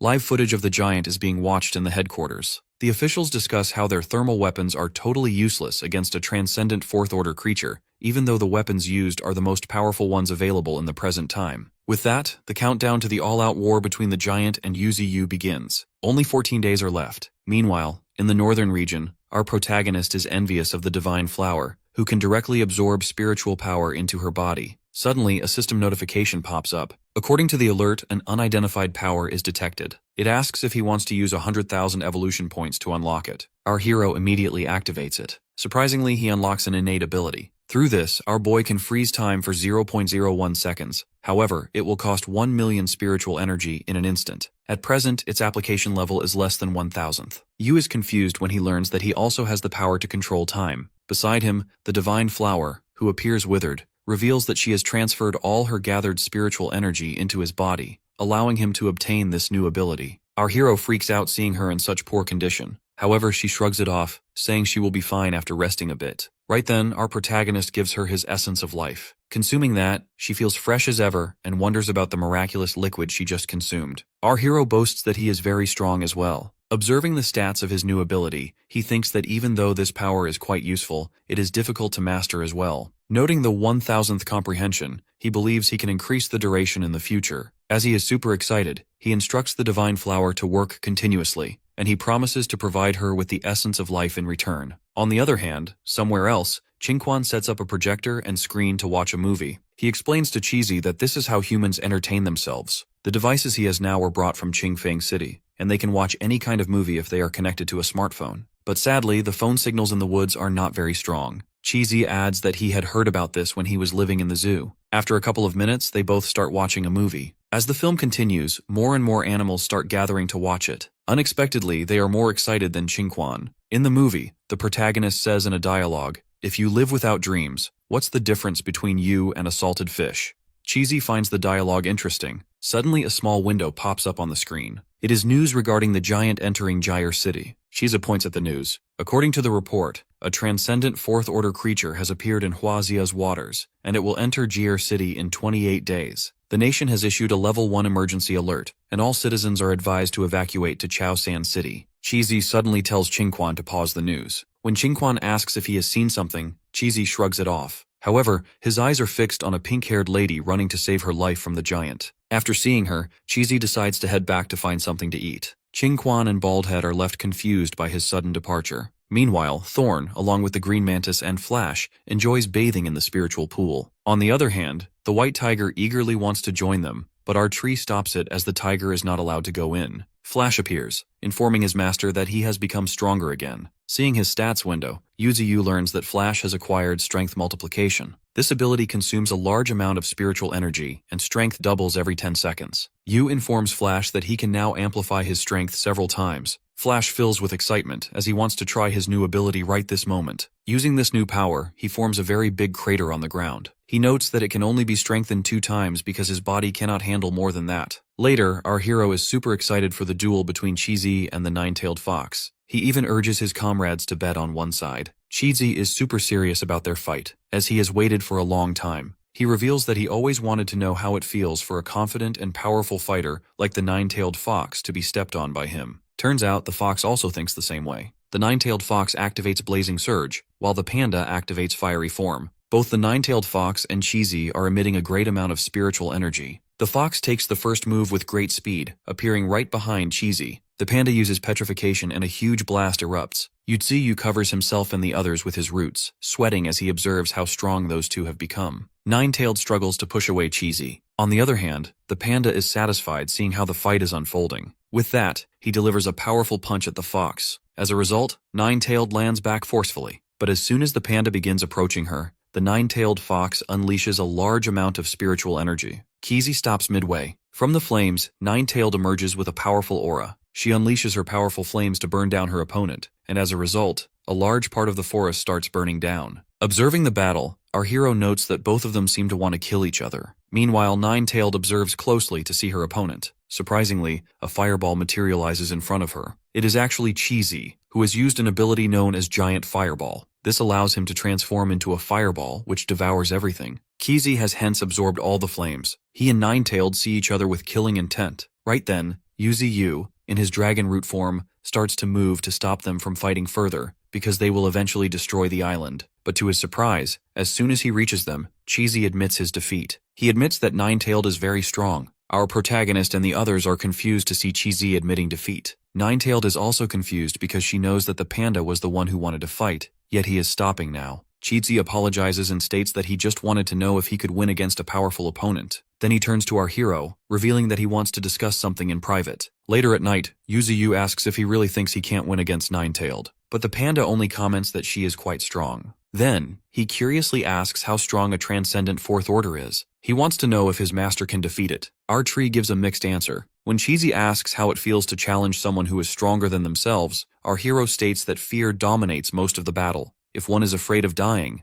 then everything becomes meaningless. After letting out a small laugh, Cheesy comments that even his powerful master is afraid of facing a powerful opponent. After a brief pause, our tree wonders if this is the thing he wanted to talk about. The panda shrugs it off casually. After that, our protagonist asks him why he always carries this flute. Cheesy reveals that during a spiritual energy tide, his friend dropped it in the zoo while trying to escape from the beasts. He always wanted to return this flute to her someday. After listening to this, Yuziyu reveals that he doesn't like humans, as they are self-centered and ignorant. They always repeat the same mistakes over and over again, and you just can't trust them no matter what. However, he notes there are a few exceptions who are worth giving their life for, though that is really rare. After that, Cheesy remarks that he was raised by humans and sometimes feels that our hero is so much like a human himself. To him, the way his master talks or gives orders is all human-like. He remarks that not every human is bad, as the people he knows are good. Unexpectedly, he makes a bold statement, asking if he ever stands on the human side. Will our protagonist eliminate him? After thinking for a moment, Yuziyu shakes his head.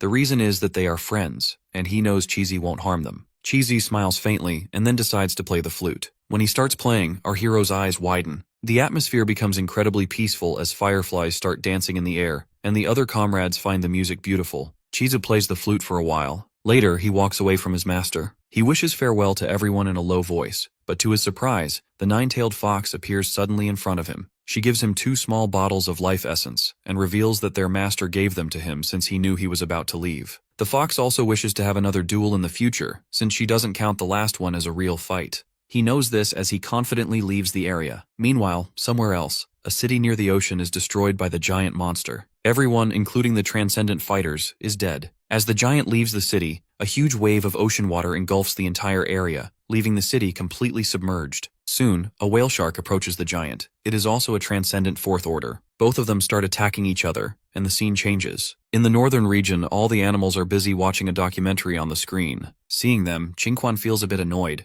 On the other hand, the white crane flies over to the northern region but doesn't find Yuziyu at his usual place. As the crane starts panicking, it gets hit by one of our hero's roots. Surprisingly, our protagonist's body has become way too huge. He is so tall and big that he now covers the entire island. Actually, our boy has acquired a new skill called size mastery. This allows him to change his own size without compromising his power or spiritual energy. He is even taller than the mountains and enjoys his time being a huge tree. From below, the divine flower, who has now reached the transcendent second order, remarks on how much fun our hero is having. On the other hand, somewhere else, the giant has successfully devoured the transcendent fourth order whale shark. After devouring it, the body of the giant transforms, and it has now reached the peak of the transcendent fourth order. Cheesy recalls his past when he was just a baby living inside a zoo. At that moment, a lion escaped from its cage and went straight for him. When the lion was about to eat him, a girl with pink hair stepped between them to protect Cheesy. At the same time, the lion was hit by a tranquilizer gun and went unconscious. Even though the pink-haired girl was scared to death, she managed to protect Cheesy. Now, in the present, he has finally reached Jier City. He prays for Xiaoai, the pink-haired girl, to survive. On the other hand, the giant is continuously moving forward.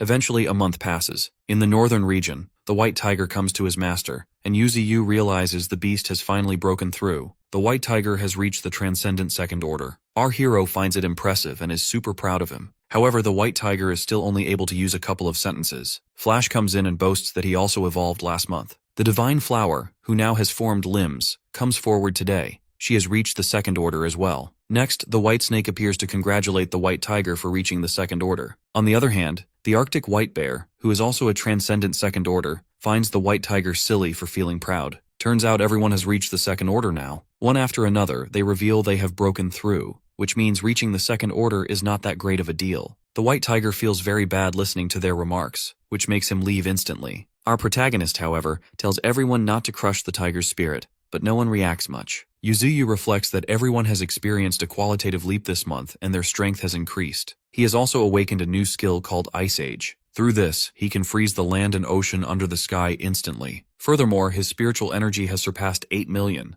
Additionally, they have utilized all the spirit stones underground. He plans to leave the remaining stones for the young beasts. He has placed the Gorilla Legion to guard the northern borders, and eventually plans to replace them with the Arctic White Bear Legion in the future. Plus, our protagonist plans to return to the Misty Mountains soon. Then, our boy wonders about Cheesy and whether he has found his friend or not. Strangely, our hero is missing him despite the panda having annoyed him so much. He hopes that Cheesy is totally unharmed. However, the panda is now facing the giant on his own. He is literally bleeding, and so is the giant. Later in the northern region, everyone is busy watching something on the screen. They laugh because the program is super funny. Soon, Qingquan decides to watch cartoons, but Baldhead wishes to watch the animal world. As soon as Qingquan grabs his smartphone, he learns about Jier City being destroyed by the giant. Right then, he opens the news, and the screen lights up with live footage of the giant fighting someone. Upon watching closely, everyone realizes that the one the giant is about to devour is none other than Cheesy. Therefore, Qingquan immediately reports the whole thing to his master. From there, all the powerful comrades learn the news. Yuzuyu instantly orders everyone to return to the Misty Mountains. He calls everyone back because it is time for them to fight. With this, only 10 days are left until the final battle between our hero and the ancient creature occurs. In the past, when the beast tide reached Jier City, everyone ran for their lives. However, Xiao Ai ran in the opposite direction. Even when she was advised not to go there because of the presence of dangerous animals, she ignored the warnings, worried only about Cheesy. She knew the panda was still inside the zoo. Soon, a mutated lion reached the young Cheesy. It roared, making him feel scared,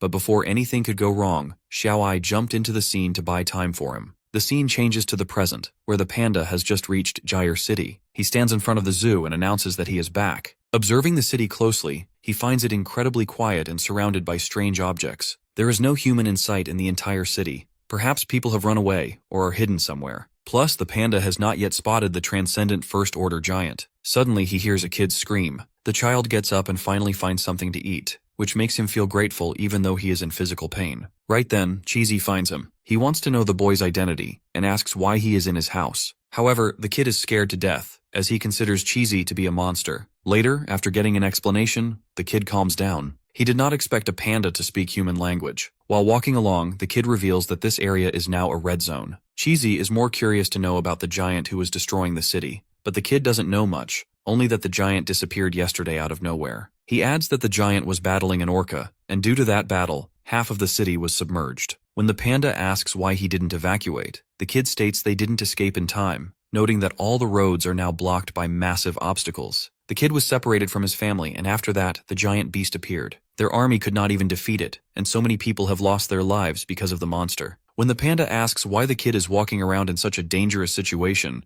the boy explains that everyone has been trapped for a month. Supplies are running out, so he came out in order to survive because he wants to reunite with his family. From a cliff, the kid points toward a damaged building under which there is a government bunker. For the time being, people are living there. The kid then reveals that the government protected the people from the zoo first, because those people understand the habits of monsters better than others. He thinks the person Cheesy is looking for must be there. The kid grabs the panda's arm, insisting they go there. He believes the soldiers won't shoot because they have also protected some other pandas. However, Cheesy raises his arm as he doesn't want to go. Instead, he advises the kid to go by himself. The kid is confused and doesn't understand why the panda isn't coming along. Cheesy states he doesn't have the courage to face his friend at the moment, and furthermore, there are things he must do. When everything is over, he will find them for sure. The kid sighs, and as he leaves, he yells at the panda not to die because they are waiting for him. Suddenly, out of nowhere, something attacks. Fortunately, the panda dodges the attack, but unfortunately, the kid is heavily injured. Cheesy is in complete despair. Unexpectedly, the ancient creature appears in the city, emerging from the ground. Meanwhile, the panda tries to save the kid by giving him the essence of life. Fortunately, the kid starts to get up as his injuries are all healed. In the meantime, the giant monster appears right beside them. Cheesy instructs the kid to get out of here, then he prepares himself for the fight against the giant.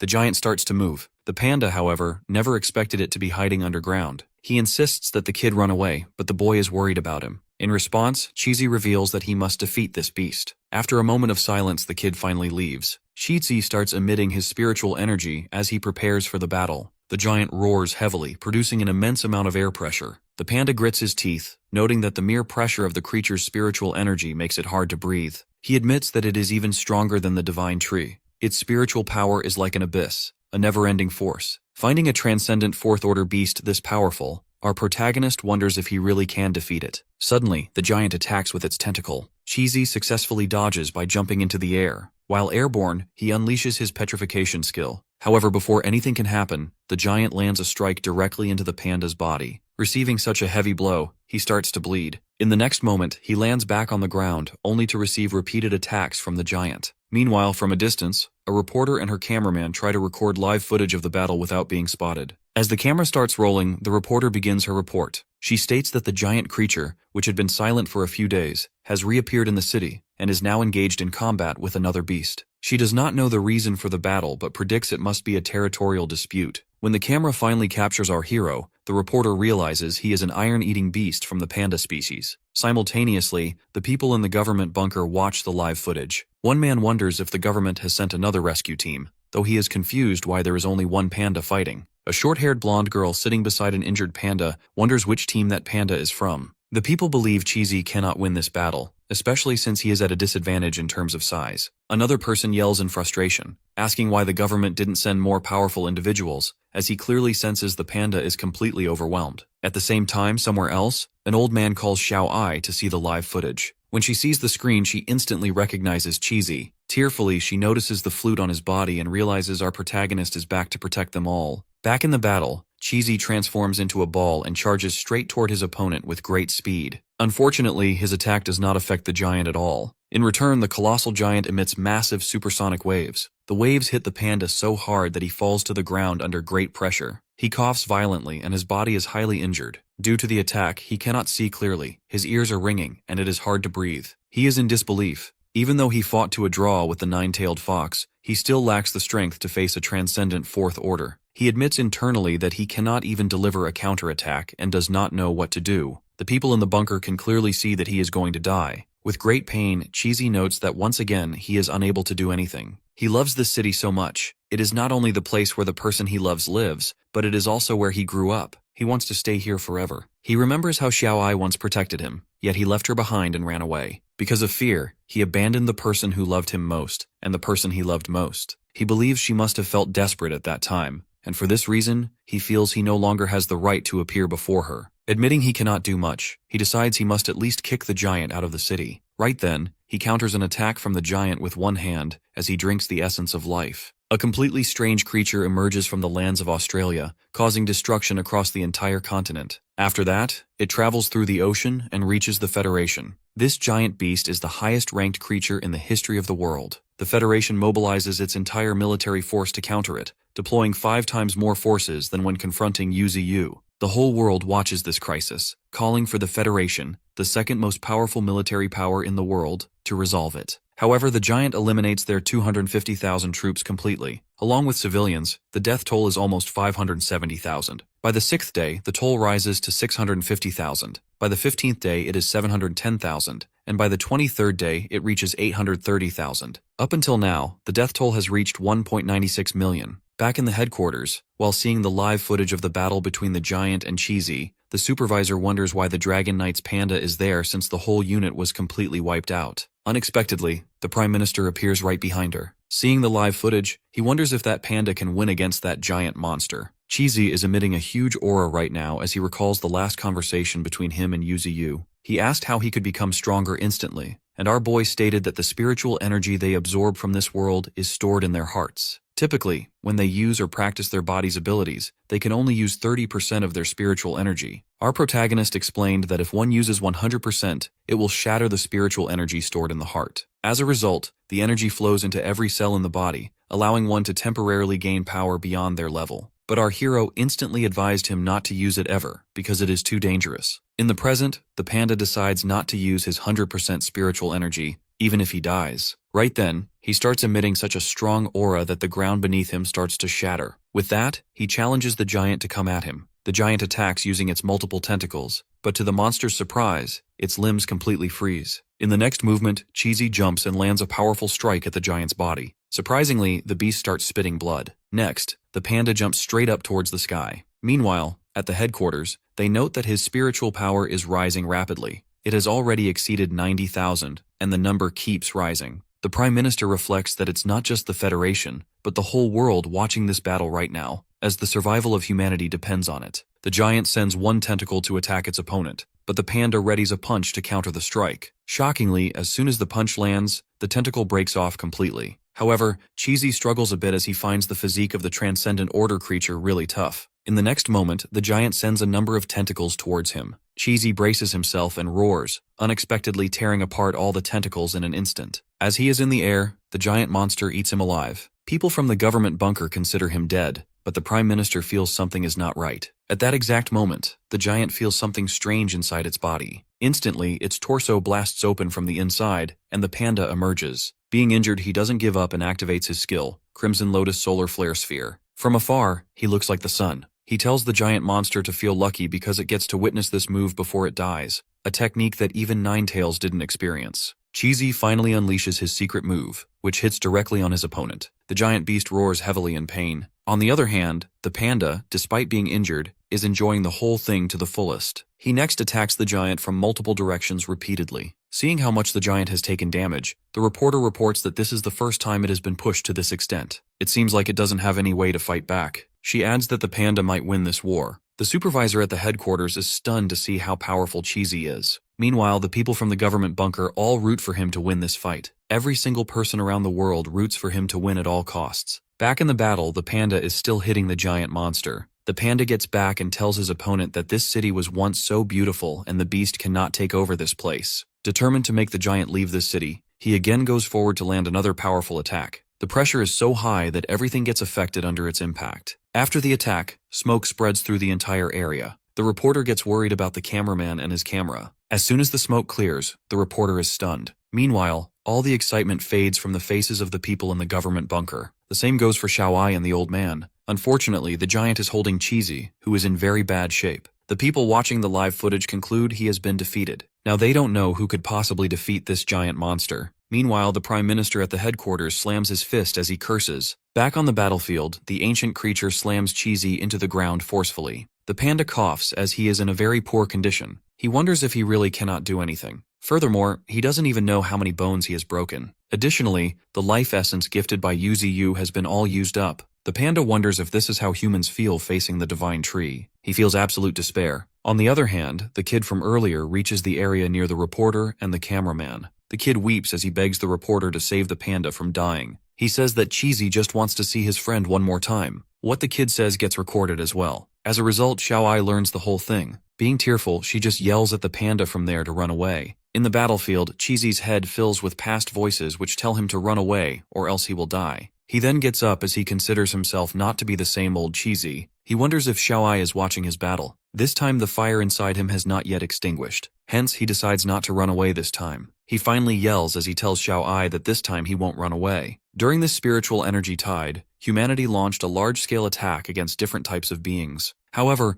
at the present, right after 2 years of the spiritual energy tide, they are witnessing that a beast is fighting desperately to save them from a terrifying ancient creature. In the past, right after the incident of the lion escaping from its cage, Cheesy grew worried about Xiaoai being injured. However, she calmly revealed that it was just a small scratch she got from the lion. She added that it would heal soon. She then stated that when people protect something, they open their arms unconsciously, even if it means risking their lives. It is a sacrifice they are willing to make. She asked if Cheesy had something he wished to protect. Now, in the present, she is super sad as she cries uncontrollably, seeing Cheesy at the verge of death. At 5:30 p.m., the panda, Cheesy, was defeated. However, his life and death status is unknown. His sweet moments with Xiaoai come to mind as Cheesy stands lifelessly in front of the giant monster. Soon after, something materializes beneath him. That thing emerges out of the ground and takes him up to the level of the giant monster. The cameraman from a distance records the whole thing, and the people watching the live footage are in great shock. In the next moment, that giant ancient creature opens its mouth to devour Cheesy. Meanwhile, Xiaoai is in great pain as she shouts the panda's name. Sadly, the giant monster ends up eating the panda. In the north region, Yuzi watches the full live footage of their battle. Right then, Qing's soul appears as she has something to tell her master. She explains that Jier City is the place where the panda cub was born. Plus, there were around 8 people who raised him in the zoo, and the Xiaoai he mentioned is one of them. The list of people who have escaped the city does not include any of the zoo's employees, and they are not on the casualty list as well. Our boy then asks how much time it will take to reach Jier City. King reveals it will take a month. Our protagonist figures out that the panda also left exactly a month ago. Back in the headquarters, the Federation comes to learn that the panda who was fighting against the giant isn't a member of the Dragon Guard squad. In fact, this panda is the one who escaped Jier City earlier. The Xiaoai he mentioned can be one of the employees at the zoo for whom he is looking.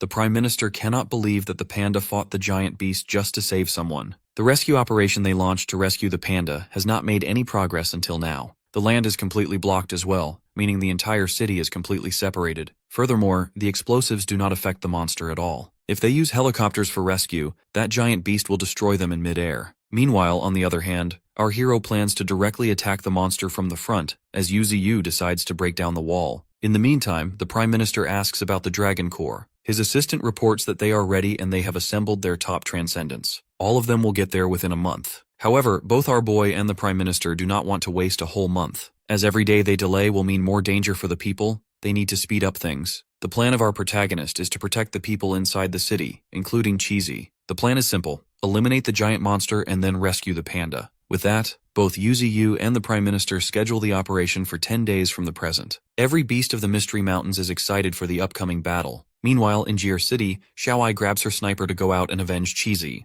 The old man stops her from doing so, as he reminds her that it is an enemy that even Cheesy was not able to defeat. If she goes out there, she will die in vain. However, she protests, saying that she should not be afraid of death as the panda was not afraid to die. She insists on going even if she does not defeat the enemy, but she is determined that she will shoot at it before dying. She chooses to die rather than do nothing at all. Unexpectedly, the ground starts to shake heavily. The people nearby feel they are having an earthquake. However, the ground is shaking because the giant ancient creature is on the move while roaring heavily. It roars continuously as something like a green liquid substance comes out from its mouth. It spits the green liquid out instantly, and the poisonous liquid substance falls on a nearby building. Soon, the giant ancient creature begins changing its shape. The reporter nearby reports that it has transformed into a pupa. Back in the headquarters, the assistant of the Prime Minister reports that they have chosen a name for this ancient beast derived from its place of origin and its behavior. The giant ancient beast is now known as Destructive Beast Australith. The Prime Minister reads the details of Australith, who was born in Australia and came here through destruction. Soon, someone comes in and reports that footage has just come from Jir City, in which Australith has wrapped itself like a pupa. Seeing the footage, the Prime Minister figures out that it is evolving. If they do not kill it soon, the whole world will be destroyed. Australith's green liquid comes off from the building and gathers to become a bunch of monsters. The monsters formed from the green liquid are now going after the citizens, who run for their lives in a panic. These green creatures grab and devour the humans.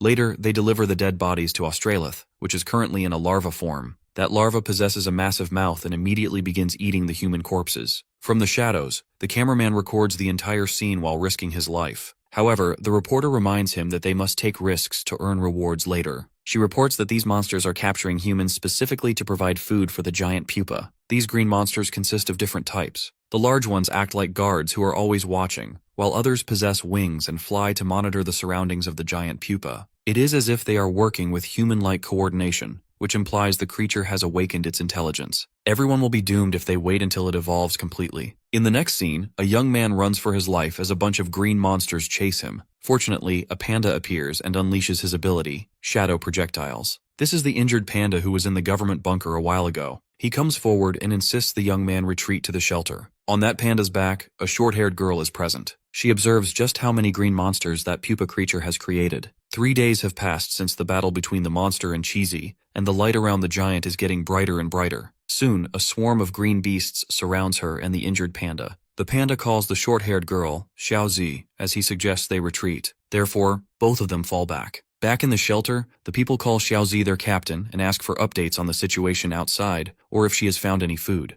Unexpectedly, she throws a big sack on the ground. Unfortunately, it is very difficult to find food now. Right then, Xiaoai calls for her, and later, the two of them sit together. According to Xiaozi, the city outside is completely filled with those green monsters. If they do not find a way out soon, they will either be eaten or starve to death. Furthermore, the signals are completely jammed, causing them to lose all contact with the outside world. Even the arrival of a rescue team led by Yuziyu is unknown. However, Xiao Ai wants to survive, as she cannot let the sacrifice of our boy be in vain. Suddenly, an alarm rings out. While many do not know why it is happening, one man insists everyone look outside. A high number of green monsters are heading toward their shelter. They break through the windows and swarm inside to begin hunting the people. Xiaozi immediately orders the elderly and children to go into the underground caves while ordering everyone else to pick up something to fight back. As one young man is about to be killed, the old man saves him by shooting the monster. However, that does not affect the creature at all, as bullets have no effect against them. While many people evacuate to the underground caves, Xiaozi continues fighting alongside her injured panda, San Bao,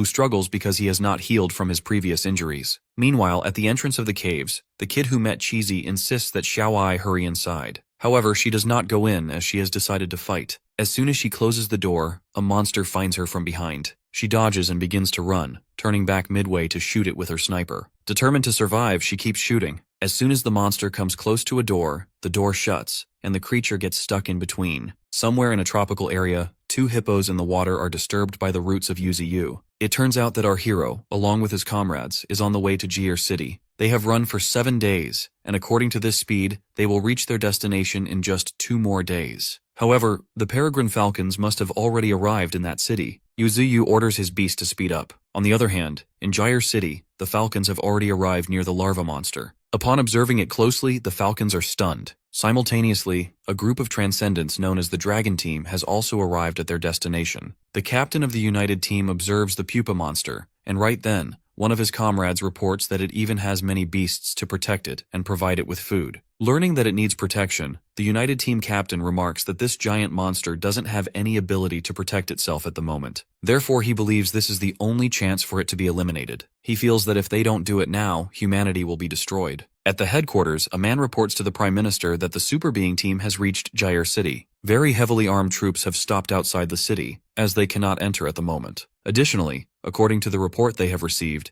Qing is going towards Jir City with many troops. The man reports that Wang Hao, Xiao Ya from Song City, and Yin City's Han Du are also going towards the city leading their teams. All of them will arrive there tomorrow. The Prime Minister notes that this time it is a nationwide battle. Right then, his assistant informs him that she has received a message from the Spirit Energy Bureau. Unfortunately, according to the message, a creature with 4 million spirit energy is coming towards Jir City, and that creature is none other than the Misty Mountains Demon Tree. The Prime Minister receives a huge shock and is under great stress. Meanwhile, in Jir City, a member of the United Team has been captured by one of the green monsters, but in fact, he is just pretending to be caught. His name is Bai Jue, a Transcendent Rank 2. He is slowly reaching the pupa monster. The United Team observes that its outer layer is so hard they cannot destroy it, but since it needs to eat, they plan to attack it from the inside. Specifically, Bai Jue carries many energy bombs. When the monster is about to devour him, he will use his ability to escape. At that moment, Hong Ying, who specializes in stealth, will detonate the monster. Initially, the plan was to let Bai Jue detonate the explosives himself, but it was deemed too risky because he might have been caught in the explosion.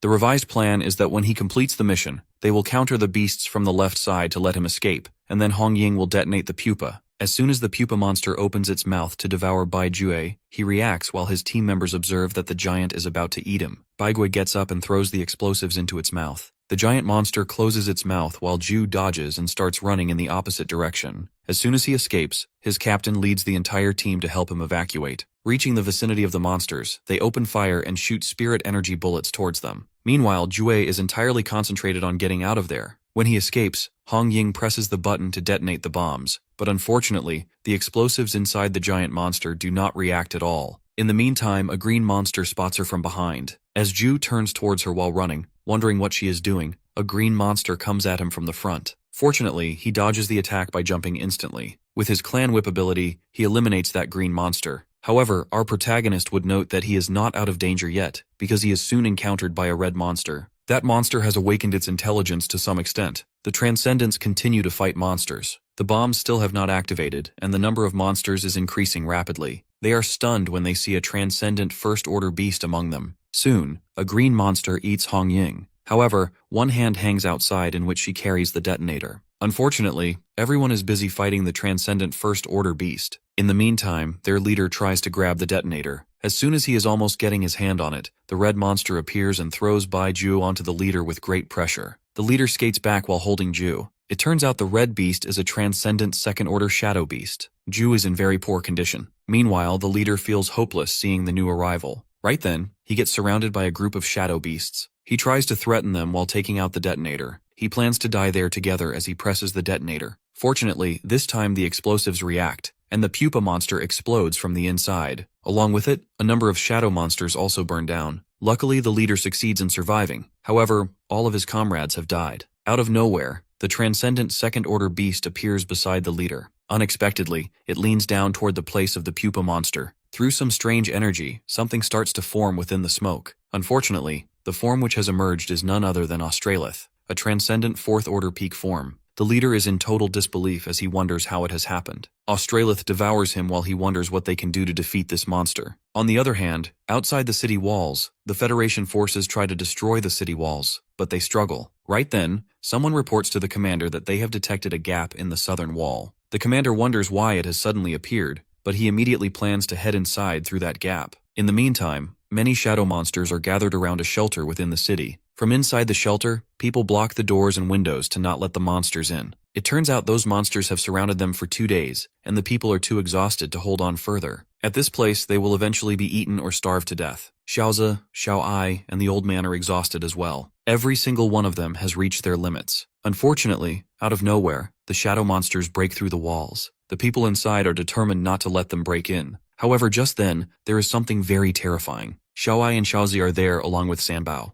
Too many shadow beasts have come in. If this continues, they will all die. Out of nowhere, the ground starts to shake heavily. Surprisingly, after this earthquake, all the shadow monsters start to leave. However, some beasts come in and start eliminating those shadow beasts. The tremors have completely stopped. Unexpectedly, the roots of Yu appear, which are growing out from the ground. These beasts are none other than our boy and his army. Yu and his comrades stand before the refugees. All of them recognize our hero, yet they wonder why the group has come here. The people start to panic, believing the newcomers will devour them and that they are truly going to die this time. Standing in front of Xiao-ai, Yu asks if she is Xiao-ai and if she is the person the panda was so desperate to protect. After a brief pause, she realizes he is a friend of Cheesy. She curiously asks if they are here to save him. Yu nods and adds that he will protect all of them because the panda wanted to do so as well. Following this, Qingquan places a large box filled with food supplies in front of the people. This food was brought from Qingfeng City and is enough for everyone to eat today. When they ask about tomorrow, our protagonist states they will be rescued by then. He then orders half of his comrades to stay and protect the people, while the rest follow him to deal with Australith. Meanwhile, Australith is surrounded by its shadow beasts. It feels a powerful energy approaching, but it also feels hungry. Australith has now reached the transcendent fourth order with a spiritual energy of 13 million.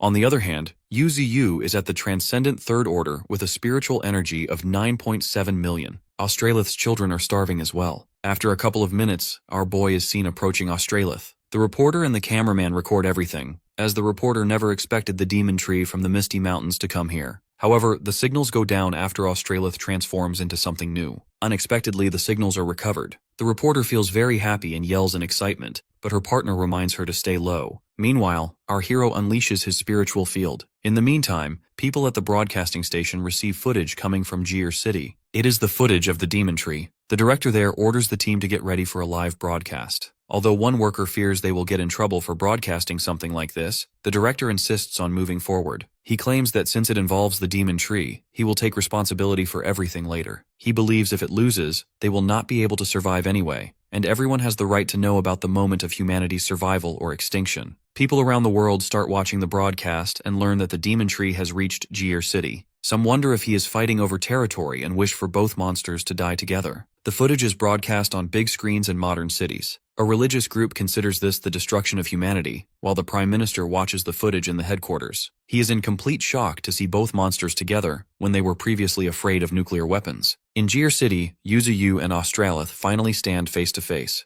Ninetails senses something wrong. She can feel a wave of spiritual energy emitting from Australith, but cannot sense its life essence. Our protagonist senses it as well and remarks that it is constantly emitting a very unsettling aura. Surprisingly, Australith reveals that it has been waiting for him. It explains that the moment it swallowed the panda, it sensed an unprecedented power within him. That aura was the same as the aura emitting from our hero. Fortunately, Cheesy is alive in Australith's stomach. It did not kill him so it could sense the presence of Yu through him. The reason behind this was to find our boy and devour him as well. Yu thanks Australith for revealing this and furiously says that now he knows how to rescue the panda. With that, the battle between them begins. As Australith orders its minions to charge, our protagonist also orders his comrades to charge ahead. The beasts from both sides collide with each other. The Arctic Bear uses his ability, Thunderous Might, while Demon Bull uses his axe to attack the enemies. On the other hand, the Emperor Crocodile utilizes his supersonic waves. When a herd of shadow beasts charges at Ninetails, the fox uses her Inferno Blast ability to burn down her enemies before transforming her body. Elsewhere, Yu is up against Australith, but unfortunately our protagonist is unable to penetrate its defenses. However, when Australith attacks, it easily pierces through the body of our hero.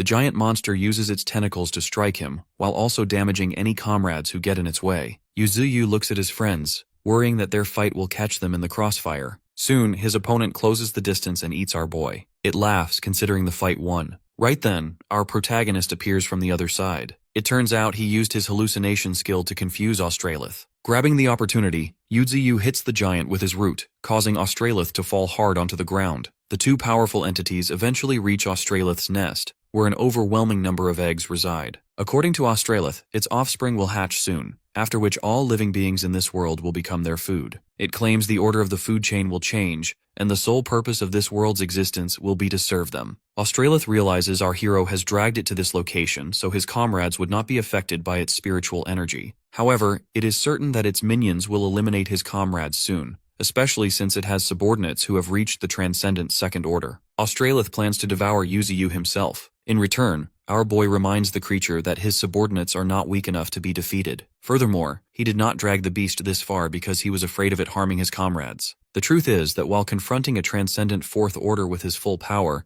Yuzuyu cannot guarantee their safety during the monster's elimination. Unexpectedly, our protagonist transforms himself into a humanoid form. He has been searching thoughtfully for the most effective combat stance, and the form he takes now is the best choice for this battle. Our hero is determined not to let Australith reach the pinnacle of the world, and he plans to eliminate all of its descendants before they can even hatch. Suddenly, a huge blast erupts, leaving half of the city under fire. Although the giant beast survives, its eggs are destroyed. Yuzuyu never expected it to have emotions, but it appears the creature can feel anger as well. Australith is in a rage, seeking to eliminate our boy. Right then, something bursts out onto the battlefield. Meanwhile, the reporter narrates that the battle has finally begun. Out of nowhere, a shadow beast approaches them, but just as it is about to eliminate the crew, Sanbao lands a strike on it. Back in the shelter, more shadow beasts appear. The beasts of the Misty Mountains start counting them while the people scream in fear and run for their lives. Unfortunately, some humans are eaten by the monsters. As the crowd tries to evacuate from the opposite side, they find a giant white monkey sitting in their way. They believe they are going to die there, but to their surprise, the giant monkey starts attacking the shadow beasts. With its assault, a large number of shadow beasts are eliminated. Right then, more monkeys appear and begin counting the beasts. The refugees are in a state of confusion, wondering if these creatures are here to rescue them. However, some think the monsters are simply fighting over them as food. The giant monkey then asks if there are people present who worked at the zoo, which makes the refugees even more perplexed. Later, the monkey informs its master that all the humans in the area have been located. Its master then orders the city to evacuate. Meanwhile, a giant boar forgets about the mission until another boar reminds it that their objective is to protect the humans and rescue the zoo staff. Hearing this, some people doubt if the creatures can really protect them. Somewhere else, a group of flying insects transports people to a safe place. Qingquan stands observing the city and receives a report from Thorn that all surviving humans have been located. Qingquan gives the order to get them out of the city instantly, as the rest of the plan depends on Yuzuyu and the 9 great beasts. They have a total of 7 teams working in different parts of the city. These include the Qingquan Squad,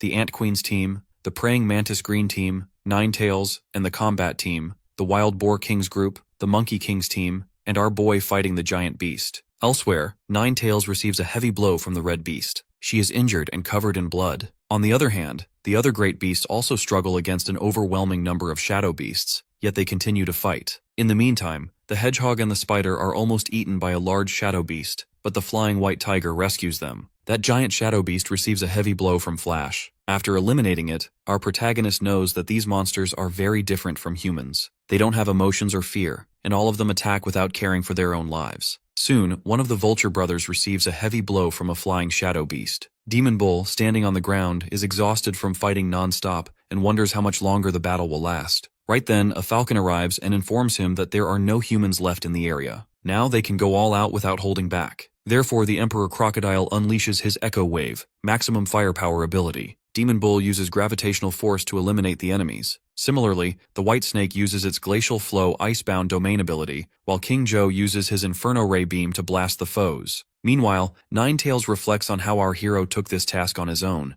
thinking that the others wouldn't be able to help him. She is determined to teach Yuzuyu a lesson once everything is over. Nine Tails transforms her body, deciding to teach this red beast the same lesson she has planned for our protagonist. With that, she uses her flame body ability and forms a huge orb of flames around her. Nine Tails forms a massive fire orb. In the meantime, a helicopter from the broadcasting department reaches the skies above the city. The cameraman inside remarks that no one will attack them, as everyone else is busy fighting. While holding his camera, the cameraman notices something that leaves him in a state of shock. Meanwhile, on the battlefield, Glacier uses rapid collision against the enemies while the Arctic bears unleash their 100-clap roar. Flash uses his strength amplification skill to deliver a triple strike against a herd of shadow beasts. Vultures and falcons do their best to eliminate as many monsters as they can. Elsewhere, the hedgehog, the spider, and the white tiger form a team to counter the growing number of enemies. A reporter notes that these are the most powerful beasts from the Misty Mountains. The broadcasting crew is shocked to see the shadow beasts attacking each other,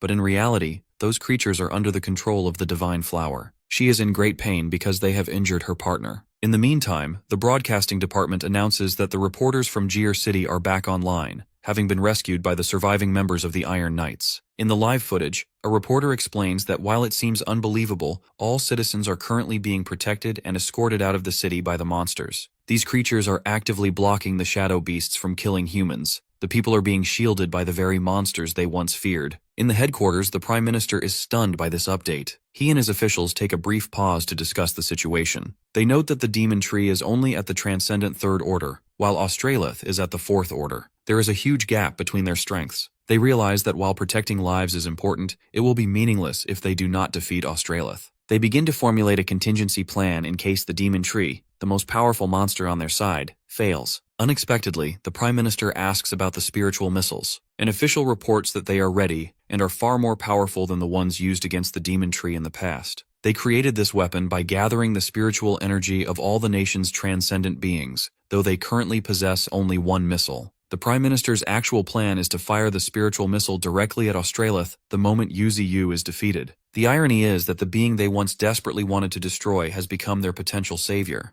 They can only place their hopes on him. On the battlefield, Yuzi unleashes his willow leaf blades. However, the destruction monster protects itself with its wing shield. It then activates its fire scale power, and a moment later, our hero is struck by a bolt of lightning. Australith remarks that the weakness of our protagonist is too obvious, as the beast never expected the tree to have fire-based skills. In the next moment, our boy counterattacks, remarking that if his weakness is so obvious, he should have felt the blow. After receiving a heavy hit, the destructive beast spots a fire-based skill in the air. Our protagonist also possesses fire abilities, a fact that the monster realizes is a grave threat. In the next moment, it takes a heavy blow from this attack. Although the beast somehow manages to free itself, it is furious, staring at the tree with killing intent and hatred. To its surprise, Yuzi disappears instantly from the front and reappears right behind it. Our hero notes that despite possessing fire-based skills, Australith is highly vulnerable to his attacks. The destructive beast is unable to block the next move from our boy. Yuzi pierces through the creature with his sharp, spike-like root, causing Australith to cough up blood.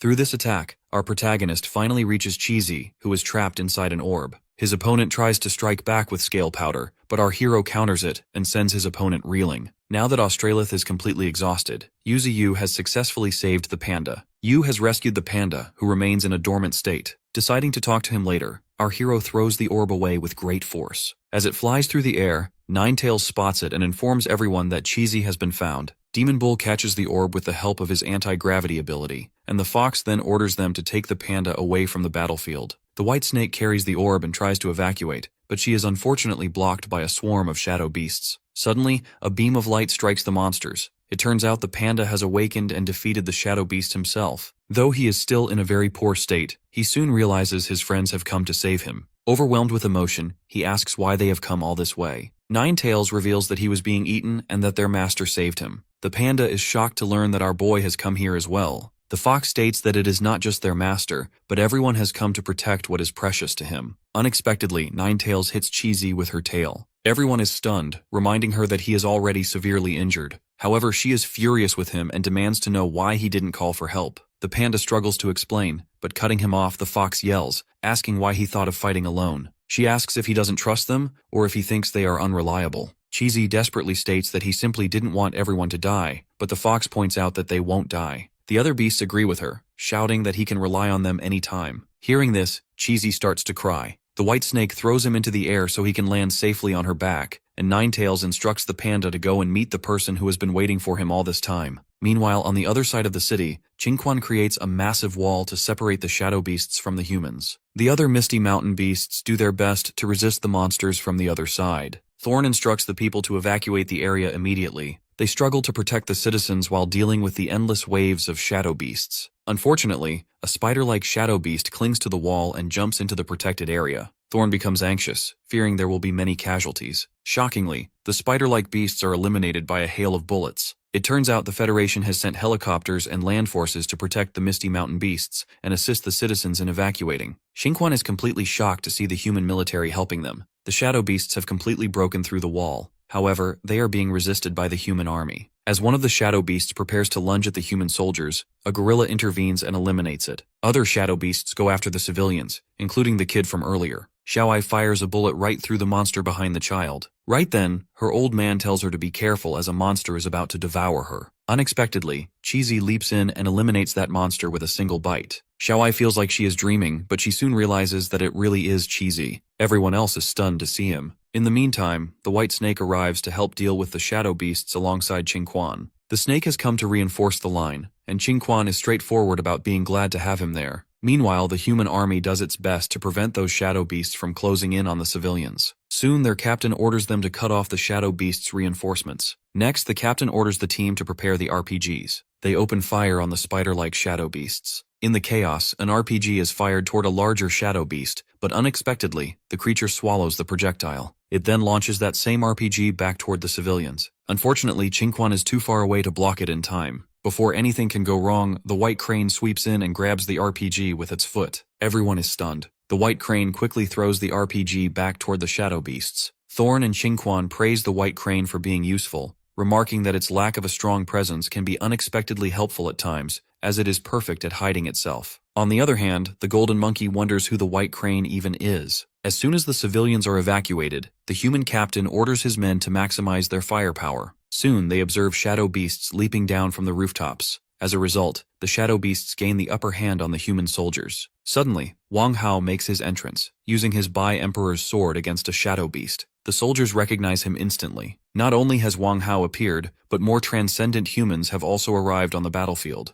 A bulky man with machinery on his back never thought they would be teaming up with the beasts. Being all fired up, he launches a spiritual cannon toward the enemy. In the meantime, another transcendent with green hair strikes down enemies with his twin blades. Wang Hao pushes forward to eliminate a cluster of shadow beasts, while the bulky warrior enjoys the action, shouting for the shadow beasts to go to hell. The bulky warrior shoots the shadow beasts along with the misty mountain beasts as well. He enjoys it very much. Right then, Xingquan uses Earth's grand terrain to corner the bulky warrior. He threatens the bulky fighter that he will eliminate him if another shell lands on his comrades. However, the bulky fighter insists that he didn't mean to shoot them. Right at that moment, Baldhead comes in, showing his power to that bulky guy. Meanwhile, Yuzuyu uses his 9-wood arboreal roots and attacks Australith. As a result, it falls back while coughing blood. It doesn't give up, however, as it stretches out its tentacles to grab our protagonist's roots. With its wings, the destructive beast starts flying. It plans to bring our hero to space to get an upper hand in their fight. However, Yuzuyu considers it a fool as he uses his skill, Gigantification.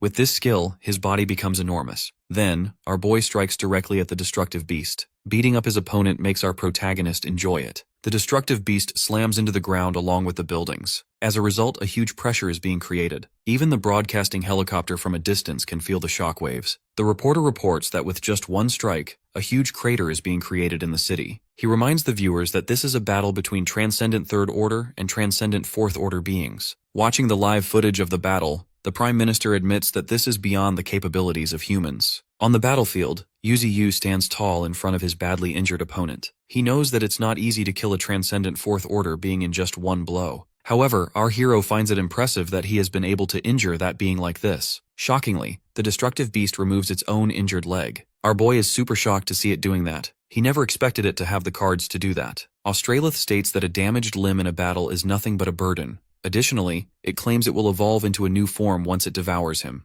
It has planned to keep evolving in order to keep living. Eventually, it will manifest in this world in a perfect form. It believes that continuous evolution is the meaning of existence. With that being said, Australith begins increasing its power. Its spiritual energy goes from 7,600,000 to 8,900,000. It thought that it could handle Yuzu with the power of transcendent Fourth Order. However, the strength of our protagonist has exceeded its imagination. Therefore, it has decided to end everything immediately along with this entire city. On the other hand, our hero is in a tight situation because he has only 3.3 million spiritual energy. Australith unleashes a powerful beam towards our boy. Yu Ziyu makes a shield using his crystallization ability. The beam pierces through, and as it hits mountains at the back of the city, it makes a huge blast. The broadcast helicopter barely saves itself from being destroyed. At the headquarters, they note that the attack caused a 7.0 magnitude earthquake in Jir City. If it weren't for the divine tree, the whole city would have been totally destroyed by the destructive beast. Meanwhile, in Jir City, Qingquan wonders who caused this earthquake. On the other hand, Yu Ziyu successfully survived the attack. He never expected Australith to be hiding its true strength. Our protagonist now understands that the earlier transcendent Fifth Order beast must have been defeated by the same act. That beast probably was caught off guard. It's the first time in history our boy has been reduced to such a state by another being. Meanwhile, at the headquarters, the Prime Minister orders them to prepare the spiritual missile. He plans to launch it once the divine tree is depleted or shows signs of being defeated. With a serious look, he orders to launch that missile directly. Back on the battlefield, Australith is preparing to launch the same attack again. Right now, it has reached near transcendent Fifth Order with spiritual energy of 9.2 million. Yu Ziyu is in shock as he learns that it can use such a powerful attack twice. Australith launches the same attack for the second time towards Yu Ziyu. Our boy screams in panic behind his shield. In the meantime, the destructive beast creates a herd of transcendent Second Order beasts. They immediately start approaching our protagonist, who is already in a very poor condition. Out of nowhere, Qing arrives to help out her master. She immediately uses her flame sword to eliminate a bunch of Second Order transcendent beasts. Huge fires erupt from that area. She instantly jumps back and lands on her master's body with a broken sword. She makes a sad face as she comes to realize that even the Great Flame Sword, which was developed by the Spiritual Power Research Institute, can only withstand one full power strike. Most of the people watching the live footage recognize Qing as the Flame Princess from the Transcendent Unit. She informs Yu Ziyu that they need to end this quickly, as the government is planning to launch a spiritual missile here. This clicks something in the mind of our hero. Then, he instantly asks her if there is a way for him to contact the higher-ups. Later, he talks with the people at the headquarters. The Prime Minister feels a bit hesitant to talk with their previous enemy. Unexpectedly, our boy seeks help from the Prime Minister because dealing with a transcendent Fifth Order is extremely difficult. In the meantime, Qing approaches the destructive beast with her Inferno Butterfly ability. Australith grows a bit confused as now it needs to deal with the humans as well. Right then, it unleashes a powerful attack to deal with Qing. On the other hand, the Prime Minister is hearing an unexpected request from Yu Ziyu. Our protagonist finds out that this is the thing they have always wanted from the start. The Prime Minister tells him not to regret this later. However, our hero is not the one who can do something that will make him regret it later. On the other hand, after surviving the attack, Qing realizes that this destructive beast is too powerful for her to defeat. Therefore, she plans to give everything she has to buy time for her master. With that, she uses her butterfly fire technique as she now has a pair of fire butterfly wings. The destructive beast laughs crazily, as it finds it amazing to finally see a remarkable human. With everything she has, she launches an attack towards the creature. Qing is super exhausted after launching such a powerful attack. To her surprise, Australith grabs her with its tentacle. As soon as it is about to eat her, it spots a spiritual missile coming its way. Although it doesn't have any idea what that is, Yu Ziyu suddenly holds its whole body down in his roots. After rescuing Qing, our boy demands she retreat from there quickly. The destructive beast confidently remarks that this thing won't be able to destroy it, and the only one who is going to die is Yu Ziyu. However, our hero reveals this isn't sent to destroy it. It just needs to observe everything closely. Unexpectedly, as the spiritual energy missile comes near, our protagonist holds it with his roots. He confidently declares that this is his union with humans. Yu Ziyu roars loudly in pain as he merges with the spiritual energy missile. Flames erupt, and Australith observes everything closely. As the flames dissipate, the destructive beast senses that our boy has a completely new spiritual aura compared to before. As the smoke fades away, our protagonist emerges with a completely new body filled with much more energy. The destructive being immediately launches an attack towards its opponent. It despises our hero because he is defending the power of humans. Unexpectedly, Yu Ziyu counters the attack with his bare hand and launches it back towards its yielder. The destructive beast dodges by jumping high, but to its surprise, the head of our boy stretches out as he grabs the beast to stop it from escaping. Then, Yu Ziyu uses the willow leaf flying blade. The blades actually emit from his mouth. Australith admits it will be troublesome to be hit from this distance. However, it is still unable to dodge, and the blade hits it directly. As a result, Australith receives a heavy blow and is heavily injured. Before it can do anything, our hero punches it right on its body. Due to this strike, the destructive beast falls onto nearby buildings while coughing blood. The mask of the destructive beast finally breaks apart, and its original face comes into view. Yu Ziyu finds its face ugly. Soon, the beast starts to transform completely into a humanoid form. It announces that this land belongs to it. Our boy wonders if it is now planning to use its full power. Unfortunately, our protagonist doesn't have enough spiritual power left. The spiritual missile he just absorbed is making him lose his spiritual energy constantly. Therefore, he decides to end this battle as soon as possible. He prepares himself for the final showdown. On the other hand, Australith gradually approaches our hero. Both of them are now engaged in a fierce battle. After a series of exchanging blows, Yuzi unleashes 9-wood arboreal roots. The destructive beast uses a magnetic shield to protect itself, then follows up by using Tsunami. In response, our hero uses Ice Age. The whole area turns into ice. Next, the enemy beast uses sound waves to attack our boy. After taking this attack, Yuzi uses the earth element to attack his opponent with a huge spike-like structure. The destructive beast receives a heavy blow. Right after that, our protagonist throws a couple of huge buildings at his opponent. Cheesy watches the destruction from a distance with a worried look. Australith is exhausted and does not know why Yuzi is protecting the humans in this city. It points out that our hero must have become this powerful by eliminating other beings as well. However, our boy makes it clear that everything he has done up until now was never meant for the humans. He is doing this because this is what his comrade wants. Since the beast has harmed that comrade, our protagonist must take revenge. Australith mocks Yuzi for doing all of this just because of that comrade, calling the reason a stupid thing. It laughs crazily and calls our hero arrogant for coming all this way for such a reason. It plans to make him regret challenging it with such an ignorant attitude. With that, it creates a huge orb full of destruction. Seeing that huge destructive orb structure, Ninetails orders everyone to retreat. Meanwhile, Ching is worried about her master. On the other hand, the cameraman from the helicopter wonders if they can fly a bit closer. However, the pilot insists they will melt down if they get any closer. People from all around the world are watching the live footage of the battle, which has finally come to its final stage. All of them wonder if humanity will survive or not. That orb is emitting a lot of pressure in its surroundings. Australith is about to throw that big orb towards our boy, as it declares that this will be the final attack. It wants our protagonist to disappear and die. With that being said, the destructive beast finally releases that orb towards our hero. Yuzi, being in a tight spot, plans to block this attack no matter what. He grabs that orb to block it, but unfortunately, his regeneration is unable to keep up with the destruction.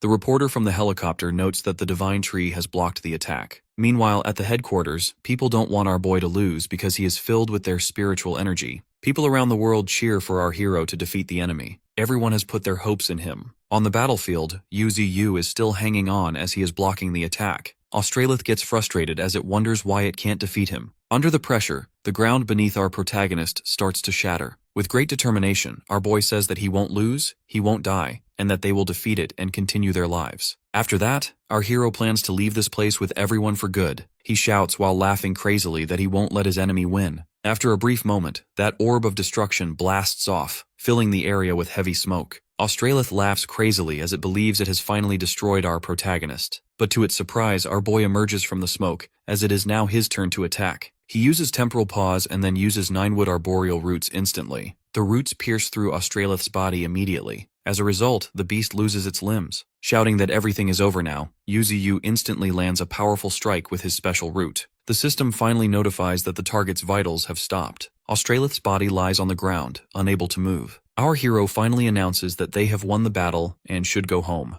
With that, the battle with the transcendent Fifth Order beast has finally come to an end. Australith has finally been defeated after a battle of almost 2 months. The people of Gear City are now relieved. Not just them, but people from all around the world are in great happiness. At the headquarters, everyone cheers in celebration as well. Yuzi has transformed back to his original form. However, he never expected the city to be destroyed to this degree. Beside him, Cheesy remarks that the wars between humans are much scarier than this. After that, our boy asks if the panda has found the person he was looking for. Cheesy shakes his head. It turns out he was helping people get out of the city, so he didn't get a chance to look for her. Right then, Ninetails arrives. Unexpectedly, she has something regretful that she needs to tell Cheesy. The panda goes pale as he comes to know that Xiao Ai was helping the citizens to retreat, and in the middle of that, a shadow beast attacked her. No one can blame Qingquan and his team for this, because the situation was so chaotic, and there were many humans to protect as well. Later, Chizurita is on our hero in dragon root form. The panda doesn't know what to say upon seeing her tomb. Yuzi suggests he should gather some courage and bid his farewell. Xiao Ai was strong, so she wouldn't want a sad ending. Cheesy understands and remarks that behaving otherwise would be how a coward acts. In the next scene, the panda is standing in front of her tomb, which is surrounded by lots of flowers. Cheesy admits that he owes everyone so much for their kindness. He then tells Xiao Ai that he has become so much stronger and hence won't be in danger anymore. He never expected them to meet like this, and this is probably the last time they are meeting as the time has come to part ways. Cheesy decides not to cry again and to live bravely instead, because he knows that time never stops for anyone. Crying is useless. They can only grow by moving forward. All of these things he has learned after receiving her protection. As he continues to speak, someone calls his name from behind. Our protagonist's companion receives a great shock as he turns to see that it is Xiao Ai, who is alive. He recalls what he discussed with his master and admits he wants to say many things to her, but he still struggles with how to put them into words. In the present, his eyes fill with tears as he runs towards Xiao Ai. Although our hero advised him not to cry and to summon his courage,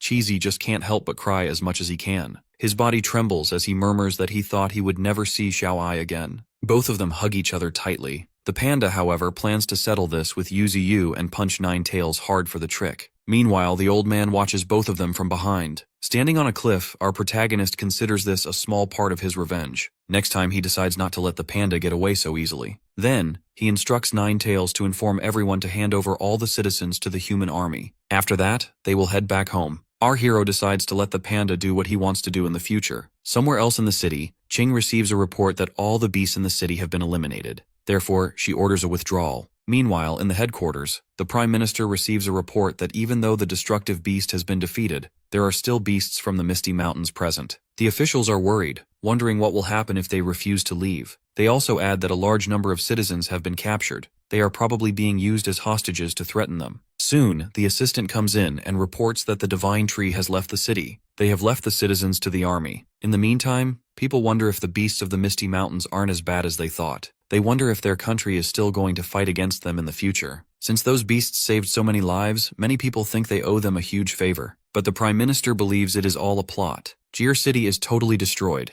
Unexpectedly, a clone of Australith emerges from the ground with a plan to get its revenge. However, to its surprise, a huge panda grabs it. This panda is the one whose little brother, Cheesy, was harmed. Therefore, he eliminates that small clone of Australith instantly. Another big panda informs him that Cheesy is currently with the human girl. Our boy's companion's big brother leaves him be, as he believes that they will eventually meet in the future. Meanwhile, in front of the tomb, Xiao Ai and Cheesy gossip about Flash and Thorn's love life. According to the panda, the praying mantis is getting in their way. Surprisingly, the old man feels that the white tiger and Thorn are partners. However, Cheesy grows confused as he admits that things are not that simple in the Misty Mountains. Xiao Ai then asks him if he is planning to go back to the Misty Mountains, requesting that he stay behind. But Cheesy reveals he owes everyone a lot. If it were not for the divine tree, they would have never met again. He clarifies that he is not going back merely to repay a debt. He is going back because that is his home. Xiao Ai smiles softly. After that, the panda gives back her flute, which he has been keeping safe all this time.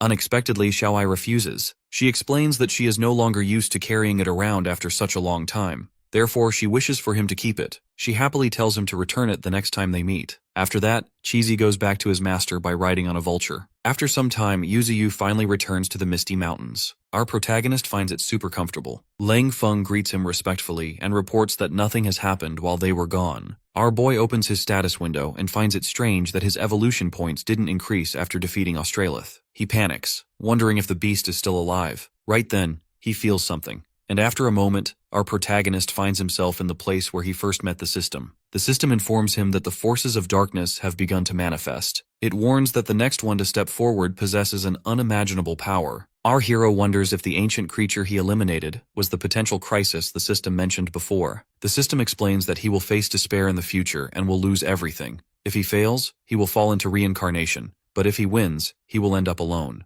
The system simply wants our protagonist to prepare for a fight to the death. After that, Yuziyu comes back to reality. He thinks about the coming of the darkness. However, our boy has full confidence in himself and believes he won't lose. Somewhere far away, there is an island in the middle of the ocean. In reality, it is an aquatic beast that has an island-like back. From the outside, it looks like an island, but it is actually a massive aquatic beast moving through the water. The island whale beast sinks deep into the ocean until it reaches a cross-circle symbol. It prays to the leader of the sea tribe to lead the sea tribe toward the true path of evolution, hoping to lift the sea tribe to the top of all races. Back in the Misty Mountains, an ice spirit flower appears on Yuziyu. He has absorbed an endless amount of ice spirit stones. Because of that, an elemental spirit flower has been condensed on his head. Our boy wonders to whom he should give this flower. Nine Tails appears and suggests that her master go outside and explore the world, since he can now change his size and has vast lands under his control. However, our protagonist thinks it is not the perfect time to do so. In the meantime, the divine flower approaches and asks to accompany him on his journey. Our hero happily nods because with her, he can cultivate much faster. Right then, Cheesy passes by as he informs Xiao Ai through a phone that he has arrived.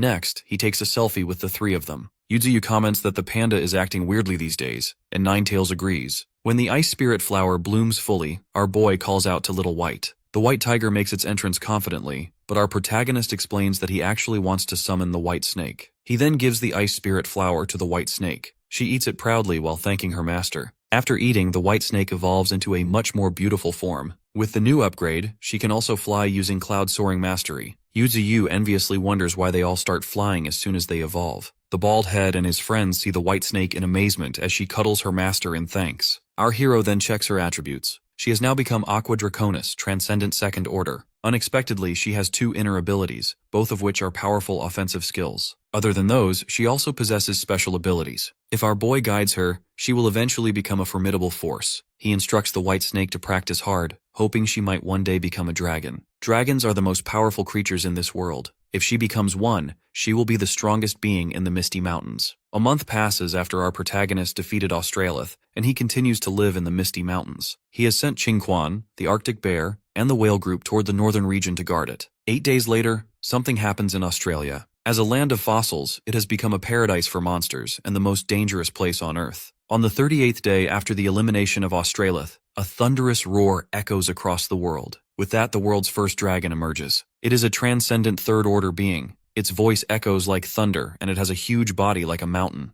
Additionally, its wings unleash a hurricane of the 12th degree. A team sent to investigate this being lost their lives in the process. Eventually, the news reaches the Freedom Federation, Huaxia Federation, Luo Kingdom, and the 10 Nations Alliance. The whole world is once again plunged into crisis. Somewhere in a meeting room, officials discuss the colossal dragon, the legendary evil dragon. They wonder if these kinds of creatures are going to emerge in the world regularly now. After observing, a doctor finds that this dragon hasn't fully evolved yet, as its arms are not fully grown. It is only a sub-dragon level species. An official asks about the difference between a sub-dragon and a colossal dragon, and the doctor states that their strengths are vastly different. Colossal dragons are fully evolved creatures, while sub-dragons have just achieved a breakthrough. In simple words, if they want to eliminate it, they need to do it now before it evolves completely. If it evolves, they will witness a more brutal battle than the one the Huaxia Federation had with Australith. The doctor reveals that if they successfully secure the body of this dragon, it will help with their research on evolution. Slaying this dragon has become a necessity. Back in the Misty Mountains, our hero receives a letter from Qing. He learns that a sub-dragon has appeared in Australia and that Qing has already been summoned to address the issue.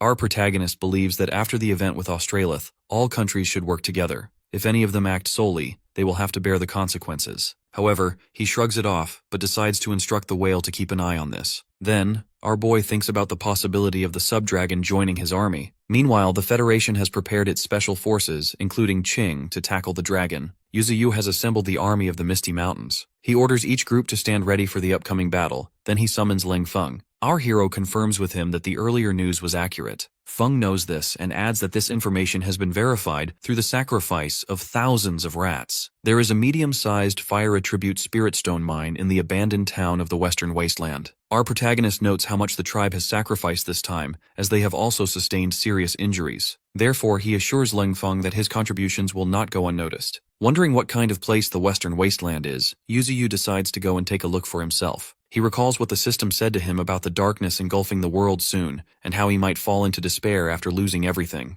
However, our boy confidently decides not to fall into despair and to continue evolving until he stands at the top of the world. The Western Wasteland, also known as the Western Desert, was once a vast desert from the ancient era. Since the arrival of the Transcendent Era, it has transformed into a fierce and unforgiving land. After some time, our hero finally reaches this desert along with his army. Flash, after observing the sand closely, remarks that its color is a bit off. The praying mantis, Qingfeng, states that the reddish sand is actually mixed with blood and that the air is filled with a faint smell of gore. Meanwhile, Ninetails observes the red sand and wonders how many battles this desert has witnessed to end up like this. On the other hand, the white tiger and the twin wolves feel exhausted and want to rest. Right then, they receive a lash from their master. Actually, our protagonist has them undergoing some special training. Near them, a monster emerges from the sand and tries to attack the panda. With just a simple punch, Cheesy knocks the beast unconscious. Meanwhile, the panda continues his call with Xiao Ai. Yuzuyu finishes off that unconscious beast with a simple stab. In return, he receives 50,000 evolution points. The twin wolves and the white tiger drool while looking at the dead body of the beast. After eating the creature, they move forward. On their way, they eliminate every beast that comes across their path. Eventually, the evolution points of our boy reach 420-449. Unexpectedly, the panda and the white tiger approach our hero excitedly. Cheesy shows everyone a small mutated black scorpion, which is at the 6th entry level. Its net ability is to utilize toxins to solidify the enemy's body and extract their life force. The divine flower finds the scorpion super cute. While our protagonist is busy finding the spirit mine in the western wasteland, the human forces are up against the dragon on the other side of the continent. When the dragon unleashes its power, the earth splits in half. The human fighters struggle to defeat this monster. The Iron Knight group is also there to fight, and Ching uses her butterfly flames in the battle. She knows how powerful this sub-dragon species is. Therefore, she decides to use her full power. Right then, a blonde-haired female knight instructs everyone to step aside. She is actually from the Sunstead Empire. With her sword, she unleashes the Knight Defense ability, which can block all physical impacts. When the dragon attacks them, her shield prevents the attack from passing through. In the meantime, a group of different beasts stands nearby, observing the scene. Under the command of the blonde-haired fighter, many knights charge forward. The forces of the Federation join them to beat the dragon. From a distance, a group of beasts watches everything closely. After attacking countless times, the dragon finally falls down. It is bleeding and is already on its last breath. Therefore, everyone tries to attack it simultaneously. But to everyone's surprise, a strong sense of oppression fills the air. Everyone starts to panic, wondering if the aura is coming from that dragon. Ching, however, doesn't think it is coming from the beast. As they look back, they see an army of creatures looking at them, appearing just like the army from the Misty Mountains. Surprisingly, the injured dragon reveals that those beasts are just using the humans to eliminate it, and after that, they will eliminate everyone else. A mutant kangaroo comes forward and addresses the dragon as Ned. The fighters are confused to see it getting so close all of a sudden. However, the kangaroo only talks to the dragon. It reveals that the king is super furious with Ned for his actions. Not only has he tried to enslave the entire race, but Ned has also shown up in the mortal world and exposed everything to humans. When Ned asks if they have allied with the humans, the kangaroo nods and unexpectedly reveals it was done without human permission. The beasts wouldn't have been able to land on the shore otherwise. The fighters start to panic as they realize this was the beast's plan all along, and that the army found the dragon immediately after landing. Meanwhile, the kangaroo states that their king won't allow them to suffer this much,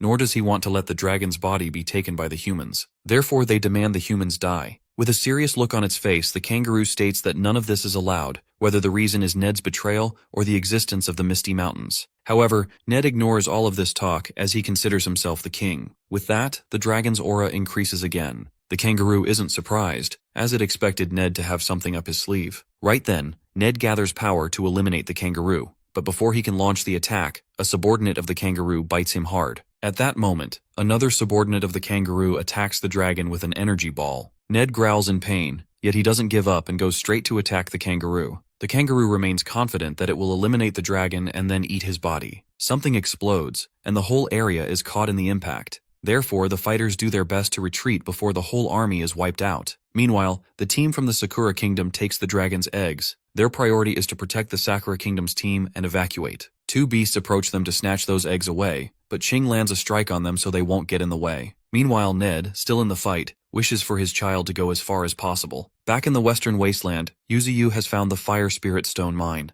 That mine is being guarded by 4 descendant second-order fire pythons. When those pythons come forward to attack, our protagonist leaves everything to his army. Ninetails uses flames to eliminate one python. Flash uses his fist to eliminate another. Our hero's companion, Cheesy, uses a frozen fist to take down a third python. Unexpectedly, a strange woman from a distance observes them, wondering about our boy. Flash, Cheesy, and Ching Feng land heavy blows on the pythons. However, the twin wolves struggle to fight. Yuzuyu frees them by eliminating that python himself. As a result, our boy gains 80,000 evolution points and absorbs 50,000 spiritual energy. As another python prepares to attack him, he makes himself bigger, causing the python to pause right there. He then unleashes a bright power that forces the pythons to lower their heads in front of him. Our protagonist finds that they are not too dumb. On the other hand, Ninetails notes that the number of fire-type companions has increased. From afar, a strange woman with green hair is shocked to see the fire pythons being defeated so easily. Our hero discovers her instantly. That lady freezes in shock and tries to escape, but Yuzuyu reaches her in an instant using his dragon root form. He scares her with a single look. It turns out that the lady is actually half human and half snake. In the meantime, the panda surrounds her from the other side. Our protagonist notes that she appears to be a ladyboy, but she yells at him, clarifying that she is a snake lady. She uses her divine skill, petrification, which allows her to turn anything that catches her gaze into stone. Unexpectedly, our boy gets petrified. Soon, Ninetails arrives and uses flames on her, but the snake lady dodges the fire. After that, she tries to petrify the fox. As Cheesy tries to retreat with the twin wolves, a small part of his cloak gets petrified. On the other hand, the snake lady struggles to catch the fox. Soon, an explosion erupts, and she summons her huge spirit snake. Meanwhile, Ninetails also transforms into a powerful state, and both of them stand against each other. The fox uses Inferno Blast while the snake lady uses a petrifying gaze through her snake. Surprisingly, that lady can even petrify the flames. In response, the fox uses Flame Pillar. The snake lady gets frustrated seeing the endless spiritual energy of the fox. On the other hand, because it is too hot, the panda and the twin wolves retreat from the area. Meanwhile, our protagonist knows that Ninetails' strength has increased quite a bit. The whole area is engulfed by flame pillars. With no other option left, the snake lady decides to retreat by taking advantage of the smoke. Suddenly, the roots of our protagonist capture her instantly. To the surprise of Yuziyu, the lady has fainted from pure fear. Yuziyu has successfully taken control of the Fire Spirit Stone mine. These stones are much better than those found in the pandas area. Even Ninetails, who typically hates cultivating, is quietly absorbing them. As our boy starts looking for something else, he sees the snake lady being very friendly with Cheesy while looking at the phone Xiao Ai gave him. The panda plays a song on his phone, and the snake lady feels captivated by it. Our protagonist admits that Cheesy is quite good at socializing. The snake lady is from the Snakeman race and is at Transcendent Second Order. Our hero is intrigued to see her possessing a mini-divine skill. As she is a new comrade, our boy prepares a gift for her. She gets super excited and wishes for a phone. However, Yuziyu states that he has much more valuable things to give than a device. The snake lady makes a sad face, insisting she wants a phone. The panda then whispers to her that the divine tree is a country bumpkin who doesn't know about that kind of stuff. She continuously yells for a phone while the panda fuels the fire by repeating that our protagonist is a country bumpkin. Later, the panda stands with a swollen head from a reprimand while our hero gives the snake lady the essence of life. Her body fills with energy as she transforms slightly, believing she has grown stronger. Yuziyu reminds her that she cannot betray them now that she has become one of them. After that, Cheesy and the snake lady decide to find Ninetails for a fight. Our boy gets annoyed and hits both of them on the head, reminding them not to create trouble. Right at that moment, a falcon appears next to our hero. It is totally exhausted, having flown for a day and a night to find its master. The falcon reports the entire incident regarding the sub-dragon. Our protagonist learns about the dragon's eggs and considers it bad news. Even though the current generation of humans will not dare to fight him, he has doubts about the next generation. He immediately orders Cheesy and the snake lady to go to the east of the mainland. Their mission is to steal the dragon's egg from the Sakura Kingdom. Regarding the dragon's egg with the Federation, Yuziyu cannot send Ninetails because she is in the middle of a breakthrough. He orders Flash and the others to stay back and protect her, deciding to personally negotiate with the Federation himself. It turns out the humans have obtained 4 dragon eggs in total. One was taken by the Night King from the Midnight Sun Empire, one by the Federation, one by the Sakura Kingdom, and the last by the Huaxia Federation. Between the east and the west, both sides secured 2 eggs each. Back in the Misty Mountains, Bull Demon and Emperor Crocodile receive this news as well. It is not good news for them that humans have obtained Transcendent Third Order dragon eggs. The existing alliance between humans and pandas is already a headache. If humans succeed in working with dragons in the future, it will become a massive problem. Somewhere else, a huge ship belonging to the Huaxia Federation forces returns from the battle. Many Transcendent fighters are present to welcome them. One fighter never expected them to actually obtain an egg, and predicts they won't be threatened by the beasts of the Misty Mountains once the dragon grows up. Right then, he receives a report that the ship has gone silent. Before the captain can react, a huge blast erupts on the vessel. They see Ching fighting a beast with an egg in her hand. Soon, 2 monsters emerge from the ocean, both being Transcendent Second Order beasts. The Iron Knight leader on the ship notes that these creatures have come all the way here without making a move earlier. They plan to snatch the egg just as the ship reaches the shore. These are beasts from Australia. When the leader of the Iron Knights wants to know why they didn't do anything earlier, the kangaroo reveals that they have planned to say something to the king of this land. That is why there was a need to follow them all the way until the end. Then the kangaroo apologizes for its rude behavior, but the leader doesn't have any plan to let them get to the shore. In the meantime, more and more sea beasts start coming out of the ocean, and the Transcendent fighters try to suppress them. Each of them launches an attack on those beasts. As the starfish beast is about to eliminate a bunch of fighters, one fighter launches his arrow-like attacks towards the beast and makes it fall into the ocean. Right then, something falls from the sky. It is Ching, but she is a bit injured. Turns out she is fighting against a rat-like beast. That rat beast finds the humans super weak. He wonders how they have managed to rule over the world for all of this time. When Ching asks if he is jealous, the rat gets furious as it wants to end everything. From the ship, a Transcendent fighter informs the fighters at the shore that these beasts are no joke. they have already followed them all the way from Australia. Additionally, they are here for a war. The captain at the shore wonders why they have come here to join the Misty Mountain as well. When the sea monsters prepare to launch attacks, the captain makes a defensive shield to protect himself and the others. He is barely able to block the attack, as his hands have completely gone black. Blocking this kind of attack once was his limit, hence, he won't be able to block it again. In the meantime, the kangaroo succeeds in snatching away the egg. Standing on the fallen fighters, it admits that all humans are not weak, but it is time for the ruler on this land to change. After that, more and more giant monsters start to emerge from the sea. All the transcendent fighters are in shock seeing them. Unfortunately, all of them start gathering energy to eliminate all the remaining fighters in one go. Before anything can happen, all of those giant beasts get eliminated instantly. The kangaroo gets a shock, someone makes an entrance, and the kangaroo recognizes that creature instantly. That entity is none other than Uzu, the king of the Misty Mountains in humanoid form. The transcendent fighters recognize the demon tree, but they wonder why he has become so small. Actually, the thing is, the main body of our boy is residing somewhere else, while his big root has made its way all the way to the shore. There, Uzu is present in a small form through his root. Our protagonist demands to know who the kangaroo is. The kangaroo mentions that it is from Australia, and its king has always wished to meet Uzu. Our hero goes all confused. Why does its king want to meet him? The kangaroo reveals that its king wants to work together with Uzu so that they can take over the entire continent. All the transcendent fighters start to panic. The kangaroo then adds that they will create a world that will belong to them. It offers our boy a chance to join them so that they can eliminate the human race together. However, Uzu doesn't seem like he wants to join them at all. As Uzu rejects their forces, the kangaroo declares they are enemies from now on. Consequently, its army of beasts unleashes an attack toward the shore. The captain of the transcendent fighters considers this to be their end. However, these attacks are nothing against our boy. Our hero single-handedly counters all the strikes at once, while the transcendent fighters barely stand still under the pressure. Next, Uzu grabs all the enemy beasts with his roots, intending for them to die. He crushes every single one of them. After that, he successfully snatches away the dragon's egg. Unexpectedly, the kangaroo is somehow still alive. Being severely injured, it tries to land a strike on our protagonist, but Yu counters the attack. The kangaroo finds it impressive that it almost died at the hands of our hero. In response, Uzu mentions he should be the one saying that, as the beast has surprisingly survived. Seeing the situation, the kangaroo jumps back and lands on its fellow shark beast in the ocean. It then announces that it understands his thoughts, addressing the tree as the king of this land. The kangaroo plans to inform its own king of all this, and expects to meet again in the future. According to the creature, when that day arrives, its side will be the ones who win the battle. With that, the kangaroo yells at its army to retreat. The rat beast also retreats, deciding to save the final result of its battle with Ching for next time. It lands on the shark beast beside the kangaroo, and both of them retreat together. The transcendent fighters are stunned to see them leaving just like that. It turns out the Iron Knights are still alive. Uzu, on the other hand, decides to take the dragon egg because he believes that humans cannot control it by themselves. He adds that the enemy beasts have a legion, and once they attack again, the humans will not be able to protect themselves. Hence, the Misty Mountains will cultivate the dragon egg to become even stronger. The captain figures out that it will not change anything even if they oppose this decision. Our boy nods and adds one more thing.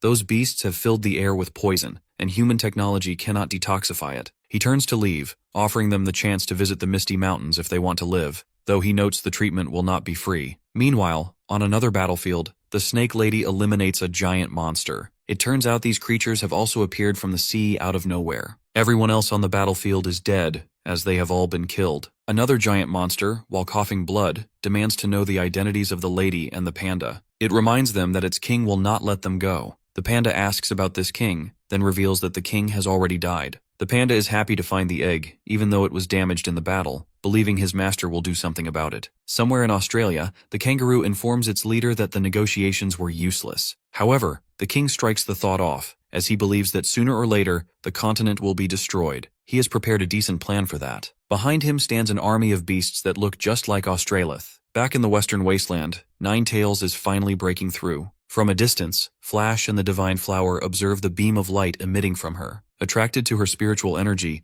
a herd of monsters starts coming toward her, but Flash and the Divine Flower stay on guard, fully prepared for a fight. In a distant place, a strange being in a cloak stands holding a staff. Observing the scene, Flash, along with the rest of his comrades, starts charging toward the upcoming beast wave. The Divine Flower uses mind control to manipulate some of the beasts. While Flash eliminates a giant monster with his blade, the creature regenerates its body. He turns away and wonders if it possesses an earth element. When it is about to eliminate Flash, he strikes it again, yet the giant monster begins regenerating itself once more. Everyone else eliminates monsters one after another until a clan of armadillos makes its entrance. A giant monster roars loudly, after which the leader of the armadillo clan rolls toward the Divine Flower. Luckily, she immediately controls its body through her mind-controlling skill and sends it back into the beast wave. Soon, a large number of beasts gather together again on the right side. Although they are not that strong, their numbers are too high. Furthermore, it is a very important moment for Ninetales, and it will be bad if she is interrupted. The Divine Flower reflects that she has promised the Divine Tree she will protect Ninetales. Therefore, she unleashes mystifying fragrance. As a result, every single beast pauses midway. The Divine Flower instantly instructs the snow leopard to run toward the left to lure them away. With lightning speed, the leopard starts running toward the left. Because she is riding on him, all the beasts start following them. Meanwhile, a strange man under a cloak observes the whole thing from a cliff. He never expected so many good allies to be gathered around Yuzi. Unfortunately, the white leopard along with the Divine Flower reaches the vicinity of a second-order sand snake transcendent. It turns out there are two sand snakes. As the sand snake is about to eliminate the leopard and the Divine Flower, the strange man in a cloak uses his staff to summon a storm. A huge tempest arrives, which affects the beasts of the tide. Meanwhile, while breaking through, Ninetales feels the presence of a third-order transcendent. On the other hand, all the enemies outside have disappeared. That strange man in the cloak finally reveals himself in front of Flash and the group. Time passes while Ninetales is still in the process of breaking through. Half a month passes, and that strange man sits near the area without moving at all. Flash doesn't believe that he effortlessly blocked an entire beast wave just by raising his hands. Soon our boy returns. The man in the cloak recognizes our protagonist and finds him extraordinary. Yuzuyu also senses an unrecognizable presence. Later, the strange man reveals he has learned that the Divine Tree represents the sky, while his leaves and fruits represent the sun, moon, and stars. Our hero feels proud learning about these things, but Yu makes it clear that he doesn't bear any fruits. He believes he owes that man since he helped Ninetales and the others. Then, the cloaked man reveals he has come here because he needs help with something. The man under the cloak is actually not human. His name is Seth, and he ranks 4th among the mainland's 10 great beasts. Because of his appearance, he was once considered a divine being, possessing the title of the King of Deserts and Storms. He received his name from a human elder. Strangely, a certain change occurred in Seth's behavior, leading him to eliminate half of the citizens in his country. Right now, he is having a discussion with Yuzi, the top-ranked of the mainland's 10 great beasts. Seth wants to obtain one of the branches of the Divine Tree. He adds that he has a natural enemy who is a beast of the darkness element. The beast wave they encountered weeks ago was merely a wisp of that enemy's divided soul, yet his power is on par with Seth's own. Every piece of that enemy's divided soul is lodged within wild beasts or material objects in the desert. Seth unexpectedly reveals that this enemy is actually an immortal. Hearing this, our boy recalls that the system also mentioned a darkness that will eventually emerge. Seth insists he needs to obtain a more suitable weapon so he can kill that enemy before he becomes any stronger. When our protagonist asks if this is the only matter at hand, Seth nods after a brief pause. Consequently, our hero creates a staff-like structure from his own branch and gives it to Seth. Though Seth feels it is a bit much, he reveals there is one more thing. Something has happened in the ocean that they are totally unaware of. He advises Yuzu to be careful and then departs. Our boy notes that there are many enemies to watch for, including humans, Australia's beast army, changes in the ocean, and the darkness element. This reinforces the need for Yu to break through to the 4th order. Meanwhile, Ninetales succeeds in breaking through. She has become much more powerful and has developed a 4th tail as well. Our protagonist instantly opens the attribute panel and finds that she, now a second-order transcendent, has obtained the Flame of Origin. Ninetales explains that it is not just the flames. Her body feels indestructible. When these flames start to burn, they are inextinguishable. This is the power processed by the 4th tail, the inextinguishable flame. Seeing how powerful she has become, Flash gets fired up to break through to the 3rd order as well. Noting that Ninetales has finished her breakthrough and they have obtained the Dragon Egg, Yuzu decides to head back to the Misty Mountains. The Divine Flower is concerned about the Fire Spirit Stones, but it seems our hero has a solution. Later, they head back to the mountains. Surprisingly, Ninetales airlifts the huge Fire Spirit Stone all by herself, while Yu and the other beasts sit on the stone carefree.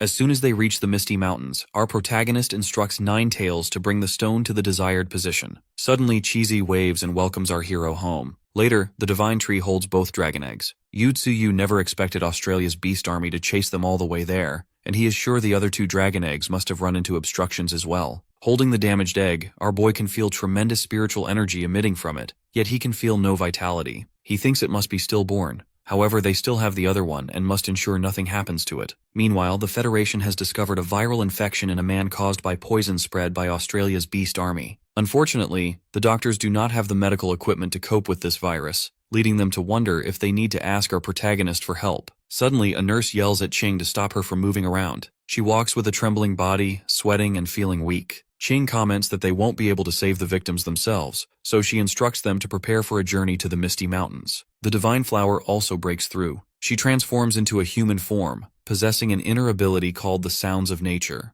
This power allows her to hear the voices of all living things and confuse others through sound. Seeing her like this, Yuzu stands stunned because of her new human appearance. Afterward, the Divine Flower begins playing a flute. However, she only produces a harsh noise that makes everyone uncomfortable, so our boy stops her immediately. The Divine Flower then goes straight to the panda, expressing her desire for them to perform together next time. The panda only grows annoyed, as he wants to stay away from her. Our protagonist decides he must find a music teacher for them in the future. Soon, the Divine Flower notices that humans are approaching. Surprisingly, they are not from the Federation, yet they are not weak either. There is nothing to worry about, however, as Thorn and the White Tiger have already moved to block them. A man steps out from a vehicle and introduces himself as Benson from the Luo Kingdom. He explains that he was poisoned during the battle in Australia with the Beast Army 1 month ago. Having heard that the Divine Tree has a cure, he has come seeking the antidote. The group hasn't come empty-handed. The vehicles behind Benson are filled with spirit stones. Thorn notes that they are Thunder Spirit Stones. As she receives a signal from her master, she allows the travelers to follow her. When the human vehicles start moving toward our hero, the passengers see ghost-like figures in their way. Benson reminds the driver that this forest causes hallucinations, but he soon realizes Thorn is leading them into darkness. He wonders if it is a trap. They soon find that Thorn and the White Tiger have abandoned them. They have no option other than to keep going, because even if they retreat, the poison will claim their lives. As they push further into the darkness, they eventually find a way out. Outside, Thorn and the White Tiger wait for them near a set of stairs. The humans exit their vehicles, and the Divine Flower instructs them to come up. Benson goes upstairs carrying the Thunder Spirit Stones. According to the Divine Flower, they will receive what they want once they offer their gifts into the Spirit Stone Maelstrom. Benson throws the stones in, and the roots of Yuzu grab them. This makes Benson wonder if he is standing at a sacrificial altar. An immense amount of spiritual energy emits from the stones, but it is actually the essence of life. With that, the trade succeeds. Our boy gives Benson his life essence, which not only cures the poison, but also makes his body stronger. Benson feels that he is about to break through to a new level. He grows greedy for more drops of life essence to accelerate his progress, so he offers another trade to our protagonist. Yuzu expected this from a greedy human. Even though the poison is cured, the man is still not satisfied. The Divine Flower explains to Benson that everyone has only one chance and that he should leave. When Benson shows reluctance, she explains he can sign the Blood Pact to receive more life essence. The Blood Pact is a scale belonging only to the Divine Tree, using blood as a medium to form a contract. The first condition ensures he is not an enemy of the Misty Mountain. The second requires him to help if the Misty Mountain faces trouble in the future. Thirdly, our hero will not let the contracted person do anything disloyal or against justice, nor will he force him to become an enemy of humanity. Benson agrees to sign since he does not have to turn against his own kind. Yuzu reflects that he previously controlled the saintess of the Brahma religion through the Blood Pact. However, that method only helps him control a few people, and he does not want to fully enslave humans. Instead, our boy hopes that powerful humans will sign the pact with him so he can influence human society. Over time, he believes humans will stop treating him as an enemy. The Divine Flower adds that if Benson breaks the rules, he will die in an explosion. Now, by trading everything he has brought, he can take 3 drops of the essence of life. With a suspicious smile, Benson makes the deal. After receiving the essence of life, the human group leaves the Misty Mountain. The Divine Flower fumes, expressing that she does not know why her master is helping the humans. She does not see any benefit to them if those humans get stronger. Yuzu explains that if a transcendent second-order human becomes stronger after leaving this place and has nothing to do with him, then humans will not believe him. He asks if he only came to cure the poison, then how did he become so much stronger? Our protagonist notes that humans are a very contradictory race, who are always suspicious of each other and filled with distrust. If everyone thinks that one is a bad person, then it will be useless no matter how much good they do. Humans are not stupid as well, it is just that they are more interested in maximizing their own benefits. Eventually, humans will slowly push Benson out and make him come back to the Misty Mountain. But our boy is not interested in those results alone. He wants Benson to become an independent monarch controlling a region. This will be the same for all the humans who come to the Misty Mountain in the future. Before the battle between them and the darkness arrives, our hero decides to borrow the strength of more races. Unexpectedly, the Divine Flower points out that his manner just now was so similar to humans. To cover this up, Yuziyu states it is because he is just spending too much time with Thorn. He changes the subject by saying he is going to look at the items he just got. Turns out there is a huge number of Thunder Spirit Stones that our protagonist has acquired. He believes that it was not a bad deal to give 4 drops of the Essence of Life to trade for 8 truckloads of Thunder Spirit Stones. More importantly, he got the Thunder Spirit Herb, which is a spirit flower formed by the Spirit Stones. This flower is the same spirit flower that Thorn absorbed previously. Furthermore, our boy has left behind 100 drops of Essence of Life on the sacrificial altar. If any humans come in the future, they will be handled by the Divine Flower. Then our hero reflects that he needs to break through to the 4th Transcendent Order. Suddenly he watches Baldhead eating away at the Thunder Spirit Stones. After that, Yuziyu decides to leave a portion for the Thunder Element Beasts so they can break through using these. Soon, Baldhead receives a huge Thunder Spirit Stone, which makes it feel touched. Next, our protagonist starts absorbing the Thunder Spirit Stones. Thunder strikes at him as he begins the process of breaking through. From a distance, Ninetails notes that her master will be completely different once he wakes up. Then she summons Demon Bull to give the damaged dragon egg to the Emperor Crocodile. At a certain lake, Demon Bull calls out to the Emperor Crocodile. Unexpectedly, the crocodile looks completely different and huge as he emerges from the lake. Demon Bull hands over the damaged egg to him. He believes that the crocodile totally deserves this, as he is always guarding the Misty Mountain when their master is not around. The crocodile instantly eats away the dragon egg. As a result, the Emperor Crocodile starts to transform. Therefore, Demon Bull decides to guard him until he absorbs the egg completely. From a distance, Ninetails notes that now 2 of them are breaking through. Meanwhile, Thorn and the White Tiger are guarding the second dragon egg. Somewhere else, Lang Feng, seeing the beam of light, believes that the breakthrough of our boy will affect the structure of the world. Soon, the Emperor Crocodile's body begins to transform, and a huge amount of spiritual energy emits from the crocodile's side. Now the Emperor Crocodile has a completely different form. Demon Bull is so excited to see the new version of the Emperor Crocodile. But no, the crocodile thinks it can evolve more. He roars heavily as he begins transforming again. Soon he transforms into a dragon, which is actually the form of the legendary Dragon of Rock. The transformed Emperor Crocodile unleashes his new attack, which strikes straight ahead. Demon Bull is absolutely shocked seeing this level of power. On the other hand, Ninetails notes that he has succeeded. The attack which the crocodile sent ahead has made a huge crater in the ground. However, that ability consumes way too much stamina, more than he initially thought. Soon, Ninetails feels an overwhelming aura. It appears to be coming from a human transcendent who fought against Australia's Beasttide previously. He cannot believe that it only took 1 drop of the Essence of Life to cure the poison. He notes that the humans were not able to cure the poison regardless of what they tried, yet the Divine Tree cured it effortlessly. With that, he leaves the altar. The White Leopard notes that he did not sign the contract. To that, the Divine Flower states that he did not want more life essence. The fighter who was just here is tough and definitely not one to submit to them so easily. When that fighter goes downstairs, he comments that he will be leaving first because he has a mission to perform. Hence, he tells Ching to catch up to him after she is finished. The Divine Flower makes a soft expression as she meets Ching. Soon, Ninetails and the Grey Wolf arrive to meet Ching. Now they can all meet openly without hiding. Ching announces that she has brought good stuff with her, noting that her butler will take inventory of all the commodities they brought later. She then instructs a person in a cloak to follow her. They soon meet Yuziyu, who is currently undergoing a breakthrough.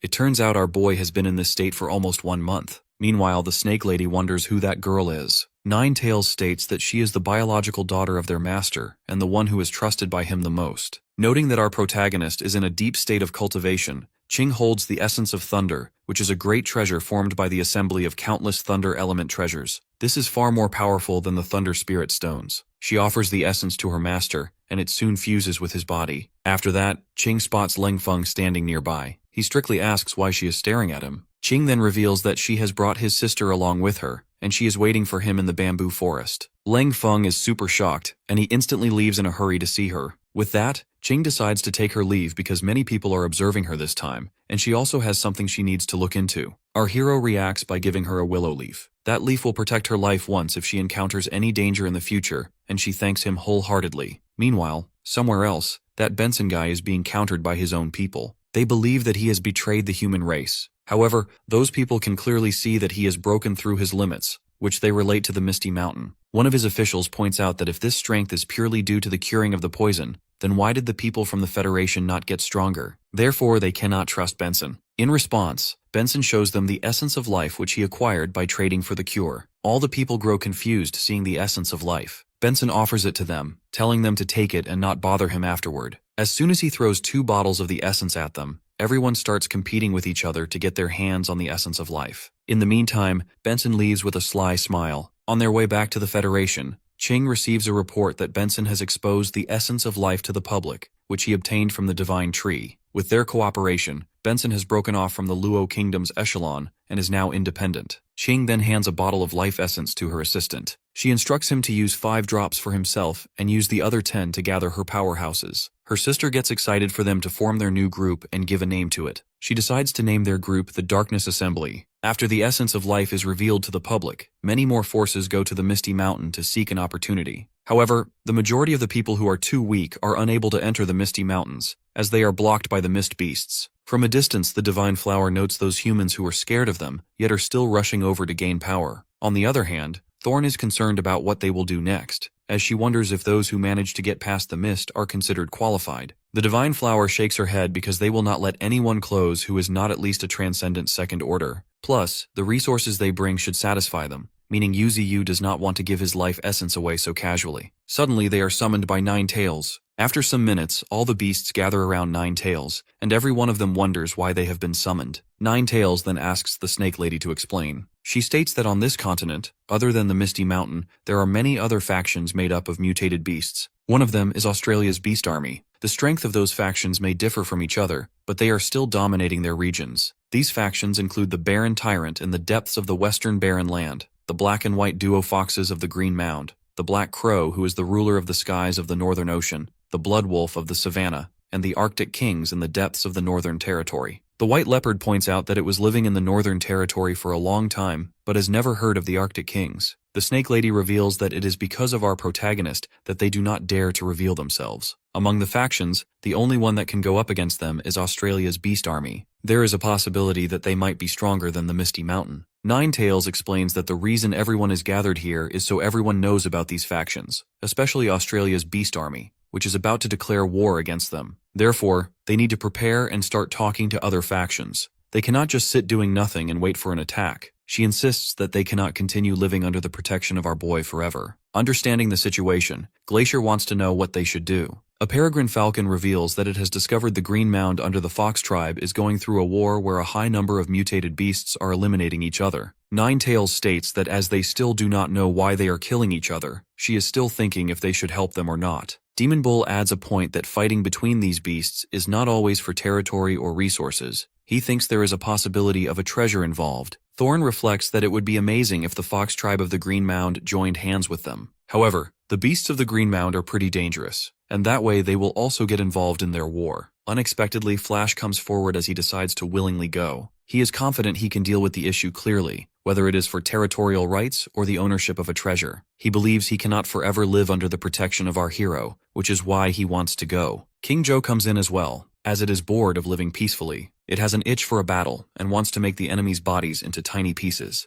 Meanwhile, Thorn comes forward as she wants to look after Flash, as he can be too rash at times. Listening to this, Ching Feng comes forward as well, yelling that he and Flash are actual partners. The White Tiger comes forward and wishes to go with them as well, using only the limited words he knows. 9 Tails simply asks if everyone knows the consequences of going out, and everyone nods confidently in unison. Looking at their resolute gazes, 9 Tails tells them to make a promise. They need to come back alive at any cost. With the whole team departing, Demon Bull shows his concerns from behind. However, 9 Tails is super relaxed because she expected this day to come. Plus, she believes they do not need to worry as Thorn is with them. Then she instructs Demon Bull to send those out. Demon Bull thinks internally that their big sister seems calm on the outside, but she is still worried about them. Even though their destination is a small mountain nest, it will be bad if a red demon appears there. On the other hand, the spider and the hedgehog console the White Tiger, who did not get permission to go because he cannot differentiate between friend and enemy. Now Demon Bull informs the gorilla tribe to finally make a move. Somewhere in an ocean, a group of aquatic beasts gathers in front of an island-sized whale. That whale announces that it does not have much time before it falls into a deep sleep. It hopes to see the glory of the sea tribe once it opens its eyes. It then instructs its beasts to do everything they can to take over the continents regardless of any sacrifices. With this, the island whale instructs them to declare war. Somewhere in a city, Qing's assistant and another woman monitor the progress of their powerhouse. It is the first time they have modified a powerhouse of the transcendent second order. They are observing a warrior that they have roped in with the essence of life. This man has already gone through genetic modification to become powerful. The research they have used to modify him comes from high-grade teams within the Darkness Assembly. Qing's assistant does not want this project to fail. Suddenly, the energy of their powerhouse fluctuates as his cell fusion begins overloading. If this goes on, he will surely die. After a burst of immense energy, the powerhouse somehow manages to survive. Now his body has become super light, and his strength has improved as well. Suddenly, someone comes in and attacks him from the sky. He wonders if it is an enemy. However, it is none other than Qing, who has come there to spar with him. Both of them fight on par with each other. Seeing this, the pink-haired girl is shocked, as she did not expect him to be that strong after fusing with the genes of the blood-colored skywolf. Meanwhile, the powerhouse skids back in defense. Standing above, Qing is greeted by both her assistant and the pink-haired girl. Observing how powerful that powerhouse has become, Qing orders him to follow her from now on. She then gives him her demonic sword, crafted from the bones of a transcendent second-order mutated blood wolf. The powerhouse gladly accepts the gift. Later, Qing receives a report that the Misty Mountain is selecting only one person to trade every 3 days. The top people of each country have realized that the Misty Mountain is taking precautions and preventing powerful entities from entering. However, Qing is not feeling worried at all. She comments that the Federation is not suitable for their development. Therefore, she has planned to move the Darkness Assembly to a small country near the border. Within 6 months, the scale of the Darkness Assembly will be expanded many times compared to the present. In the meantime, Yuzuyu has finally opened his eyes. He instantly asks how many days he has been cultivating. Ninetails states it has been 1 month and 30 days. Our boy reflects that he will be breaking through to the Transcendent Fourth Order soon, and he now plans to consume the Thunder Spirit Herb next. Seeing the dragon egg, he believes that it should be born soon as well. Our protagonist decides to split the spirit herb created from the trade with Benson of the Luo Kingdom. He will give half to the dragon egg and use the other half himself. A new innate ability is added to his talents, Thunder Gathering. Our hero strengthens it to level 4 directly. With this ability, he will be able to draw in heavenly thunder on a larger scale. He believes this may increase the efficiency of his cultivation. However, there is a risk of accidentally damaging everyone in the Misty Mountain. Therefore, Yuzuyu instructs the fox to lead everyone away from the area and stay clear for the time being. As soon as everyone goes away, our protagonist starts upgrading his ability as heavy thunder appears nearby. From a distance, Ninetails notes that this heavenly thunder can eliminate a transcendent first-order entity easily. Then, suddenly, Ninetails notices that the white tiger is not holding the dragon egg. However, the white tiger does not respond effectively. This prompts the fox to go and get the egg herself. The dragon egg remains near Yuzuyu while he is busy upgrading his thunder ability. The thunder striking down prevents Ninetails from approaching the egg, and she fears that if this continues, the dragon egg will be damaged. Unexpectedly, our protagonist tells the fox that she does not need to worry. He explains that it is good for the egg to borrow the power of the thunder to cleanse its bloodline. With this, it can become a true dragon and will be breaking out of its shell soon. Meanwhile, in the Green Mound, a powerful tiger from the tiger tribe named Fourth King Bawang, a transcendent second order, is busy eliminating beasts. He demands that the fox tribe hand over the spirit flower, claiming it hurts him to eliminate any more of their lives. The black fox states that the spirit flower is the greatest treasure of the fox tribe and they cannot give it to anyone. Consequently, the tiger tribe moves forward with killing intent. The fox tribe refuses to give up, and both tribes begin their fight against each other. Unfortunately, Bawang deals a heavy blow to the black fox. Seeking revenge, the white fox comes forward, but it also receives a heavy blow from Bawang. Now the tiger laughs crazily as he plans to eliminate both of them to settle everything. The rest of the tigers are busy dominating the remaining foxes. Bawang points out that they cannot win with their small bodies, because a fight between beasts depends on sharp claws and teeth. He squeezes the black fox's body while remarking that the main factor deciding the winner is the difference in their sizes. Before anything can go wrong, Bawang receives a strike out of nowhere. It is Flash, who has come to help the fox tribe. Our hero's subordinate repeats Bawang's words, mocking the idea that size is the main factor, and challenges him to win against his own tiny body. Bawang is in an absolute rage, believing the fox tribe has outside support. Noting the golden light coming from Flash, the black fox realizes that this is the golden ant from the Misty Mountain. As a couple of tigers prepare to attack Flash, Thorn comes in and takes care of them. When a tiger from behind tries to hurt her, King Joe smashes him under his foot. Now the three of them stand against Bawang. The black fox wonders why the beasts from the Misty Mountain have appeared here. Right then, Qing Feng states that they are here to expand their team. In trade, they will ensure no enemy invades their territory. Flash gives the leader tiger 2 choices: join them or die. Bawang chooses a third option, declaring that all of them will die there. He uses his immense spiritual energy as he closes in on Flash and his group. The White Fox informs the group that the tiger's physical body is very strong and they cannot be careless. Flash uses a triple strike as a counterattack. Unexpectedly, the gorilla tribe has also arrived. Seeing the situation, their leader believes they do not need to do anything yet. Surprisingly, Ba Wang is eliminated by Flash in just a single blow. However, it is not over yet. Somewhere underground, another tiger named Hu Wang, who is at the peak of the transcendent second order, is filled with a thirst for revenge. Hu Wang receives a report that Ba Wang is dead. Supporters of the Fox tribe arrived and turned the situation around in an instant. Hu Wang orders for Lao Wu to be called over, as the Dark Leader decides to go with them this time. Back in the Green Mound, Thorn is observing a small, weird creature that is threatening to eliminate her. The White Fox explains that this is the blood spirit fruit, which can nourish the blood and strengthen the body after consumption. Observing how they have built houses, Thorn comments that they have picked up many things from human culture. The Fox tribe is not on good terms with humans, but they have indeed learned a lot from their ways. Thorn then decides to give her blood spirit fruit to Flash, as she cannot bring herself to eat it, and Ching Feng says the same thing. However, Flash refuses and tells them to eat it themselves.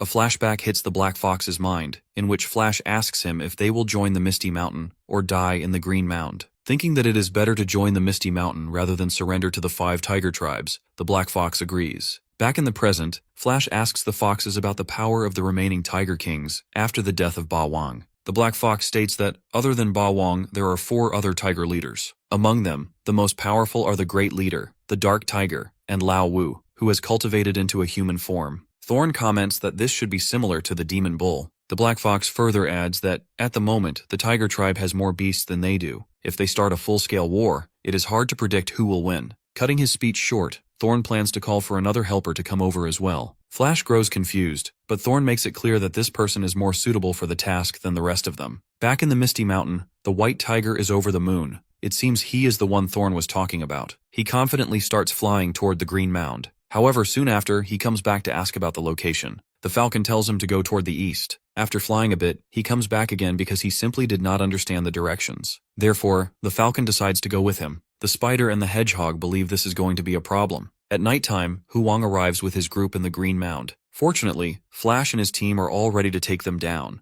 Our protagonist's subordinate recognizes Hu Wang as the Dark Tiger, while the Dark Tiger recognizes them as the supporters of the Fox tribe. The White Fox points at the 3 tigers beside the Dark Tiger. One is the second leader, the Blood Tiger King, who is cruel and bloodthirsty. Another is the third king, Mao Wang. On the other hand, the most terrifying 5th king is nameless. Without their intelligence, the Fox tribe would never have known of his existence. Hu Wang yells that they only managed to eliminate Ba Wang because they invited a group of supporters. Planning to not let them escape this time, Hu Wang unleashes supersonic waves, a tiger roar, toward them. But King Zhou counters the attack with his own supersonic waves. Next, Hu Wang orders his tribe to kill all the foxes. The foxes do not give up on their territory, as they would never allow the tiger tribe to destroy their peace. With that, the fight between the foxes and the tigers begins. Ching Feng is also busy eliminating enemies when he is encountered by Mao Wang. Thorn saves him by countering Mao Wang's attack, and now the both of them face each other. On the other hand, Flash uses his single strike after increasing his strength to counter the 5th Tiger King. In the meantime, the Black and White Foxes are up against the 2nd Tiger King, the Blood Tiger. King Zhou, meanwhile, is up against Hu Wang, who increases his spiritual energy from 10,000 to 50,000. King Zhou blasts off flames, but Hu Wang jumps out of the fire unscathed. In midair, he unleashes a roaring wave toward King Zhou. Unfortunately, it hits King Zhou, which makes Hu Wang boast about his own strength. Fortunately, King Zhou is still alive as it emerges from the smoke and bites its opponent. Unexpectedly, some kind of poison from Hu Wang infiltrates King Zhou through the bite. As a result, King Zhou immediately frees Hu Wang. Turns out Hu Wang is from the dark element. Now King Zhou's body will be slowly corroded away. Seizing the opportunity, Hu Wang grabs King Zhou's neck and throws it away with great force. Its body is getting dark from the darkness element. From a distance, Ching Feng spots King Zhou in a difficult situation. Hu Wang, determined to eliminate King Zhou, sends a powerful blow at it. However, as the smoke clears, the White Tiger emerges, having protected King Zhou from the last attack. His comrades are stunned seeing him arrive on the battlefield. Noticing his wings, Hu Wang considers the White Tiger a bit stronger than King Zhou. The White Tiger shouts only one thing, that everyone will die. With that, he fights Hu Wang head-on. After a brief moment, the White Tiger lands a powerful blow on his opponent. As a result, Hu Wang falls back, destroying trees on his way. In this way, Hu Wang is left injured and exhausted. He is in a great anger to be injured like that. But before he can do anything, the White Tiger disappears from ahead. The next moment, he appears above him and unleashes a powerful attack on his opponent. Seeing how much destruction his attack has made, a fox is shocked to see how powerful that white tiger from Misty Mountain is. That blow makes a deep and huge crater in the ground. Shockingly, Hu Wang comes out of this alive, but he has been heavily injured. With that, he uses his special ability, Shadow Tiger, which allows him to make a shadow clone of himself possessing 70% of the main body's power. Hu Wang is confident that the white tiger will not be able to handle two of him. In exchange, the white tiger only yells that everyone will die. Hu Wang is pretty sure the tiger must be fully aware that his power is inadequate to tackle him now. On the other hand, the nameless tiger has received heavy blows from the golden ant and is injured badly, but still, he wants to eliminate Flash no matter what. Our protagonist's subordinate, Flash, comments that even though the tiger is strong, he himself is stronger. Then, our boy's loyal ant uses his triple strike after increasing his strength, striking at his opponent from multiple directions. The black and white fox succeed in defeating the second Tiger King. On the other hand, the third Tiger King is being toyed with by Thorn, as she expresses a wish to become his master. Xingfeng also stands tall atop the body of his fallen opponent. Now only the battle on the side of the white tiger remains. Hu Wang unleashes a double roaring sphere, which hits the white tiger directly. Before Hu Wang can celebrate his victory, the white tiger emerges from the smoke. This shocks Hu Wang, because his strongest attack was only able to dirty the beast's fur. Our hero's tiger furiously shouts that everyone will die. Hu Wang now realizes the full meaning of this statement. It does not mean they themselves will die, but rather everyone fighting against them. As the white tiger closes in to land a powerful blow, Hu Wang admits he saw through their power from the beginning. The white tiger is not only powerful but very smart as well. Considering him extraordinary, Hu Wang receives the final blow. As the smoke lifts, Hu Wang is seen lying on the ground while the white tiger stands tall before him. When the white tiger prepares to eliminate his opponent for good, Hu Wang's comrades beg him not to kill their big brother. Thorn then gives them two options. One is to join them, and the other is to be killed. The tiger tribe leaders decide to join as long as their big brother is not harmed. However, Hu Wang gets up with his weakened body, insisting he hasn't lost yet because he does not want them to take his comrades away. His brother insists they cannot win. 2 days later, the white tiger, the tiger tribes, and the treasurer of the fox tribe leave the Green Mound. The white fox asks the black fox if their decision to give their treasure away is a good one. The black fox states they cannot protect it anyway, so it is better to use it as a token of joining the Misty Mountain. Plus, they can obtain an endless supply of the essence of life. Meanwhile, Thorn notes they have managed to subdue 3 kings of the 5 tiger tribes, along with many others in the transcendent First Order. Furthermore, the white tiger is happy because there will be others of the same tribe in the Misty Mountain now. 2 days earlier, the white tiger had tried to stop Hu Wang from leaving. The white tiger only repeated that everyone will die. Thorn then explained that he needed to say he would wait for Hu Wang at the Misty Mountain in 3 months. If Hu Wang defeats him there, his tribe will be returned. But if he loses, Hu Wang will join the Misty Mountain. In the upcoming days, Thorn, Flash, and the others are all busy in battles to expand their power. Yu Ziyu, on the other hand, is cultivating to break through to the transcendent Fourth Order. During that time, the Misty Mountain enters a brief moment of peace. The scene shifts to the Magic City, one of the most modern coastal cities of the Federation. Inside a car, a blue-haired woman named Lin Ziyi, a transcendent First Order and one of the 10 Great Heavens pride of the Federation, sits observing the waves. She notices how unusual the sea is today. After getting permission from her teacher sitting beside her, she vanishes from the car to take a look at the ocean. Her teacher, who wears glasses, has never seen Lin in such a hurry and hopes everything is fine. After vanishing, Lin teleports to the coast. As soon as she opens her eyes, she finds herself in front of a massive scale of sea beasts. One of the beasts shoots its spike-like horn toward the mountains, and that spike blasts off instantly. Lin moves her focus from the monsters to the destructive power of the attack. In the meantime, a monster discovers her. The giant sea monster opens its mouth to devour Lin. Luckily, she teleports back to the car just in time. Seeing her breathing heavily, her teacher asks if she is all right. Lin then yells that they need to leave this city as soon as possible, or else they will not make it out in time. Soon after, the civilians of the city are advised to evacuate immediately as a top-level alert is announced. A large-scale invasion is coming from the coast. In the Spirit Energy Monitoring Bureau, officials discover that a few transcendent third-order sea beasts are approaching. The total spiritual energy is calculated at up to 4 million. Soon, they notice another development that makes the bureau chief turn pale. It is not just them. Magic City is also under attack. The Seven Nations Alliance, the Luo Kingdom, coastal nations, and locations all over the world are being besieged by sea beasts. It appears the sea is declaring war against the land. In the northern region, Qingquan also receives the report regarding the crisis. The orca advises him to stay away from the coast, or they will be affected as well. It wants them to return to the Misty Mountain. Actually, the invasion by the sea beasts has been launched by a few kings in the deep sea. Hence, all sea beasts have been summoned for the attack, including the orca itself. Qingquan understands the situation and advises the orca to be careful. With that, Qingquan starts heading back while riding the Arctic bear. Australia's beast army is also going out to counter the sea beasts. In front of them stand the King of the Seven Seas, the Flood Dragon King, a transcendent Third Order Peak, the Vermilion Monarch, and the Azure Sea Serpent, both transcendent Third Order. The Flood Dragon King describes himself as one of the 7 kings of the deep sea. He demands that Australia's beast army give up and hand over their land to them.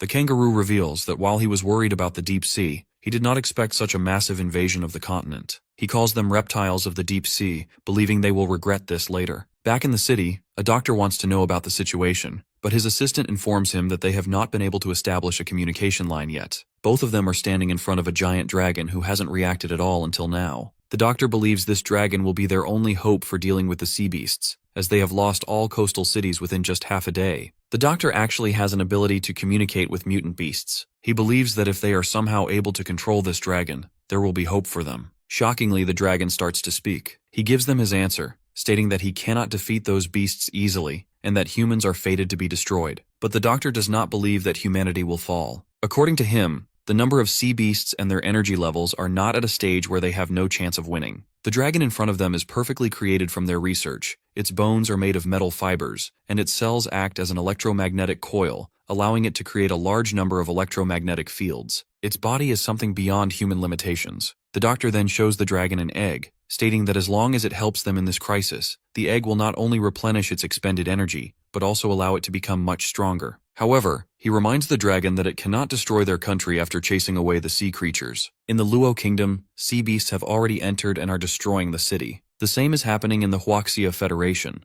though at least the continental fighters there are trying to counter the monsters. However, they still struggle because the number of sea beasts increases with every passing moment. On the other hand, Inferno City is already underwater, and sea beasts roam freely. Meanwhile, a transcendent fighter spots a huge amount of mist rising from the heart of the city. Another fighter corrects him, saying it is not mist but steam. Actually, the steam is coming from the seawater, which is boiling. From a building, a beam of light emerges. It is none other than Qing, who is already busy eliminating a number of sea beasts. At Celestial Mountain, a huge white elephant also comes to learn about the present situation, which is causing the creatures of this world to suffer. Therefore, it decides to step forward to settle the dispute. The sea waves have also reached the continent of Africa. Sea beasts invade that continent and begin eliminating the creatures there. The people of Africa gather around their leader. However, before he can speak, a group of sea monsters arrives and spreads chaos. Back in the Misty Mountain, Yuzu finally opens his eyes. Ninetails is happy to see him waking up. However, our boy is still one step away from breaking through. He did not expect the consumption of resources to be so enormous, and he still needs 10 million evolution points to complete the final step of his breakthrough. He asks if something is happening in the outside world, as he has been feeling very strong spiritual energy being emitted from the neighboring area. Ninetails tells him about the global invasion. Now our protagonist knows that the sea beasts have finally started their attack on the land. He never expected it to be such a large-scale invasion, but our hero has a plan. He has now found the opportunity to gain more evolution points. Plus, by helping humans in this crisis, his prestige in the human heart will rise. This way, he will kill many birds with one stone. He then orders Ninetails to take some land beast with her to subdue sea beasts to expand the Misty Mountain army. For himself, our boy decides to meet these deep-sea creatures personally. Back in Magic City, sea beasts swim freely under the water. Meanwhile, some of them are attacking Lin. She uses Space Slash and succeeds in eliminating one monster, but unfortunately, she has almost used up all of her strength. She no longer has the energy to escape. However, she believes that luring the sea monsters to her position will give others time to flee. Soon, a huge monster appears right behind her, preparing to eat her. To her surprise, the huge monster receives a heavy blow and falls to the ground forcefully. It is actually the work of the huge white elephant from Celestial Mountain. This is the white jade elephant, a transcendent third order. Lin is stunned to see a white giant elephant floating in the sky. The elephant gathers energy and launches another attack toward the fallen giant monster. In the meantime, Lin teleports to the rooftop of a building. She knows that if she does not escape soon, she will die, but she doesn't have any strength left to move. Qing appears right behind her and recognizes the giant elephant as a transcendent third order. A captain of the transcendent fighters also appears with his team, recognizing Qing. He reports that up until now, 27 coastal cities have been invaded by sea beasts.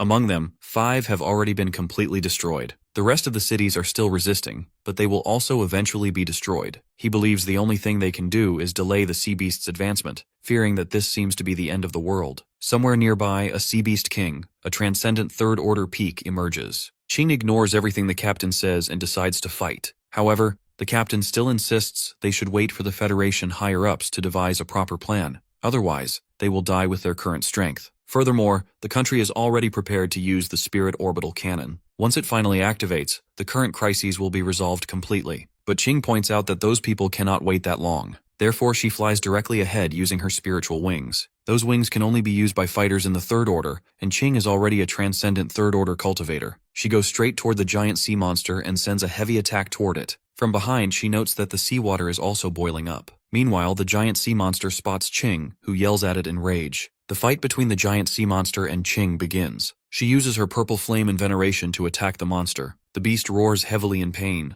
However, after the attack, as the smoke lifts, the giant monster is totally fine. Because its body is so massive, the scope of Qing's attack is not enough to cause lasting damage. Suddenly, the white jade elephant arrives and saves Qing from the giant sea monster's counterattack. He returns to her side and asks if she is all right, but Qing is only concerned about his identity. The elephant plans to explain this later, but he assures her that he is not their enemy. Their talk is cut short when the giant sea monster unleashes its attack in the form of a light beam toward them. Both Qing and the elephant are caught in the blast and are soon hit by that attack. Fortunately, the elephant survives, but he is in very bad shape. He is confused as to how that sea monster knows his skill. Qing, on the other hand, has protected herself with a defense shield. She points out that the creature's appearance has become similar to the elephant's. Not only that, her own flames have also appeared on its body. The jade elephant then realizes that their opponent's ability must be absorbing the attacks of other creatures. This is not good at all. The giant sea monster roars heavily with confidence. In another place, sea beasts devour humans one after another.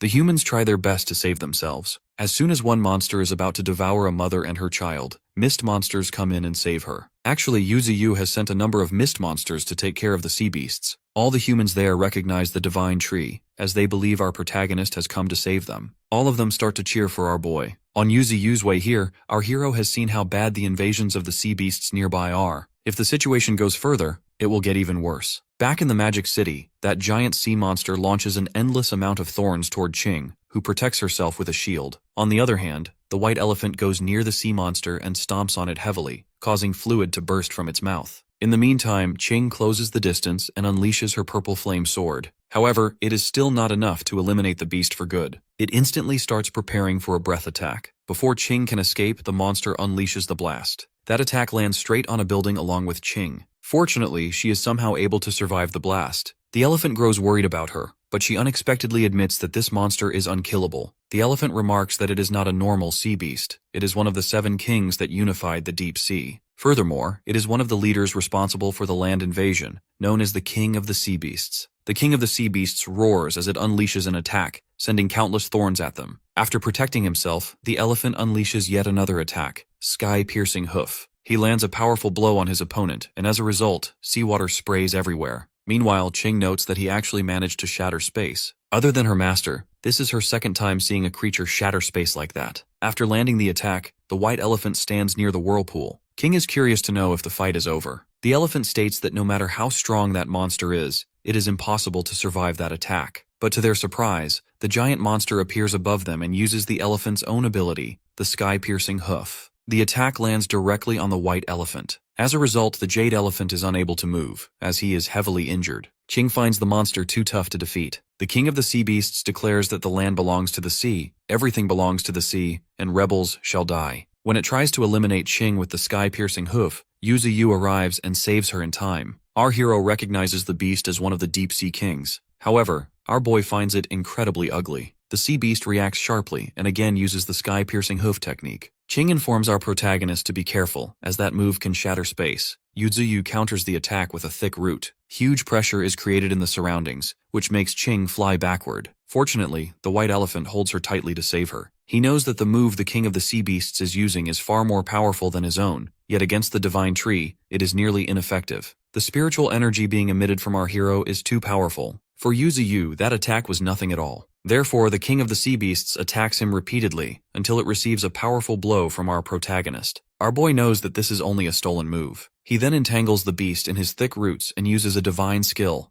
thunder execution. Massive lightning and thunder strike his opponent directly. After enduring a heavy blow of thunder, the sea beast finally reverts to its original form and collapses hard. The white elephant and Ching are stunned to see that Yuzi has won. Our hero, on the other hand, notes that the destruction this coastal city has endured is much higher than the damage caused by Australith. He immediately fills the city with his trees. Naturally, the citizens gather around as they recognize the divine tree from Misty Mountain. Meanwhile, in the Freedom Federation, a giant octopus, the Octopus King, one of the 7 Sea Kings, is destroying buildings one after another. Seawater begins gathering inside the city. At the same time, in the Freedom Federation Military Command Center, the commander receives a report that 5 of their cities have already been destroyed. Furthermore, more sea monsters are currently advancing toward the inner cities. He then receives another report containing information from the White House. According to the intel, the Divine Tree has defeated one of the 7 Sea Kings. The Federation's allies are no longer in a critical situation because the Divine Tree is guarding the coastal city. However, there might be another wave of attacks. The commander knows that unlike those protected by our boy, they do not have such a powerful mutated beast to defend them. Given the situation, they are unsure of their chances of victory. Soon, a doctor enters and reveals they still have a chance to win because they have sent their dragon toward the battlefield. That dragon now stands in front of the Octopus King. The doctor says the battle is just beginning. Meanwhile, in Africa, the Twin King, another king of the 7 seas and a transcendent third-order peak, is up against an African fighter who is likely the leader of his people. On the other hand, in Australia, another sea king is up against a kangaroo. The kangaroo yells to his army that their priority is to prevent the sea beasts from invading their territory. The sea king points out that he is also a creature who evolved from the seas. In the middle of the battle, the sea king suddenly senses that the spiritual energy of the king of the sea beasts has disappeared, making him wonder if his peer has been defeated. He starts to sweat, wondering if there is a powerful being on land who can challenge the 7 seas. Back in the Magic City, Lin wanders through the forest created by our protagonist. She admits that humans are indeed far inferior when facing him. From behind, a strange kid asks if her ability is teleportation. She turns and wonders why a child is there. Shockingly, the kid is actually Yuzi in human form. Lin receives a massive shock. Later, our hero in his child form brings Lin to his main body where Ching is waiting. She also gets a shock seeing him as a child. However, he laughs it off, explaining he recently gained this new ability.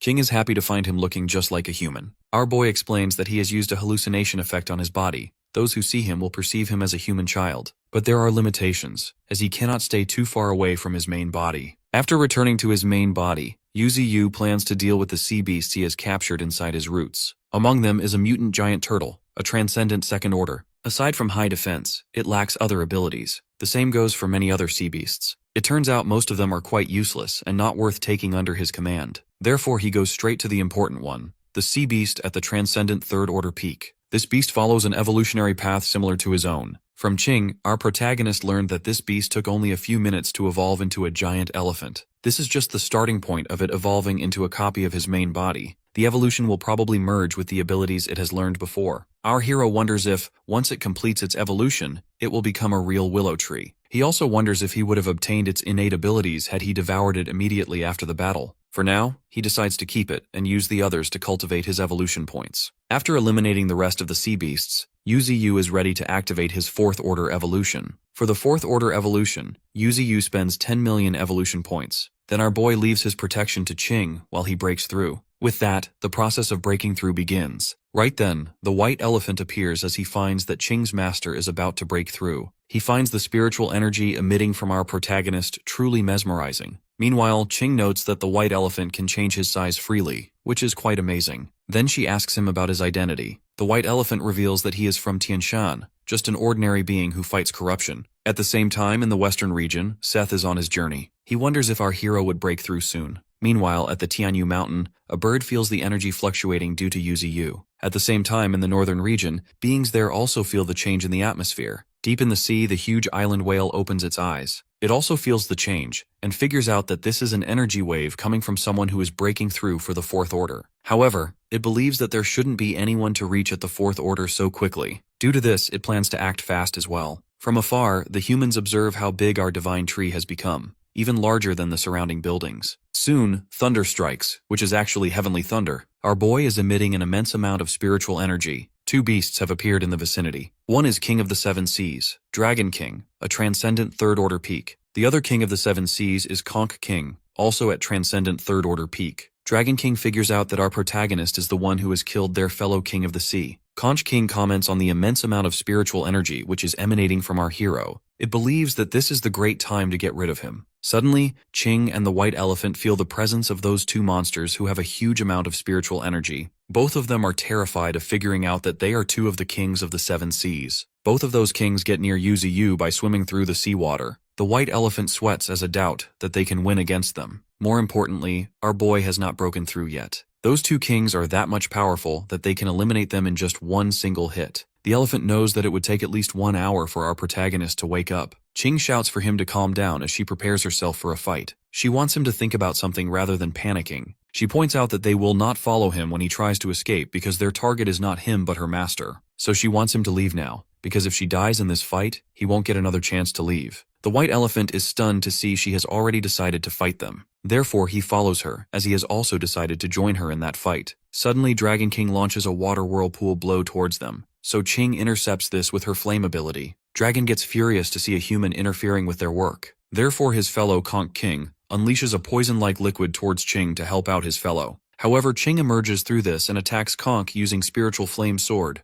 Unfortunately, the Conch King has the strongest defense among all creatures. But still, Ching manages to damage him a bit. Right then, Dragon King appears behind her as he unleashes his decisive blow. Fortunately, the white elephant comes in and protects Ching by landing a blow on Dragon King. The elephant doesn't want a girl to fight alone. Officials from all around the world are gathered in a world conference. Everyone is pointing out important matters. Some say that they should give up on all the coastal cities, head to the inner lands, and prepare to counterattack. Others argue that the inner lands are not enough to accommodate this many people, adding that the lack of resources will cause internal conflicts. Someone points out that it is necessary to sacrifice some of the citizens because they believe they just need to ensure the continuation of human civilization. Some people get offended by this statement, as they point out that it will be in vain if they sacrifice their citizens only to be killed by those sea monsters anyway. Another participant adds that this is not a time to talk about ethics. The Prime Minister of the Federation is also present in the conference, but he is just taking in their remarks. Back in the Magic City, the chief from the Monitoring Bureau comes to know about the two transcendent sea monsters that have appeared in the city. She wonders why the Divine Tree has chosen this time to break through. She also thinks that the Deep Sea King is afraid of Yuzi getting stronger, which is why he has chosen this time to attack him. The whole world is being invaded by the sea monsters right now, and yet humans cannot do anything against them. Then, the chief gets a report that they have captured the image of a human among the sea monsters. When they open the image, they learn that it is none other than their flame princess, Xiaoling. The chief does not know why she is there, and she wonders if Xiaoling is planning to fight against those sea beasts. Rejecting all other thoughts, the chief concludes that she is fighting for our protagonist.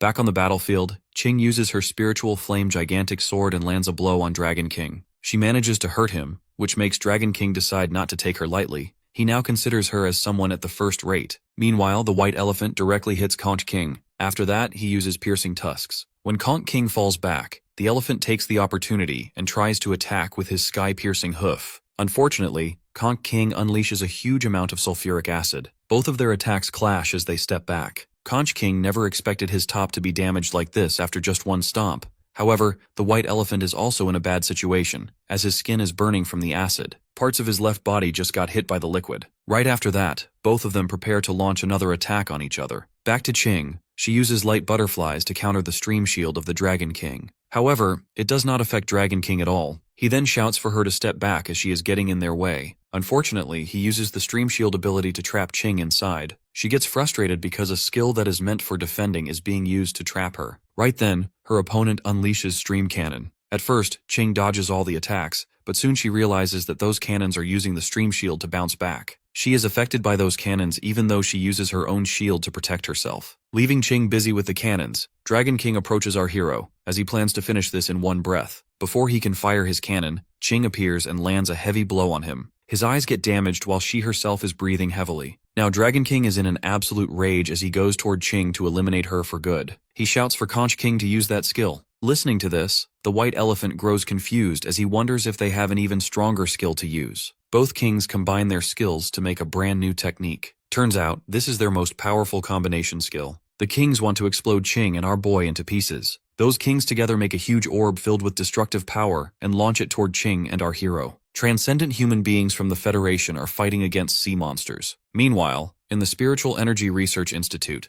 the chief notes that the advancement of the sea beasts toward the coastal cities has slowed down. The transcendents in those cities are continuing to hold them back, but this is just slowing the speed of their invasion. This will continue until they deal with the Sea Kings. The transcendent leader eliminates one big sea monster, but more and more come out as there is no end to it. Suddenly, all of them start to feel an immense and terrifying spiritual energy, and the sea monsters also feel the same thing. The team leader feels that it is coming from the direction where Ching is. He wonders what kind of monster she is facing at the moment. Back in the Magic City, the Kings are about to launch their most powerful attack. If that goes off, Ching and the White Elephant won't be able to block it. This attack will not only eliminate the Divine Tree but also destroy all the cities along with the humans. Therefore, the elephant wants Ching to use her full power without holding anything back. But Ching already knows it, and doesn't want anyone to dictate it to her. In the meantime, the Kings launch their ultimate skill, Twin Stream Cannon. Both Ching and the White Elephant develop a huge shield around them so they can counter the incoming attack. Sadly, their shields start to break while Ching starts losing her blood in the process. On the other hand, both Kings shout as loud as they can so they succeed in destroying everything. A huge blast erupts as a result. As soon as the smoke is clear, we see that Yuzi is completely alright, standing in between, as the destructive cannon has been split into two halves. However, the White Elephant is lying in a very bad condition, yet he has successfully protected Ching. As the two Kings again start developing their combination skill, they feel offended that the elephant has successfully protected that girl, but they know that they will be successful in the end. Now that our protagonist is unfortunately alone, they are determined to take him down this time. Therefore, Ching steps out to try stopping them again. Meanwhile, the White Elephant tries to stop her, but Ching still moves forward even in a very bad state. In the meantime, the Kings again launch their destructive orb toward our hero. But for Ching, protecting her master is the most important thing. She recalls the time when she lost him once. At that time, the shouting of the humans and the crying of beasts went on endlessly. She wonders if fighting for boundaries is really that important, whether it's the humans who are trying to expand their territories, or the sea monsters that have invaded the continent to expand their power. For her, those wars are completely useless. She believes that the only one who can stop all of this is her master. Therefore, she needs to protect him at all costs, not just because he is her master, but because our boy is also the guardian of Earth. As the Kings launch their destructive attack, Ching comes in and does her best to protect our protagonist. From afar, the lying White Elephant grows super worried about Ching. Surprisingly, Ching manages to block that attack, even though she is now in a very poor condition and completely exhausted. Seeing this, Dragon King is stunned, and remarks that she is doing something which is useless. But Ching mutters that it is not useless at all. She starts falling down, as she believes she has bought enough time. As she falls, the White Elephant runs to catch her. But unexpectedly, our hero's root catches her safely. It looks like Yuzi has completed the process of breaking through, and Love were there to catch her when she fell. The branches have turned to a sickening crimson shade as they flow with the wind. Seeing the big boss in action means bad news for the arrogant Sea Kings, and looking at the God Tree's bald, red orb with eyes full of fury. You know the things would be different from here on out. That's why he's the goat, the one stationary. God Tree is up and about again. Finally, the white jade elephant can have a good rest after all that he has suffered. She, yawning, also felt relief wash over her as the warm branches gently move her body. God Tree's physical transformation made him a lot spookier. He radiated an eerie vibe with his blood-red tendrils. The first order of business for the God Tree was to release a gentle rain of light, immediately help the injured allies to recover their health and strength. They can finally rest up and leave the rest of the trash to the boss. White Jade Elephant swiftly ran away with she, Yaoling, and so as not to get in the way. Only God Tree and the two Sea Kings were left in the heart of Magic City. This is not a good development for the sea beasts. God Tree's spirit power is downright horrifying. Even the arrogant Conch King was starting to doubt if they could win. Yuzi felt insulted that the overgrown bug would even ask that question. The answer is already set in stone. The Sea Kings are not even a threat at all. It's obvious just based on the pressure that the God Tree was emitting. As it stands, these aquatic monsters have no choice but to fight, so they bring out their hidden beast form. In this form, the Mo seahorse can blast multiple stream cannons all at once. The same goes for the oversized sea bug and his strength in sulfuric acid. That looks a lot like piss. Multiple vortices of superpowered attacks were upon the God Tree. He wanted to show the disparity in strength by using a simple route to defend. In one smooth sweep, these calamitous attacks were neutralized completely, but the excess force caused them to recocket in random directions. The rest of the surviving infrastructures of Magic City were consumed by explosions. It was a magnificent, apocalyptic light show with God Tree as the conductor. The Sea Kings have never seen someone this powerful before. They think that they may stand a little bit of a chance if they choose to work as one again. That plan did not escape Yuzu's all-seeing eye though. As Sea King duo started pairing up their ultimate skills to fire an empowered twin-stream cannon. The thick beam of changing light blasted forward, in hopes of taking out the big boss.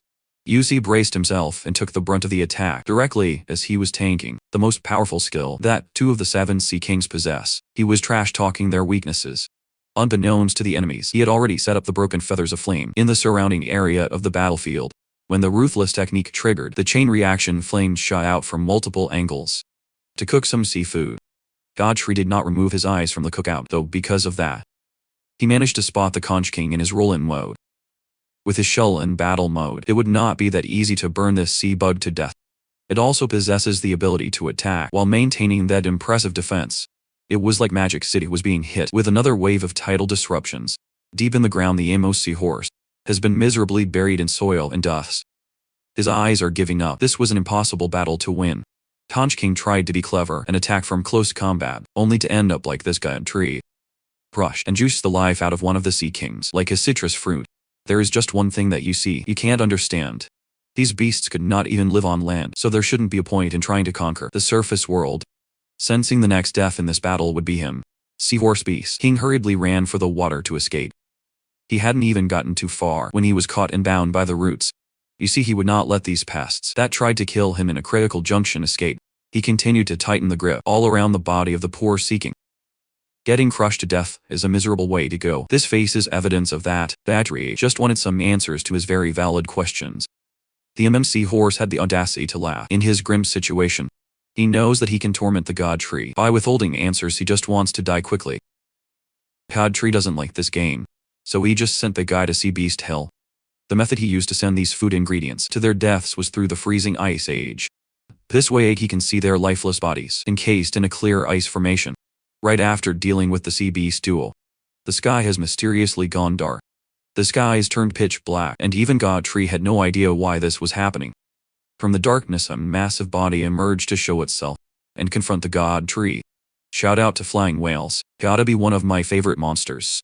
The whale, with a gigantic scale to the point of carrying an entire island on its back, has made its entrance looking at the battlefield. It saw 2 of its soldiers frozen solid and lifeless. God Tree felt a little wary, as he did not like wherever this was going. This is his first time seeing a whale that flies in the sky, and that size makes it even more unbelievable. The beast towered over the entire Magic City. It was simply huge beyond reasonable limits. Through the live feed that the Bureau has installed, they also saw the size of this monstrosity. They had no idea where this thing came from, and the only certain fact is that it was a whale. Let's zoom out of Magic City and pay attention to the Freedom Federation, which is basically America. This nation had a different way of dealing with the Sea King. They sent their own Kaiju to fight, a Kaiju Godzilla versus Octopus King. Their fighting lizard even had the signature atomic breath to delete everything along its path. Octopus King was forced to either take it directly to the face or let his tentacles get messed up by blocking. It was a lose-lose situation, but the Octopus King managed to survive. And this Godzilla-looking fool is named Zero, a transcendent third-order cyborg beast, created by science, the aquatic powerhouse. Did not expect that humans had already developed such an advanced biological weapon, while lost in the source in his own battle. Octopus King was shocked to feel a familiar aura grazing the surface world. Twin King also felt the same emergence of the Prophet, who was supposed to be in deep sleep all the way from Africa. Another one of the kings, the only queen of the 7 seas, a peak third-order transcendent mermaid, has become worried at the Prophet's unexpected appearance. Sea Beast King, Seahorse King, and Conch King, 3 of the top monarchs, have all been killed in one location. That must have been why the Prophet decided to intervene. Humans from cities away from the coasts watched as the biggest creature in history glides in the skies of the Federation, with blocking out the sky of half the city. The sheer scale of that monster inspired hopelessness in the common foe. The mysterious giant moving smoothly in the air, or a tree on the way to true godhood. Take your pick. The Prophet's eyes look like they contain the universe itself. This whale looks like Gojo. He felt the waves of God Tree's spirit power, all the way down in the deepest depths of the planet. Now that God Tree can also feel the enemy's power, is different than anything else that he has encountered before. He asked the Prophet if he was the boss of the kings laying siege on land. He wanted to know what their real goal really was, as obtaining more land would not even benefit them. The prophet simply answered that they were moving up because the water could no longer contain them. As the spiritual aura recovers, countless creatures will arise, and the continents are required for the sea creatures to thrive on shore to reproduce. Then they will eventually complete the evolution process and adapt to living on land. So just because they want to live on land, they are exterminating all the other creatures. The prophet believes that nature is just survival of the fittest. It's been the norm for humans, just like the god tree. Much to our boy's surprise, this monster knows that he was a human in his previous life, and his name was Yu-Ho. He never told anyone his old name, so the mystery of this prophet goes a lot deeper. The exaggerated whale was gracious enough to introduce himself properly, simply as Darkness God Tree was growing restless. If this aquatic mammal doesn't tell him everything he wants to know, he could forget about leaving this place. As emotions were running high, so was the tide all around the city as it slowly made an isolating sphere around the heart of magic. Out comes a battle, on a scale that the world has never seen before. Darkness pulled up the sphere to separate them from the outside world and asked God Tree if he was afraid of his secrets being known by humans. If those beasts that are under his command knew that he's actually human, there's no telling what would happen. Darkness himself was curious about what their reactions would be like. Hearing those blatant provocations pushed Yu to his limit. As his body takes on another shape, he wants to make sure that no one will ever find out. He'll simply do this by killing Darkness with his regal combat forms. Own two hands this. Darkness is not someone so easily intimidated by form changes, though inside the gigantic isolation sphere, the clash of the titans was underway. Inside the sphere and all around the sphere, the spirit power was immense. Xiaoxing was dreading for her master's fate. God Tree opened up the combat with a 9-wood arboreal roots ray away.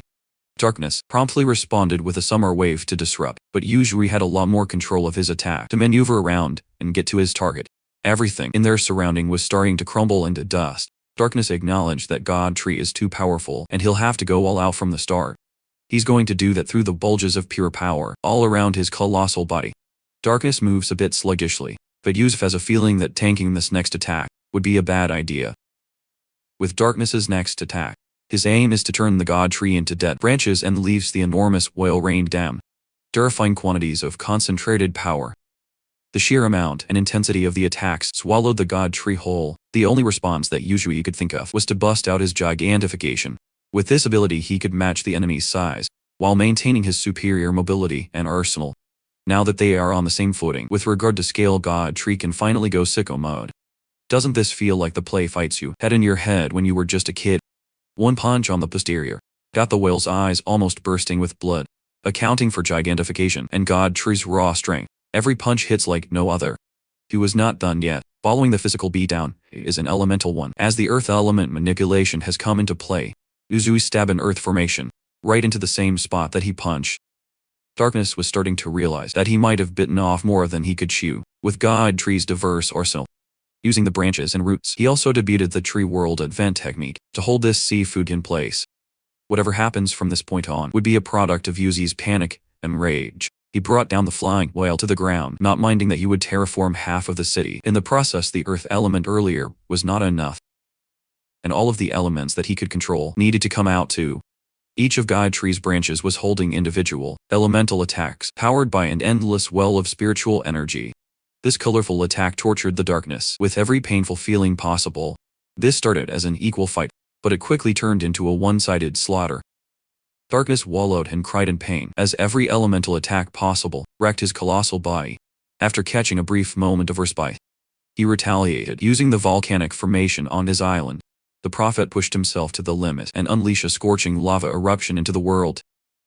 Uzui was not expecting that at all. A deep-sea beast is actually capable of using the opposing element, and use it he did.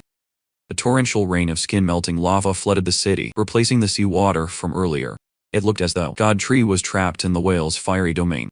Lava levels that swallowed buildings surged and flowed to every inch of the ground. Even Darkness had to admit that he might have overdone it out of desperation. The entire land has been covered in lava. No matter how powerful the God Tree is, wood melts under extreme heat, leaving nothing behind. The ice wall that you masterfully created is also starting to melt. It will crumble any second now. This is the whale's cue to retreat back to his home court. But the lava did not do what it was supposed to do. Yuzui still has the latest elemental control that he obtained in his back pocket. Thunder. Execution split the skies open to make the colossal monster yield to its absolute power. After a few moments of painful wailing, the prophet seemingly passed out. Not only did God Tree not die in the lava, he thrived on it. He adapted and made it his own. The same could not be said for the prophet. The lava came from his own volcano, but his body was not built for this type of heat. Yuhyo continued his interrogation pertaining to what this monster knew about him. He also wanted to know what exactly this darkness that he's been hearing a lot these days. This island whale is not the big boss. Their master is on mission. Katri is just wasting his time with this question, as that master will soon descend. Only then will everyone understand everything. The prophet can only tell them this much. As for the rest, they'll be meaningless even if he answers. On that note, the whale's fins have transformed into legs. With a form that makes it a lot easier to traverse land, he continued to praise his so-called master, who will rule over everything with strength. Godtree still has questions, but it looks like his playtime with this aquatic mammal has to conclude now. A whale with legs pulsing energy on its massive mouth was a bizarre sight. But this incoming attack was no joke at all. Yushik stood on the opposite side, bracing himself for impact. He wants this prophet to go back and tell his master that messing with the god tree means an all-out war until annihilation. The spiritual barrier separating the gigantic fighter from the rest of the world was shattered by an even more powerful concentration of energy beam. The whale was being sent back to the deep in the most painful way possible. The uninterrupted flow of spiritual power was enough to push and mold the creature back to where he came from. He came in from the skies, grew legs for the earth, and now he was back to the ocean. You see, you just played with that aquatic mammal without even breaking a sweat. The Empress and the elephant watched carefully until the conclusion had been drawn. God Tree has won. Ji Yaoqing's efforts were not in vain. The Bureau also witnessed the dominance of that God Tree's victory. The chief reckons that there's no longer any creature in this world that can defeat that guy. In the Lulu Kingdom, the Mermaid Queen and her battalion were the first ones to respond and issue a retreat back into the deep sea. She could no longer feel the prophet's life force, and that's bad news. Retreating is the prudent choice. The same thing was happening with the Twin King fighting against the ghost of Golden Jesus in Africa. So was the Godzilla vs. Octopus King fight that was taking place in the Freedom Federation Zero. The Godzilla looked confused, but he did not give chase. All the humans cared about was that the sea beasts were starting to retreat back into the sea. That must mean that they won, right? These humans are useless, man. The same scenario was happening in different parts of the world. Australia is a little different though. The Flood Dragon King, in charge of the invasion of the land down under, was beaten quite severely. Aside from the Australith, there are more fourth-order transcendent anomalies lurking in this secretive continent. One of them came out for this occasion. This ancient anomaly decided to let the overgrown white lizard live so it could spread the word that Australia's overlord wants every beast in the sea to pledge allegiance, or he will assemble an army to counterattack. We do not care overall. This series of invasions has ended with the Sea Kings being bullied or killed. Back in the Misty Mountains, another significant event was starting to unfold. The dragon egg that a heavenly tribulation had cleansed was beginning to hatch. Its wings were firm and strong, ready to take on the wind. His whole body was packed full of power and vigor, fitting for a legendary beast. Long Feng and his sister were having their reunion moment, and they got to share this extremely rare experience together. Long Feng has been surrounded by beasts as of late, but he didn't expect to see something so majestic in his entire life. Anyone who laid eyes on this event knew that this was the birth of a legend. Eintails was also quietly observing the hatching process from afar. You never really know what this one is thinking about at any given moment. Back in Magic City, the concrete jungle has turned into an actual jungle. All the sea beasts have retreated, but they will definitely come again at some other time. Just like Kutree's systems said, the darkness is coming. What kind of creature? It was still unknown. The only piece of info he knows is that the so-called master's power is unfathomable. Things would have gone a lot differently today if it wasn't for Shi Yaoqing. And God Tree's gratitude is overflowing. She was just happy to serve the big boss. Also, there's another stranger here who hasn't been properly introduced to Yuzi. He doesn't even know who this white elephant is, and neither do we. Seeing some unfamiliar beast helping them to the extent that he did was odd. A beast lending a helping hand to save humans is a rarity, but this guy is just a giant elephant from Celestial Mountain.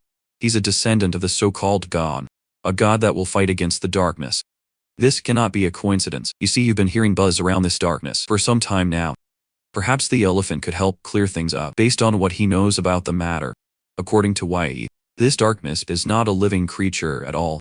It's more accurate to call it an energy form. Now that's a concept that God Tree has not considered. As for what kind of energy form it really is, God Tree should have an idea by now, as all living creatures have used this darkness before. Muzuid is starting to form some inkling of an idea, and he is on the right track. That darkness is spirit power itself. Simply put, this planet is a perpetual motion machine that generates and emits spirit power outwards. This emitted power is absorbed by living creatures. The spirit power that didn't get absorbed will float away from this planet, so the amount inside the atmosphere won't overflow. But what about the spirit power of creatures that died? You see, you'd like to think that it just disseminates across the planet, but no. The spirit power of dead creatures floats to another world. The interior world below everyone's feet. The spirit energy of the dead gathers together. It will accumulate until it reaches an unimaginably horrifying state. It will develop its own thinking, form, and even desire. This thing will eventually and inevitably break out into the surface. The spirit power of all the creatures that died, that's the true face of darkness. God Tree wanted to know what would happen if it came to the current world. The spirit power between worlds will clash, the planet will split apart, and everything will descend into chaos. When the previous darkness appeared, all the experts in the world came together to erase it. After that, spirit power and darkness disappeared from the world, because they are two sides of the same coin. Both were erased from existence. You see, you remember the records within the book of General Lee that out the end of an epoch, those accounts might be referring to the clash of two different spirit powers and the return to primordial chaos. But the darkness is projected to appear every 3,000 years. Yet it's already rearing its ugly head now. If it were to descend, the world would truly end. You see, he doesn't even want to entertain that thought, because as long as it can be killed, everything becomes simpler. For now, Chuching is to return to the human side, as they will need her for the reconstruction efforts. God Tree will head back to the Misty Mountains, and the elephant will stick around with the Impress. The sea beasts are already working for the darkness. The invasion this time must have been just to increase the number of killings to hasten the descent. It is ironic that if Huji wants to get stronger, he has to kill, but the more he kills, the stronger darkness becomes. In the deep blue waters of the ocean, the prophet came to address his remaining kings. The invasion was a failure and they lost 3 kings. This puts them in a bad spot. Even the Flood Dragon King was only alive after getting heavily injured in Australia. The prophet took responsibility for being too hasty and underestimating the forces on land. After he dies, he doesn't want the remaining kings to invade the land. Again, they must first unify the entire world of water. They must be patient for the Lord's recovery. The Sea Kings understood where he was coming from and promised to uphold his final order. The prophet, a seemingly invincible colossus, has reached his final moments. Even in death he intends to serve the darkness. The entity that lurks in the deepest depths of the ocean where no light shines, the darkness is ravenous. It takes everything that the dead can offer. No matter how strong the prophet was, he was just another piece to be consumed once he outlived his usefulness. Today is that day. He will finally be one with their Lord in every sense of the word. The gang is back in the comfort of their home in the Misty Mountains. Yuji's new and improved frame traverses the lands with impeccable speed. Every beast under his command lowers their heads at the presence of the big boss. There are wolves and serpents, and of course, the core group is generals. Everyone in the inner circle gives their master a warm welcome back home lawn. Feng and his sister were also lurking in the corner. It was her first time seeing the God Tree up close. Yuji also notices the newest addition to the team. Its strong wings kick up stronger winds. The newly hatched Thunder Dragon looks as though it skipped being a baby and reached the first order of transcendence right out of the egg. Big-eared Monkey also reached the first order, while 3-headed Snake, 2-headed Wolf, and Jade Scorpion have grinded to the second order. The Thunder Dragon is already starting to learn how to speak in the human tongue. It has elemental immunity and a powerful dragon breath. Dragon's physique for defense, Dragon's roar to control the weather, and Thunder Devour are self-explanatory. Izu is pleased that this guy is finally hatched. Unknowingly, the Misty Mountain is welcoming a whole new generation, with everyone growing stronger. He hands the dragon a thunder flower to expedite his growth even faster. The being from a legendary race will have a very long lifespan and will inevitably dominate the world. God Tree intends to nurture this guy with every method available. The Thunder Dragon is very grateful that he's being valued so highly. X usually calls Chinggong, and Salmon quickly makes an appearance.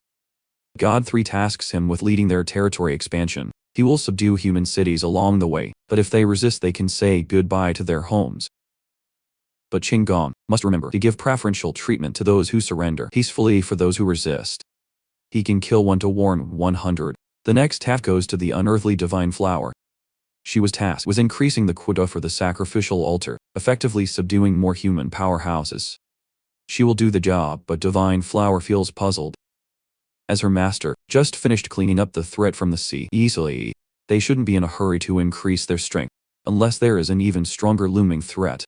You see, he has a lot of ideas in his mind. Expanding territory is only the first step. They need to establish the Misty Mountain Research Institute. They are in dire need of creating an extraordinary place that far exceeds what this era is capable of. When Misty Mountains gain helpers from all over the world, they will no longer have to live passively. Once the darkness descends, it will no longer be the Misty Mountains resisting. It will be the entire world, all the creatures that want to continue living. Meanwhile, the Federation and their endless meetings are in shambles. They are terrified of the God Tree. Given how strong he has become, they fear that if he decides to stop helping humans, they'll be done for. However, the leader keeps a level head and wants to get an opinion from a certain person's perspective. The higher-ups can't even think of anyone who understands the God Tree. Thankfully, their leader has a somewhat decent brain and brought her in the Flame Empress. Qianing. The higher-ups finally understand. Whether it's the battle with Australia or the sea beast invasion, she was always at the front lines with the God Tree. The leader wants to get her perspective regarding this pressing issue. She gabbling explains that the aura she felt from God Tree wasn't horror, it felt more like he was out of reach. It's akin to the relationship between humans and ants. That is a spot on comparison. But based on that assessment, God Tree has the power to exterminate humanity on a whim based on everything that had happened. Xia Ling argues that shouldn't be the case. God Tree doesn't only possess basic wisdom like other beasts.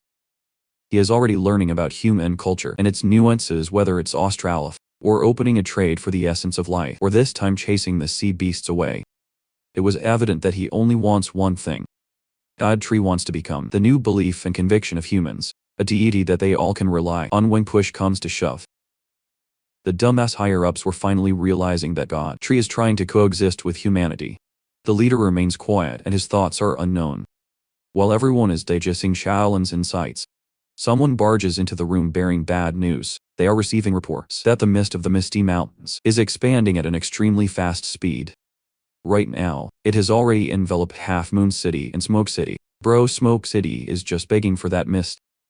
This news of Misty Mountains expanding its territory is alarming. The mist is growing in all directions too. Even the western barrens and the northern borders are being swallowed.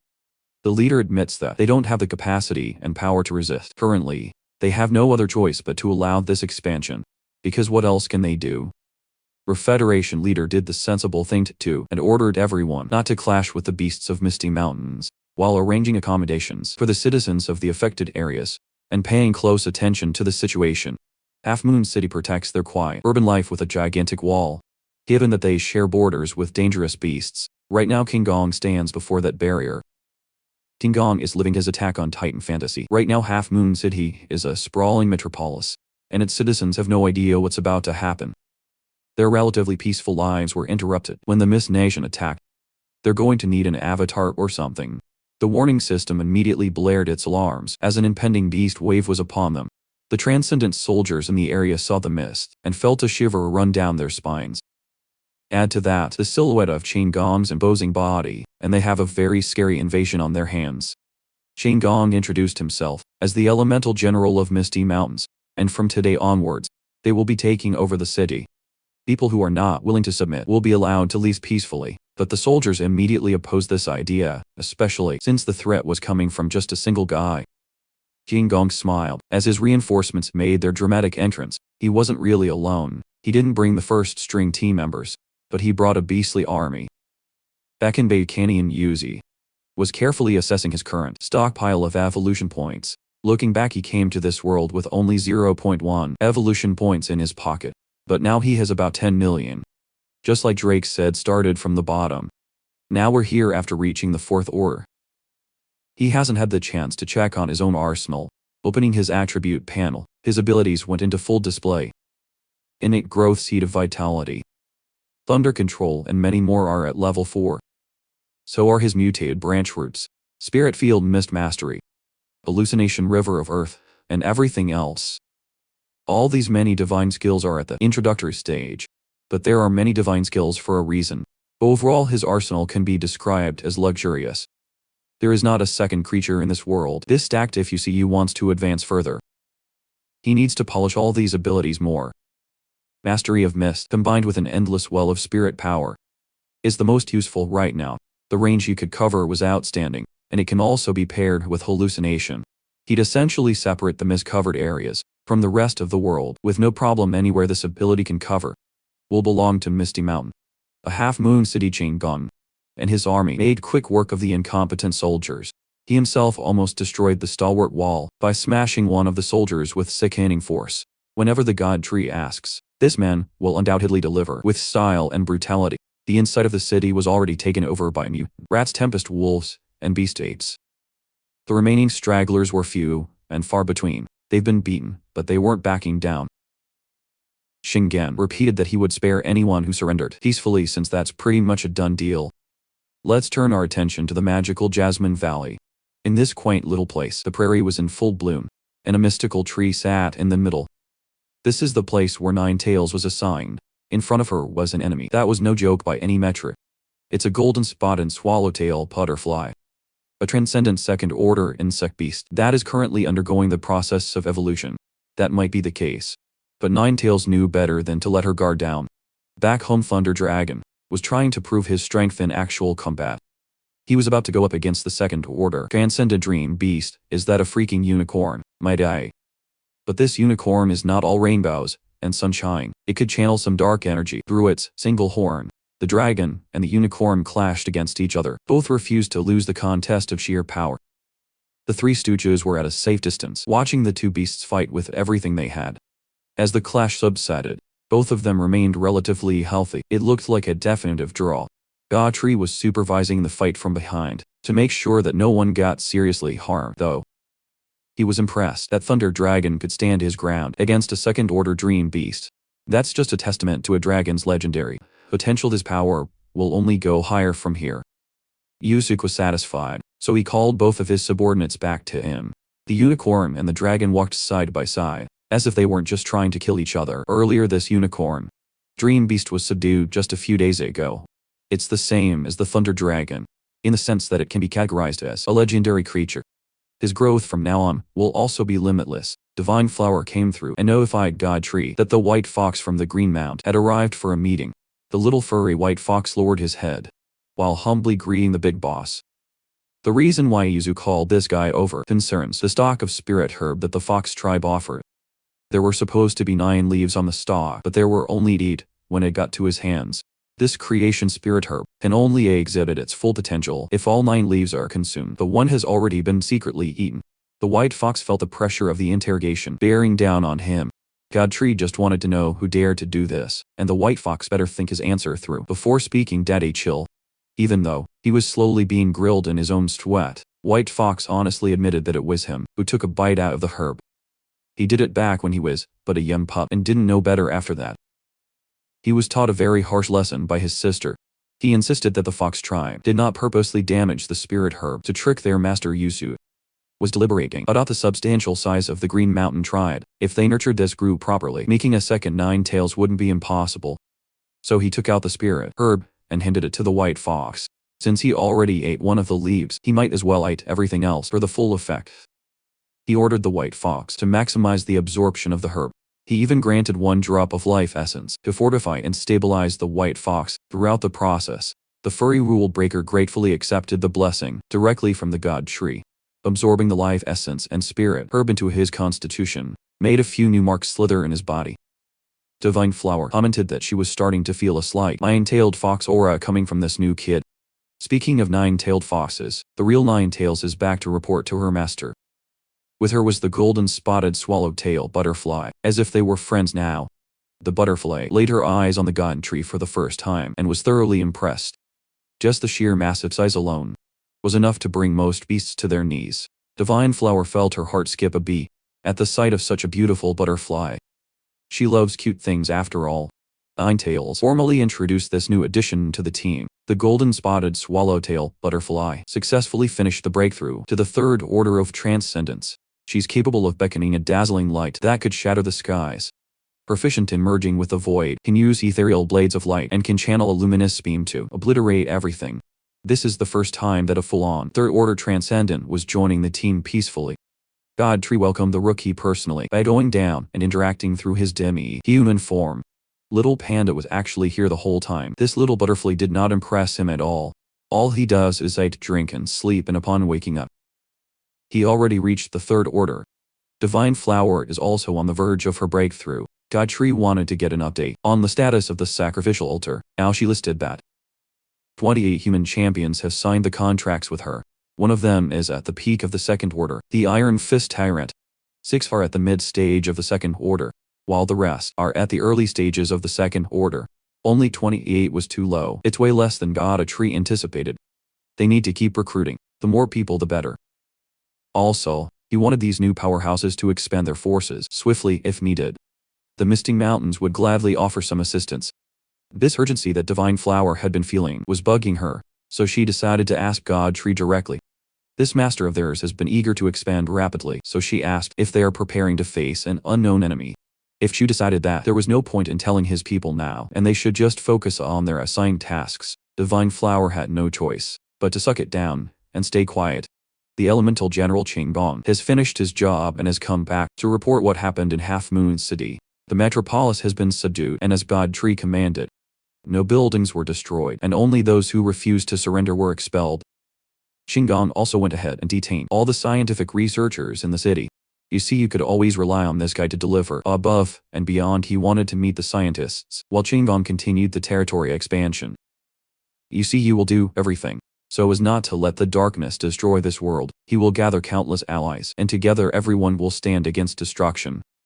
The only drive pushing him forward is the will to not be defeated by the forces of evil. Divine Flower and the rest of his people don't know that though. Let's go overseas and watch something unfold in the Luo Kingdom. The Luo Kingdom soldiers are in an intense chase scene, trying to catch a fleeing foreigner. It was the Dogman genetic mutant that Shaoling inducted into the Dark Assembly. And his hands was what looked like a baby, swaddled in fabric. The soldiers tried their best to close the distance and fire fatal attacks at the intruder. Those attacks weren't too bad. These guys can be considered elites in their field, but the Dogman managed to tank the hit, even though it left a gigantic crater with him in the middle. This essentially halted his escape plan. He's now being forced to go toe-to-toe with his pursuers. The fabric was removed, and inside was an ugly baby with animal ears. That's a face that only a mother can love. Dogman thinks that the threats coming from these soldiers are laughable as they are the ones dying tonight. Back in Beijing, where Yuzhui has taken root, the system sounded the alarms that the third wave of spiritual energy tide is imminent. Numerous new races will soon emerge, and inheritances and bloodlines will also be awakened. However, the system conceived that Yuzhui himself was not quite ready for that yet. This imminent third round of spiritual energy tide came out of left field, and you didn't even notice the signs at all. When the second wave rose, all things evolved significantly. It hastened the world's evolutionary pace by decades, altering the world's food chain. This incoming third wave was a mystery, but it will surely be significant now that he's at the fourth order of transcendence. This third wave would be a baptism that will transform him once again. He asked the system, why in the world was it arriving so soon? It's because the darkness has finally sensed his presence and decided to trigger the tide prematurely. It fears the threat that Yuzi's growth poses. Godtree got an otherworldly being stressing underground Yuzi wasn't expecting to hear that from the system. Who would have thought that the darkness itself could feel threatened? He thought that to grow stronger, he must slay other beings. The more he killed, the stronger the darkness would become too. This was supposed to be a race to see who could become more powerful. While it's true that death in this world serves to empower the darkness, Godtree was the exception to this law. He was shocked, but he was more curious about that information than anything else. The system explained that the deaths he causes won't feed the darkness. Instead, they become evolution points for him to personally absorb. One could say that Yuzhu and the darkness are one and the same, two sides of the same coin. However, the darkness remains a whole lot stronger than him. Currently, it was so powerful that it could trigger a spiritual tide. A tide powerful enough to dominate the evolution of an entire planet. That's the type of enemy he was trying to challenge. Yuji was starting to doubt whether he really was cut out for this, but he can't just surrender. As he laughs maniacally even, the system gets confused by his bizarre reaction to such devastating news. Instead of fear, Godfrey felt an unparalleled excitement. As he thought that he was beginning to understand why he was brought to this world, he's finally getting to the bottom of the purpose behind his rebirth. The system elaborated that the tide might not begin from the depths of the planet. This time it will most likely start in the starry skies, or deep within the empty void. What's certain is that this spiritual energy tide will be the most terrifying one in history, as it will sweep across the entire universe. It will be rough, but those that can should seize the opportunity. Well, after finishing his eye-opening conversation with the system, Yuji opened his eyes. He immediately ordered 9 tails to call Chingam, Thorn Demon, Hao, as well as Emperor Crocodile, as he had something to announce. Under the bright moonlit sky, the inner circle of the Misty Mountains gathered to listen to their master. None of them had any idea why in the world would Godfrey call such a serious meeting. Now that everyone was here, he declared that he would soon go into a deep sleep again to further his cultivation. Before that happens, there are a few things that he wants to entrust everyone apart from Half Moon City. They've also conquered Yan'an City in the past few days, and Foreign will oversee that city's management from now on. Shingon will take the scientists from Half Moon and Yan'an City back to the underground city of Bayou, where they will continue the research on gene modification projects. They will have access to whatever they need, including life essence. Emperor Crocodile won't need to manage the interior of the Misty Mountains anymore. He will supervise the entire mountain's perimeter, leaving the interior matters to Demon Cow. From now on, every beast under their sphere of influence will answer to Demon Cow matters of external disputes, support alliances, and everything else will fall on him. Lastly, Ninetails will be in charge of recruiting new and powerful companions. If she needs any assistance, she can move directly to Demon Cow for reinforcements. Thorn asked the question in everyone's mind. How long will their master hibernate? This time you see still unclear regarding that. It would take him maybe half a year to a few years. In any case, it will take a long time. During that period, everything in the Misty Mountains will be entrusted to the select few. Everyone is ready for this. They would willingly step up into leadership roles for the foreseeable future. Godfrey wants to prepare for the upcoming rise of the tide by attempting to spread his roots into the void. The darkness can just wait for what's to come, since Yuzuri does not intend to lose. Even if the spiritual energy of this world dissipates under the power of darkness, they will be prepared. Thorn and everyone else looked at their master as he transformed into a luminous spread of light, before finally entering a breathtaking dormant state. His last words to his family were simply to survive. The god tree's body closed as his core dove inside. Right now he looks more like an elder tree with an inextinguishable light. Whoa, beautiful. Powers from places all over the world felt the change of an errant incoming. A creature from the celestial Tianshan mountain looked in the distance, feeling the shift in the air. At the legendary drive-in god frame where remains of mythical beasts rested. A draconic beast also sensed the uncertainty in the atmosphere. In the land down under, the hidden leader of Australia's beast army was feeling the same sensation that all the powerhouses were feeling. A drastic shift in the world's dynamic is imminent. Enough of those boss monsters. Let's turn our attention to a smaller scale. A forest where average beasts were feasting on average people. A little girl watched as her companion became a monster's dinner. The joy in the hyena's face was evident as it went in for a second surfing. The girl's terrified cry caught the attention of White Tiger, and the big cat came to the rescue. Given the drastic difference in level, White Tiger easily dealt with the hyena trash efficiently when he's in combat. He really does seem like a killing machine. The little girl was safe, but she hadn't let her guard down yet, until Thorm came up from behind. Looking up to see the human pan-hybrid's obscured face scared the little girl more than the hyena from earlier did.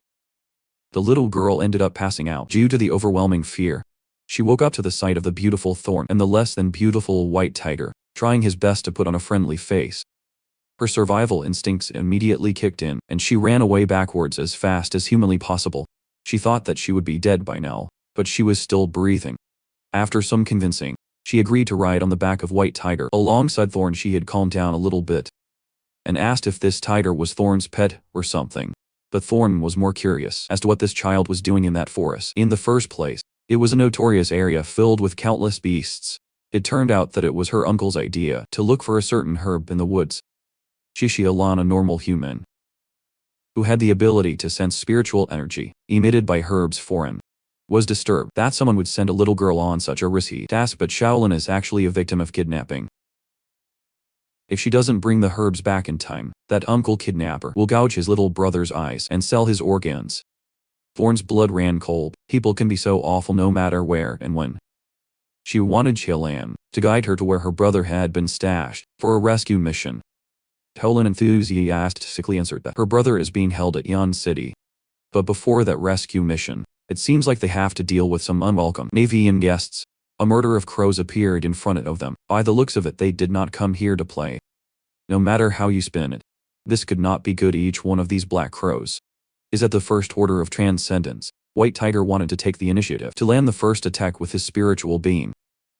It gleamed through the skies, but failed to even graze a single bird. The flock immediately retaliated with a sinister spiritual beam of their own.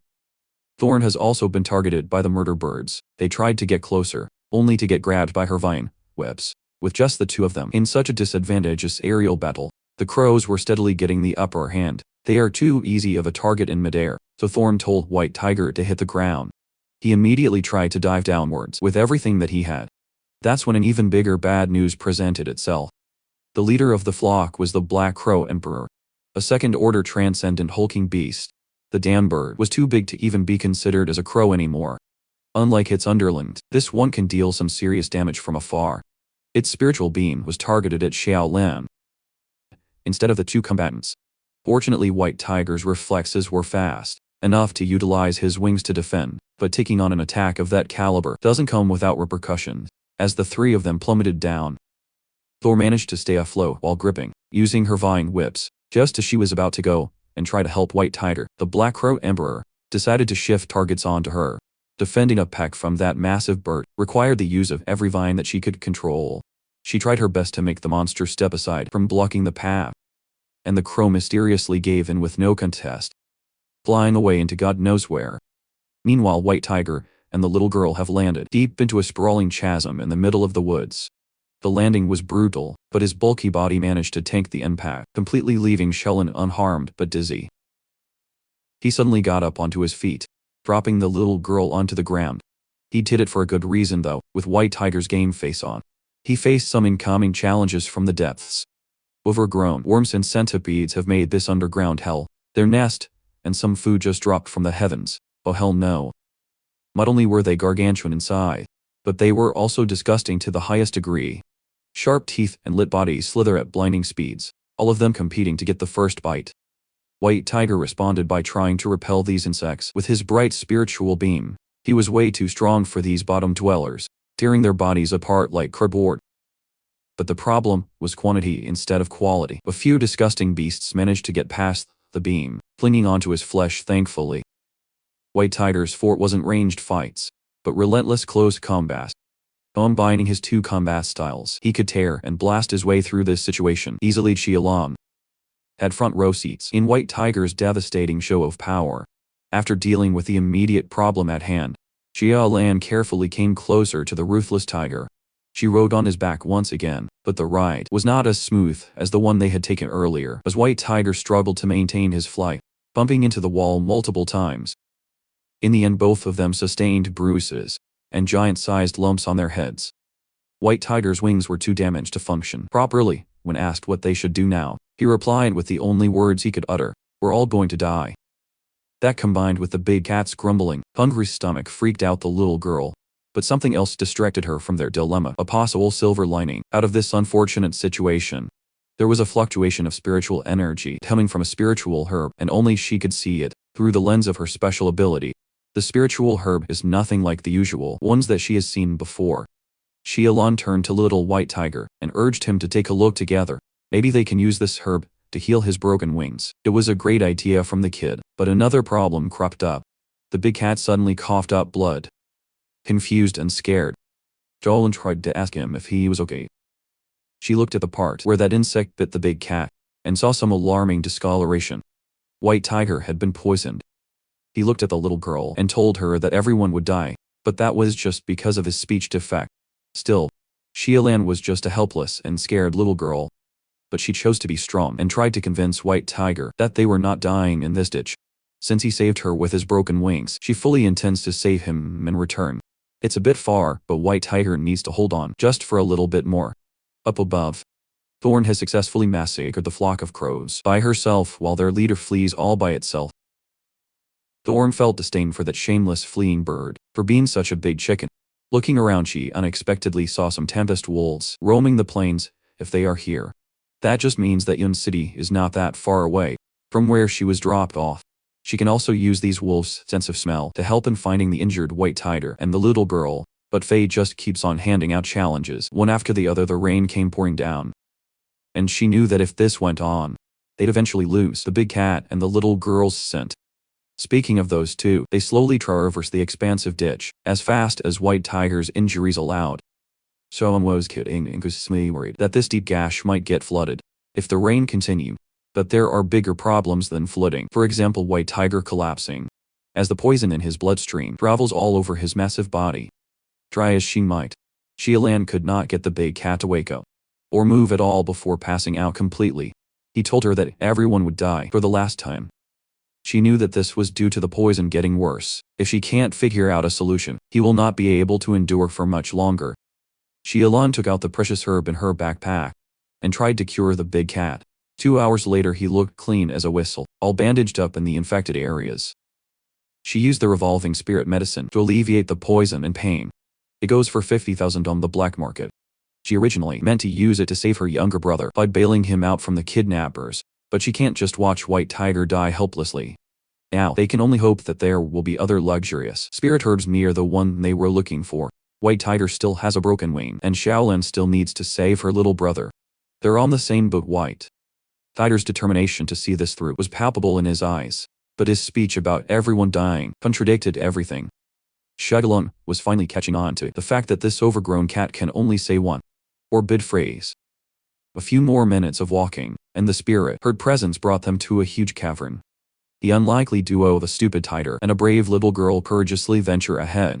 The spiritual aura was coming from a circular, deep pit that looked like a sinkhole, and it looked like they have to jump down. White Tiger's wing might be broken, but he can still glide a little bit, letting gravity do its thing. Jumping down blindly would have been a very bad idea for anyone else, as a gaggle of grotesque worms were chilling down in this sinkhole. They couldn't afford to waste time in wiping everything out, so running was the only reasonable option. After shaking off the disgusting monsters, the duo quietly traversed the cold and dark cavity. She yelled on, suddenly felt a slimy feeling in her head. Looking at whatever the hell landed on her, she started freaking out at the baby cave worm. White Tiger found it amusing, but the tons and tons of these disgusting things were having a slimy party up in the ceiling once their presence was known. An army of greensuckers made them run a chase scene again.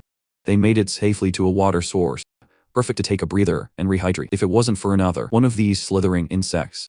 Xiaolan was just trying to have her dinner, baby. But this unforgiving place refused to give her room to breathe. This time it's a water-dwelling centipede, with a gruesome set of incisors, ready to feast on the duo's flesh. The injured White Tiger and Xiaolan had to flee for their lives, once again with his declining health.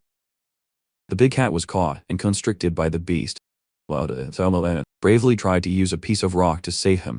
Thankfully, they managed to survive another close encounter, but Xiaolan has been running on low stamina for quite some time now. She's just a normal human after all, but there was a literal light at the end of the tunnel that gave them newfound hope. The unlikely duo went through literal hell to get to this point. A beautiful plain filled with a plethora of flora, shining with the blessing of the sun, with an enchanting tree as a centerpiece.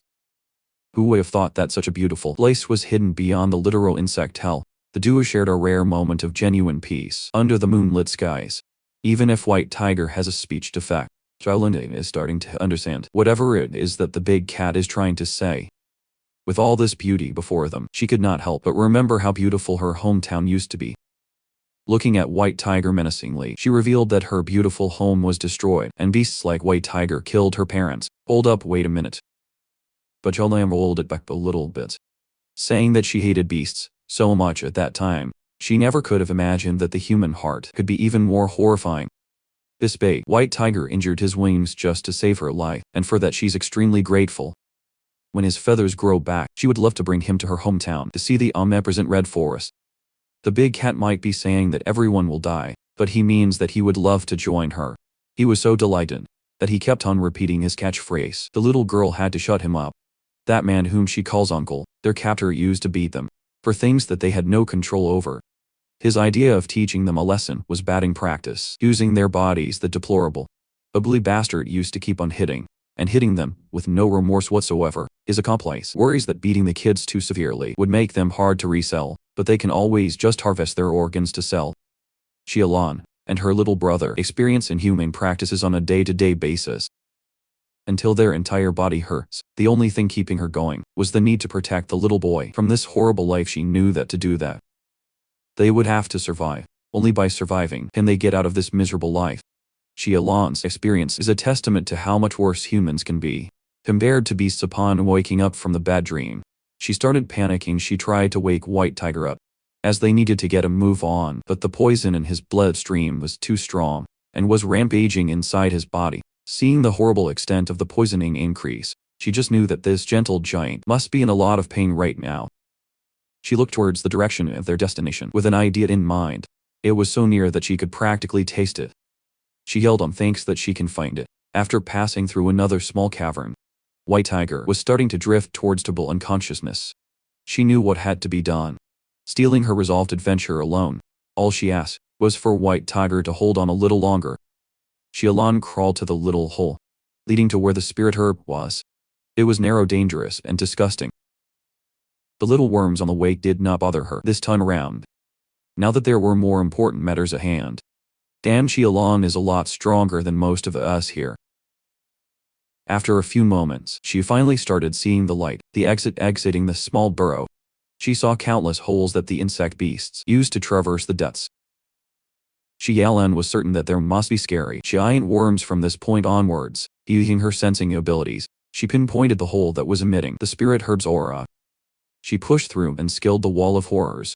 For the sake of her new buddy, the big white tiger, after all the climbing and crawling, she finally arrived at the other side, where a gigantic centipede was slumbering. Xiaolan could not afford to make any sudden noises, or she would be insect food. Beside the Herculean insect lies the precious spirit herb. She felt proud of herself for getting this far, but now comes the hardest part. She can take that herb to help the big cat, as long as she doesn't wake the monster below. It looked scary and tough, but the little girl was tougher. She quickly scaled the wall, careful to not make a life-ending mistake. Unfortunately, the next piece of rock that she tried to use for support cave out. The rubble fell, hitting the centipede square on its gigantic body. Xiaolan feared that this might be it for her. But the beast was so big that her little rubble incident did not even register as a threat. Finally, just a little pull, and she would be within arm's reach of the herb. Xiaolan had to catch her breath for a minute after a grueling journey to get there. Seeing it closely, she was delighted to identify the plant as a regeneration herb, which means that there's still hope for White Tiger. But the problem was, there was no other precious herb growing around this one. If there's only one of these things, then she won't have anything to use as a bargain chip for her little bro. To make matters so much worse, the disgusting giant insect behind her finally woke up. By the looks of it, this monster might be the guardian of this herb. Luckily, she managed to avoid the first attack. In a panic, she took the opportunity to grab the plant, clutching it as tight as she could. Her size made it possible to choose a little hole to use as an escape path while the beast was going on a rampage. She ran like her life depended on it, because it did. The centipede was so powerful that it could just force itself through the little passageway to chase after the intruder. This path led Xiaolan to the breeding ground of the blood-sucking worms, coiled around the cavern ceiling. Sensing the presence of the treasure in her hands, the little suckers woke up and greedily bared their horrifying rows of teeth against the little girl. Blood-sucking worms at the front, a gigantic centipede beast coming from the back. Xiaolan was completely cornered, just as she was about to become insect food. The ground could not support the beast's size and weight, making the ground shake, disrupting the insects and altering the subterranean topography. Xiaolan used the commotion to continue running forward without looking back. Unfortunately for the brave little girl, the path that she chose led to a dead end. She thought she was free to go back to cure White Tiger, but problems just kept on popping up continuously. The giant centipede had also regained its footing. Catching up to Xiaolan on her back was a dead end. And up front was an extremely angry, overgrown insect. Even on the brink of being a centipede snack, she did not let go of the regeneration herb. The centipede made this horrible insect sound, akin to the sound of death. But Xiaolan, pleas for help were answered by White Tiger, who's fighting the raging poison in his body. The big cat threw his entire weight and force straight to the centipede. A clash of sheer strength. He took the chance to bite down on its exoskeleton, with as much power as he could still muster. Helan's spirit was lifted at the sight of her savior. Coming in clutch, White Tiger also took the chance to fire a spiritual beam from point-blank range for maximum damage. It did not finish the enemy off, but it certainly hurt the centipede badly, as it wriggled in pain and surprise. Even with the handicap of a lethal poison running in his veins, the king still possesses his regal supremacy. Chidalan was all smiles, celebrating the big cat's big win. But even though a significant part of the giant centipede's body was blown off, it was still exhibiting signs of life. White Tiger noticed what was trying to do, and immediately went into emergency mode. This gruesome beast had the capability to self-destruct. When brought to the brink of death, through everyone along, it unleashed a guttural sound of desperation, as the spiritual energy inside its body reached critical mass for an imminent explosion. White Tiger quickly took Shellen, and ran as fast as he could. The explosion pierced through the ancient walls of the massive ditch. The duo managed to avoid the brunt of the final gambit, but the impact sent them rolling through the cliff. They ultimately landed back on the bed of flowers, under the moonlit skies with the poison. Reaching complete domination of the big cat's body and the brute force of the detonation, White Tiger was out like a light. Not only that, but Chialan also suffered a fatal injury as a loose, sharp rock was lodged into her stomach. It nicked her internal organs, causing a cascade of blood coming out of her mouth. She never felt so much pain before. She was starting to lose sensation all over her body. This must be what death feels like. But even at this mortal junction, her little hands never once let go of the regeneration herb, even as her little life started slipping away. One of mine was her little brother, and the desire to stand up as an elder sister to save the little boy. White Tiger was also completely out of commission at this point. Before completely succumbing to the poison and all his injuries, White Tiger's life in the Misty Mountains flashed before his eyes. His intense spars with bald head, his consistent victories in a dominating fashion. He also remembered Godfrey's incessant nagging to dodge attacks, even though this was just sparring. Godfrey kept on reminding him that even with a strong body, brute force can only go so far. Dodging attacks and not falling into the enemy's way of fighting is the way to go. He even foretold that if he goes down this path, White Tiger will eventually fall against paralysis, fainting, or poison. Now the big cat realized why his master kept on urging him to train properly before it was too late. White Tiger woke up from the regretful memory. As he yelled his catchphrase anxiously, he started looking around, after realizing that he was alive. Not only that, but his broken wings also looked brand new. Chialan was sitting against a tree. She was glad that her new buddy finally woke up, which means the medicine has taken effect. Turning in her direction, White Tiger finally saw the miserable state that the little girl was in. The life in her eyes was almost gone, as the stab wound on her stomach continued to bleed. White Tiger started panicking and yelling, not knowing what to do. Elan berated him for being stubborn with when she hadn't died yet.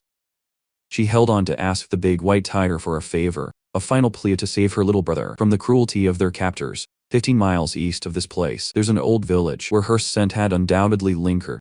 Her little bro is in that cursed place suffering alone. All she asked of the big cat was to save that innocent little boy. Another thing that she regrets is the fact that she won't be able to bring her new friend to see the omnipresent Red Forest anymore in place of her. She wants her little brother to guide White Tiger. Instead Yelan smiled contentedly as she asked the big cat if that would be okay. He understood he might be a dumb cat that can't string a coherent sentence, but he understood for the first time in forever. He eked out a new word, okay. He tried hard to put the little girl's worries to rest. When life finally left her eyes completely, White Tiger's next new words were Xiaolan's name. A tree and thorn couldn't even teach him to speak other words, but a little girl's tragedy gave him his voice. White Tiger regretted not listening to God Tree's instruction all those times that the boss trained him. The gentle giant's tears started flowing uncontrollably, while yelling Xiaoluan's name. Pressed to pay respects, he unleashed a guttural roar full of sorrow and regret, piercing through the heavens. This roar attracted the attention of another giant centipede and the Black Crow Emperor. That sent them down here in the first place. The talons of the Black Crow Emperor gripped a rock to see the commotion in the field of flowers. A giant centipede beast crawled through whatever hellhole it came from. Two disgraceful beasts interrupted the fully healed White Tiger's moment of mourning at the loss of a friend. The blackbird called as hard as it could. The centipede let out a graying noise, hitting of a lowly insect. White Tiger remained silent. A sinister and supercharged energy slowly accumulated into his body. The dark power complemented his black stripes, as if he was saying that the Mr. Nice Guy was gone. All that's left is a grieving death, God hungry for the flesh and blood of these audacious beasts that played a part in Xia Wen's demise. Once everything was said and done, the entire field of flowers was destroyed by the debris of the ruined cliffs. The only thing that remained upright was the mystical tree that the little girl was leaning against.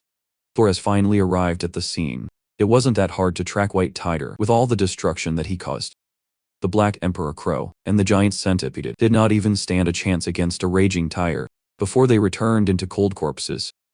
She doesn't know what exactly happened here, but Thorn could feel the sorrow radiating from her fuzzy friend. White Tiger remained motionless. He had bloody injuries all over his body, but he didn't even feel the pain. The brave little Xiaolan was motionless too, and couldn't feel her injuries too. Thorn walked forward and got a closer look at the miserable state of the little girl. She placed her palm against her neck, in hopes of feeling some semblance of life, and he unexpectedly felt a weak being sensation. 15 miles east of the Moonlit Garden, the quaint little village of wooden houses hides a horrible secret. Guard dogs were trained to look after and secure the merchandise in a bloody cage kids. They were keeping kids in cages.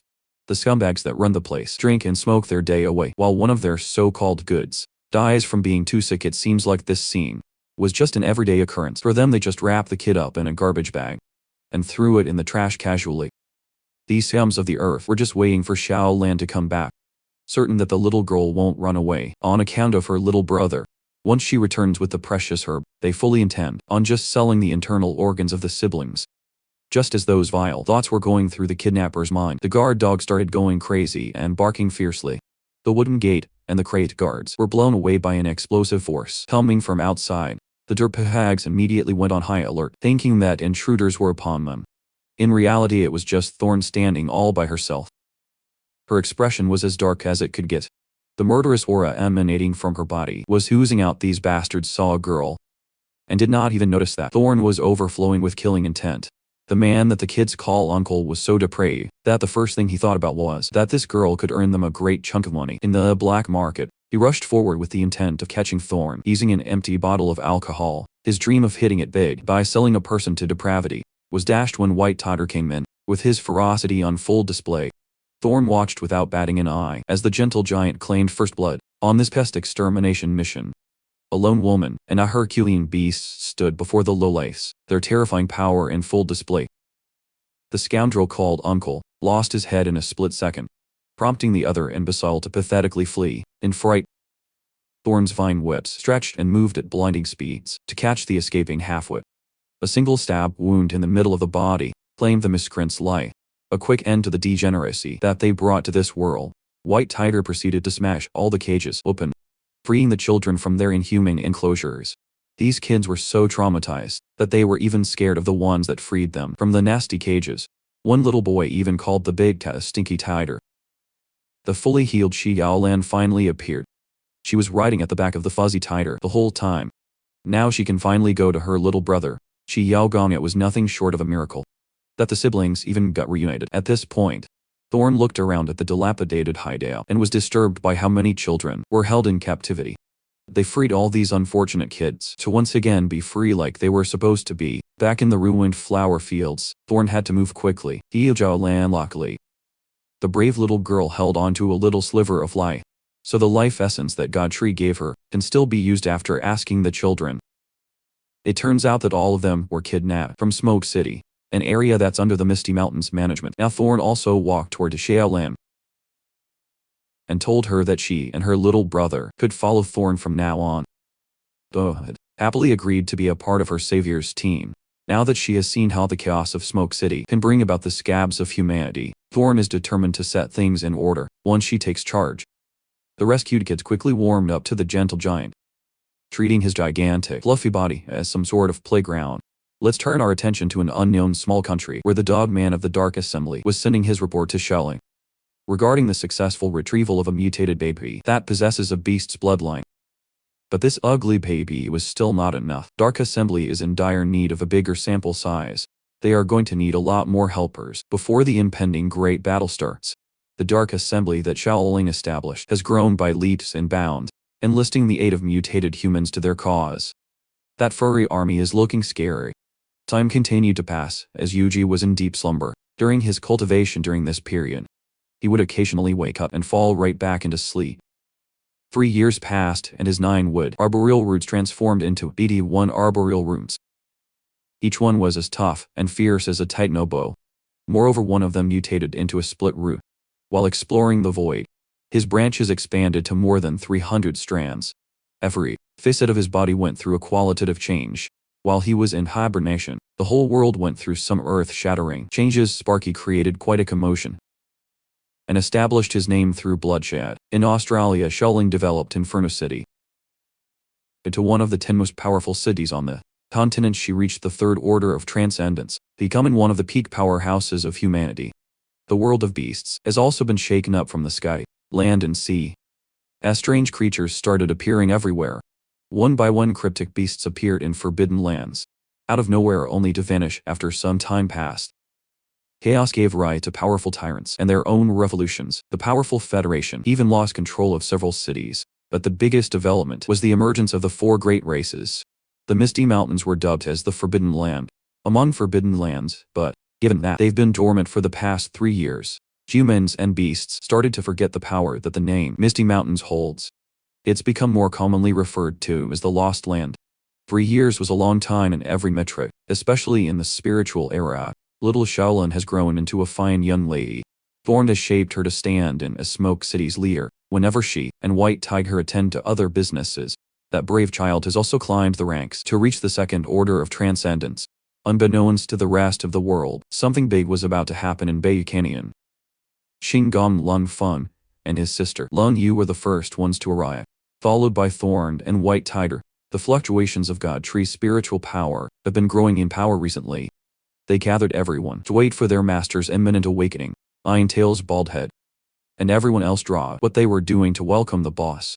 As the solid trump that remained motionless these past 3 years opened, a light full of life started coalescing in the middle. Branches eventually shifted and transformed into a familiar shape.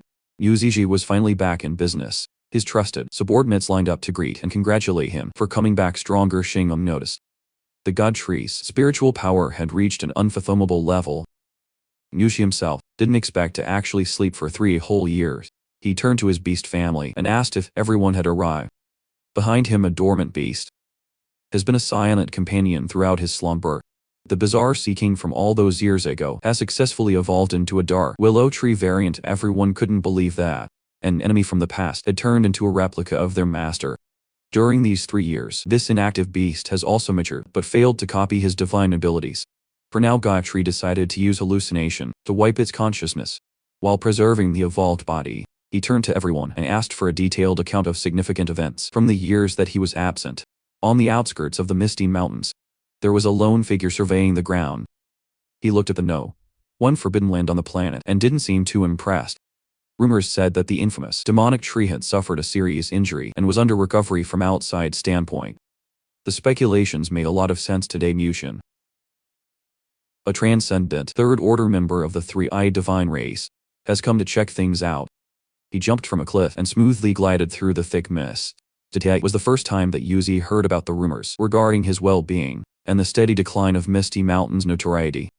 Before even being able to process all these overwhelming news and changes, Guthrie felt something substantial enter the mountains. It looks like an uninvited guest has arrived to crash his welcome party.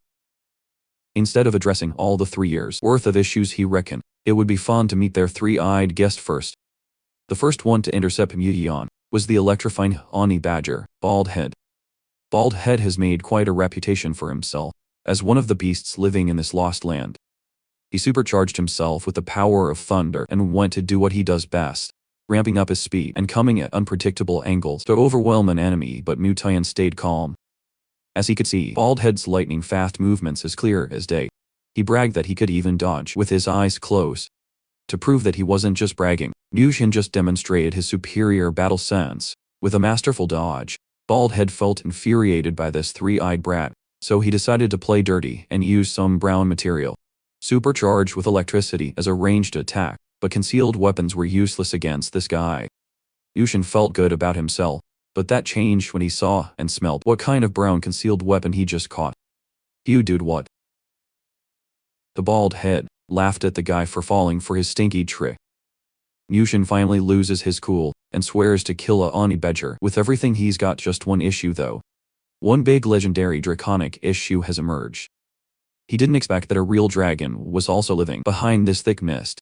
Thunder Dragon unleashed his thunderous dragon breath, destroying everything along the way.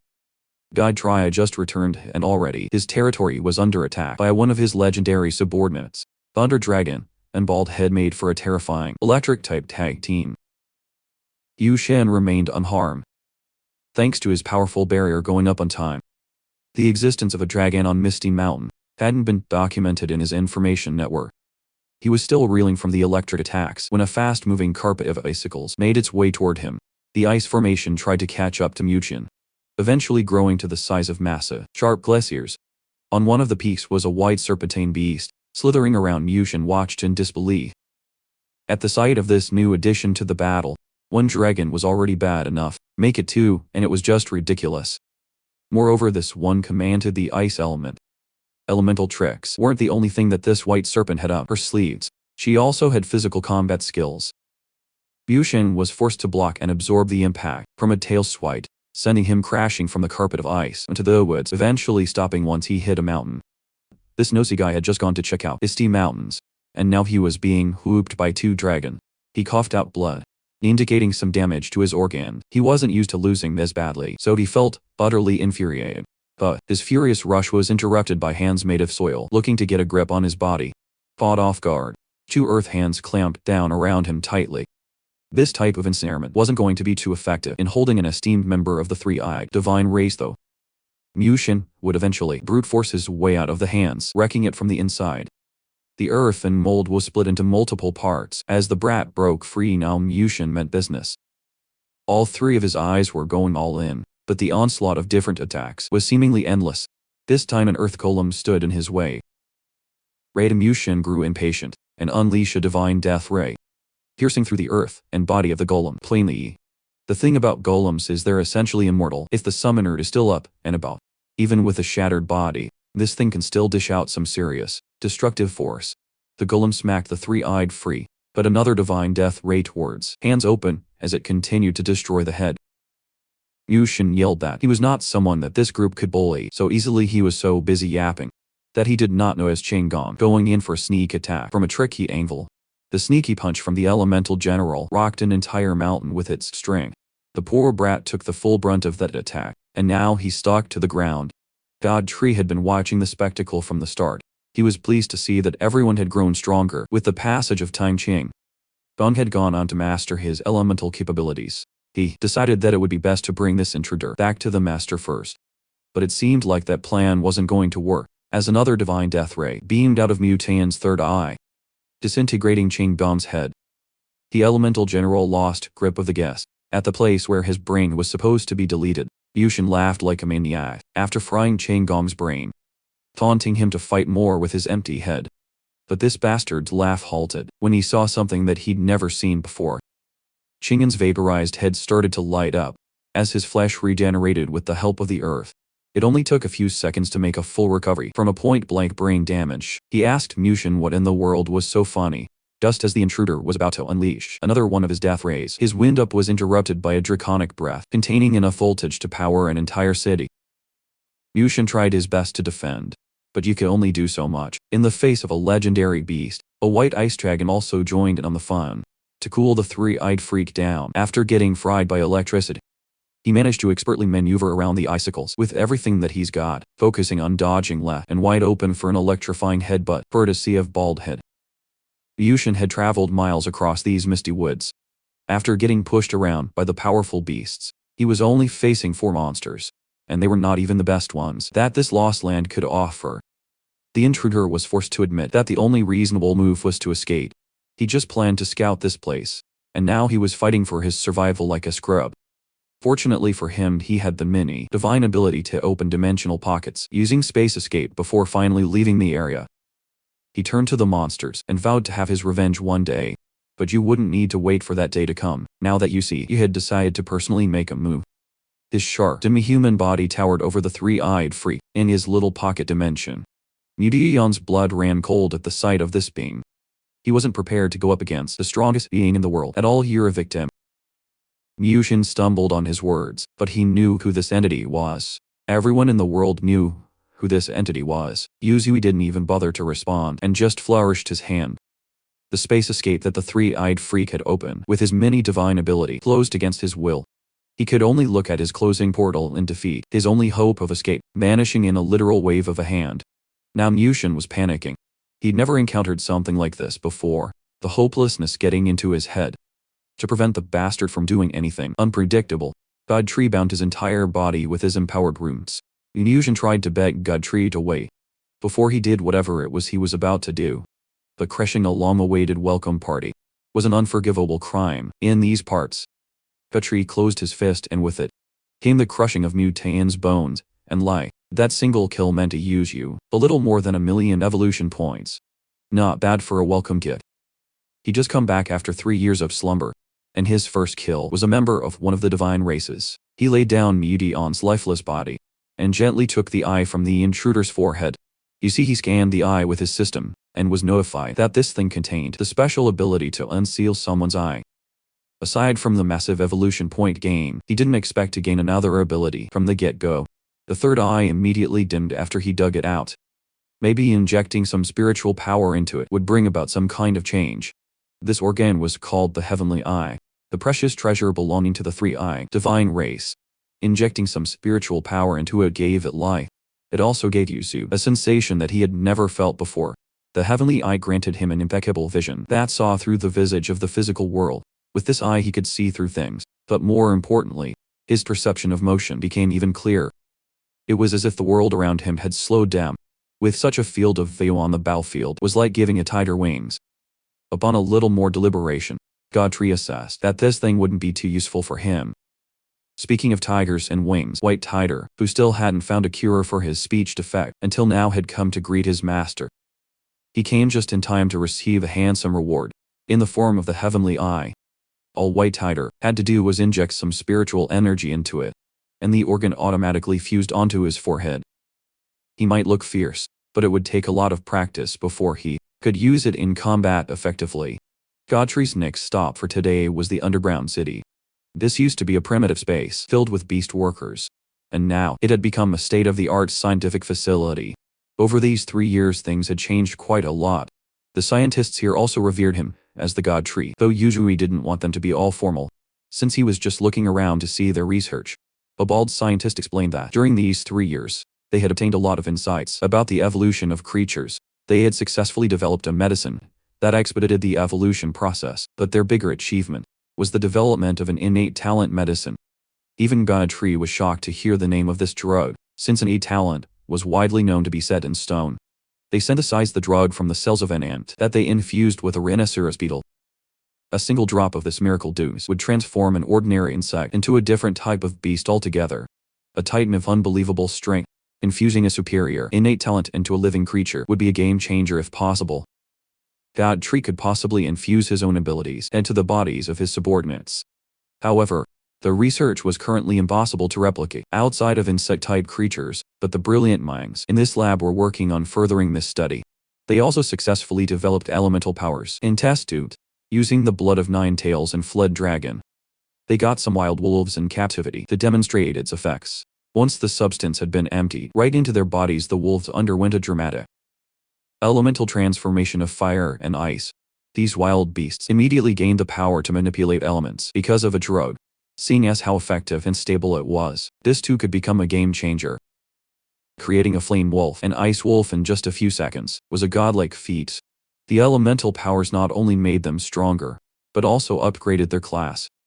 These rockstar scientists had also developed a lot of weapons and defensive tools. The large-scale spiritual power weapons in development will also be available for usage soon.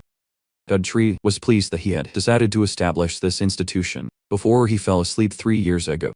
He urged the head scientists to continue their thing and just ask Long Feng for anything that their studies required. Overall, this field trip in the research facility was nothing short of a home run. If you assess that, the single void tree root he got from his cultivation was the greatest harvest he got after 3 years.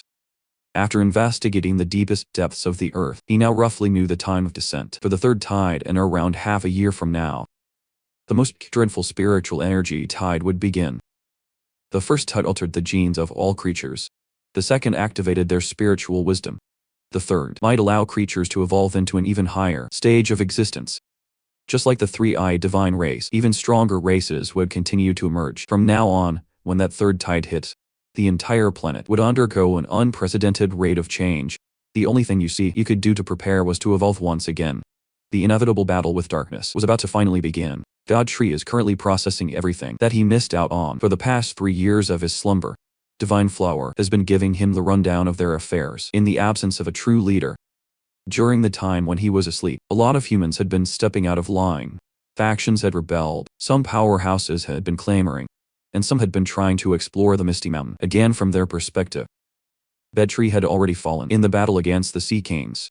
As for the humans who had signed a sacrificial pact, some were still obeying the treaty, but some were just watching and waiting for Misty Mountain's downfall. Overall, the prestige and fear that they had deteriorated a lot. Uji's response to that was simple. They just had to show their power to the world again. On the outskirts of Misty Mountain, some poachers have been hunting beasts down. They were targeting entry-level creatures that could sell for quite a bit of money in the market. One of the poachers didn't like hunting in this place because of its proximity to Misty Mountain. But his partner was confident that there was nothing to worry about. He thought that hunting and killing a beast from that forbidden area wouldn't be impossible. When a roar echoed out of the concealed woods, the poacher's conceit would be tested. White Tiger had arrived alongside the Tiger tribe and a few more backups. The poachers immediately abandoned their plan to fight back and drop everything to run.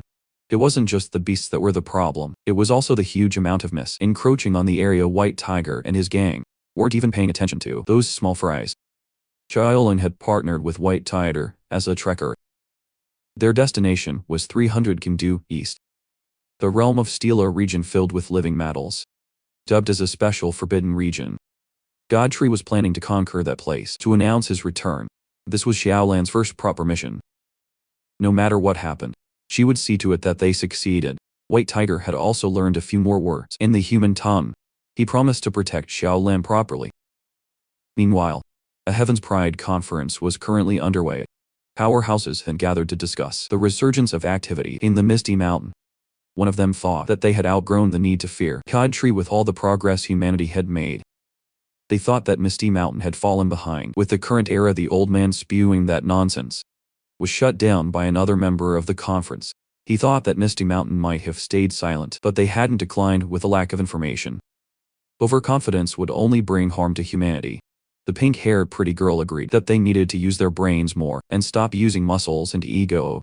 Dumbass Mustache was infuriated, but he couldn't think of a response. All they knew was that Godtree was gunning for the realm of Steel and the item there. If Misty Mountain got a hold of that item, it would be disastrous for humans, not to mention humanity's plan to conquer that land would go to waste. Even if they tried to interfere, their chances of succeeding would be very low. A familiar voice coming out of nowhere confirmed everything they had been saying.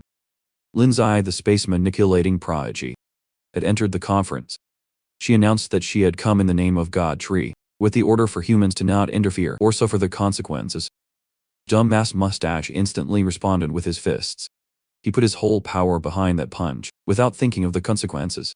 But physical attacks were useless against Lion's spatial power. Besides, she wasn't done talking yet. Dumbass Mustache was flabbergasted that his attack had landed. The other conference members admonished him for moving all willy-nilly. When asked to elaborate, Minji explained that the Godtree was not moving for his own sake, and that humanity shouldn't waste their lives by going against him also. There would be a day when even weak humans would be needed. Even someone as strong as the Godtree would need the help of humans. That's kind of hard to imagine for them. That's all Lindsay had to say. The conference can decide what they want to do. Before exiting Suzy, someone who used to be in the same military district as Lindsay stopped her. Stussy wanted to know why a prodigy would betray humanity and join a Misty Mountain. But she would have to ponder the answer to that by herself. Lindsay finally left the room with her space manipulation, leaving everyone silent. Members of the Heaven's Pride Conference were visibly frustrated. They had failed to get rid of the mutant tree, and he had even brazenly sent someone to give a command. Z's portal brought her back to home base. She manifested the Godtree that the message had been delivered. He was quite pleased now that they had a user. who had mastered the power of space in their ranks. Things have gotten so much more convenient with this prodigy's addition. Her next mission would be to go to the 10 Nations Alliance where Alicia needs help. She was wholly receptive to her master's orders, not questioning them one bit. They had already missed the best opportunity to subdue the 10 Nations Alliance for the past 3 years. They couldn't miss it again this time. The nation in question is located on the other side of the world. Their priestess, Alicia, is currently pondering the state of the world. A servant notified her that everything was ready. It was time for her to enter the fray. The beautiful priestess had a determined look in her eyes. She proceeded to stand before a man sitting on a lavish throne. The monarch looked at her smugly with her blue ball baton and proceeded to show his indignation. Let's turn our attention to the realm of steel. White Tiger Xiaolan, a giant tarantula, and the kings of 3 tiger tribes. Just looking at the landscape would send a shiver down anyone's spine. Shingon has also arrived through a different channel. He confirms that every piece of debris in this place is living metal. The tiger tribes steadily march forward, vigilant of their surroundings. In a dark cavern, 2 humanoid faces observe their mark. These 2 are up to no good. They intend to take advantage of the chaos to snatch an item away. It turns out that there are a pair of mutated beasts with humanoid faces. One is a spider, and the other one is some sort of wolf. Disgusting. Misty Mountain forces reached the heart of the realm, and an earthquake stopped their advance. A solid golden hand emerged from the cliffs. A golem made of solid steel surfaced completely. This golem is named Black Gold, transcendent 3rd order creature. White Tiger roared, while Xiaolan warned their troops to be careful. Black Gold unleashed a grating metallic sound and summoned little, living metal critters from the ground. Black Gold was using its roar to wake the other dormant metals up. With its solid golden hand, it could control where the critters would go. So the strat was simple: get rid of the Black Gold, and the fight will be as good as over. For now the lesser beasts will be in charge of dealing with the critters. Dark Tiger Wuan has set his sights on the small fries. With a roaring sphere, White Tiger and Xiaolan will take on the big boss. Their opening attack was a spiritually charged, full-body collision. It successfully pierced through Black Gold's solid body, making it buckle and squirm. Getting your chest blown out would certainly bring any being down. White Tiger's head was concussed with lumps, but it was worth it. Or it would have been if they finish off the job. But Black Gold was already back up and hitting them with the golden fist. Xiaolan assured White Tiger with her defense, so he would focus on offense. Every troop watched the defensive spell in awe, including the nameless 5th Tiger King and the 2nd Tiger King, Blood Tiger. Just as everyone was getting into the groove, another transcendent 3rd order being emerged, the much bigger bronze they're battling against giant. 2 to be exact. Standing together, these lumps of living metal looked unbeatable. The humanoids weren't expecting that the 2 masters of the realm of steel would show up. Wuhan didn't falter and unleash another warring sphere. It pierced bronze right in its chest hole. It was a clean hit that should have been fatal, but the wound started healing itself in just a few seconds, fellas. If there's a hole, there's a way. Wuhan wasn't discouraged by that. He just summoned his clone and prime, a double roaring sphere. This time it took out one of Bronze's limbs. Just like before, the wound started fusing together. It's basically high-speed regeneration on steroids, but Wuhan's attacks possessed the darkest element and its corrosive property. Bronze is having a hard time getting his arm back now. Meanwhile, White Tiger and Xiaolan have been expertly flying circles all over Black Gold. When an opening presented itself, they dove in within the point-blank range. He opened his heavenly eye. A beam of pure, spiritual power ravaged Black Gold's head. It took out half of the giant's face easily, but was quite pleased with White Tiger's new technique. It was extremely destructive, but it was also out of control. White Tiger moved his head slightly and almost wiped out their own troops. Pick him just to stop the beam of energy. They can't afford to waste more time. They must finish these metal heads in one go. Xiaolan opened her eyes of treasure to peer through the enemy. She detected that the core of Black Gold is in its shoulder, and that's where they should focus fire. The corrosion steadily infected Brawn to a dangerous degree. One was just a fierce tiger going up against a giant, but he had the upper hand. He had been dominant to the point of considering his job done. White Tiger wasn't slacking either, using his powerful energy beams in conjunction with the heavenly eye. The force behind that attack was so relentless that it eventually dismembered Black Gold. Just like that, the 2 masters of this realm lined up in what looked like a defeat. The humanoids think that the wind hasn't been secured, though bronze and black gold are down. But the metal critters are still active. They've been increasing in number instead. That must mean that the one giving the attack signal is not those two giants, but the one that's slumbering even deeper within this bizarre land. The tricky humanoids think that this can be the perfect opportunity for their plan. They can snatch the bronze giant to the tunnel and shift to another continent. Locked with their absurd plan, the humanoids made their move. They haven't gotten far yet, but King Gong already sensed their presence. He commanded the middle ground to grab a hold of the humanoids. King Gong even gagged them with metal bindings. Interrogation would have to wait though. Another earthquake has struck the land. This time it was bigger and more intense, shifting the topography of the realm. King Gong watched as the body of the mountain rupture. A face that was as big as bronze and black gold combined rose to the surface. Its ancient molten body quickly followed, no matter what angle you look at, no matter how you spin it. This monster was simply too big. Its ancient, guttural roar shook the lands with metallic resonance. The humanoids know this monster as the primogenitor of steel. King Gong mistakenly heard it as primogenitor of Ennis, but he's a man of culture. Members of the Tiger tribe were the first to shake their fear and take action. White Tiger and Wuan took to the skies to go eye to eye with the primogenitor. Both of their warring spheres, with pure energies, were unleashed, and both failed to even make a shallow dent, bouncing off the monster's molten frame. The smoke cleared and no damage was done. That shocked and scared the black and white tigers. This enemy is on a completely different playing field. They tried their best and failed. Now it's time for primogenitor's revenge. Shadowland yelled at the troops to retreat, while molten beams sought to destroy them. Wuan and White Tiger braced themselves and managed to avoid the brunt of the attack. But the troops on the floor weren't as fast to react. The attack left a massive ditch, slicing the realm of steel in half. Now the Beast Army is having doubts about whether they could even win. Xialan attempted to lift their morale by ordering everyone to take turns, depleting the primogenitor's power. Without spirit power, that giant is just a useless piece of metal. It was a decent plan, but they could just forget about it and retreat. Now that God Tree himself has arrived, he will finish the job by himself. Xialan looked behind her and laid eyes upon their glorious master. It's her first time seeing him up close, active and personal before jumping into action. Yu took the time to praise her for her bravery. She immediately blushed and held that compliment close to her heart. Godtree's roots twisted and turned, lifting him to the primogenitor's level.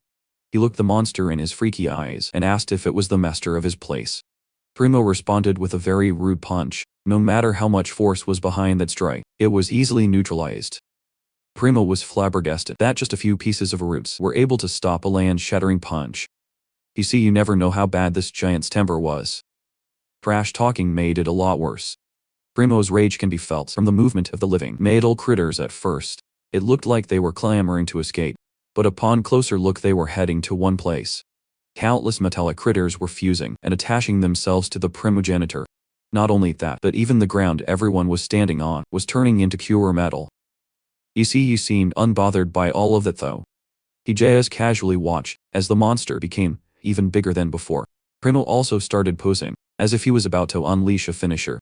Blades of steel started poking out of the monster in the ground, all of them targeting that tree. White Tiger and Xiaolan came closer to lend assistance as she activated her eyes of treasure. She spotted the core of the monster in an incredibly obvious place. The Howlin shouted at Godtree that the enemy's core was at the level of its neck. He didn't know that the kid that Thorn saved possessed such a special ability. From the core of Primo comes another one of those molten beams. Yuzuyu didn't even bother to dodge or move. He's just standing there menacingly. He tanked all the molten energy like it was just a warm shower. The aftermath was catastrophic. Primo watched as the smoke subsided. White Tiger and Xiaolan felt their hearts drop. They knew that Primo's attack was no joke, but there's no need to be in a hurry to mourn their master yet. His lower body has been raised, but that's just one of his offshoot forms. What remains of his frame slowly flew towards the core slot of the main body. Primo panicked and tried to stop the assimilation, but he was thwarted by the draconic Ruha. Yu ate an attack, but it's his turn now. His main body chomped down, absorbing the core. The gigantic frame of the god tree started shifting in place. Humanoid limbs started emerging from either side. Everyone could not take their eyes off the change. That what was happening. A monstrous head cleared out of the smoke. God Tree's combat form has been completed, and it was glorious. It dwarfed the primogeniture of steel by a long shot. Now it's time for a proper second round. The tables have turned, and God Tree now holds all the advantages. Primo wasn't just going to lie down and die though. He sprouted some blazing tendrils from his back. Those tendrils then headed straight for God Tree's body. He just looked at it for a second, and dismissed it like it was nothing. Yuji responded with tendrils of his own. His were crimson, and supercharged by heavenly thunder. Those vines easily bounced off the blazing tendrils, pushing their way forward. They took hold of the Primogem's body, making it roar in pain. But that's not all. Yuji plans to follow the binding up with some thunder. Control to spark things up. Now that's a real roar of electrifying pain. Primo was not having a good time at all. In an attempt to even the scales just a little bit, the giant metal head tried to sneak in another molten beam. Gantry stood his ground and pulled up a simple barrier, just to flex that he was untouchable. Take one attack, dish out one of your own. God Tree was so dominant that he could afford to take it easy and just summon a ball of pure thunder with a terrifying voltage level. He praised the primogenitor for reaching such a high point in its biological state, but everything that Primo has will now be God Tree's to conquer. Yuji rushed in and used the thunderball that he made as a melee weapon to increase the disrespect. It tore through Primo's seemingly invincible frame, exploding out into the other side. Cries of excruciating pain, a war cry and everything else in between, echoed throughout the land. God Tree uses thunder to dig through Primo's core, the elemental heart. It's a precious treasure that can transform other elements into metal. He promised to the master of this realm that he'll make good use of the heart, together with this core, the primogenitor of steel, and just live inside God Tree's body as a resource. Taking the elemental heart out of the big boss took the life out of its entire body. The seemingly invincible giant has fallen with no chance of getting back up. The tigers roared, and every beast cheered in celebration. Seeing how God Tree defeated the master of the realm so easily horrified the humanoids. They were actually such fools for thinking of snatching something from the hands of a true monster. If you've asked everyone in this place to describe God Tree, they would answer that he's incredibly powerful. Now that the mission was accomplished, it's time to go back to Misty Mountain. Every notable beast that they encounter along the way has been neatly bound and dragged all the way to their territory. They conquered the realm of steel and obtained the elemental heart. Shinigami also capture a huge number of beasts. Yuji wonders what to do with the tricky humanoids. The grotesque beings knew their place and immediately pleaded their loyalty. God Tree doesn't want to accept some evil schemers so easily though. But the humanoids seem sincere in saying that they would redeem themselves. Since Yuji was creating a suppression cave to lock up disobedient humans and beasts, these humanoids can be the first guards, as long as they remember where they stand.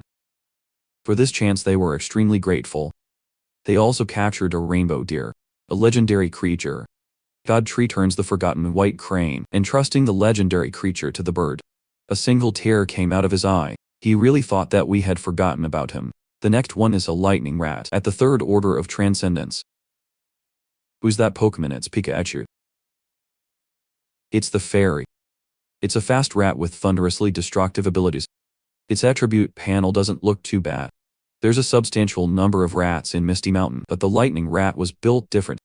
Lingfu will be in charge of nurturing this newest addition to the team. Next is handling God Tree's own matters. He obtained an additional 5 million evolution points in a single excursion. After upgrading his innate talents, it's time to turn his attention to something else. The progress bar of instantaneous time stop has climbed from 53 to 92. Just a bit more, and this ability will be fully unlocked. Next is the elemental heart of the primogenitor. It would take a while to devour this core. The metal core is the core of living elementals, going by logic. God Tree should be considered a wood elemental. That implies the existence of other elementals, such as fire, wind, and everything else in this world. Either Yuji is that you. Yuji wants to make it his mission to absorb them all. When the time comes for now. The elemental heart of the primogenitor of steel will be added to his arsenal first. After doing so, he orders Nine Tails to fetch his tree core. Nine Tails has been keeping this elemental core full of vitality the whole time. She has been in charge of safekeeping this thing, but now God Tree can finally let it assimilate with the metal core. The fusing of two powerful energy sources is naturally quite intense when all is said and done. The air is different, and so is the ground. The topography surrounding him has been altered significantly. He formally obtains the ability to assimilate, nurture, and devour metal elementals. These new abilities even turn the ground into metal after assimilation. The most fascinating one is the devouring ability. He intends to conduct some thorough research on that one. There are literally tons of metals in the realm of steel, but not all of them are useful. For now, Ninetales needs to pass down an order to look out for distinct metals for collection.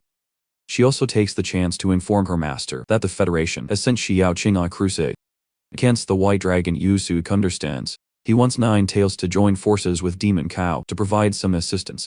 On the other side of the continent, the White Cave has become a lair for some fearsome beasts. Chief among them is the infamous White Dragon. It's currently engaging in an all-out war against transcended humans. A familiar centipede spiritual pet has joined the fray. It bites down on the White Dragon's body and delivers some excruciating pain. That only lasts for a few seconds, as the dragon has plenty of tools to deal with pests. Xiaoqing has to come to the rescue of her pet with the use of inferno butterflies. She's become strong to the point of taking a chunk out of a dragon's flesh with her flames white. Gate Elephant has also made a surprising appearance.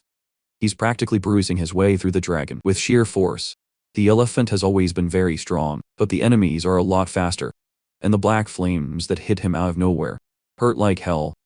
The initial clash between the opposing sides is relatively equal for now, but the appearance of a black firefox might just change that according to their research. Beasts from the White Cave have always been white too. What do you mean by that? It's the first time that a different type of beast has reared its ugly head. The battlefield is busy, and the Dark Assembly is observing quietly. By the looks of it, they might need to take action very soon. Their chairwoman Xiaoling hasn't given the order yet. Taking action at the wrong time carries the risk of exposing her. While they are watching the situation closely, some uninvited presence make themselves known. Tobin senses two extremely strong spiritual powers closing in. The chairwoman's trusted butler turns around and has some familiar beastly features. Ninetales and Demon Cow have finally entered the fray.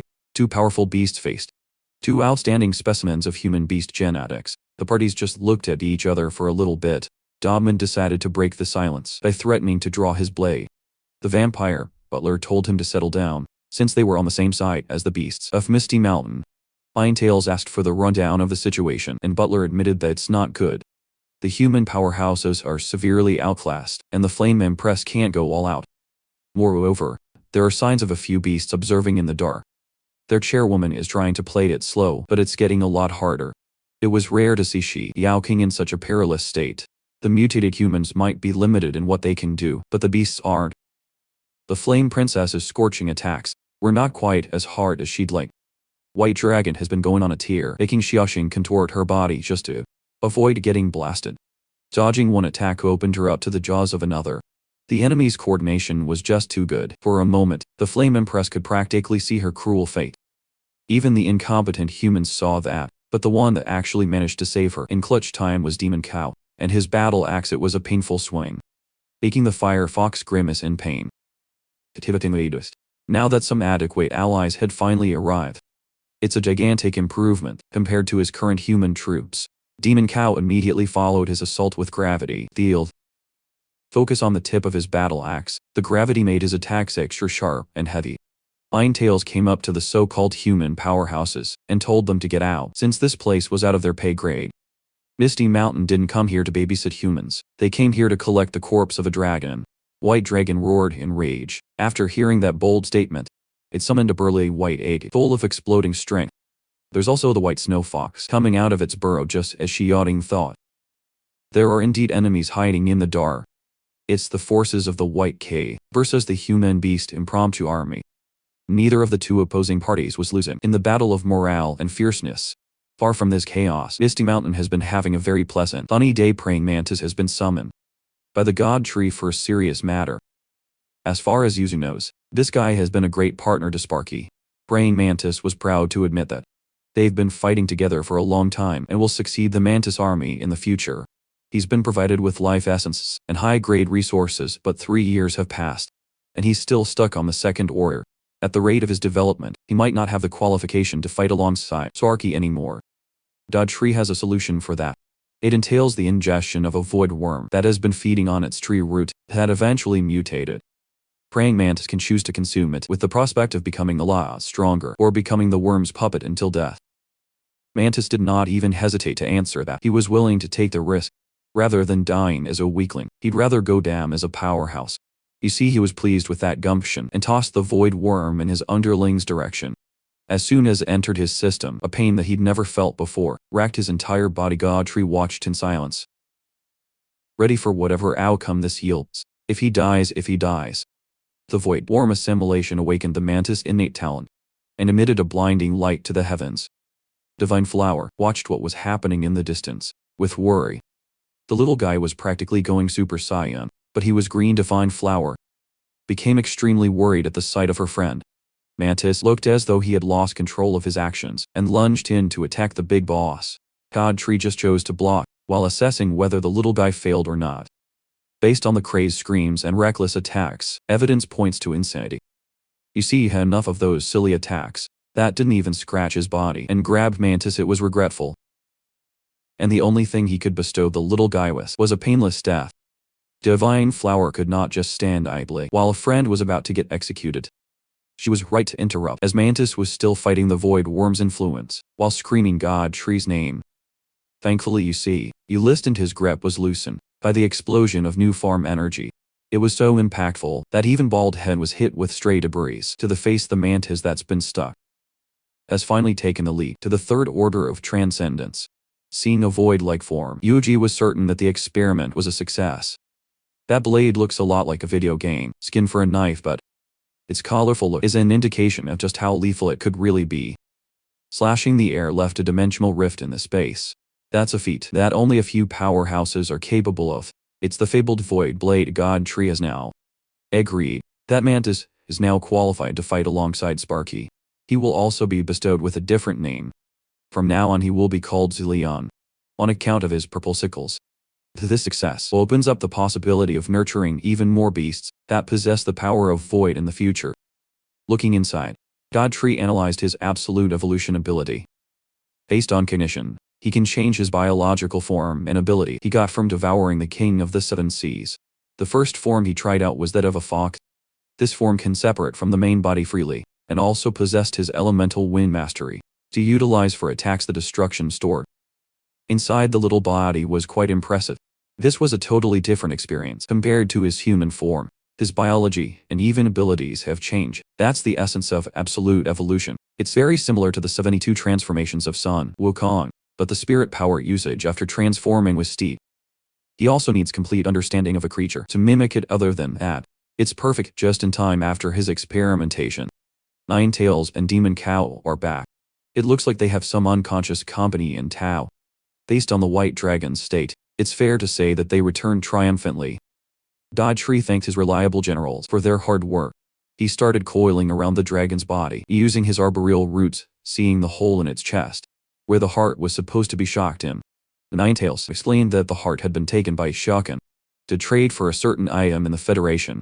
Yusuf hasn't seen that girl in 3 years. He just hopes that everything is going well for her. Little Panda and Snake Girl saw the others arriving with a dragon and didn't miss their chance to snap some photos. Godfrey already had something that he wanted to do with this white dragon. He's going to mimic it, and that would require some hands-on dissection. After that, the expedition towards the northern depths can start. The vast and extensive expanse of the savannah will be theirs for the taking too. Even the western wasteland filled with endless sand will fall into their hands. Godfrey will see to it that they can subdue a myriad of races. Only then could they face the third spirit tide with confidence. The scale of the territories owned by Misty Mountain has already surpassed that of a small country. He was about to start the conquest of gathering more companions before the third spirit tide. Every beast has been assigned to their respective missions in the Forest of Death.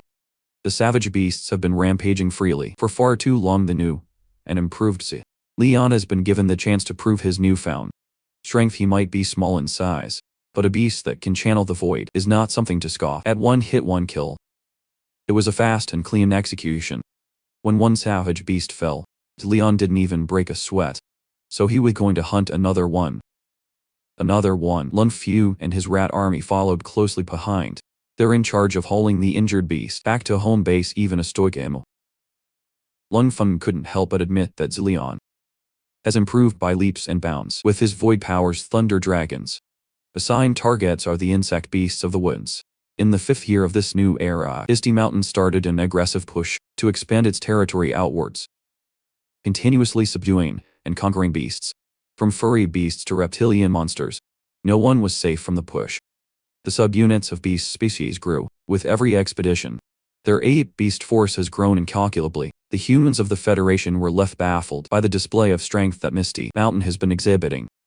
10 Nations Alliance was also tracking the Forbidden Region conquest. Humanity was afraid that Misty Mountain might break the pact and turn their crosshairs on them.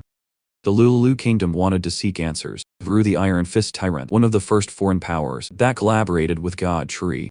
After 3 years of slumber, Misty Mountain has woken up like a bear after hibernation in their conference room. The higher-ups started grilling Iron Fist about the recent rampage happening, but he's just as clueless as the other people who signed the sacrificial pact. Since having a taste of new power from Misty Mountain, Lulu Kingdom has started fracturing from the top. Just as their argument was about to reach its peak, a peregrine falcon broke in through the window out of nowhere. It hurriedly recited that under God Tree's order, news regarding powerful beasts, or heaven's pride of various races, must be relayed to Misty Mountain in exchange for rewards. Those who failed to complain must know their place or prepare to be killed without mercy.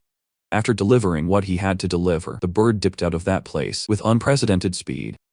Iron Fist Tyrant and the other stooges just stood there, not knowing how to process what they'd just heard. The northern depths have long been plagued by the transcendent Second Order. Frost Giant's Glacier has been deployed on account of his battle experience in extreme conditions. Just his raw strength was enough to crack the rigid Frost Giants. The beasts of the north did not stand a chance at all. Ice Dragon has also been partnered up with Glacier to be in charge of bringing injured beasts back to camp. All the beasts that they beat up are remitted straight to Misty Mountain. The harvest this time is not bad at all. In just a short few days, they captured a huge amount of beasts from all parts of the world. But there are just 3 creatures that caught God Tree's eyes. First was the stalwart Frost Giant. Next was the interesting Golden Rock. Last is a creature that resembles a goblin and beast-man hybrid. Every beast has been disabled and unconscious, except for this guy. Upon opening its eyes, the goblin immediately unleashed a burst of spiritual energy from its mouth. God Tree easily thwarted the beam away with his thick root, though he followed it up by tightening the grip around the goblin's body. Those who are not willing to follow you can die. He doesn't want to encounter betrayals while fighting against darkness. That goblin alone gave him 500,000 evolution points, raising his total to 2 million. He turns to the captured beasts and gave them the final choice. They can either surrender and pay allegiance to him, or die where they are standing right now. On the other side of the continent, 2 wolf beasts have been patiently waiting for something to arrive. Transcendent Third Order Moon Wolf reckons that the Misty Mountain beasts can no longer stay still. Blood Wolf agree, expecting the conquerors to advance in their territory. Soon Moon Wolf doesn't feel threatened. He is even looking forward to their arrival. 2 leaders and a ton of wolf beasts await. They are confident that the Misty Mountain beasts won't be coming back home. Northern borders have been reestablished with frost giants guarding the territory. Leon couldn't help but wonder if the north would be able to endure what was to come. In the mysterious ghost region, a shady figure sits on a throne in darkness. The shady figure lamented the growth of the God Tree. Back in the grasslands, 9 tails, Demon Cow and Little Panda have set foot on their next subjugation task. Moon Wolf has been patiently waiting for their arrival. 9 Tails was taken aback by the readiness of the wolf tribe to meet them in their turf. Moon Wolf couldn't hide his exhilarated smile. He just wanted to get right into the fight. With the enemies prepared, it seems like Misty Mountain wouldn't just steamroll again today. Wolves stretched out as far as the eye could see. A fierce battle is unavoidable. 9 Tails reminded her comrades to not belittle their enemies. In strength and numbers, the wolf tribe is not inferior to a deep-sea king army. Moon Wolf was quite disappointed that there were only 3 Misty Mountain beasts deployed. He thought they were being too arrogant. You sure about that? His first move was to command his dogs to probe their real situation. Panda and Demon Cow responded with equal intensity. The big guy's opener was his go-to-gravity axe to cleave a large chunk of unfortunate wolves. Almost all of them were trampled by a staggering downward force. This could be a great time to test out Panda's new ability. He extended his arms and summoned a sharp frost sword. Each slash was cut cleanly and froze instantaneously. Moon Wolf and Blood Wolf provided cover fire with Black Wind and Blinding Blood Ray. Both of their attacks were targeted towards the biggest threat of the bunch. Ninetales, those techniques were no joke. She got to activate fiery form right away. Just to be safe, she neutralized the incoming attacks and burned the dog mobs at the same instance. Moonwolf was already expecting this level of struggle. Misty Mountain beasts are notorious for their power. But there was something else that the wolves failed to take into account. An army of mutated rats was also assigned to this mission. They just took a different path. A rat tide might not be the most menacing thing, but a rat tide of killing machines is downright terrifying. It only took a few moments for the color of the field to get replaced by the color of black fur. The rat tide locked in on the moon wolf, while the beasts stifled their attempts with pure spiritual power. Blood Moon dove into the thick concentration of rats and performed a blood rat wild slash. Dealing with the rats distracted the leading wolves, opening them up for exploits. That exploit took the shape of Pikachu, a mean lightning rat after some training. It even developed a tail that could get us in trouble with Nintendo. Anyone with eyes could see that this particular rat is different from the rest of the tide. That little guy should be the least of their worries. Ninetales is going in with her majestically devastating moves Inferno Blast. Swallow the wolves in a blaze of hellfire. But these dogs are tougher than they look. They were skilled enough to get unharmed. The battle of the underdogs had devolved into an all-out war between wolves and mutant rats. Have you ever seen rats that are the same size as big dogs? Now you have. They were being led by the Rat Emperor, in the mid-stage of the Transcendent Third Order. Although the Emperor was slaughtering wolves left and right, the other rats were not faring well at all. Fortunately, they had a lightning rat to do some serious damage. In clutch time, Ash Ketchum would be proud. Seeing the wolves get pushed back, another hidden powerhouse has made himself known. An ancient, gigantic wolf in the Third Order of Transcendence. His powerful roar frightened so many rats that it could feed an entire rat-eating village. But they would have to settle with burned and trampled rodents for lunch. The Rat Emperor finally has a worthy opponent. To balance out the power struggle, Qingong also appeared to provide some much-needed assistance. His earth golem towered over the ancient gigantic wolf menacingly. The elemental general wanted to test the secret boss, just to see the discrepancy in power. He was operating the earth golem from the inside like a mech pilot while wrestling an overgrown dog. Ninetales has locked onto the Moon Wolf King for a 1-versus-1. Moon Wolf has some trash-talking gene in his body, calling Ninetales a smelly fox. Their physical battle resembled a painting of brutality and grace. On Demon Cow's side facing the Crimson Blood Wolf, things were a lot messier. Demon Cow has been swinging his battle axe all over the place just to land a clean hit. Their respective auras clashed and wrecked everything in the perimeter. Back at Misty Mountain, Godtree was wondering what was up with Ninetales and the other in the savannah. They prepared to go up against the wolf tribe of that biome. He just hoped that his comrades were not being careless. In Australia, the beasts in that continent have truly grown by a lot. During the past 3 years, Sparky has made a name for himself as a fearsome foe, recruiting promising beasts left and right. Now that his business has been settled in this forsaken continent, it's time to go back home. He set back Australia's beast army by a lot. In the time that he spent here, the war in the savannah is reaching its climax. Demon Cow even pulled his beast form out. He ditched the battle axe to use his horns as a much more savage weapon. Blood Wolf had to retreat for a minute, or he would have been maimed to death. The wound that the horns left was deep and bleeding fast. Demon Cow commented. That Blood Wolf doesn't have the strength of a leader, so it's time to change the chief. Blood Wolf still seemed confident, though there's another card that the wolf tribe has yet to play. Misty Mountain has become too overconfident. Well, they aren't the only ones who possess a second form. Under the light of the full moon, Blood Wolf entered his second phase, through Silver Moon's protection. Ninetales noticed the fluctuation in energy on the other side of the battlefield. She tried to warn Demon Cow, but the dark sphere of energy coming from the Blood Wolf had already been primed. The attack swallowed Demon Cow's entire body. This time his innately high defenses weren't enough to tank the technique completely. The momentary stun gave way to a brutal bite on Demon Cow's neck. He looked to the side, and the two fighters had a mutual understanding that this fight would go the distance. With a relentless combination of physical and spiritual attacks, Demon Cow's advantage from earlier had evaporated. Blood Wolf gave it his all, but Demon Cow's body has been tempered by wars, increasing its durability. On the other hand, Moonwolf was starting to get riled up, with Ninetales' limitless power. It's been a long time since he had such a good fight. That mindset might just be his downfall. Ninetales did not come here to play. She's here for a life or death battle. Moon Wolf might be having a bit of fun, but he wanted to make things clear. He didn't come here to play either.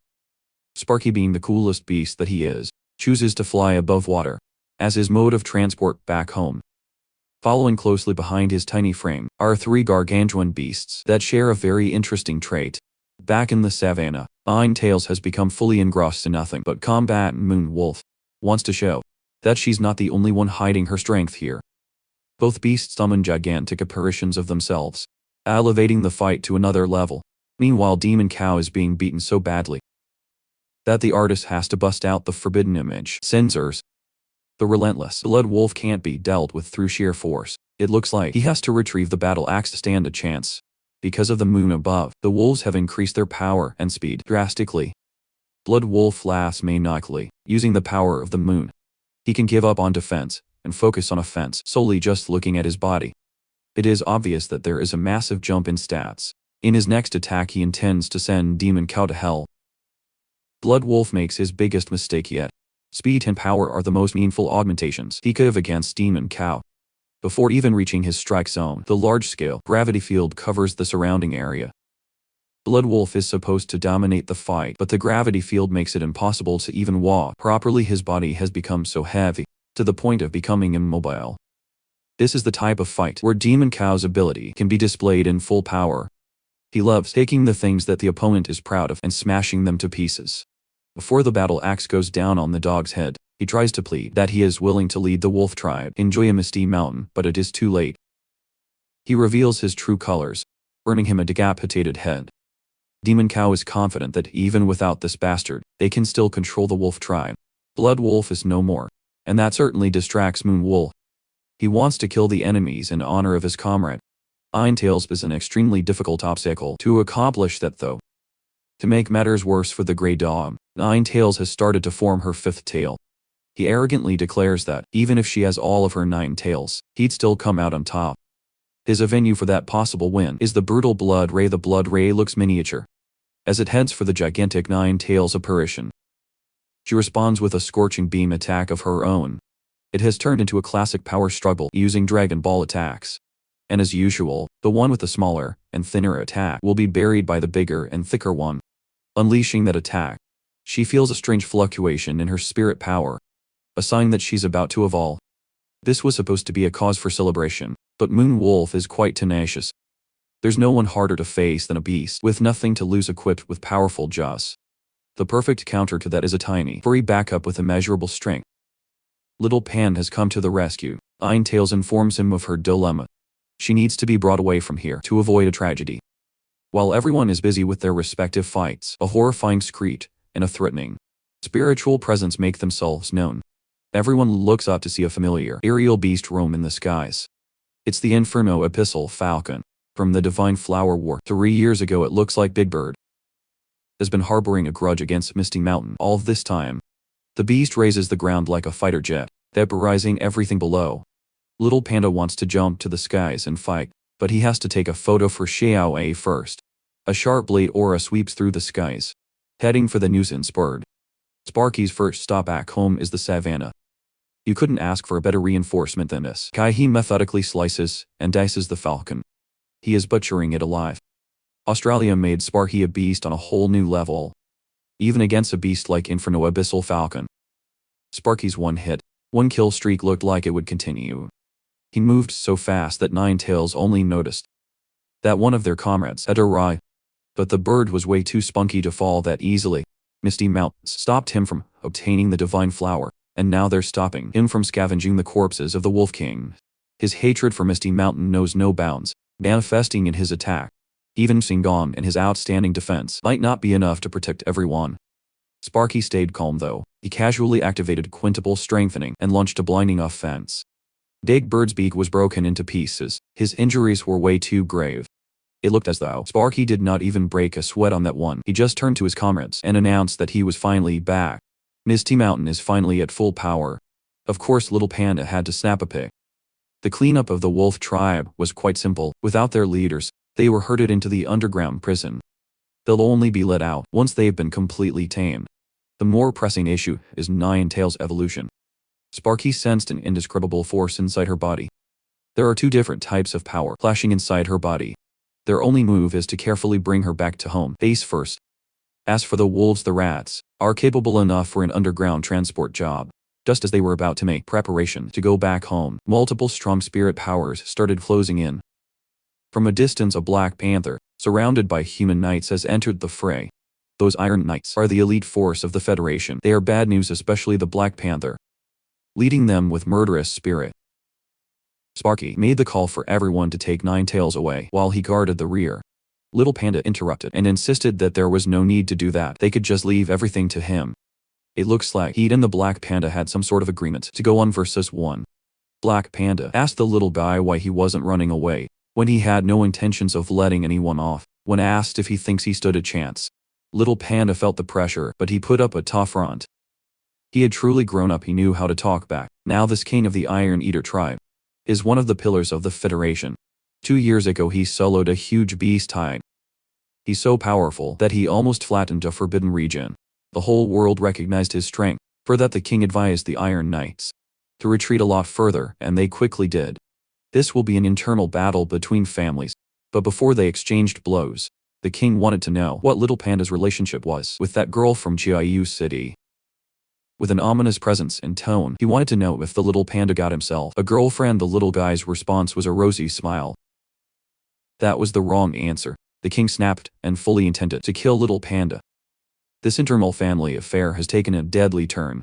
The king continued to interrogate him about his relationship with that girl. He was demanding answers while emitting a fearsome aura. Little Panda decided to play coy and didn't give a concrete answer. That prompted the king to launch a bachelor's angry punch. Getting hit by that stupid move should be akin to tanking a bomb. Little Panda didn't expect that someone from his family would go this hard. The Iron Knights have seen this scene before. The king becomes stronger and angrier against enemies who have a girlfriend. It's the anger of a bachelor. Stop it, get some help today. Either Black Panda leaves or Little Panda dies. Still clueless about the sudden shift in intensity, Little Panda just locked in and activated his frozen fist and blazing fist simultaneously. And her hat bachelor kick was coming from the heavens. It was tough to defend against that, especially when used in conjunction with the love-learn seizing claw that grabbed onto Little Panda's face. The king threw the little guy to the ground, bouncing painfully. Thankfully, Little Panda activated his blazing aura to brace for impact. He followed that up with a burning headbutt. At least this was not a one-sided fight. Still, the king has a lot of tricks up his furry sleeves. He can even muster an apparition just like Nine Tails. Since Little Panda is proving to be quite a problem, the king will get a bit more serious. That prompted Little Panda to also activate his Crimson Lotus solar flare sphere. The king saw this technique back in the war against Australia and Johor City. Right now the outcome is still up in the air. Who will come out on top? The Little Panda, the big blaze, or the king with his virgin energy? Their collision was like a nuclear bomb test in the middle of the savannah. The king bragged that he was the most popular panda back in their zoo. Yet this little guy found a girlfriend faster than him. He was so frustrated that he chewed down on Little Panda's ass cheeks. The little guy fought back by biting the king on his tummy. Their childish fight culminated in a shouting match. The little one insisted that he was the most lovable panda in the zoo, and the kids really liked him. The king believes that everyone came for him though, especially the female university students. All the people who took care of Little Panda were beauties, and the king's attendants were all aunties. In the best meals and room though, their argument developed into a wager of whoever wins will be the most popular one. Little Panda was all in on that ridiculous bet. Two pandas and their ridiculous beliefs are going to go all out for the sake of bragging rights. The fight was long and hard fought. Ching Gang went back to check on the aftermath, and the entire savannah's topography had been messed up. He finally found Little Panda, beaten black and blue, with the little guy was still breathing. His injuries are too serious. Even with the essence of life, recovery would be too slow. Shingon had to bring him back to safety for now. Shingon praised the little guy for driving the iron mace and their cane away, but that wasn't the case this time. Even the knights themselves were confused as to why they let the little panda live, where they could have brought the injured midget back with them. The answer was simple: a vial of the precious essence of life. The king also wished for that little brother of his to live a good life. They're still family after all. He was so focused on fighting earlier that they forgot the corpses of the wolf kings. Misty Mountain already took them away. Back in the Misty Mountain, Godtree was holding an odd artifact in his vines. It was a light attribute ore. He didn't expect to find this one in the realm of steel, but the amount isn't much. It was then that Sparky finally made his appearance, in front of his master looking at this warrior. His experience these past 3 years has been edged through battle scars. Yuzu called down a rain of light to make Sparky as good as new. After thanking the big boss, Demon Cow followed to make his entrance, with the unconscious Nine Tails. Godtree also noticed that there was another power rampaging inside her body. His theory was that the traditional bloodline in her veins was starting to awaken. She needs to be situated in the spirit pool for now. Demon Cow quickly complied, and delivered his eldest sister to the pool. Sparky has brought some good news from the land down under. He managed to recruit 3 promising companions. Yuzu already sensed a few unfamiliar auras earlier. Now he wanted to meet them. Sparky called on his assistants back in his Australian conquest. 3 monstrosities appeared before Godtree to pay their respects. You immediately clock these 3 skilly creatures as flood dragons, although they're flood dragons now. It's only a matter of time before they evolve into true dragons. The increase in their overall strength when that happens would be immense. Sparky has done an outstanding job. Bro is the undisputed MVP out of everyone. Smoke City has mellowed down these past 3 years. The citizens have accepted Thorn as their leader, and she just finished a minor breakthrough in strength. It's about time for her to go and see her beloved Master Shida Lan. And her brother also became citizens of Smoke City. Her little bro has grown quite close with White Tiger. Their favorite activity was gaming. The White Tiger is quite a sore loser, and he plays dirty. It doesn't matter. If he's up against a powerless little boy, a win is a win, even if he gets insulted for being a stinky tiger. Godtree's current spiritual power has reached 40 million. Essentially quadrupled since his fight with Australia. They conquered the savannah and the Reel of Steel too. They won't have to worry about spirit flowers, herbs and ores in the future. His strength and army should be enough to wage war against all the countries in the world. That's not even taking the humans under the pact that infiltrated various places. Godtree asked himself if he had enough to go against the power of darkness yet, but the system's warning that he'll lose everything still echoes in his mind. He can't afford to be careless. He needs to get even stronger, not just him, but the Misty Mountain as a whole. It's about time to use absolute evolution to activate his very own heavenly eye. With all the information he had gathered regarding the 3-eye divine race, it shouldn't be too difficult. The Unseal Eye ability confirms that every creature possesses a heavenly eye. He just has to tap into that source. Godtree started using absolute evolution as a catalyst for that process. This transformation immediately caught everyone's attention. It was an act that defied the natural order of things, summoning a heavenly tribulation from the skies. Godtree let out a guttural roar of pain as the tribulation started opening his vision. A ray of life pierced through his forehead, opening a space for a new organ. After a few more minutes of crushing pain, Godtree took on a new 4-legged form. The transformation was nothing like he had ever felt before from green lightning tribulations. The heavenly intervention turned purple. They helped open up his heavenly eye at the cost of relentless agony. When the tribulation finally started to subside, a new organ slowly revealed itself. Unlike the ones that the 3-eyed heavenly race possessed, his heavenly eye had a deep crimson hue. The hearing process was finally completed. Godtree's new heavenly eye looked equally majestic and menacing. I didn't know that Godtree was part of the Uchiha clan. His underlings celebrated with a hint of fear, the sight of their master's new appearance. Besides the thunderous tribulation, he had to consume more than half of his total spirit power to keep his physical form together. But it was still a massive success at the end of the day. He could now see the physical manifestation of spirit powers as glittering particles in the air. Now that he could see beyond the physical realm, Yuzi finally realized the beauty of this world. The next step is changing back to his main form to do some proper research. Now that he was seeing his heavenly eye from an outside perspective, he saw the bloody color in the 7 megatoms. According to the system, his heavenly eye's ability is the 9 rounds of heaven. He can create separate dimensions for each element he controls. This was the first time that he had seen something as ridiculous as this. He reckons that those megatoms, containing different elemental powers, are the key to this ability. Brown is for the earth element, blue is for ice, red for fire, green for life, white is light, purple is void, and yellow is thunder. The question is how to open the dimensions. He tried the straightforward way of expanding one of the megatoms, and it worked. A separate dimension opened right in front of his heavenly eye. But it was so small. coming in at approximately 10 square meters only. It can be considered a small pocket, but each elemental dimension can grow until it becomes a world of its own. At that point, it really could be considered a true god tree. While he was busy tinkering with his heavenly eye, Nine Tails also finished her crucial breakthrough.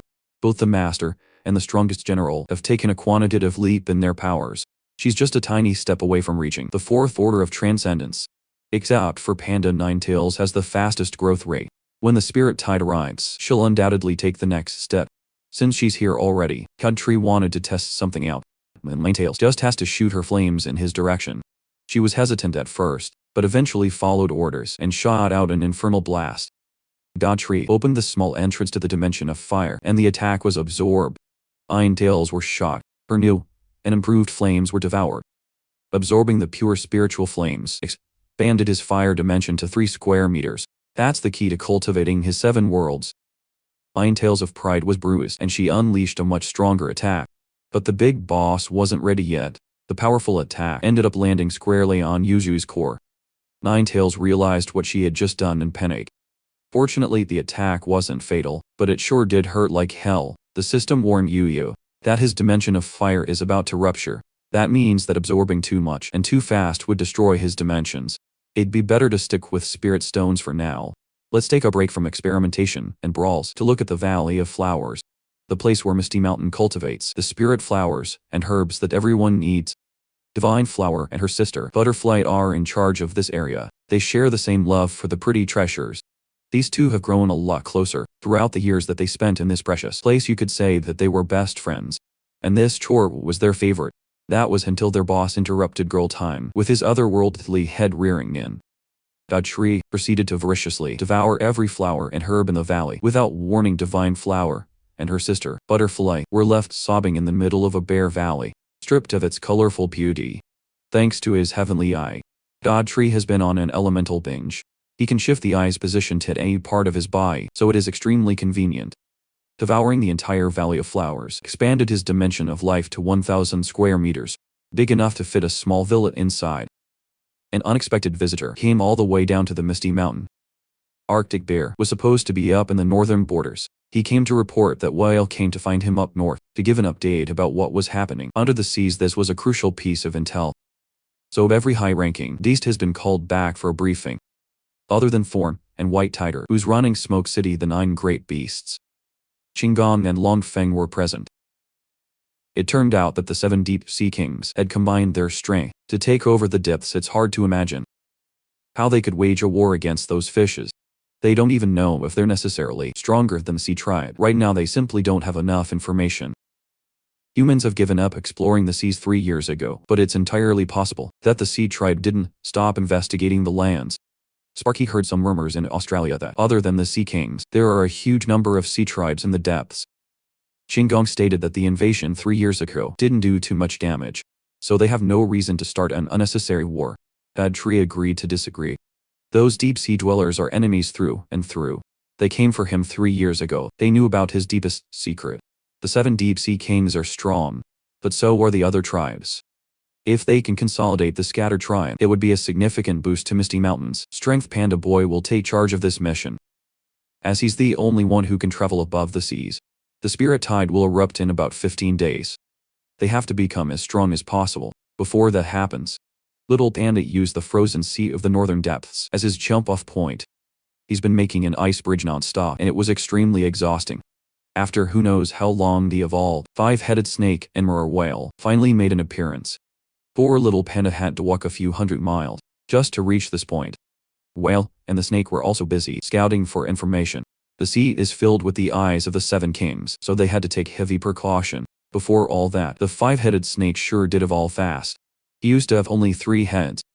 Little Panda finally handed down God Tree's order to rope in the other sea tribes to stand against the 7 kings. War is inevitable when it happens. The Whale's Orca tribe will have to be the vanguard, and their death rate will be the highest.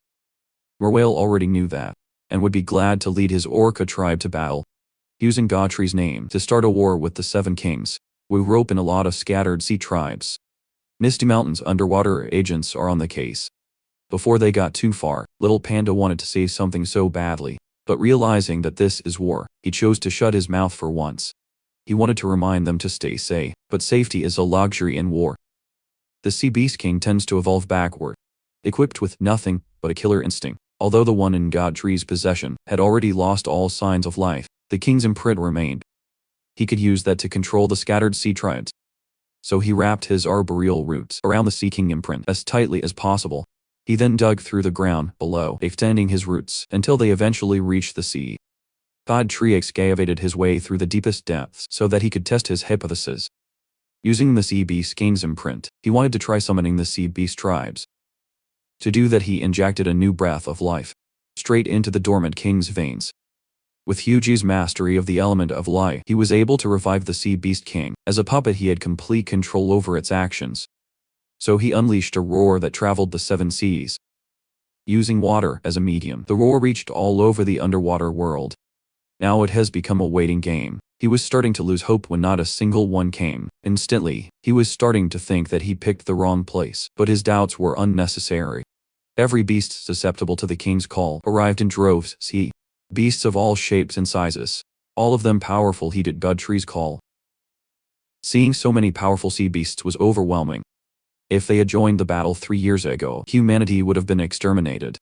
Since the Sea Beast King hit his trump card, the other 6 must have done the same. Godfrey addressed the sea tribes with a simple question of whether they were willing to be his followers. They could become part of the new era under the leadership of a new king. Without verbal confirmation, it was hard to say whether these monsters agreed or not. But on a remote corner of the depths, one of the remaining sea kings picked up the bizarre roar. She also felt the dormant Sea Beast tribes wake up, so suddenly the only feasible explanations were that the Sea Beast King had come back or a new king had appeared. Either way, she needs to check things out. Using an aquatic flood dragon as a mount, the Mermaid King made her way towards the source of the anomaly. Godfrey also felt her presence closing in on his position. Even he had to admit that the energy was pretty strong. The Third Order Transcendent Deep Sea Mermaid King, Elsa, has arrived with her Paz. Godfrey knew of this Mermaid King, but she was unfamiliar with Yuzu's arboreal root form.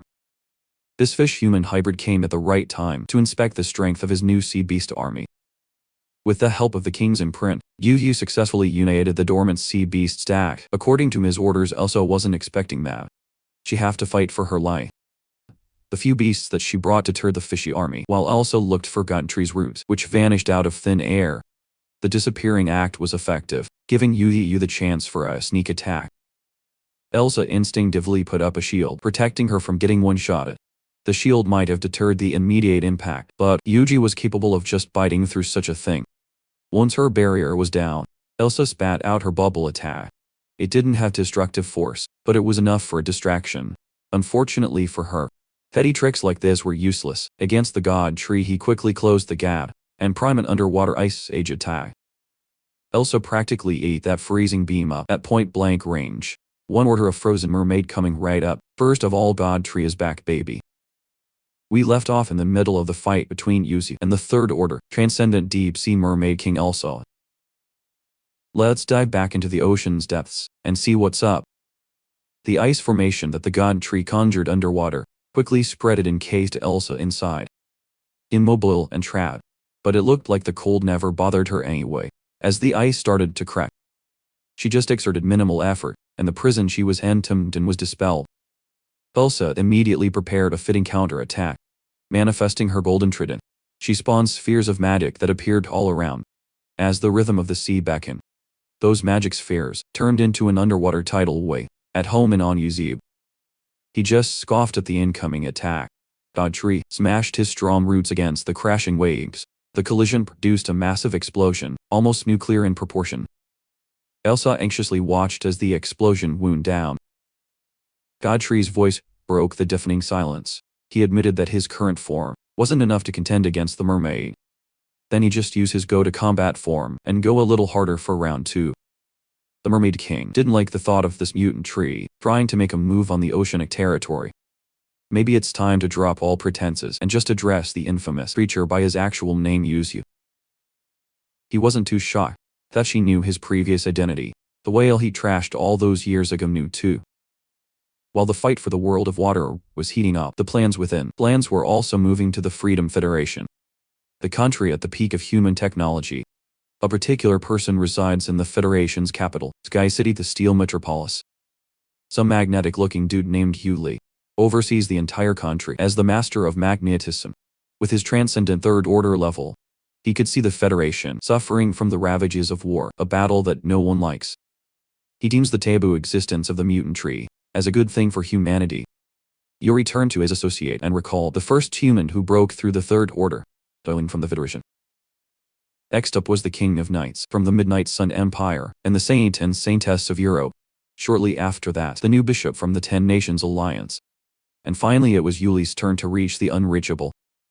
Amongst all the people who reached the pinnacle, the master of magnetism was unanimously dubbed as the strongest.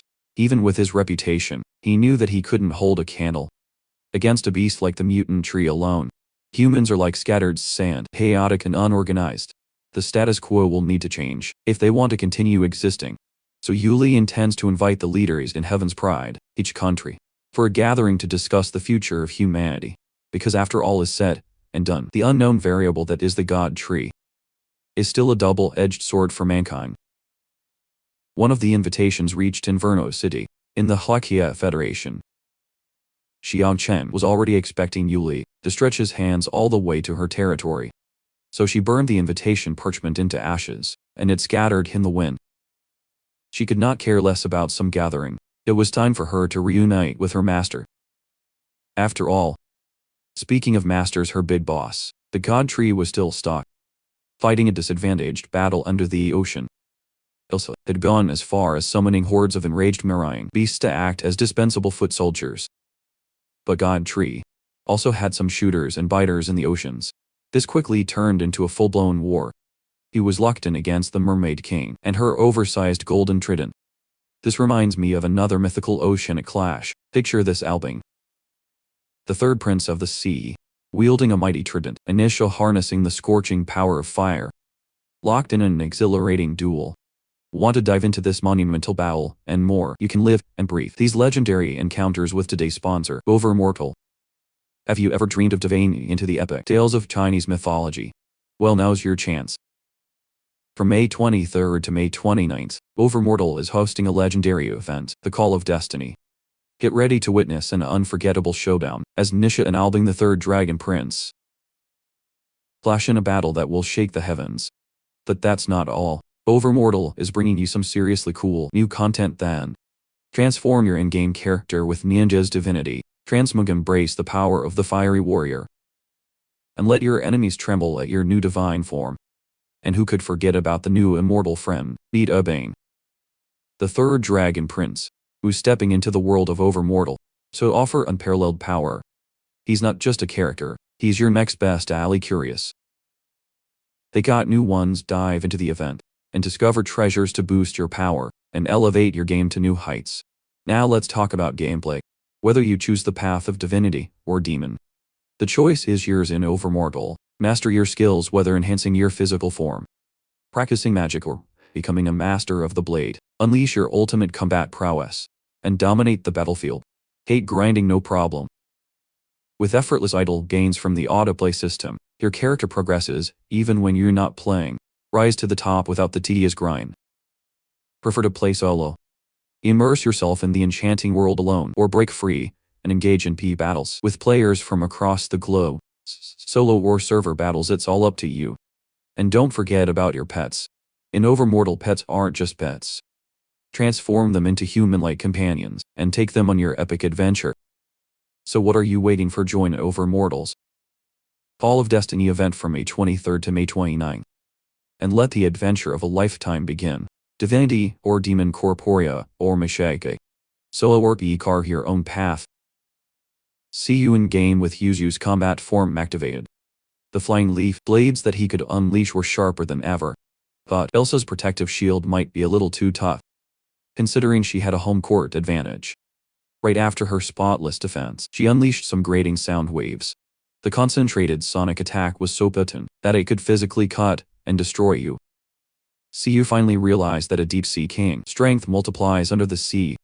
Congratulations, you played yourself.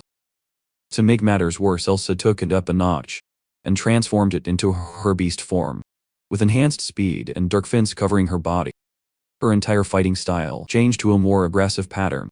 She quickly entered the melee range unharmed and touched Yu Yu's hard body. On the spot that she touched, barnacles started spontaneously appearing. From just 1 or 2 hundreds of barnacles, quickly grew and restricted his movements. Not only that, but these things also absorbed his spirit power quickly. This was Elsa's trump card. The more spirit power the enemy has, the faster the barnacles grow in number and size. They will continue proliferating until the target is totally zapped out of spirit power. Underneath the mountain of disgusting barnacles, a calm voice urged the mermaid to go to the surface, because staying under the sea was a massive waste of her talent. Hearing the chilling voice, Elsa became confused and scared. She had good reason to be both of those things. God Tree's thunder control struck the defenseless mermaid, its damage amplified by the water. At the same time, a terrifying amount of spirit power started seeping out of the barnacle mountain. Yu Yu emerged from the core of the monstrosity. He was unharmed, albeit a little drained. He quickly took the Mermaid King's unconscious body, using his roots, preventing her from sinking into the depths. God Tree opened his perfected heavenly eye, while bringing Elsa's body closer to his. He activated one of the eye's independent spaces, the dimension of life. You see, you meant what he said. This woman's potential is way too good to pass on. So she will follow him to the surface, even if that means trapping her in the dimension of life. Elsa regained consciousness, in the middle of a bizarre and empty space, where the essence of life was emanating everywhere. She was still bound by the firm grip of the God Tree's indestructible roots. Once she calmed down a little and looked around, she couldn't help but wonder just where the hell she was. Meanwhile, Yuzui was busy evaluating her status window. Her abilities were Mermaid's Song, Mermaid's Tears, Protection of the Sea, Melody of Death, Rhythm of the Sea, and Endless Current, making her a deadly foe in battle, a well-rounded fighter in all aspects of combat. God Tree had locked her up where no one could reach her, while the cleanup of marine beast corpses was underway. He ordered the sea tribe's subjects to spread the word and expand their forces in the ocean. It would be necessary for the upcoming battles. It was finally time to end the show of the 7 deep-sea kings. With one down, he still had a few other targets that needed to be dealt with. He was surprised that his first underwater war went more smoothly than he thought it would. Now he had to go back to the surface to settle some business, you see. You can only hope that everything went smoothly on the whale side as well. Moonlight lit up the whole misty mountain region on an otherwise dark night. Someone just set foot in the forbidden territory, as if she were coming back home. That's because it is she. Yao Qing is back to see her master after a long time. He is back in his primary form, his neon hue contrasted by the crimson vines. It's been a while since he spoke to the special lady. At first he was too worried that the humans might start getting suspicious of her absence, but she, Yao Qing, assured her master that Inferno City was under her absolute control. Even if she vanished for an entire year, her people wouldn't dare cast suspicions on her. Yao Qing didn't come over empty-handed. She exchanged the heart of the white dragon for an extraordinary gift. Yu Yu excitedly opened the small box with care. One look at its contents was enough to make him yell in surprise. Inside the box was some sort of mysterious seed. Yao Qing explained that it's the seed of a laurel tree. 2 years ago, the Federation discovered a laurel tree with intelligence inside one of the forbidden regions. They were too afraid of another demon tree incident and spared no resources to get rid of the laurel. After the raid, they found a seed within the tree. Upon analysis, Yu Yu concluded that the laurel seed was that creature's heart. This seed could be considered a top-tier treasure for him, but absorbing it outright would be a waste. Putting it in one of his heavenly eye dimensions for safekeeping, they'll just think of the most effective use for it. Later, seeing her master casually bust out a perfect heavenly eye came as quite a shock to Yao Qing. Yuji loves flexing on his subordinates. From time to time he might be a treaty, but he still loves being complimented. Out of nowhere he started feeling a sickly sensation coming from within. He started barfing out the contents of his body, worrying Yao Qing. For she never heard of a tree that vomits. God Tree thought that something was wrong with his body. It was coming from the dimension of light, so that mermaid must be up and about by now. He quickly opened his heavenly eye again to check what was happening inside the dimension of life. Even Xiaoxing was reluctant to see the Mermaid King in person. He nonchalantly dropped the fact that he kidnapped one of the 7 deep-sea kings. The Flame Empress couldn't believe what she was hearing. It looked like her weird master was really back. The dimension of life used to be a barren wasteland that had nothing aside from an atmosphere full of vitality, but now the ground had been filled with countless precious pearls. Based on the luster, quality, and size of these pearls, each one should be precious. Is this not just an infinite money glitch? In the middle of all the organic minerals was the subdued mermaid king. She was a lot bigger than Dao Chen thought, noticing that there were some new faces in the barren land. Elsa shifted focus on the visitors. As soon as she saw the god tree, she started trash-talking the smelly mutant tree and demanded to be let go. Her playground insults game is on point. Those insults against her master wouldn't fly with Yao Qing. She threatened to grill and eat the mermaid if she continued being slanderous. They asked her what was with all the pearls scattered all over the place, and Elsa got defensive, insisting that they didn't come from her tears because she didn't cry. She tried to think of an excuse for the pearls, but the best she could come up with was that they came from her pee. That's even less dignified than tears. Since they were already here, Yuzu wanted to confirm some things. He asked Elsa if the darkness would descend, together with the third spirit tide. She proudly confirmed that it would, believing that by that time, her god and the sea tribe would drown the entire continent. Once everything is destroyed, they will create a world that's only filled with the superior sea tribe. This info was nothing new. They heard the same story from the white elephant. Previously, Eugene glared at Elsa and asked if the darkness also revealed his actual name to the deep sea kings. The mermaid king praised her god as omniscient and omnipotent, a pool of infinite knowledge. She's just waiting for the spirit tide to erupt, so her dark god can bring about the end of surface dwellers. He asked her if she thought that spilling the beans like this was a good idea. Elsa smiled smugly, confident that even if she divulged everything, there was nothing that anyone could do to change the outcome of their plans. Are you sure about that? Yuji was left deep in thought by that assertion. Then he turned around to leave with Xiaoqing. Seeing that her captor was about to leave her alone in this empty place again, Elsa demanded to know how long she would remain locked up. Well, the answer was simple. She can go until the god tree is killed by the darkness. That would be a bone-chilling end on its own, but Elsa can also remain in this dimension until our boy kills the darkness with his bare hands. And by bare hands I mean roots and vines. God Tree and Xiaoqing emerged from the dimension of light. 2 months from now, humans will convene for the World Conference, but the spirit tide is set to erupt within 10 days. What the world will become at that time is a mystery. You see, you can only hope to reach the peak of the fourth order when the spirit tide starts. He noticed that the spirit power emitted by the moon was somehow getting thicker, so an idea came to mind. Maybe he can plant a laurel seed on the moon so it can grow with lunar power. But with his current abilities, even he was uncertain if he could reach that far. Just for the sake of testing things out, God Tree took out his void root from the depths of the earth. He made up his mind. He's going to try and make a trip to the moon. Yusu thinks that focusing all this spirit power on the void root could be enough to fuel a trip to the cosmos. Without wasting another second, his void root coiled up, increasing its momentum when it launched into the skies. It resembled a purple dragon piercing the heavens. His massive girth and hard appendage started stretching longer and longer without pause. It was heading for the moon, and no one could stop the void root. Xiaoqing loves seeing her master committing to crazy ideas like this one. The god tree's void root streaked across the skies. For everyone to see, some civilians nearby were the first to witness the strange phenomena.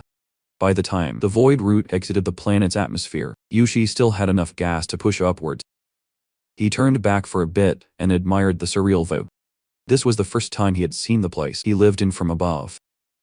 If you were still a normal human, flying towards the moon would be unimaginable, but now he successfully followed through and touched down on the lunar surface. His void root transformed into his combat form. You see, you could not take his eyes off the beauty of Earth. Now that he's on the moon's surface, he couldn't help but feel regretful that he can't harvest such rich spirit power. But this place can still be the home of the laurel seed. From now on, it can grow roots and germinate in this rock, monopolizing the power it holds. The planting process didn't take too long, but Yuzu chose to linger on the moon's surface, a little longer unbeknownst to him. This spontaneous journey was capturing the minds of humans. Back on Earth, reports state that this unknown creature that appeared in the night sky is theorized to be a giant python of unknown origins. It was a worldwide event. It's not every day you see something extend up to the moon. In an unknown mountainous land, some strange beings were awakened by this event. A humanoid creature who looks like the Rock, as if he was literally made of rocks, asserted that this is a signal for the Titan race. It has been foretold that something akin to a serpent, reaching for the moon, will be the prophet of Titans. Yuzui was finally done with his little errand, and decides to go back down. The moon is filled with the spirit power of the ice element, so he regrets not having enough spirit power to explore just a little more. He jumped off the moon's surface, and the void roots started coming back down to the planet. This whole debacle shook the entire world.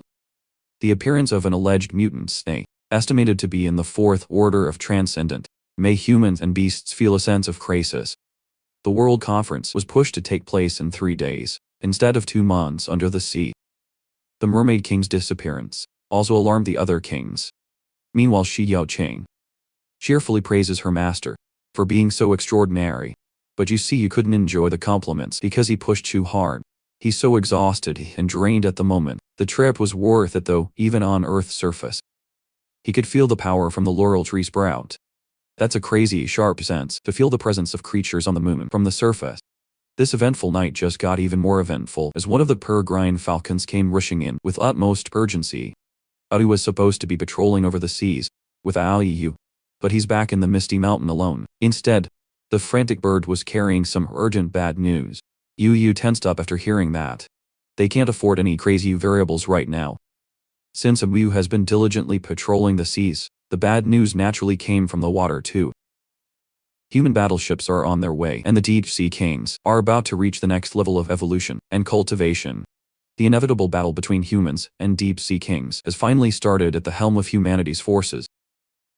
Was mankind's strongest the master of magnetism, Yuri? The Freedom Federation's fleet was massive and imposing. It looked like they had sent their entire armed forces to the sea. Huaxia Federation's lineup wasn't bad either. They would not pale in comparison to the other nations' deployment. Yuli stood at the helm. He could smell the rotten stench of death coming from the water that was, because the field was filled with the corpses of sea creatures as far as the eye could see. A mysterious glow started shooting up from beneath the water and into the skies. Yuli rejoiced. It looked like they were on the correct course. The target for this raid was just ahead. He handed down the order to halt the push of the entire fleet. He intended to check out the situation by himself first. Enveloping his body with the power of magnetism, humanity's so-called strongest flew to the enemy's territory. A gaggle of fishy beasts was already waiting for him, with their mouths wide open. He hadn't gotten far from the fleet yet, but Yuli was already surrounded on all sides. The horror didn't scare him though. It didn't even faze him. He looked at them like they were nothing. Yuli went on his intercom and ordered his people to activate the guided spirit missiles. The headquarters received the order promptly and quickly followed their ruler's instruction. Guided spirit missiles used to be a trump card level attack, but humanity could now afford to go wild with the quantity. Other nation leaders were starting to receive updates on the sea raid and Yuri's barrage. The Federation's head also ordered the activation of their spirit orbital cannon, for they couldn't allow another hostile fourth order transcendent creature to emerge, a beast that was feared no matter what biome it was in. The black dragon that hailed from the depths. It was nearing a significant breakthrough that even the heavens had noticed. His power level was climbing up so fast that the clouds wanted to humble it a bit with a little bit of lightning tribulation. But the black dragon welcomed the challenge with open arms and swagger. It was determined to reach the fourth order of transcendence today. Meanwhile, the spirit orbital cannon had been charged to total capacity and had locked onto the beast. The Bureau had found the perfect timing to unleash the destructive force and pull the trigger. From the Federation's orbital satellite came the most powerful single attack that humanity's technology could muster. It was so powerful that it tore through the clouds, handing down the heavenly tribulation. The black dragon was enveloped in a searing beam that would have deleted any other, weaker monster out of existence in the blink of an eye. But it gritted its teeth and arrogantly sneered at the pressure, pressing down on its entire body. While the orbital cannon continued to push every ounce of power from the comfort of space. Another incoming force was heading for the beast. It was Yuri. He recognized the orbital cannon of the Federation and wanted to jump in on the party.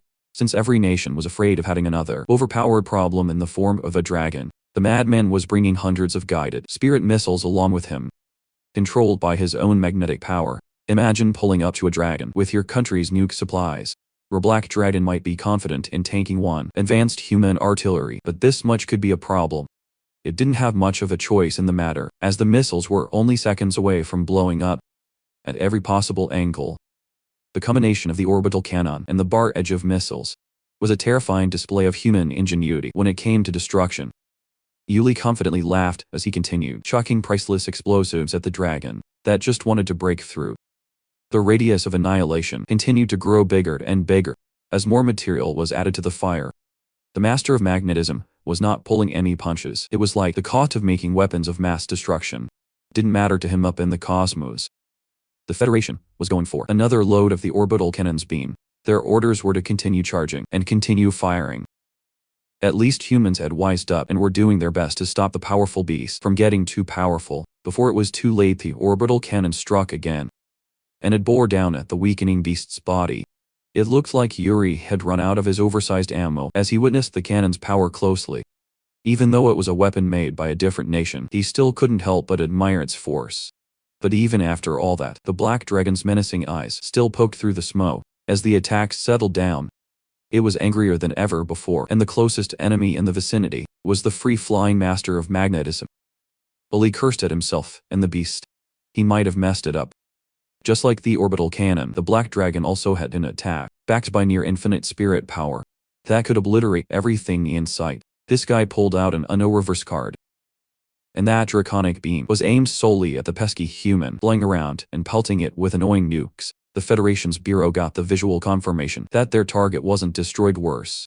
Its spirit power was still rising non-stop.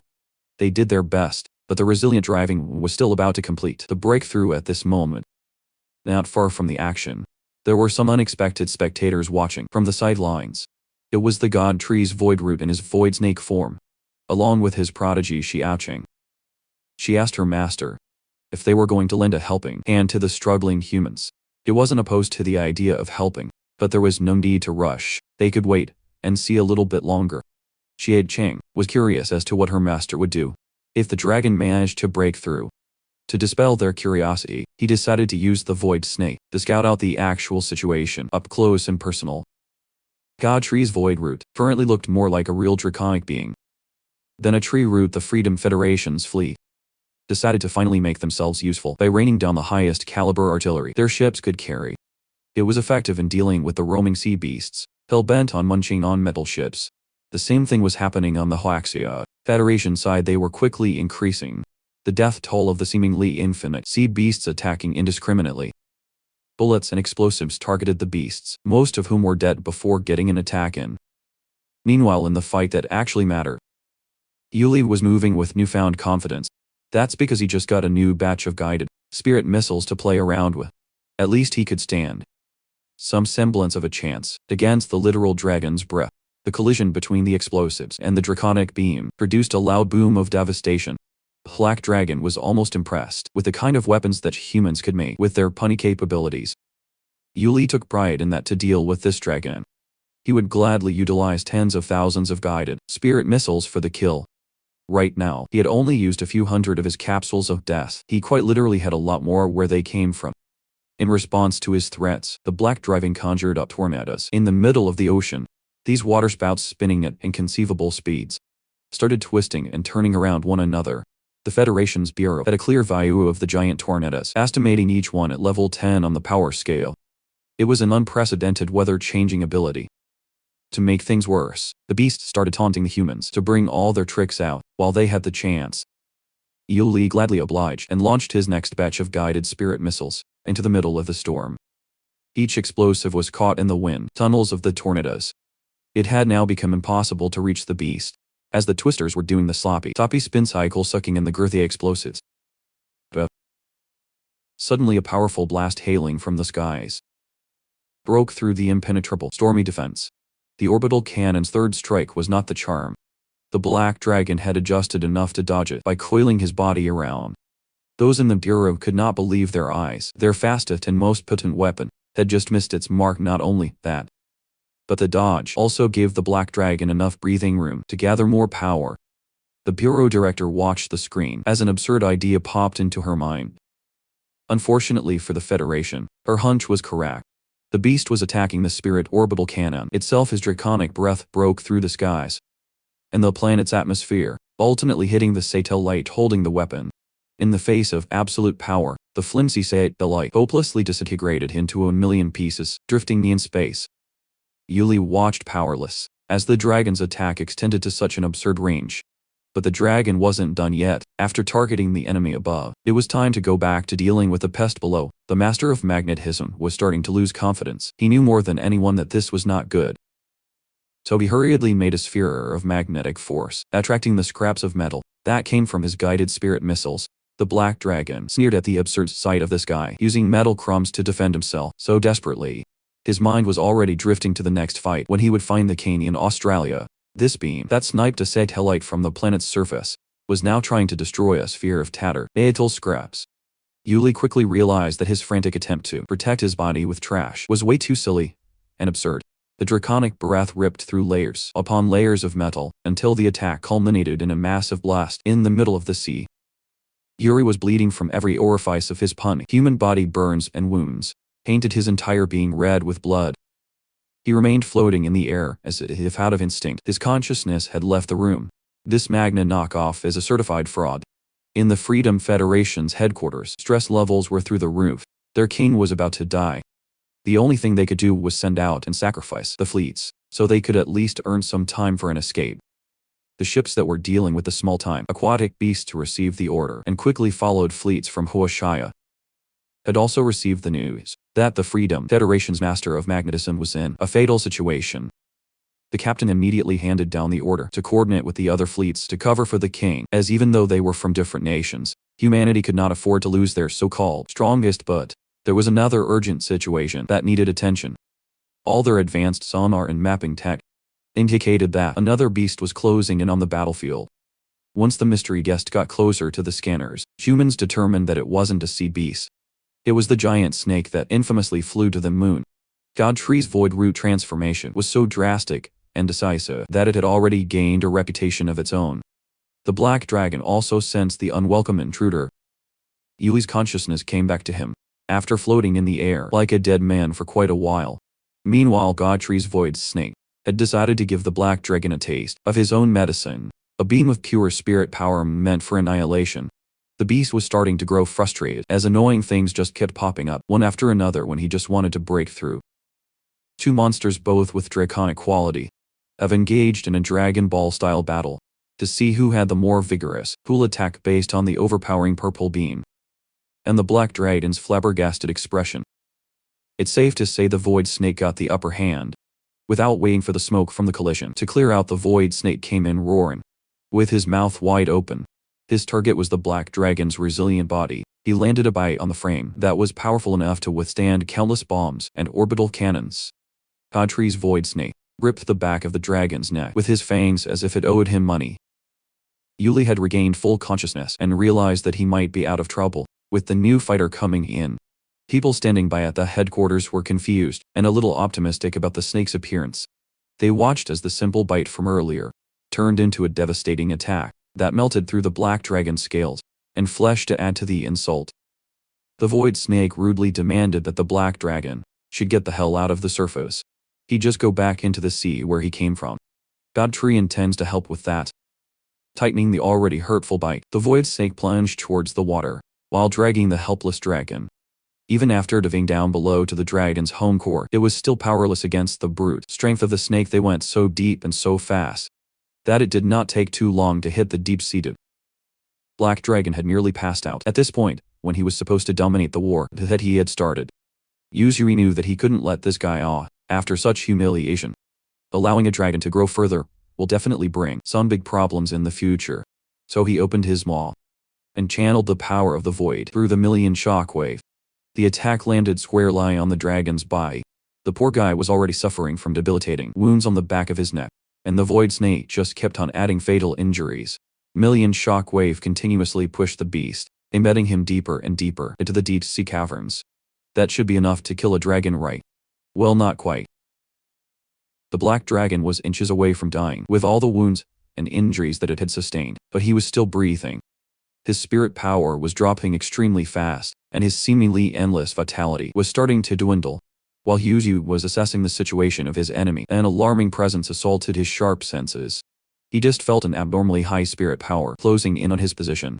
It might just be a new enemy approaching. A primal-sounding voice referred to the god tree by his real name Yuzi, and enthusiastically welcomed him to the depths like an old friend at first.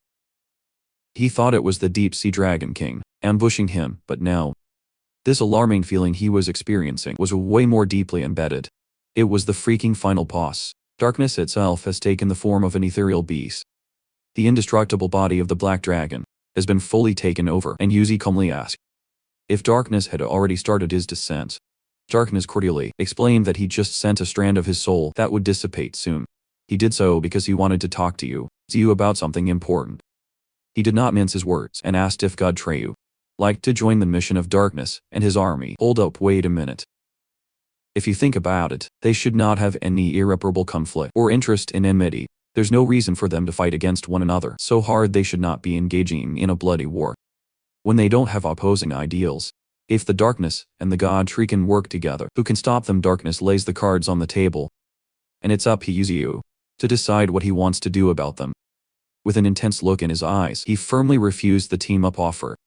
He knew that the mere existence of Darkness would speed up the collapse of the world, and every living creature would be under the constant threat of death.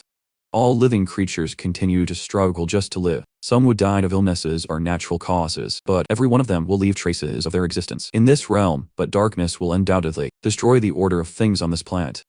So as the representative of all that is alive, Yuzi the God Tree has formally declared war against Darkness.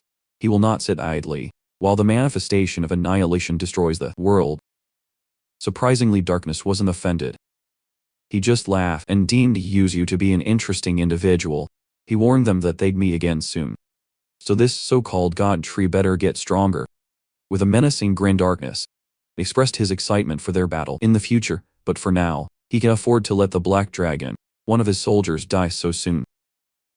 With a little bit of time that the strand of soul had left inside Black Dragon's body, Darkness darted out of the battle, away from the Void Snake's threat. After the fight, the dragon's spirit power should have dissipated, but it broke through the Fourth Order instead. Yusei had no other choice but to leave the rest for the humans to handle. While he retreated, he swam in the opposite direction from the enemy, back to his main body. Meanwhile, Darkness picked a relatively safe position to park the dragon's body. When the soul strand dissipated, Black Dragon's body turned back to its injured and battered normal self. He coughed up copious amounts of blood. After confidently challenging the surface, all he got in return were fatal injuries and a newfound hatred and thirst for vengeance against the Purple Snake and humanity. At least he successfully broke through, thanks to Darkness's assistance. Upon the surface, scanners picked up the sudden drop in the spirit power of the dragon. They wanted to take this chance to search for the beast and finish the job. The sizable fleet of the Freedom Federation led the charge with their cutting-edge tech. Meanwhile, God Tree's Void Route has made its way back to the Misty Mountains. In his home, it looks like our favorite little panda was experiencing some earth-shattering breakthrough. He had successfully reached the peak of the Third Order of Transcendence. The ladies of the mountain cheered him on. Yushi was back in his main body and was extremely pleased that one of his generals had gotten stronger. Once again, it's been 3 days since the fight with the Black Dragon. The day of the Spirit Tide looms closer and closer. Today should be the perfect time to call everyone back home. As always reliable, her grain Falcon faction quickly gathered to take the order to inform each of the Misty Mountains armies to head back. The birds knew the weight of the God Tree's orders, so they didn't waste another second and flew to fulfill their master's demands. Yuji turned to Xiaoxing and asked if her Inferno City could make guided spirit missiles and orbital cannons.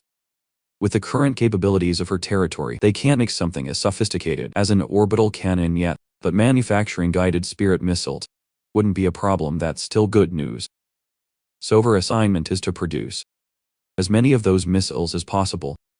She gladly received her orders with a smile. Next up to carry out another task was Jingdong, who appeared from the earth the minute his master called his name. God Tree wanted a rundown of how the management of the 3 cities was going currently. The humans in their cities have peacefully assimilated with the beast residents, coexisting in harmony. There are a few beasts that have signed contracts with humans, becoming combat partners. A Tree wanted the information about the Third Spirit Tide's descent to be passed down to the cities.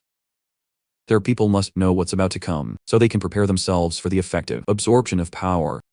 Tai Yuxing suggested that they shouldn't disclose what's coming as the Spirit Tide, but as a miracle. Instead, the belief of the city people towards the God tree will drastically increase. Yu himself did not think of something ingenious like that. Qing'an received his mission loud and clear. It's time to brainwash their cult, their residents, so that they can be prepared on the promised day. He dove right back into the earth, and his mastery over the element has grown by leaps and bounds after all these years once. Only Yuzu and Xiao Qing left the heart of the Misty Mountain, and he confessed that he saw darkness in the depths.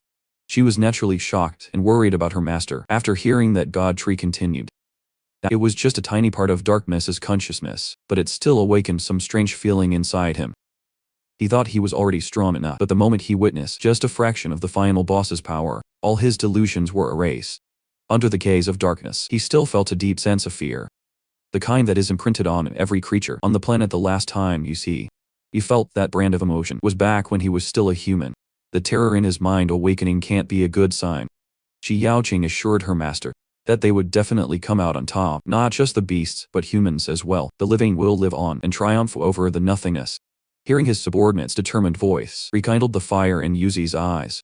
He vowed that they would never lose. There's no need to dwell on the encounter for now. He just needs to focus and prepare for the arrival of the spirit tide, along with everyone else Night King.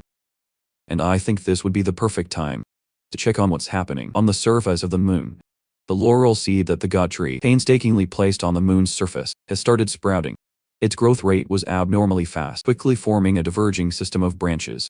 Once the frame was set, beautiful leaves started emerging, covering the branches with a gorgeous blue hue. From a tiny laurel seed, it only took a few days for a whole laurel tree to grow to its current impressive state. Back on Earth, Yuzi looked at the skies, feeling the changes happening on the heavenly body. There was no doubt about it, and he was sensing the breath of the laurel tree. Based on the increase in distinct spirit power, he knew that the abnormal growth was going in full swing. But based on its current state, there's still plenty of room to grow further. He wished for the laurel to continue working hard and to grow up fast. Humans have already done extensive research with regard to the moon, for, in the current transcendent generation, humanity has put the nearest heavenly body under constant surveillance. Even hobbyists or kids who have a simple telescope could freely observe the moon. The growth of the laurel tree was visible from Earth. The Astronomy Bureau was plunged into chaos as they tried to inform the Spirit Power Monitoring Bureau that there was a mysterious plant growing on the moon's surface. A store-bought telescope would show the image of a lone blue tree standing strongly. Experts have figured out that, based on its characteristics, it should be a laurel tree. This was not a good sign at all. If this thing grows into another existence, like the infamous mutant tree, the consequences would be unthinkable. It's entirely possible that the magnetic field between the Earth and the moon could go out of whack, which would be disastrous. Back in the Misty Mountains, a conglomeration of various beasts at a scale that the world had never seen before was starting to gather. The mantises and the boars came in at the same time, coming from the same direction. The ape faction has left their post to heed the master's orders. The mute rats and the formidable tiger tribe carefully trudged the ground, hailing from the north the Arctic bears, and the mysterious ice golems steadily made their way. The ants and the spiders came skittering in with all their disgusting glory. White crane vultures and the peregrine falcon faction took to the skies. The rest of the beasts, stationed inside the Misty Mountains, were just waiting for everyone else to arrive. Even the mutated humans and humanoid beasts that have sworn their fealty to the God Tree have gathered. As for the great beasts named by the God Tree himself, it's the first time in a long time since they have assembled. Every faction took their positions and waited for the God Tree to speak up. Except for those unreachable in the seas, namely the snake and the whale, everyone has answered the call. Yuzui busted out his void root, breaking through the hard ground. He instructed them to prepare, as the third spirit tide was upon them. With his attunement to the void and spirit power, thanks to his special root, he can sense the tide before everyone else. Using the sharpness of his void root, God Tree literally slashed the air and created a dimensional rift, and a rich concentration of pure spirit power became visible. God Tree welcomed the concentrated spirit power after shattering space to evenly distribute power to his subjects. The liquid-like substance from another realm turned into bright shards filled with the purest form of power, and rained down on everyone in the Misty Mountains. Beasts of all shapes, sizes and species have united under the banner of God, and they were harvesting the benefits in the form of golden rain. Woe beautiful! God Tree promptly tasked them to absorb the incoming surge of power properly. The amount of spirit power pouring out of the dimensional rift was seemingly endless as it blessed the land. Far from this festival of breakthroughs, something much more sinister was happening in the seas. A small and dark figure darted out of the water, breaking through the surface with godlike speed and intensity. It was a single perfect black sphere, barely bigger than water droplets. When the red slit in the middle of its body opened, a red eye filled with malice scanned the world. For the first time, an ominous aura surrounded the sphere's entire body. The little black sphere surveyed its surroundings, water stretching endlessly in every direction. He was finally out at last. It has been a few thousand years since he last awakened. But now he no longer has to be trapped within the freezing depths of the sea. At the moment, this little sphere body of his is too weak to function correctly. So the natural course of action is to get some evolution points first. That's because this little menacing guide is darkness himself. At the first stage of entry level, Bro also has his system. Things are about to get spicy. The third spirit tide is now in full swing. The beasts of Misty Mountains are currently concentrating on their own breakthroughs as the tide sweeps the territory. Ninetales was at the forefront of spirit power absorption. She is second only to the god tree himself after all. But even with her massive pool of existing power, ascending to a higher stage with a vast influx of spirit power is still taxing. Emperor Alligator might have been out of action for a while now, on account of him taking charge of the Misty Mountain security, but he's become more robust, and his power level continues to rise. He braced himself and absorbed as much of the tide as he could. The Thunder Dragon was already gifted when it came to his natural affinity for spirit power, so this spirit tide was like a feast to him. Every bit of those glowing shards falling into the Misty Mountains was like a super drug. The other draconic beast on the team wasn't doing so badly either. It was almost unfair just how well these dragons can attune themselves to the tide. God Tree also noticed this phenomenon. He already expected that the dragon attribute beasts would be the first to evolve. Just behind them was the white tiger. The dumb kitty might be stupid, but he's a monster when given the right resources. However, the one that UGU was most concerned about was not his generals.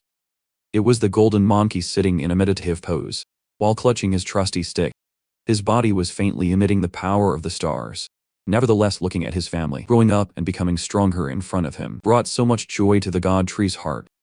The spirit tide is only getting started. Everyone needs to make the most of this event. Back in the sea, the waves have also been acting out in response to the spirit tide sweeping the entire planet. Inside a humble rocking fishing boat, most of the workers lay lifeless on the deck, their lives sucked out of them. The albino-looking mysterious culprit was practically ingesting the souls of these poor humans forcefully, and when he was done, he just discarded their corpses like trash. Of course it was darkness. Sucking off humans gave him a humanoid form, reaching the first order of transcendence with 1,000 evolution points to spare. He was woefully unsatisfied with the paltry amount of evolution points he got after killing so many people. Targeting humans is not going to cut if he wants to get stronger faster. As if the heavens were listening to his dilemma, he sensed a strong spirit power under the water, roaming the depths, so he fearlessly dove back into that freezing cold water, in search of the next prey. He was a predator through and through, with no emotions, no hesitation. Just an insatiable hunger for more power. After diving deep enough, he started seeing the silhouette, a massive spiky beast freely roam in the water. Darkness recognized the beast from afar. It's the synthetic beast made by humans. For those who are waiting for the return of Godzilla, this is your lucky day. This nuclear lizard is about to go toe-to-toe with the incarnation of literal darkness. The fight that ensued couldn't even be called a fight. An explosion of power boom in the depths, and the collision concluded. Godzilla emerged from the water, breaking through the surface. But the dark aura, and the bizarre eye on his forehead, suggest that our favorite lizard didn't emerge victorious. Darkness has possessed Godzilla or Zero's body, jumping to the third order of transcendence. But he was a little disappointed. He had expected a much stronger body than he had. Well, that problem has a solution, and Darkness was already on his way for the answer. In Australia, a spirit tide is also about to start raining down from the sky's kangaroo. Longingly looked at the initial spirit power specs coming down. He reckoned that the spirit tide was upon their continent. The small amount of spirit power leaking from the sky was a testament to that in the hidden burrows. The king of the continent and his disgustingly fleshy body also sensed the change in the air. The previous tide rose up from the ground this time. It looks like it will be falling from the sky. No, not the skies, but from the cosmos itself. Kangaroo was just chilling on the shores when he noticed that something big was heading his way.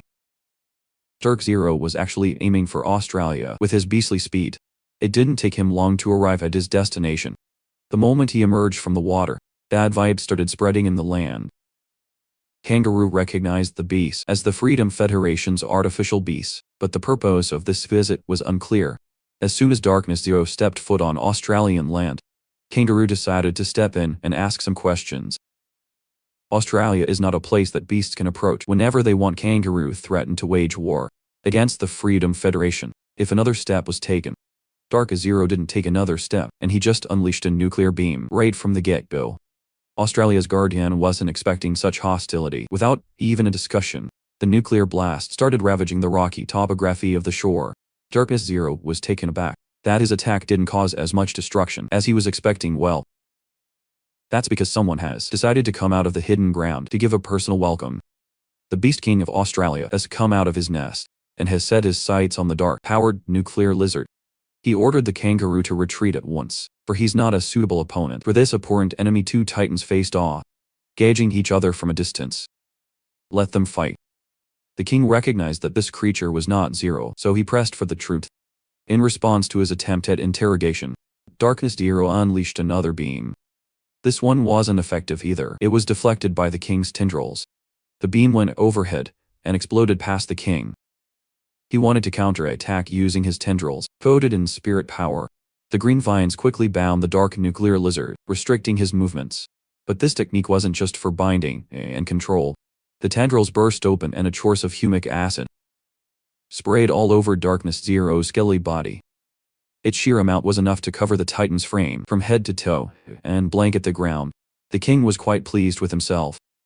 Kangaroo knew that getting hit by the king's humic acid would be a death sentence. Anyone unfortunate enough to experience the brutal attack had turned into a puddle of blood. But this one didn't. Darkness Zero started glowing with a nuclear light instead.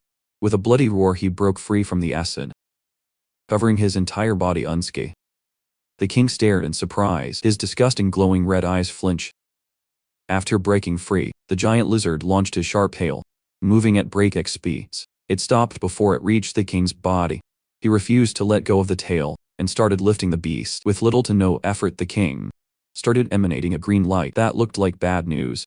It enveloped Darkness Zero while his tail was still at the mercy of the bizarre monarch. Even the kangaroo that was just trying to watch the fight was caught in the impact.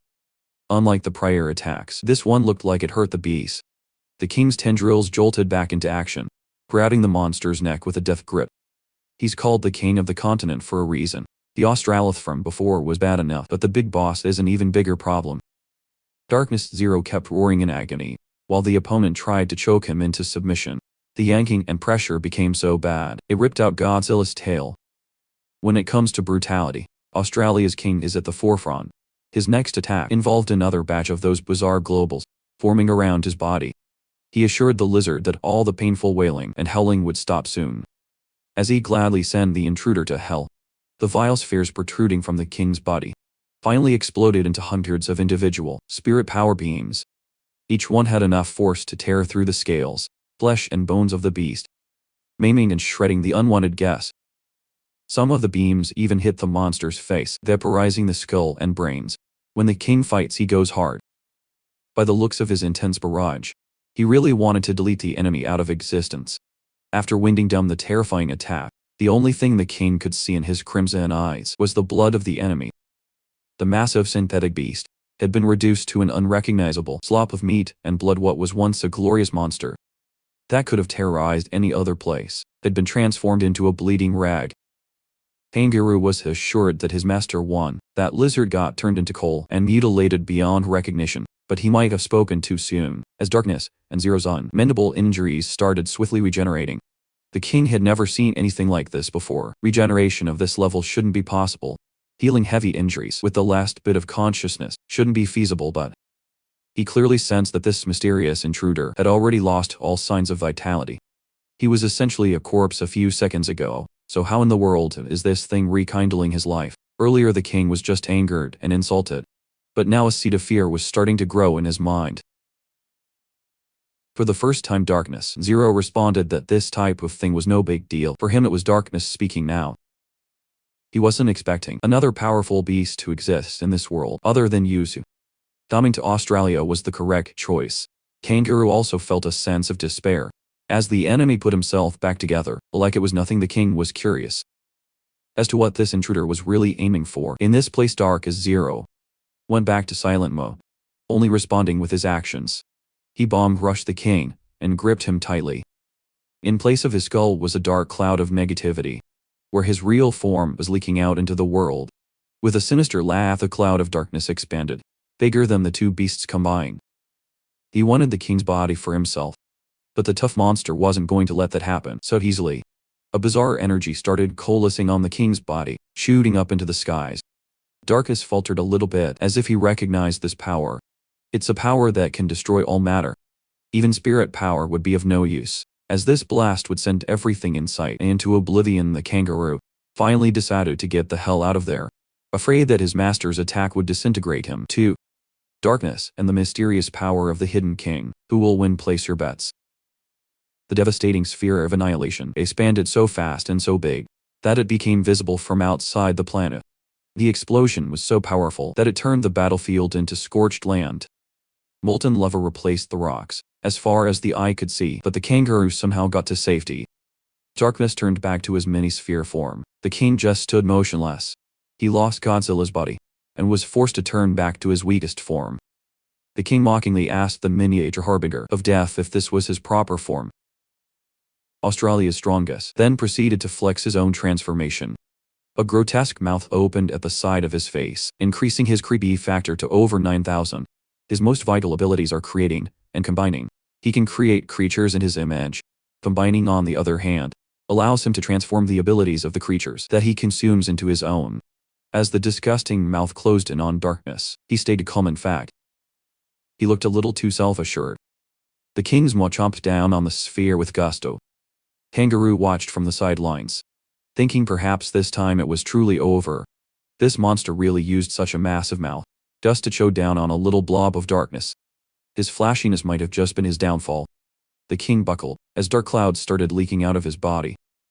This fight was just too stressful for the poor kangaroo, watching from afar after the dark cloud settled. The king's aura had changed into something even more sinister than it already was. You can't keep getting away with this. The top of his head had turned completely black, and a glowing red slit could be seen. Her kangaroo was woefully confused. He couldn't tell if his king won or lost. The continent's monarch arrogantly answered that there was no way that he'd lose. But something about this singular, freaky eye is telling me otherwise. On some level, the loyal servant of the king must have felt that as well. But he was so dedicated to the king that he immediately groveled and apologized for overstepping. He could feel the breath of the king, but also the breath of the enemy in a single body. But prodding further might cost him his life. The boldest tendril that smothered and locked the lizard earlier started heading for the kangaroo. Cold sweat ran all over the poor guy's body as he pleaded with his king for mercy. But the tendril did not make direct contact. It stayed a decent distance, shooting out a mysterious but gentle glow. The kangaroo swiftly felt a newfound power coursing through his veins. It was so intense that it was gushing out of his body, just containing the rampaging strength. Filling him up took everything he had. But this is what he truly wanted. He desired power, and that's precisely what he got. The Dark King liked this new skill of bestowing other creatures with powerful abilities. He ordered the loyal servant to call every one of their forces around the country at once. Dark King unleashed a primal roar that echoed throughout the lands. The infamous beasts of Australia must have sensed that their king was beckoning them to come closer, so they did. Beasts from the land, from the air. Fuzzy beasts that look like they'd make for a great stuffed toy, but could also detach your head from your body. Other beasts that look like the king hiding beneath the ground. Everyone gathered towards their master. I didn't think that this guy could look any more disgusting, but he still managed to surpass my expectations. He looked like a messed up cake with blood boils. He called every beast in his faction for one thing only: to bestow power beyond their wildest dreams. Back in the Misty Mountains, Yuji was managing his abilities again. He was fixated on the level 3 wood dragon skill. That turns his main roots into a half-dragon. He was thinking of leveling up the ability in hopes of transforming his main root into a true dragon, unlocking the ability to fly. His current spirit power level had reached 85 million. The 7 dimensions of his heavenly eye had expanded multiple times due to absorbing the spirit tide. Every single dimension was filled with spirit power that could be used by other beasts to train. He could basically summon his subjects and take them anywhere he wanted. But the most important thing right now was to take advantage of the tide and expand his space even bigger. So he opened his 7 dimensions all around his body, letting them catch the steady drip of free spirit power from the Rift God. He could just keep this up and get a whole lot stronger. Since the dimension of life was also left open, along with the other's Mermaid King, Elsa was allowed to see the fragments of spirit power slowly descending. She didn't only get to watch. She was also able to utilize the super drug to cultivate her power. Elsa peacefully meditated under the influence of the spirit tide. While that was happening, a grave feeling struck Yuzu. Out of nowhere, he just detected a familiar breath. Coming from Australia, there was no doubt about it. Darkness had already descended. The Australian faction had gotten out of the bleak battlefield. It turned into a lava floor and was now at the seaside. Kangaroo was curious why the king would bring them here, but he didn't dare to ask the monster out loud. As if on cue, something started emerging from the water, breaking through the surface. It was the 7 deep sea kings, or at least what was left of them. For Kangaroo immediately went on high alert, yelling at the fishy kings with hostility, as if another war was about to break out. The 7 kings did not even spare him a glance. Their eyes were transfixed on one creature only. They turned to the Dark King and celebrated his awakening. They got the seas in Australia. How are you supposed to beat that? The upper echelon of the depths, and gathered in one seafood cocktail of power. Poor Mr. Kangaroo did not sign up for this. Many surprises one after another. Since the sea and land creatures had arrived, things could proceed as the Dark King planned. He swung his tendrils to cut the space open, freeing the spirit tide, reminiscent of how God Tree did it. In the Misty Mountains, the 7 deep sea kings were the first to receive the investiture of strength from the dimensional rift. The sea beasts they brought also enjoyed the benefits of the golden rain. The Dark King might have used the same method to siphon the spirit tide's power. With the rift that the Dark King opened was several times bigger than God Tree's. It had been a week since the 2 foremost forces of nature initiated the spirit tide in advance. A shocking change was starting to happen. In the outside world, time could not pass any slower. Other than the Misty Mountains and the coast of Australia, the spirit tide had started to erupt worldwide. In every corner of the world, dimensional cracks were appearing at random spots, one after another, revealing the void that housed infinite amounts of spirit power. Iron-colored spirit lights even shone down on some human cities, raining down the super drug for everyone to absorb. Some spots had bigger and more intense dimensional rifts than the rest. For example, a kilometer-long crack appeared above one of the prosperous human cities. Before the defense force and the citizens could process its appearance, a beast tide larger than anyone had ever seen launched an attack. There were also accounts of a giant bear, as tall as a hill, rising from the ground and walking through a metropolis. All these events deeply affected the mental states of humans and beasts. The cities, the wilds, nothing was spared. If cracks of spirit power appeared, a bloody massacre would surely follow. Even the big shots and nation leaders in high positions had lost control of the populace.